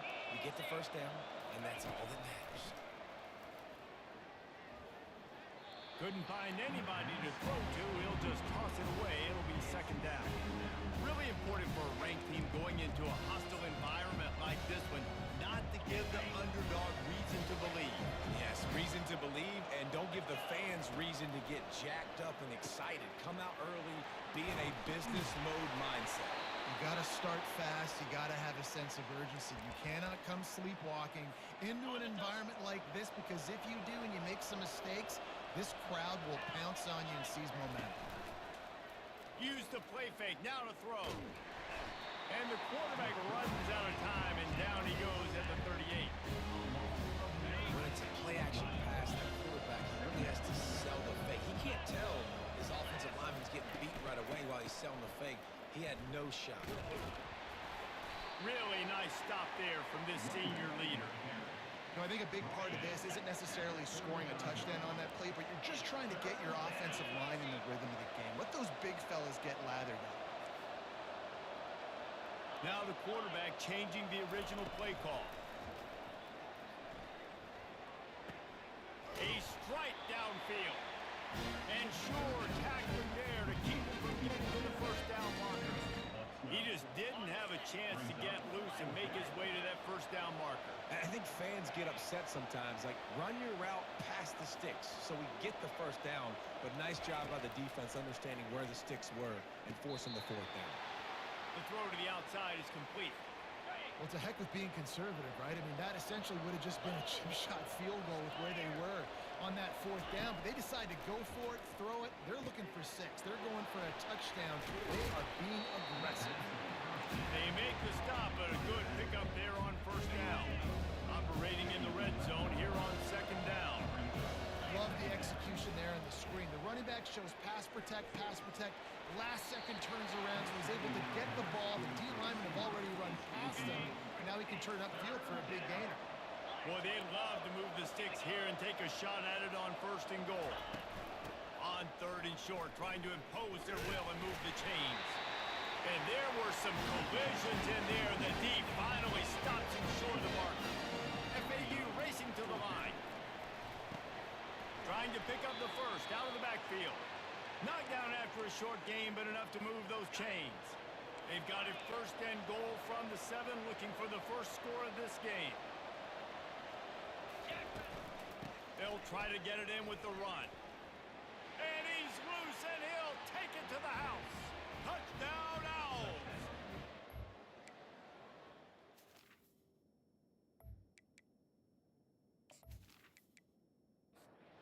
On to attempt the try.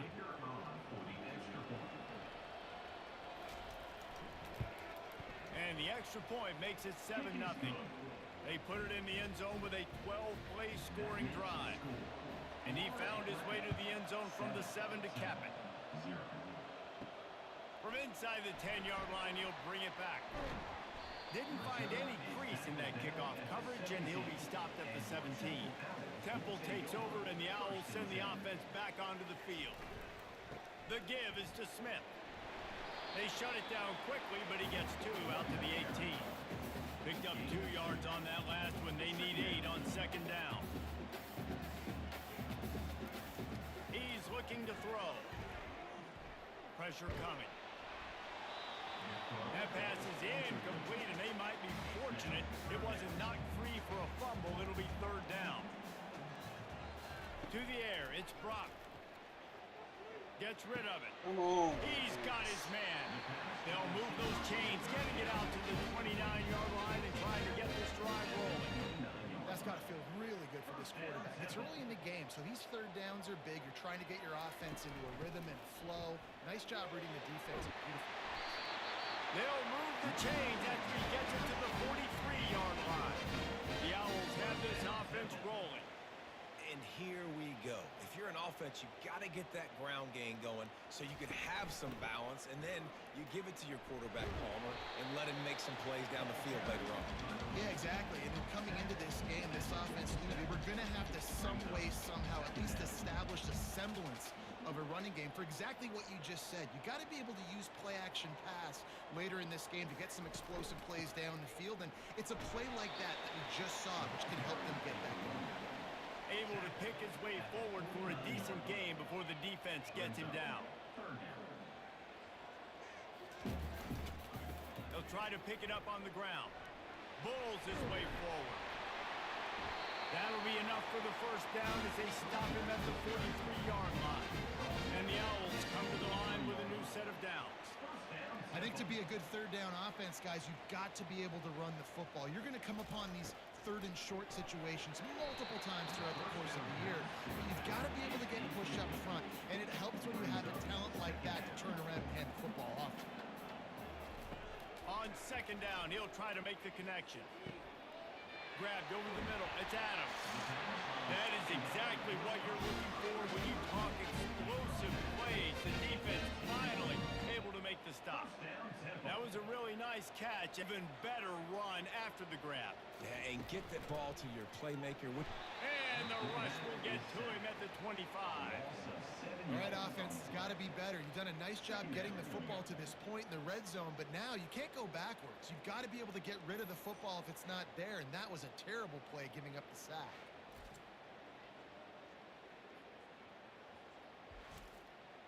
That last play, the kind of thing that can mess up a really good drive. It's 2nd and 17. Running back searching for a hole. Brought down after picking up 3 down to the 22. They're facing a 3rd down. Dropping back, it's Brock. And to get rid of it quickly. We've reached the end of the quarter. FAU has the lead. And we've come to the end of the 1st as we take a moment to check out the stats so far.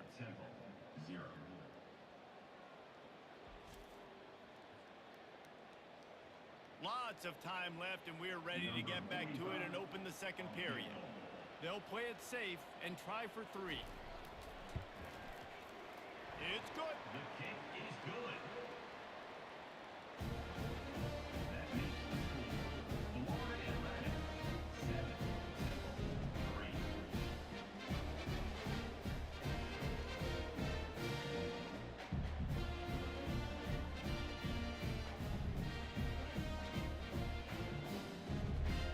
After putting up a 3 spot, the kickoff unit set to go. On the run from inside his own 5. The return is brought in.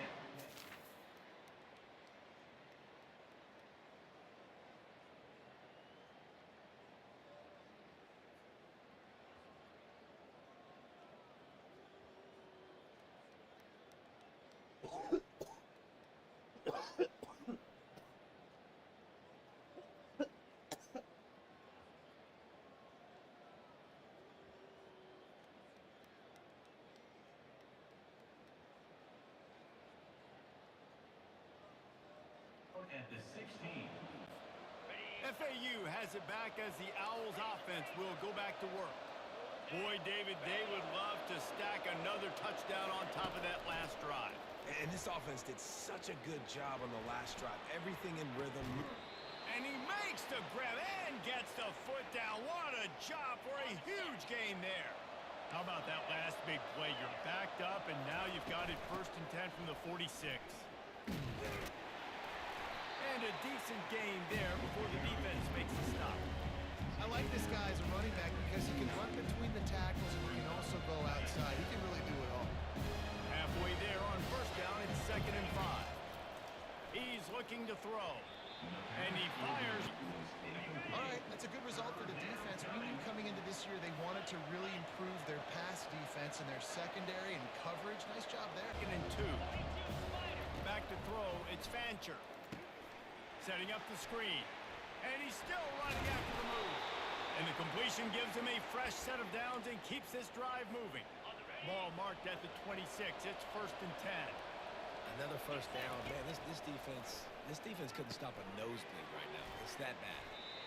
That's a good job by the drag route there, understanding its zone coverage. So instead of continuing to run across the field, he settles down into an open spot, making it easy for his quarterback.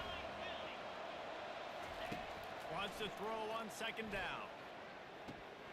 Can't make the grab as he was looking for his man right at the goal line. On 2nd down, that leaves him needing a yard here on 3rd down. They'll try to pick up the first through the air. And it's picked off. Going the other way, and he's got room.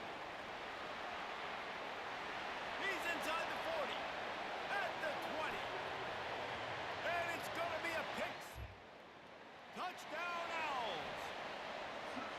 I love this free safety and how he plays. And oftentimes, he's able to bait QBs into bad decisions. He did it right there. Made the quarterback think he was dropping one way, put his foot in the ground, got in front of that pass, and then showed you the wheels, returning it for a touchdown. On the move from inside his 5. He was a little more dynamic, but they get him on the... Excited, they're jacked up. They just made a big play. They got all the momentum, so they're ready to hunt. Oh, man, there's some big hitting going on in the track. Try to run it ahead for 1 yard. On 4th down, they'll try to throw it, using the quick game.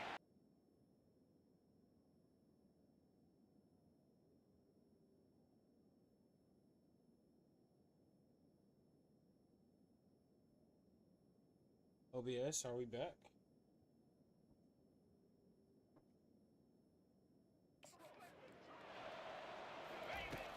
From the gun, they'll try to impose their running game. Just willed his way for a couple out to the 35. After picking up a couple at 2nd and 8. On the move, it's Fancher.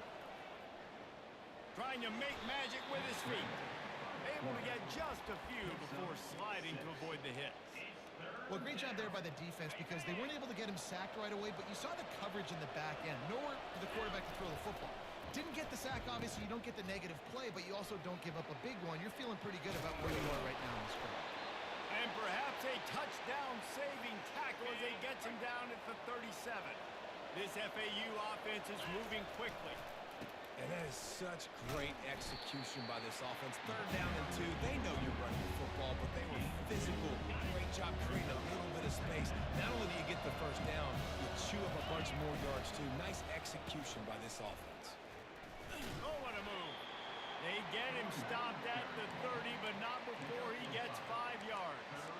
And, you know, when we talk about great 3rd down defenses, it really starts with them getting stops on 1st and 2nd down. You've got to get those stops early in the drives to set up 3rd and long, so that's a missed opportunity on that 2nd down by this defense. They've worked it down to the 30. This defense standing tall, trying to force a field goal try. Gonna throw it to the right. He's got his man. Defense makes a stop, but the chains move, and it's 1st and goal from the 8. And guys, how much better does it feel if you go to that locker room with a lead? They have a chance to do it here. And he has a solid gain on the play before sliding. Man, I love the decision-making right there. Like, drop back the pass, look for your shots. You don't see it, tuck it, get positive yards, makes the next down even easier. That is a great heads-up early down play for this QB. He works his way ever closer all the way down to the 1-yard line. Got to get to the line quickly, and he's going to take it to the house. Touchdown, FAU. Touchdown. And that is exactly what you want from your offense. Man, late in the half, you want to execute and then punch it in physically on the ground, take the lead going into the half, take all the momentum.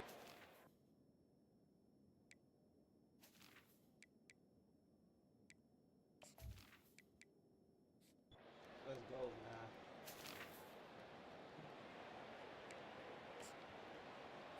On the double.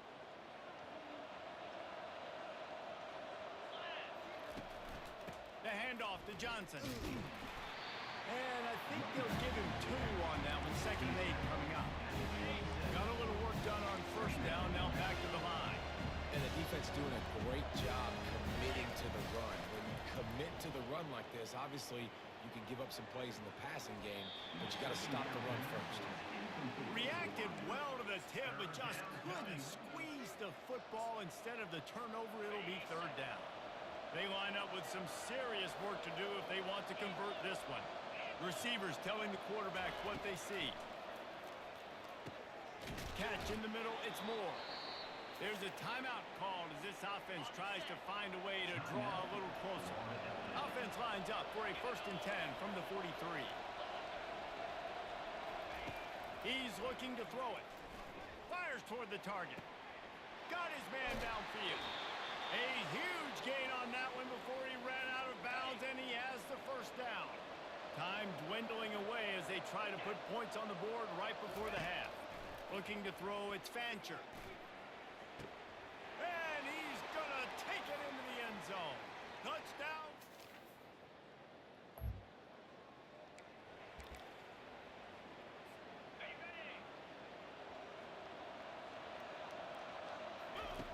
They'll throw it on 1st down. They're trying to get to it. And the pressure gets there. And down he goes at the 18. We'll see if they can dig one up that goes forward this time on 2nd down from the 18. He's looking to throw. And the pass is incomplete thanks to a big hit. My job is to make sure that ball comes loose, and I got to go through that guy, use my shoulder pad, drive my feet, really, really be physical, because if he bobbles it at all, or as soon as his hand gets to the ball, you can tell the difference when that body jerks forward and that ball. To the races. Past the 30, the 20, past the 10. Slippery slide, find his way and ran away from the crowd into the end zone. Touchdown, Owls. Well, we know this guy's a huge weapon catching the football, and David, he's difficult to bring down. What an athlete with his size and speed. Dude, it's...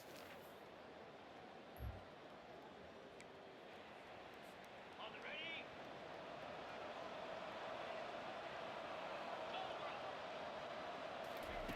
Trying to find his man on 1st down.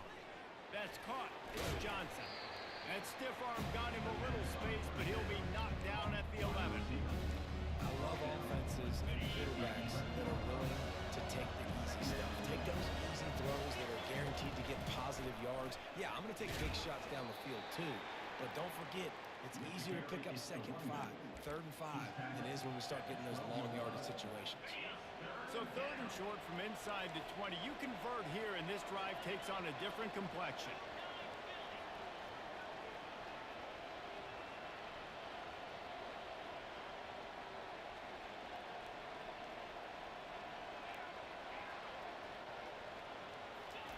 They'll try to get it through the air. Quick completion on the out. And it's a catch, but he's got enough for the first down. The Owls come to the line with a fresh set of downs. It's tough on the defense there. 3rd down, you're in zone coverage. Everybody's watching the quarterback, and you're trying to make a break on the ball, but... Oh, and he gets downfield for the big catch. And he'll go out of bounds, and this aerial attack just continues to carve this defense into tiny slices. And with that one, he's now over 3 bills for the game. And there's 2 reasons why, Reese. He's made good decisions, and he's been accurate throwing the football all game long. Got stuffed on first down. It's 2nd and 10. He'll ride his man on the option. He'll toss it. Fakes his man out.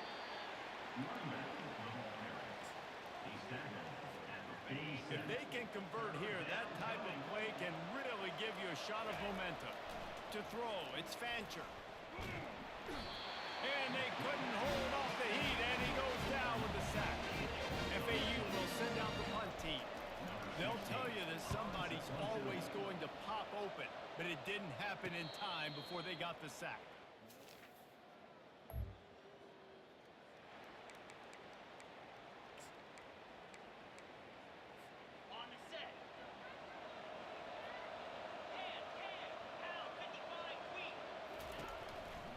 Here's the handoff.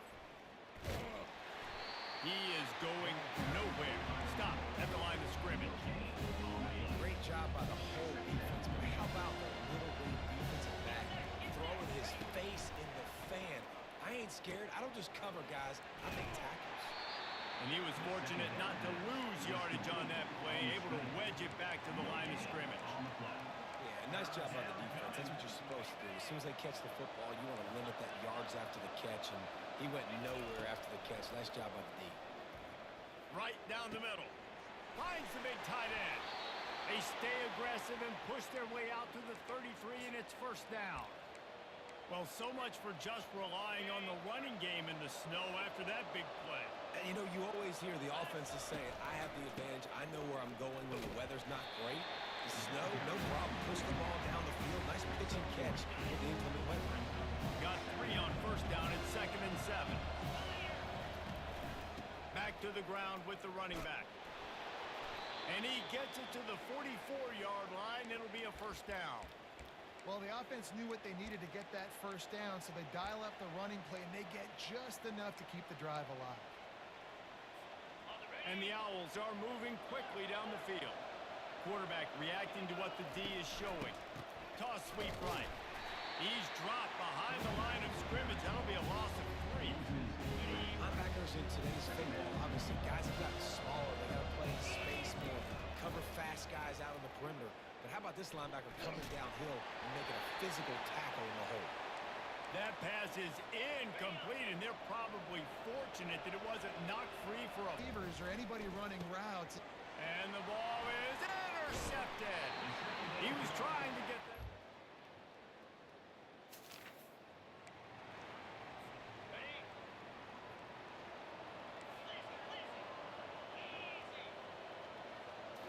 Scanning the field, it's Fancher trying to get to it. Hit hard just as he released it on first down and just couldn't get it to the receiver. After the incompletion, looking at 2nd down. He's looking to throw. Got his man quickly. And they'll spot it at the 45. That's good enough for a first down. I'll tell you what, that's great execution between the QB and receiver. They look like they could execute that throw in their sleep. Quarterback took his steps, threw it on time. Great route by the receiver. Nice job securing the catch. Getting some heat. And they got him for the sack. The Owls are in the hurry-up. The defense just simply not fooled by the play action. Oftentimes, the offense are hoping the run fake's going to slow down those pass rushers, but man, oh man, they had their ears pinned back. Caught over the middle. It's Johnson. They make the stop, but not before he takes a chunk out of what they need to move the sticks. In the dead center of the field as they try to convert this 3rd and short. Oh, they really could have used that catch there. Physical pass defense. It brings up a 4th down. This is a point where you just got to be able to focus. And the critical down and distances in this game, like that 3rd down right there, when it's a good throw, you got to make the catch. You got to be able to make that play. And it's picked off. That's the turnover they desperately needed. He'll try to take it back. And he's going to take it off.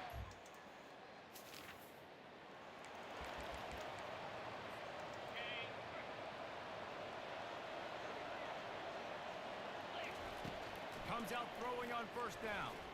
Oh, he's going to try to get it all here. Snags it down the right side. And he was off to the races. Finally tripped up at the 36. That's a beautiful pass and catch. I love the job the quarterback does manipulating the defense with his eyes. He froze that safety, and that allowed his receiver more room to work his route.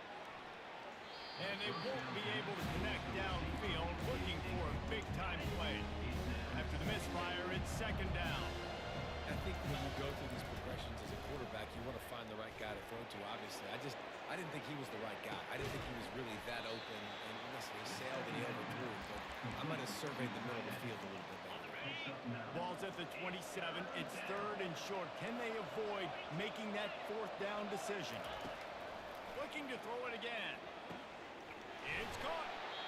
Really nice job there by both guys, the throw and the catch, to work that defense and get the 1st down. And if they want to take the lead, can't be thinking field goal here. They'll need a touchdown to go up in the 4th. Looking for a man. It's Fancher. And the pressure gets there. And down he goes at the 18. Defense rose up deep in its own end on that last play. Now a 2nd and long coming. Quarterback making adjustments with his receivers. Going for it all. And good coverage and better hands by the defender to knock it down in the end zone.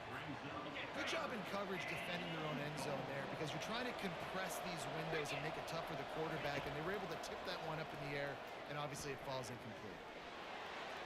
Get the touchdown, get the 1st down, or just get down. And the quarterback does. Yeah, I tell you what, he drops back to pass, nothing really open, tries to scramble, but now because he got a little bit more yards, is this maybe decision time on 4th and goal, down by more than a field goal? This might be time to go for it. Trailing and getting deep in the game, they'll go for it here on 4th and goal. They stop him short of the mark. Well, points weren't the issue, guys, but they couldn't string together enough stops to get the victory. Yeah, good news, bad news scenario, I guess. Good news is you're going to score. This offense looks like they can be explosive and they can light up the scoreboard. Bad news, though, David, they've got a lot to clean up on the defensive side of the ball. Yeah, and welcome to college football now.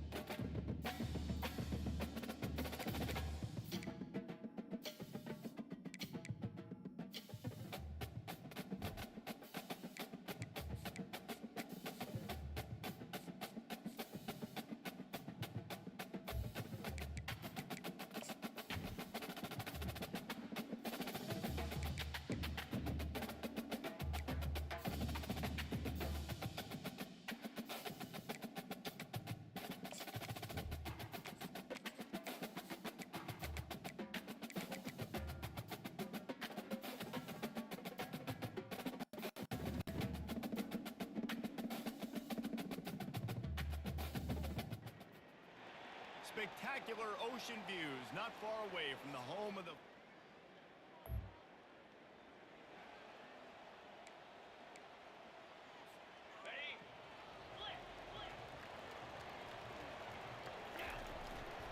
They'll try the run. Gets it past the marker. He will step out of bounds, but not before the big pickup and a first down for this offense.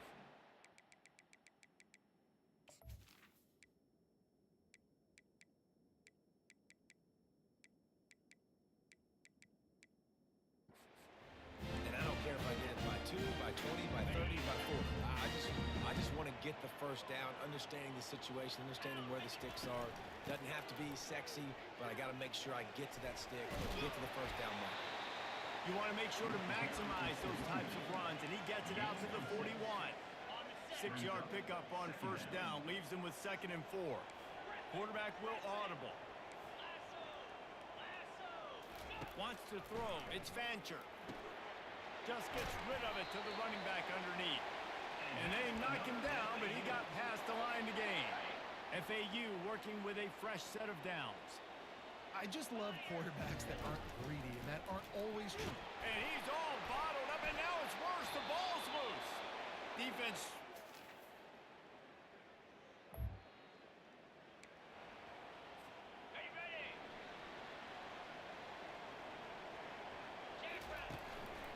Off the play fake on first down. This defense, they are tenacious, and they've got guys up front. What is going on, bro? So strong, and then can collapse the pocket. You saw it right there in that play action attempt. A big play for the defense with the first down sack. Now, advantage D as the offense comes up on 2nd down. He's looking to throw. Coming after it. And the defense gets loose, bringing the heat, and down he goes again. And they've been waiting for something good to happen with respect to getting after the quarterback, right? They're outside of the top 100 in the country in sacks per game, but finally now, you see they're generating this pass rush. 3 sacks on the game so far. FAU will send out the punt team. Doesn't say much for your drive when you're looking forward to the punt. Gets it out of there for the first time today, and didn't see much of him in that loss a week ago. Called on just once. Personal foul. Roughing the kicker. Defense.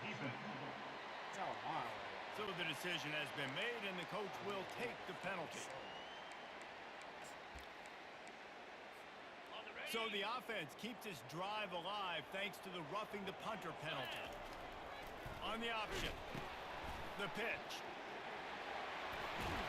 A tremendous run. He was full bore after taking that pitch. Just sweet execution. Now they'll line it up from the 44 on 1st and 10. Leaves it with the running back. Ball is loose. Come on. The offensive doing? Absolute disaster by falling on that fumble. And let's hold on just a minute here as the officials are going to have a second look. So after reviewing the undisputable video evidence, the replay booth has decided to overturn the call. And it looks as if FAU will have enough for the first down. Well, I know this is an offensive line that has a ton of pride. They want to come out each and every game and really impose their will on the D-line. They got just enough push there on that run play to pick up the first. He gets rid of it, but I don't think they're going to let him get away with that. Nope, here comes the flag. Offense. The officials offer the deal, and the coach accepts it. They will take the penalty. Line getting set on 2nd down.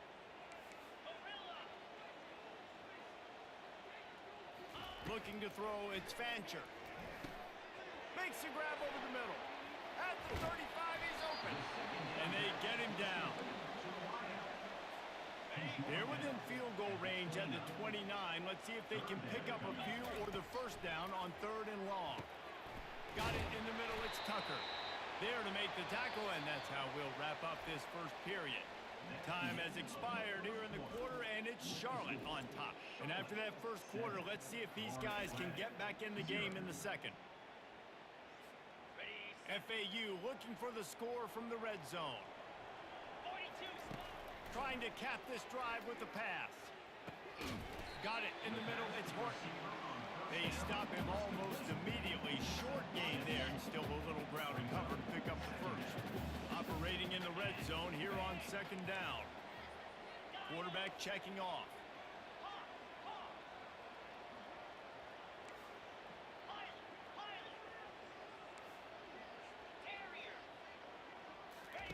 The aerial assault continues.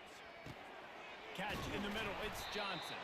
He stopped almost immediately. He didn't get much, but he didn't need much. They've got the first down. Guys out of the backfield now, it's not just run the ball downhill anymore. You got to be versatile. I got to be able to trust you in the pass game, and I got to be able to throw you the football, and you can do that right there. I know you're going to catch it, and I can depend on you. And he'll glide his way in for the score. Touchdown, Owls! On time, baby. Long.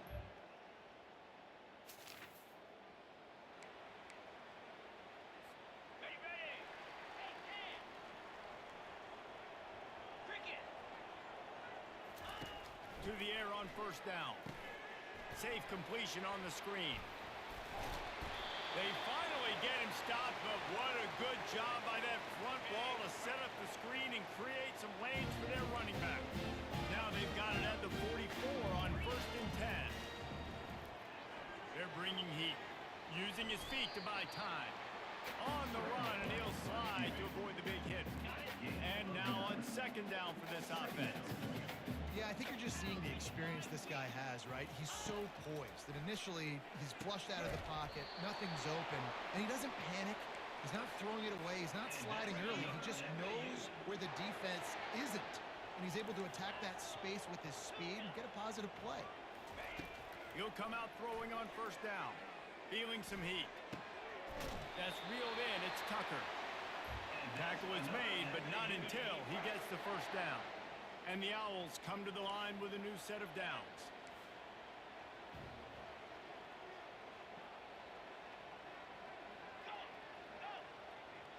Wide receiver now comes in motion. Hit as he throws. Snagged in the end zone. Who gives a hoot? Who gives a hoot? The Owls do, baby. I'm a bitch ass nigga. He's gonna pass. They'll throw it to the back on the screen. They finally get him stopped, but what a good job by that front wall to set up the screen and create some lanes for their running back. That is a time-honored way to slow down the rush, hit him with the screen, and a chunk play. Yeah, such a great job because you're flying up the field to get to the quarterback because everything looks like pass down the field. Let those guys get up the field. These niggas playing dirty, bro. Just making some moves, getting upfield, making the bro, big play. come on, man. So the decision has been made, and the coach will take the penalty. Here comes the offense on first down. On the option. He'll toss it. Got the first down and still on his feet. And he's finally ushered out of bounds, but not before. He makes a good gain. Hey, listen, explosive plays comes in all different shapes and sizes. That time, they attack the outside to the left on the ground. And that is a momentum-shifting play. They know they have a huge advantage there. I expect them to go right back to it. And what do you do now if you're on defense? You got to be expecting that they're going to try and tack that side of the field, maybe in the same way, maybe on this next play right here. Offenses want to get the ball to their playmakers really fast. And they try to throw the wide receiver screen, but how about the defender? He was right there in his space, got him on the ground as soon as he caught him. He was ready for that. Nowhere close on that one as he got drilled trying to deliver the football, and now they face third down. Looking for a man. It's Fancher. And he got a hand in there, knocks it away, incomplete. Yeah, and third and short, they choose not to run, throw the football, and I think a lot of that has to do with they know they're in field goal range. They can take the 3 points on the board. It's good.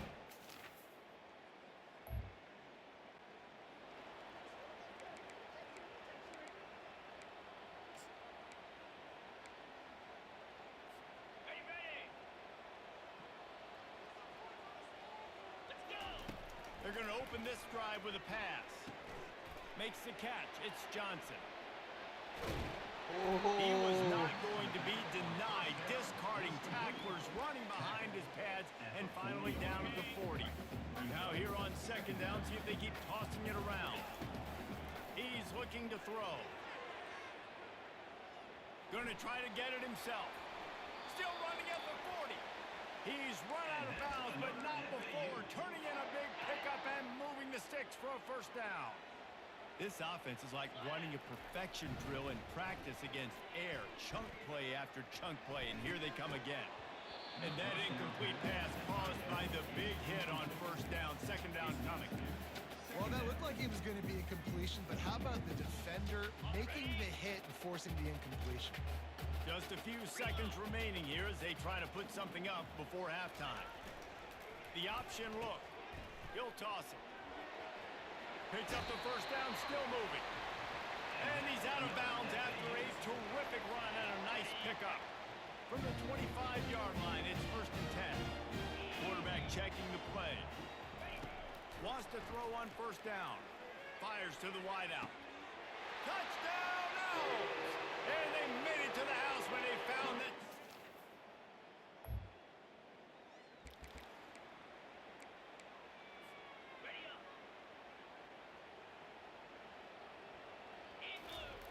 Going up top on first down. Moves away as he feels pressure. Can't find his man as he took a shot trying to deliver that football, and it'll be second down. Quarterback and running back set up in the pistol. He's got him this time. He's really close to that first down marker, but they stop him just a bit short. Lining up to convert third down.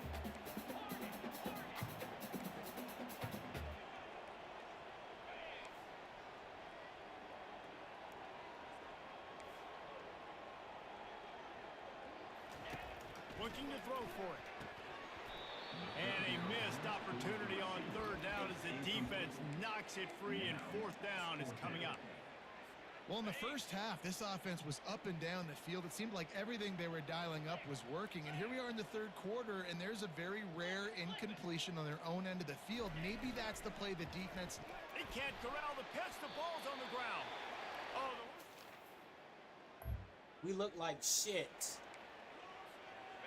Fuck, we go all year looking good, and then we lose, and then now we in a close game versus fucking goes to Charlotte, the option. bro. Now the toss. Ball carried by the running back. He steps out of bounds at the 26-yard line. Second down. Didn't get much on first down. It's second and 9. Now the play fake. Grabbed in the middle. It's Johnson. They make the stop after the catch, and still some work to do to pick up that first down. And that's the advantage of being a big wide receiver, because now you're a big target. And on these slant routes, you don't have to run the perfect route, but you can use your size and your physicality to get the job done almost every time. Third and short, and I guess the only thing they really took out of play in the shotgun was the quarterback sneak. Yeah, and that's kind of what I like to do, Reese. I mean, third and inches, I want to run the quarterback sneak, run the football, but this team fully comfortable throwing. And the defense is all over the quarterback, and down he goes. Big first down sack for the defense, brings up second down. Defensive linemen live to get after the quarterback, to get sacks, to get by those big hog mollies up front on the offensive line and say, you taste dirt. And he fights his way forward, gets away from one, but not much doing on that one. Falls at the 29. Defense can taste getting off the field. It's third and long. Looking to throw, and he needs a bunch. And they'll miss the connection here on third down. And on that third down play, there just wasn't any timing between the quarterback as an intended target. And as a result, ball falls incomplete, setting up fourth. And the punt team able to...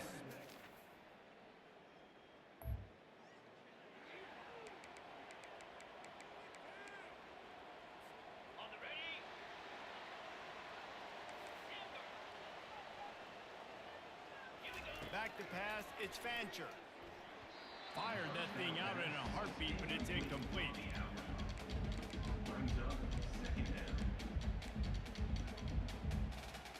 Got a good one going here. All tied up in the third. It's 2nd and 10.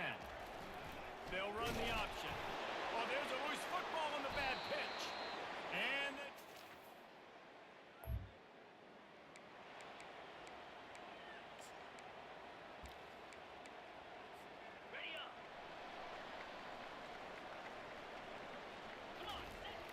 off the play fake on 1st down, wants to throw. And they'll finally get him down after a terrific pickup.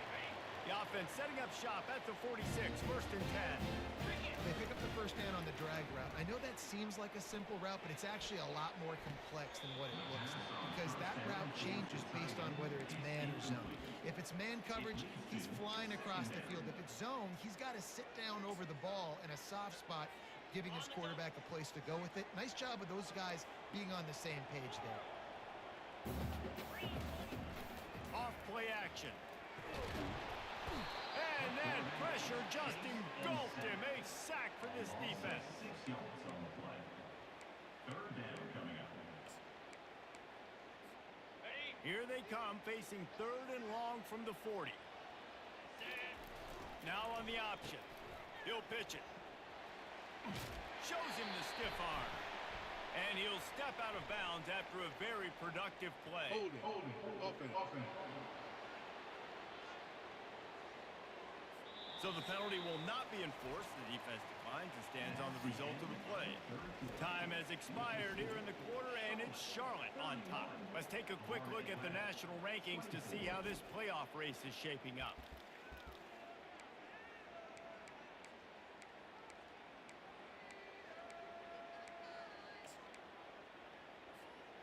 Trailing by a possession, they need to keep the ball. They'll try to convert on 4th down. The receivers often will run their route based on a side adjustment.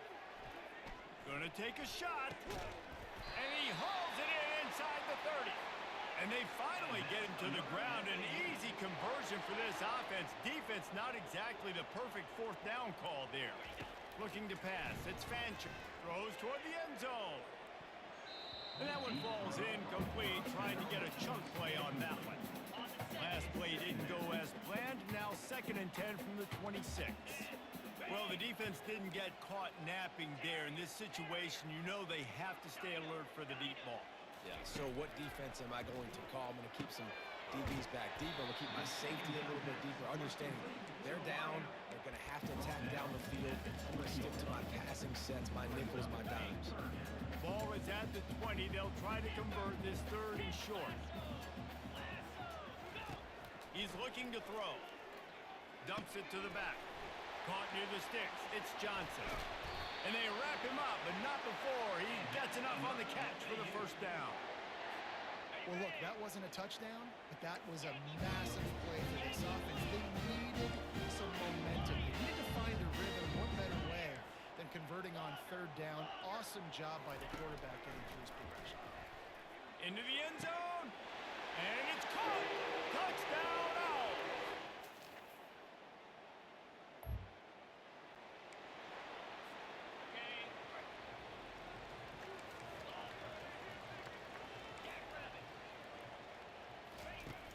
Off play action on 1st down. Pocket starts to collapse. Hit hard as he released the ball on that 1st down pass, and it never had a chance.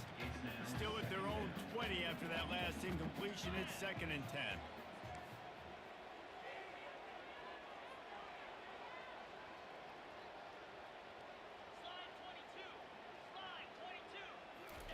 He's looking to throw. Pressure coming. And he was drilled just as he released the pass. It's incomplete. This defense has kept them backed up. Now one more stop and they can get off the field on 3rd and long. From the gun, wants to pass. He's got it. And they'll finally bring him down after he rips off a huge play.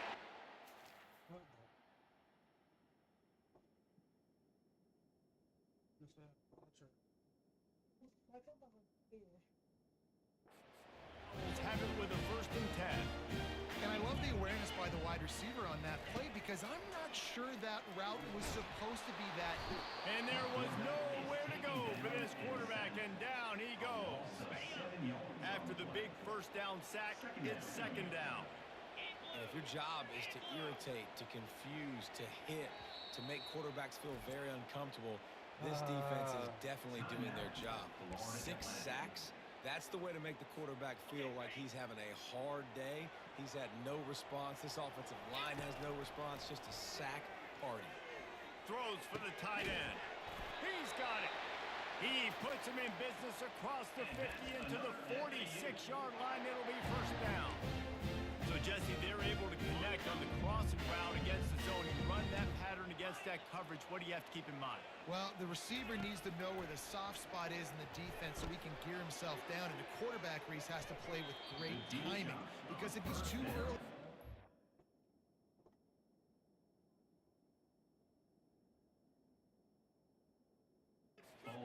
throw, that might get picked. Offense gets set for second down. And listen, as a quarterback, you're trying to find the matchup, trying to find who's open. I don't know if anybody was open, but that was not a greatly thrown football. I don't know if it was miscommunication, but the ball thrown out of bounds, and that's just on to the next down.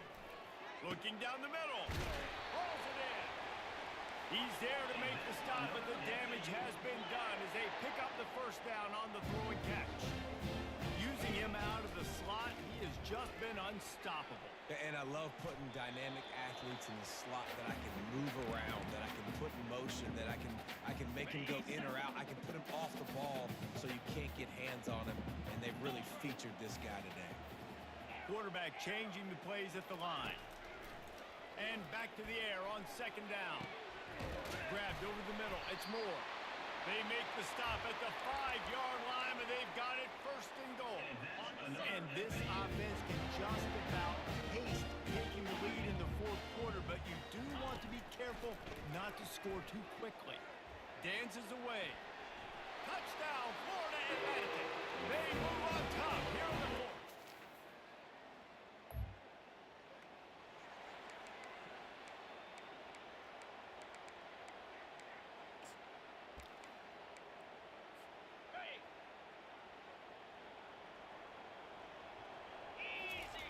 Here comes the option.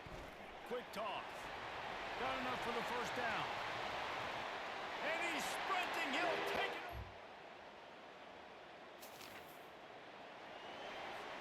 Linebackers moving, trying to confuse the quarterback. Let's go. On the option.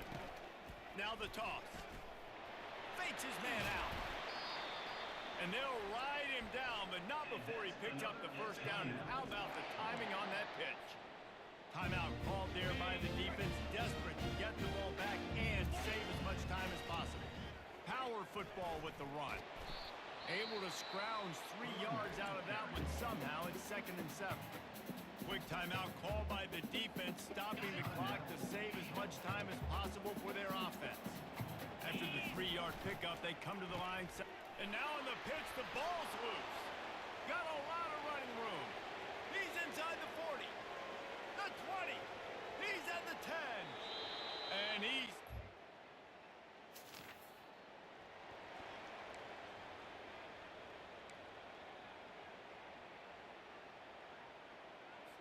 On the ready? Ready. And the offense is content with where it is. They'll take a knee. Plenty of fireworks in this one. A lot of points. They always talk about having the chalk last, and it seems...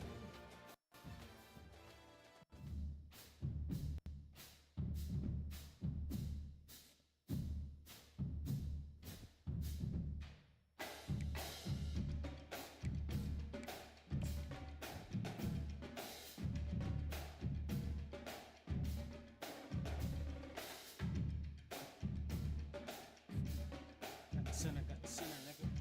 You got a center, nigga,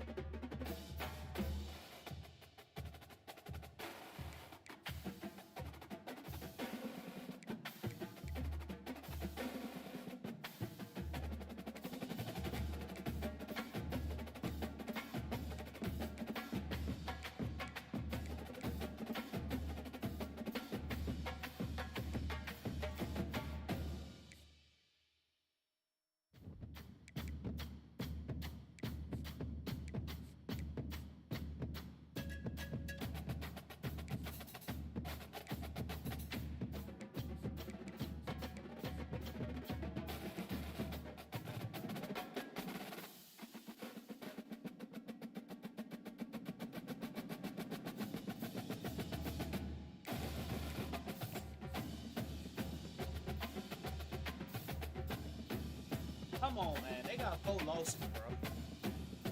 It's not the best quarterback. Is that part of the deal?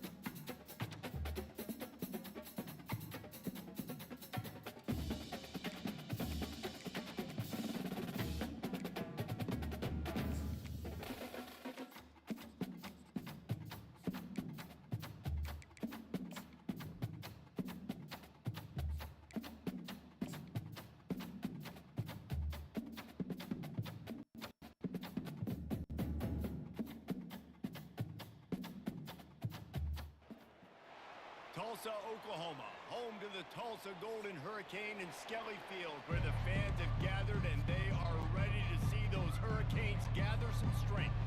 Tulsa will kick off and will get this game started. Yo, what up? Coming out with it, it's Tucker. Oh my Not a lot of space to be found. Good hustle by the coverage team, and they stop him at the 21. So Florida Atlantic's offense will take the first swing of the game. And here's the man they rally around, and he has earned that type of respect, David. You dang right. You earn it by doing it. Yes and no, it can be on online. level. Everyone believes in this young man, and Palmer, there's a no. reason why. You're right, David. It's He's like, been in the big moments. it's like He's career won mode. the big games. This guy It's like delivers online when the career game is on mode. the line. So it Looking for depends, like, productive play on on first what down. week it is if somebody controlling that team. They'll leave it with him. Stacked up after gaining a couple to the 23. Sometimes people say, if you're good enough, what's the big deal about going on the road? Well, if you're not careful, you might find out in a spot like this one, guys. Yeah, no doubt about it. This is a hostile environment, and you know you're going to be getting the opponent's A game for this one. They've circled this one all offseason, No, so sir. they better be No, ready sir. to bring it today, Dave. And the hardest thing to do in college football is to go on the road. Everything about it changes, and you want to Roscoe in the motherfucking chat. Shout out Roscoe Woods, young niggas. Throughout the game, look out. Coming out on first down with the play fake. Looking left. What? Off the That deflection, boy Michael missed a Jordan. chance to force the turnover. Instead, That it'll be boy's second fucking down. Michael Jordan. Couldn't make the connection last time. Let's see if they throw it again.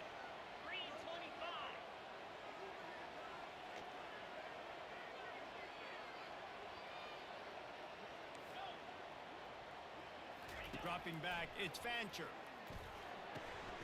Nice catch along the sideline and great effort to stay in bounds. Third down conversions are a huge stat, and this one would be a doozy if they can pull it off. He's looking downfield to throw. Extending the play. He throws one to the left. And he's got it inside the 30-yard line. And how about that? A lot of coaches talk about being aggressive and we're going to take shots, but then they get conservative in the game. But first drive coming out, showing this defense we are not afraid to throw the ball deep. Might keep that defense a little bit more conservative. They make the stop, but not before the screen has hit them for a first down and much more. Really good execution by this offense. Hey, man, sometimes you get the perfect play call at the perfect time. That time the defense blitzing, offensive line allowed everybody to run upfield, and they slip in the running back screen, and behind it there was nobody there to make a tackle, and this offense generates a massive play. Going to work in the red zone, they can pick up the first down without getting it into the end zone. They're trying to get to it. Oh my God. They get enough rush, and it pays off the sack at the 20. Now the 8th play of the opening drive, and this time facing third and long. Looking to throw, and he needs a chunk play. Get it out on the screen. Headed to the end zone. Touchdown Owls. That is the ultimate grab and go for the score. Well, you know this offensive I coordinator got scripts his the opening 10, 15 plays, I got and the he didn't even need whatchamacallit. that. I did They a went running back. 9 plays and scored a I'm touchdown. finna get back on that bit so you can see that bit. Perfectly. They look like a well-oiled machine. You see, I've been on this bit all day. And he's got the extra But point. I started off as a 3-star. Like, I made that bit realistic. I had with the James Madison, and then I had transferred to Ole Miss. But I was really trying to get a scholarship to go to Colorado. I'm gonna make a quarterback. I'm gonna make a quarterback. I'm gonna make Lil Milk. Fuck it. I'm gonna make Demarius as a quarterback. Offense comes out and they'll take over for the first time in this one. Here are our impact players for this game, and it goes beyond executing an assignment to make an impact in the game. Yeah, obviously we were talking to both coaching staffs this week, and we had... Thank you. And the ball is picked off. Got some room to run. He's at the 10. He steps out of bounds, but not only does he get the ball back, what a return to set up his offense.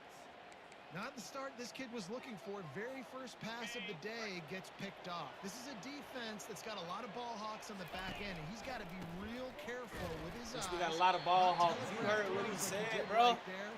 He's going to have to settle back. They'll try to dial up a better one this time on second and goal. Yeah, because this been long as fuck. You see, I've been on this bitch for... Yeah. Now the quarterback changing the original play call. You can just go to my YouTube. All these, like all my lives they all stay up on my YouTube. I have every live up on my YouTube, bro. Every single last one. Well, this offense is top 10 in the... I'm not about to. These niggas 3-8, and the playoffs I think next week. So, I know somebody playing on Michigan. So when we play Michigan, that's a real. You feel me? Gotta get right for real. Wham! And he did make that extra point. No issue with the treacherous footing. They got the ball in great field position, and bam, bam, 2 plays and into the end zone. He'll bring it out from inside his own 10. Couldn't find a way to create that broken field as he stopped at the 25. The Golden Hurricane offense comes back onto the field. To say this has been a slow start is a bit of an understatement, and they really need to get it going here, Jesse. That's right. The opponent, they're firing on all cylinders Be right back. out of the gate. Offensively, for this unit, they've been slow and Continue to watch FAU win. Play to wake themselves FAU for the it's Eddie, just man. the first quarter, so it's not the end of the world. You've seen slow starts, but you got to continue to pick and pick and pick until you find that play or that scheme that you can use against this defense. They'll try to get outside. You'll take 4 yards on first down every time, 2nd and 6.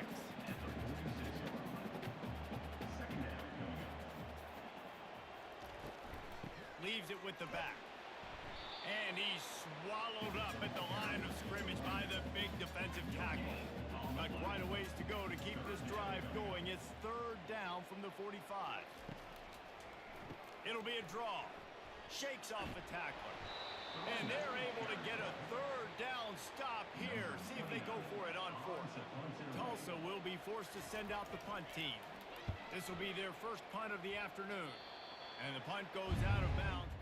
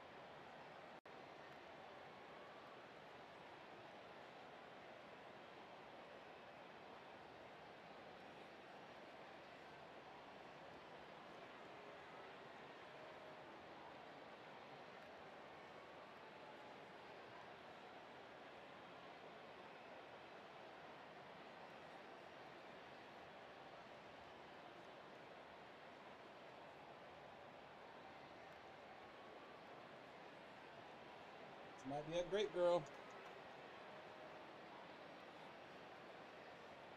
FAU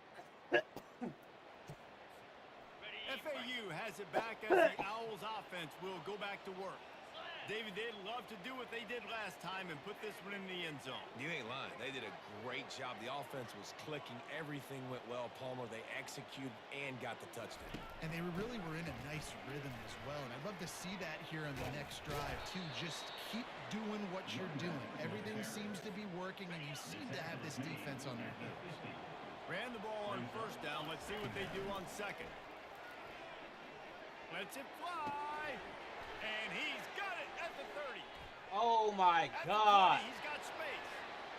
Touchdown, FAU. Yes. A great catch and run for 6. You know, oftentimes in college football, the best offenses are the ones that can create explosive plays just like you.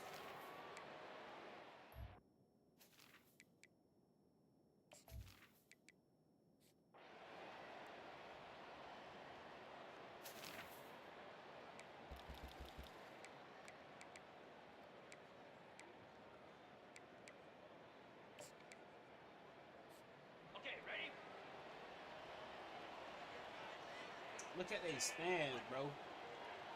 Ain't even nobody here. They're looking to get the edge with this one on the toss. No, they finna get it. Not much doing there. He gets it to the 26, a gain of 1.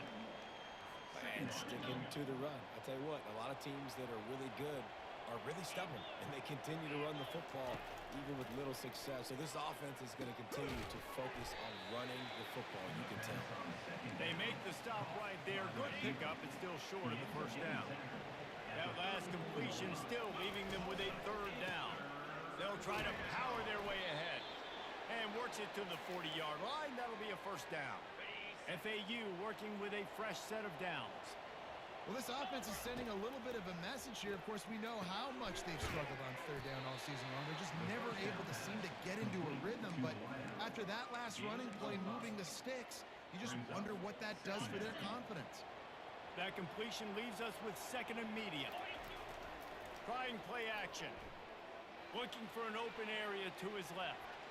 And he will wisely scamper out of bounds. No need to take unnecessary hits. Scamper out of bounds. Here on 3rd down for this offense. They'll try to run for it. That'll get the job done and move the chains, and they'll mark the ball at the 45. This FAU offense is moving quickly. Receivers telling the quarterback what they see. Trying to get to him. Just a short pass to the tight end. And a good job of coverage by that defense. Just a short pickup. A nice job by the defense there, tackling the catch and smothering the tight end. They know this offense is going to try to find him in the passing game in a lot of different situations. That time, perfect coverage, and nice job bringing the big guy down. Not easy to do. Looking downfield, it's Fancher. Finds his tight end. He's brought down solid. Pick up a little bit short of the first down. You know, David, this is really what game managing is. Nice pickup on 2nd down to help them on the next play. Yeah, I think people look at that negative sometimes, finding a quarterback that's a game manager. No, use your brain. Set up good situations. I'm way more successful when I can keep those sticks at a more manageable situation, and I'm not as predictable on a 3rd down. And they'll line up from the 31 on first down. Now the pitch. Can't get him to the ground. And that's what you're trying to do as a defense. Limit those damages when they run the football. Get them on the ground, short gains to set your defense for positive situations down the road. Now the pitch. And that's what this option will do to you. They got the pitch man free, and he was off to the races. Defense has to be frustrated. The offense keeps matriculating and matriculating and matriculating the ball down the field. Getting some heat. Got to protect the merchandise. Gets down without taking a hit. 2nd down here, and maybe they've got time to get one more snap off before the 2-minute warning. As we reach the 2-minute warning, they'll need to try to get a stop to keep this thing from getting out of hand. Going to work on 2nd down in the red zone, and still some ground to cover to pick up that first down. He's got it into the end zone. Touchdown, Florida.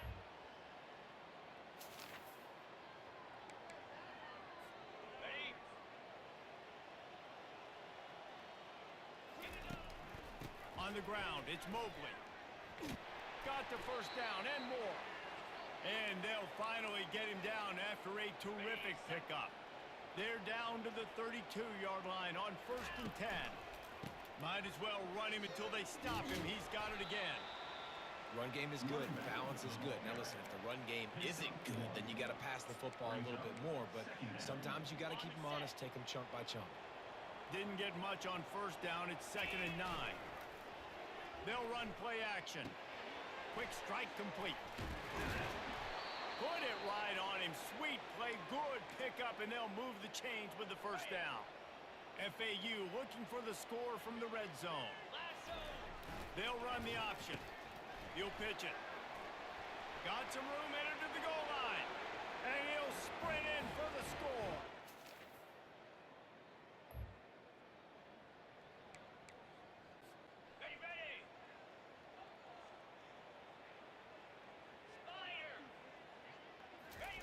He'll ride his man on the option. And the ball is free on the pitch. Oh, and he gets it back, so you can file that one under. Could have been worse. Not what they had in mind to start this drive. Here comes 2nd and 13. He leaves it with the back.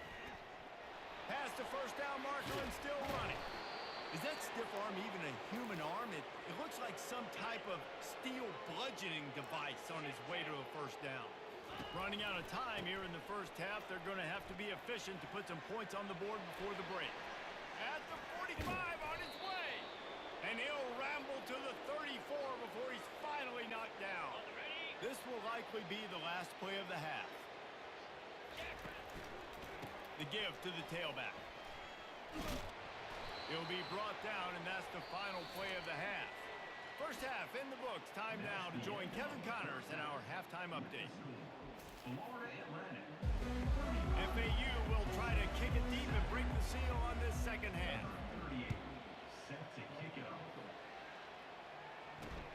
Here he comes from inside his own 5.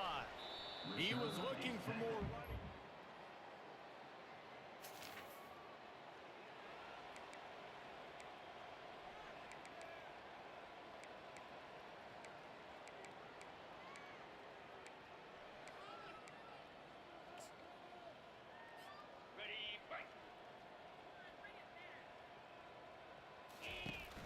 They'll give it to Johnson. And he knocked him down after a gain of 3 to the 23. Small gain, I know, but again, the defense knows he's going to run the football. He's willing to run the football, not just...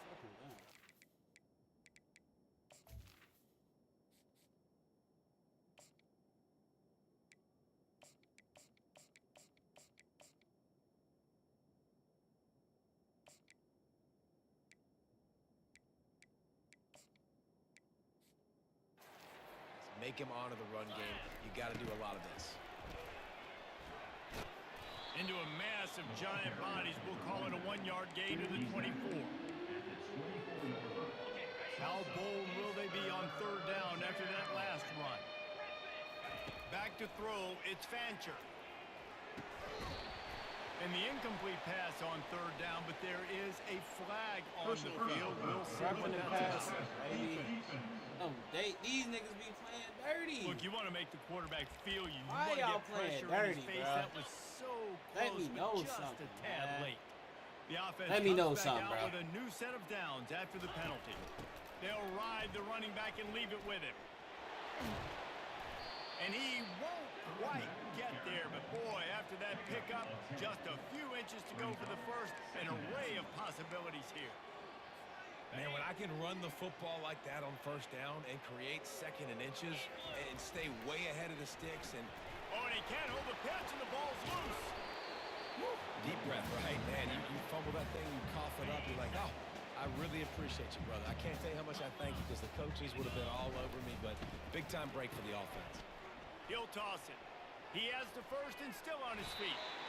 You know, they pride themselves on being physical at the point of attack, dominating at the line of scrimmage. Nice job there picking up the 1st down. And the Owls getting set on 1st and 10. They go to the ground. And he'll pick up one. It brings up 2nd and 9. Tried to pound it on 1st down. Now back to the line. Quarterback reacting to what the D is showing. On 2nd down, they'll take to the air. And they took a shot on that one, but couldn't make the connection. It's incomplete. These DBs better stay ready because even though they're trailing by a lot in this game, the opponent's not trying to run the ball and bleed the clock. They are still taking shots, so you're going to have to continue to try to make plays back there deep. And the defense is swarming to keep him from getting to the 1st down. FAU will send out the punt team. First punt of the day, and he'd love to lock them up close to their goal line. Able to keep them from getting...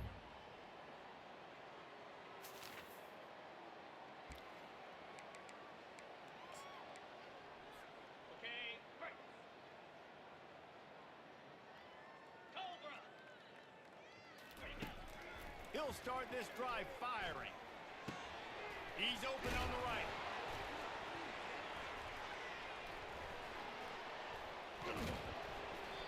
Doesn't it always seem like that ball is on the ground for like 30 seconds? You got 17 guys running at it in slow motion. Like, I got to get the football. Offense. Very lucky to get that football. And he got smacked just as he released the pass. It's incomplete. Offense working from the pistol. This QB has had a lot of success all day long, throwing for so many touchdowns, looking very comfortable. Finally, the defense gets to him. Finally, the defense gets a win. They needed something to go their way. Got to start getting some more hits on this guy. Wants to throw on 3rd down. Grab near the marker. It's Alexander. He was just a breath from taking that one all the way, and he'll run that momentum right into the 4th quarter. We've reached the end of the quarter. FAU has the lead. And as we switch ends of the field, let's take a quick look at the national rankings.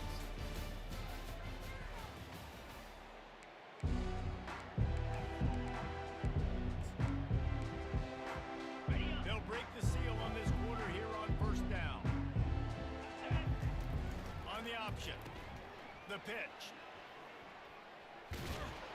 They pick up half of it. It'll be 2nd and 5. All right, great little run there. Listen, it wasn't phenomenal. We didn't get a 1st down, but what does it do? Now it makes 2nd down easier. The play caller looking at his sheet going, all right, I can throw it, I can run it. Still in a great position. Ready to stay ahead of the chains.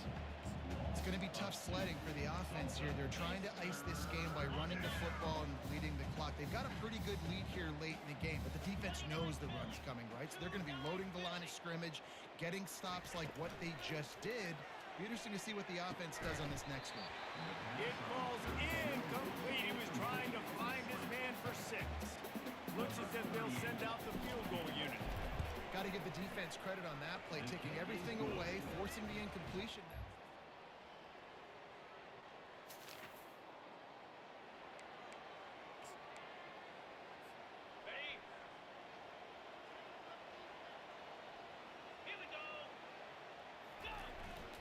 The give to the back. Not much working there. It'll be 2nd and 9. Went to the running game on 1st down. Now here they come again. They'll try to keep this clock moving on the ground. Solid fundamentals on that tackle from this freshman. They line up, and it is a long way to the sticks from here. They'll run it behind the big guys on the left. Got enough for the 1st. And he almost ran away from everybody on that one. A huge pickup on that play. Just inside the red zone. 1st and 10 from the 19. They're going to run it to the right. They get him stopped after a 2-yard gain. Ball's at the 17. Man down on the play as the officials take a break to let him be checked out. Picked up 2 yards on that last one. They need 8 on 2nd down.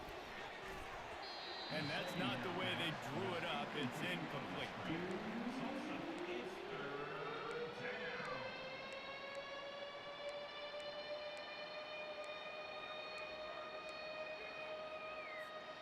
A 3rd and long coming up here. Looking for a crease to the left. And this one will be stopped for no gain. Now on fourth down, they'll settle for a field goal try. And he'll try to keep that smooth leg swing going for the second time today. This one from...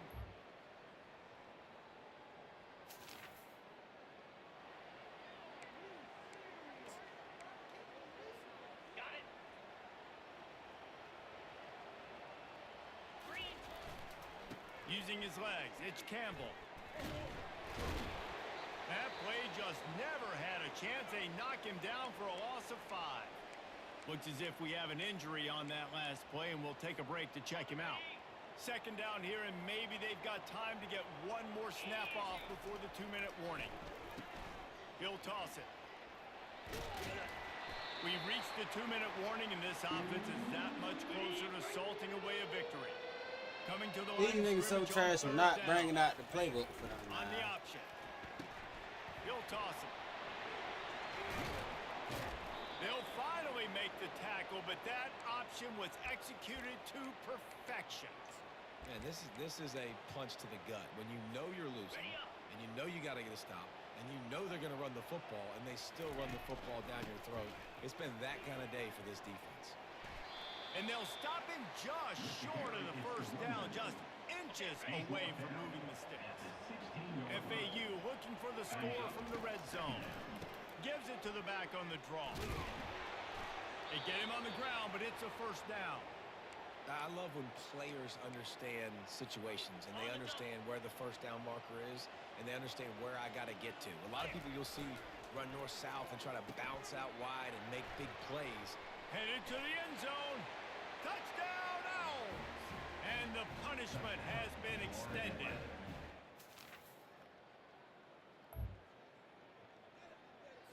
Ready? Here we go. The option look. Now the toss.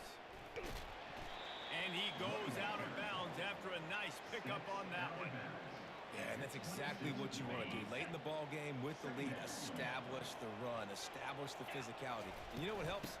That clock up there, it continues to tick. So let's see if they choose to keep the ball on the ground and stay conservative and run that clock. This offense will snap it from the 42 on 1st and 10. Looking for a crease, it's McGee. And they'll stop him after a minimal pickup. That's a really good job by the defense, wrapping them up, getting them on the ground, take away that run game, make them one-dimensional, put them in passing situations. Really good job by the defense. Wrestled to the ground after picking up the first down. The Owls will have it 1st and 10. To the ground with the back. Got the first down, looking for more. Really good surge for this offense. They move the chains, and he's got it at the 34. They'll go to the ground. Hard running there. And he'll be tackled, and that'll bring us to the end of the game. They won the game today. That's 2 in a row. If they win the next one, it's called a winning streak. It's been done before. And we're seeing the identity of this team coming to...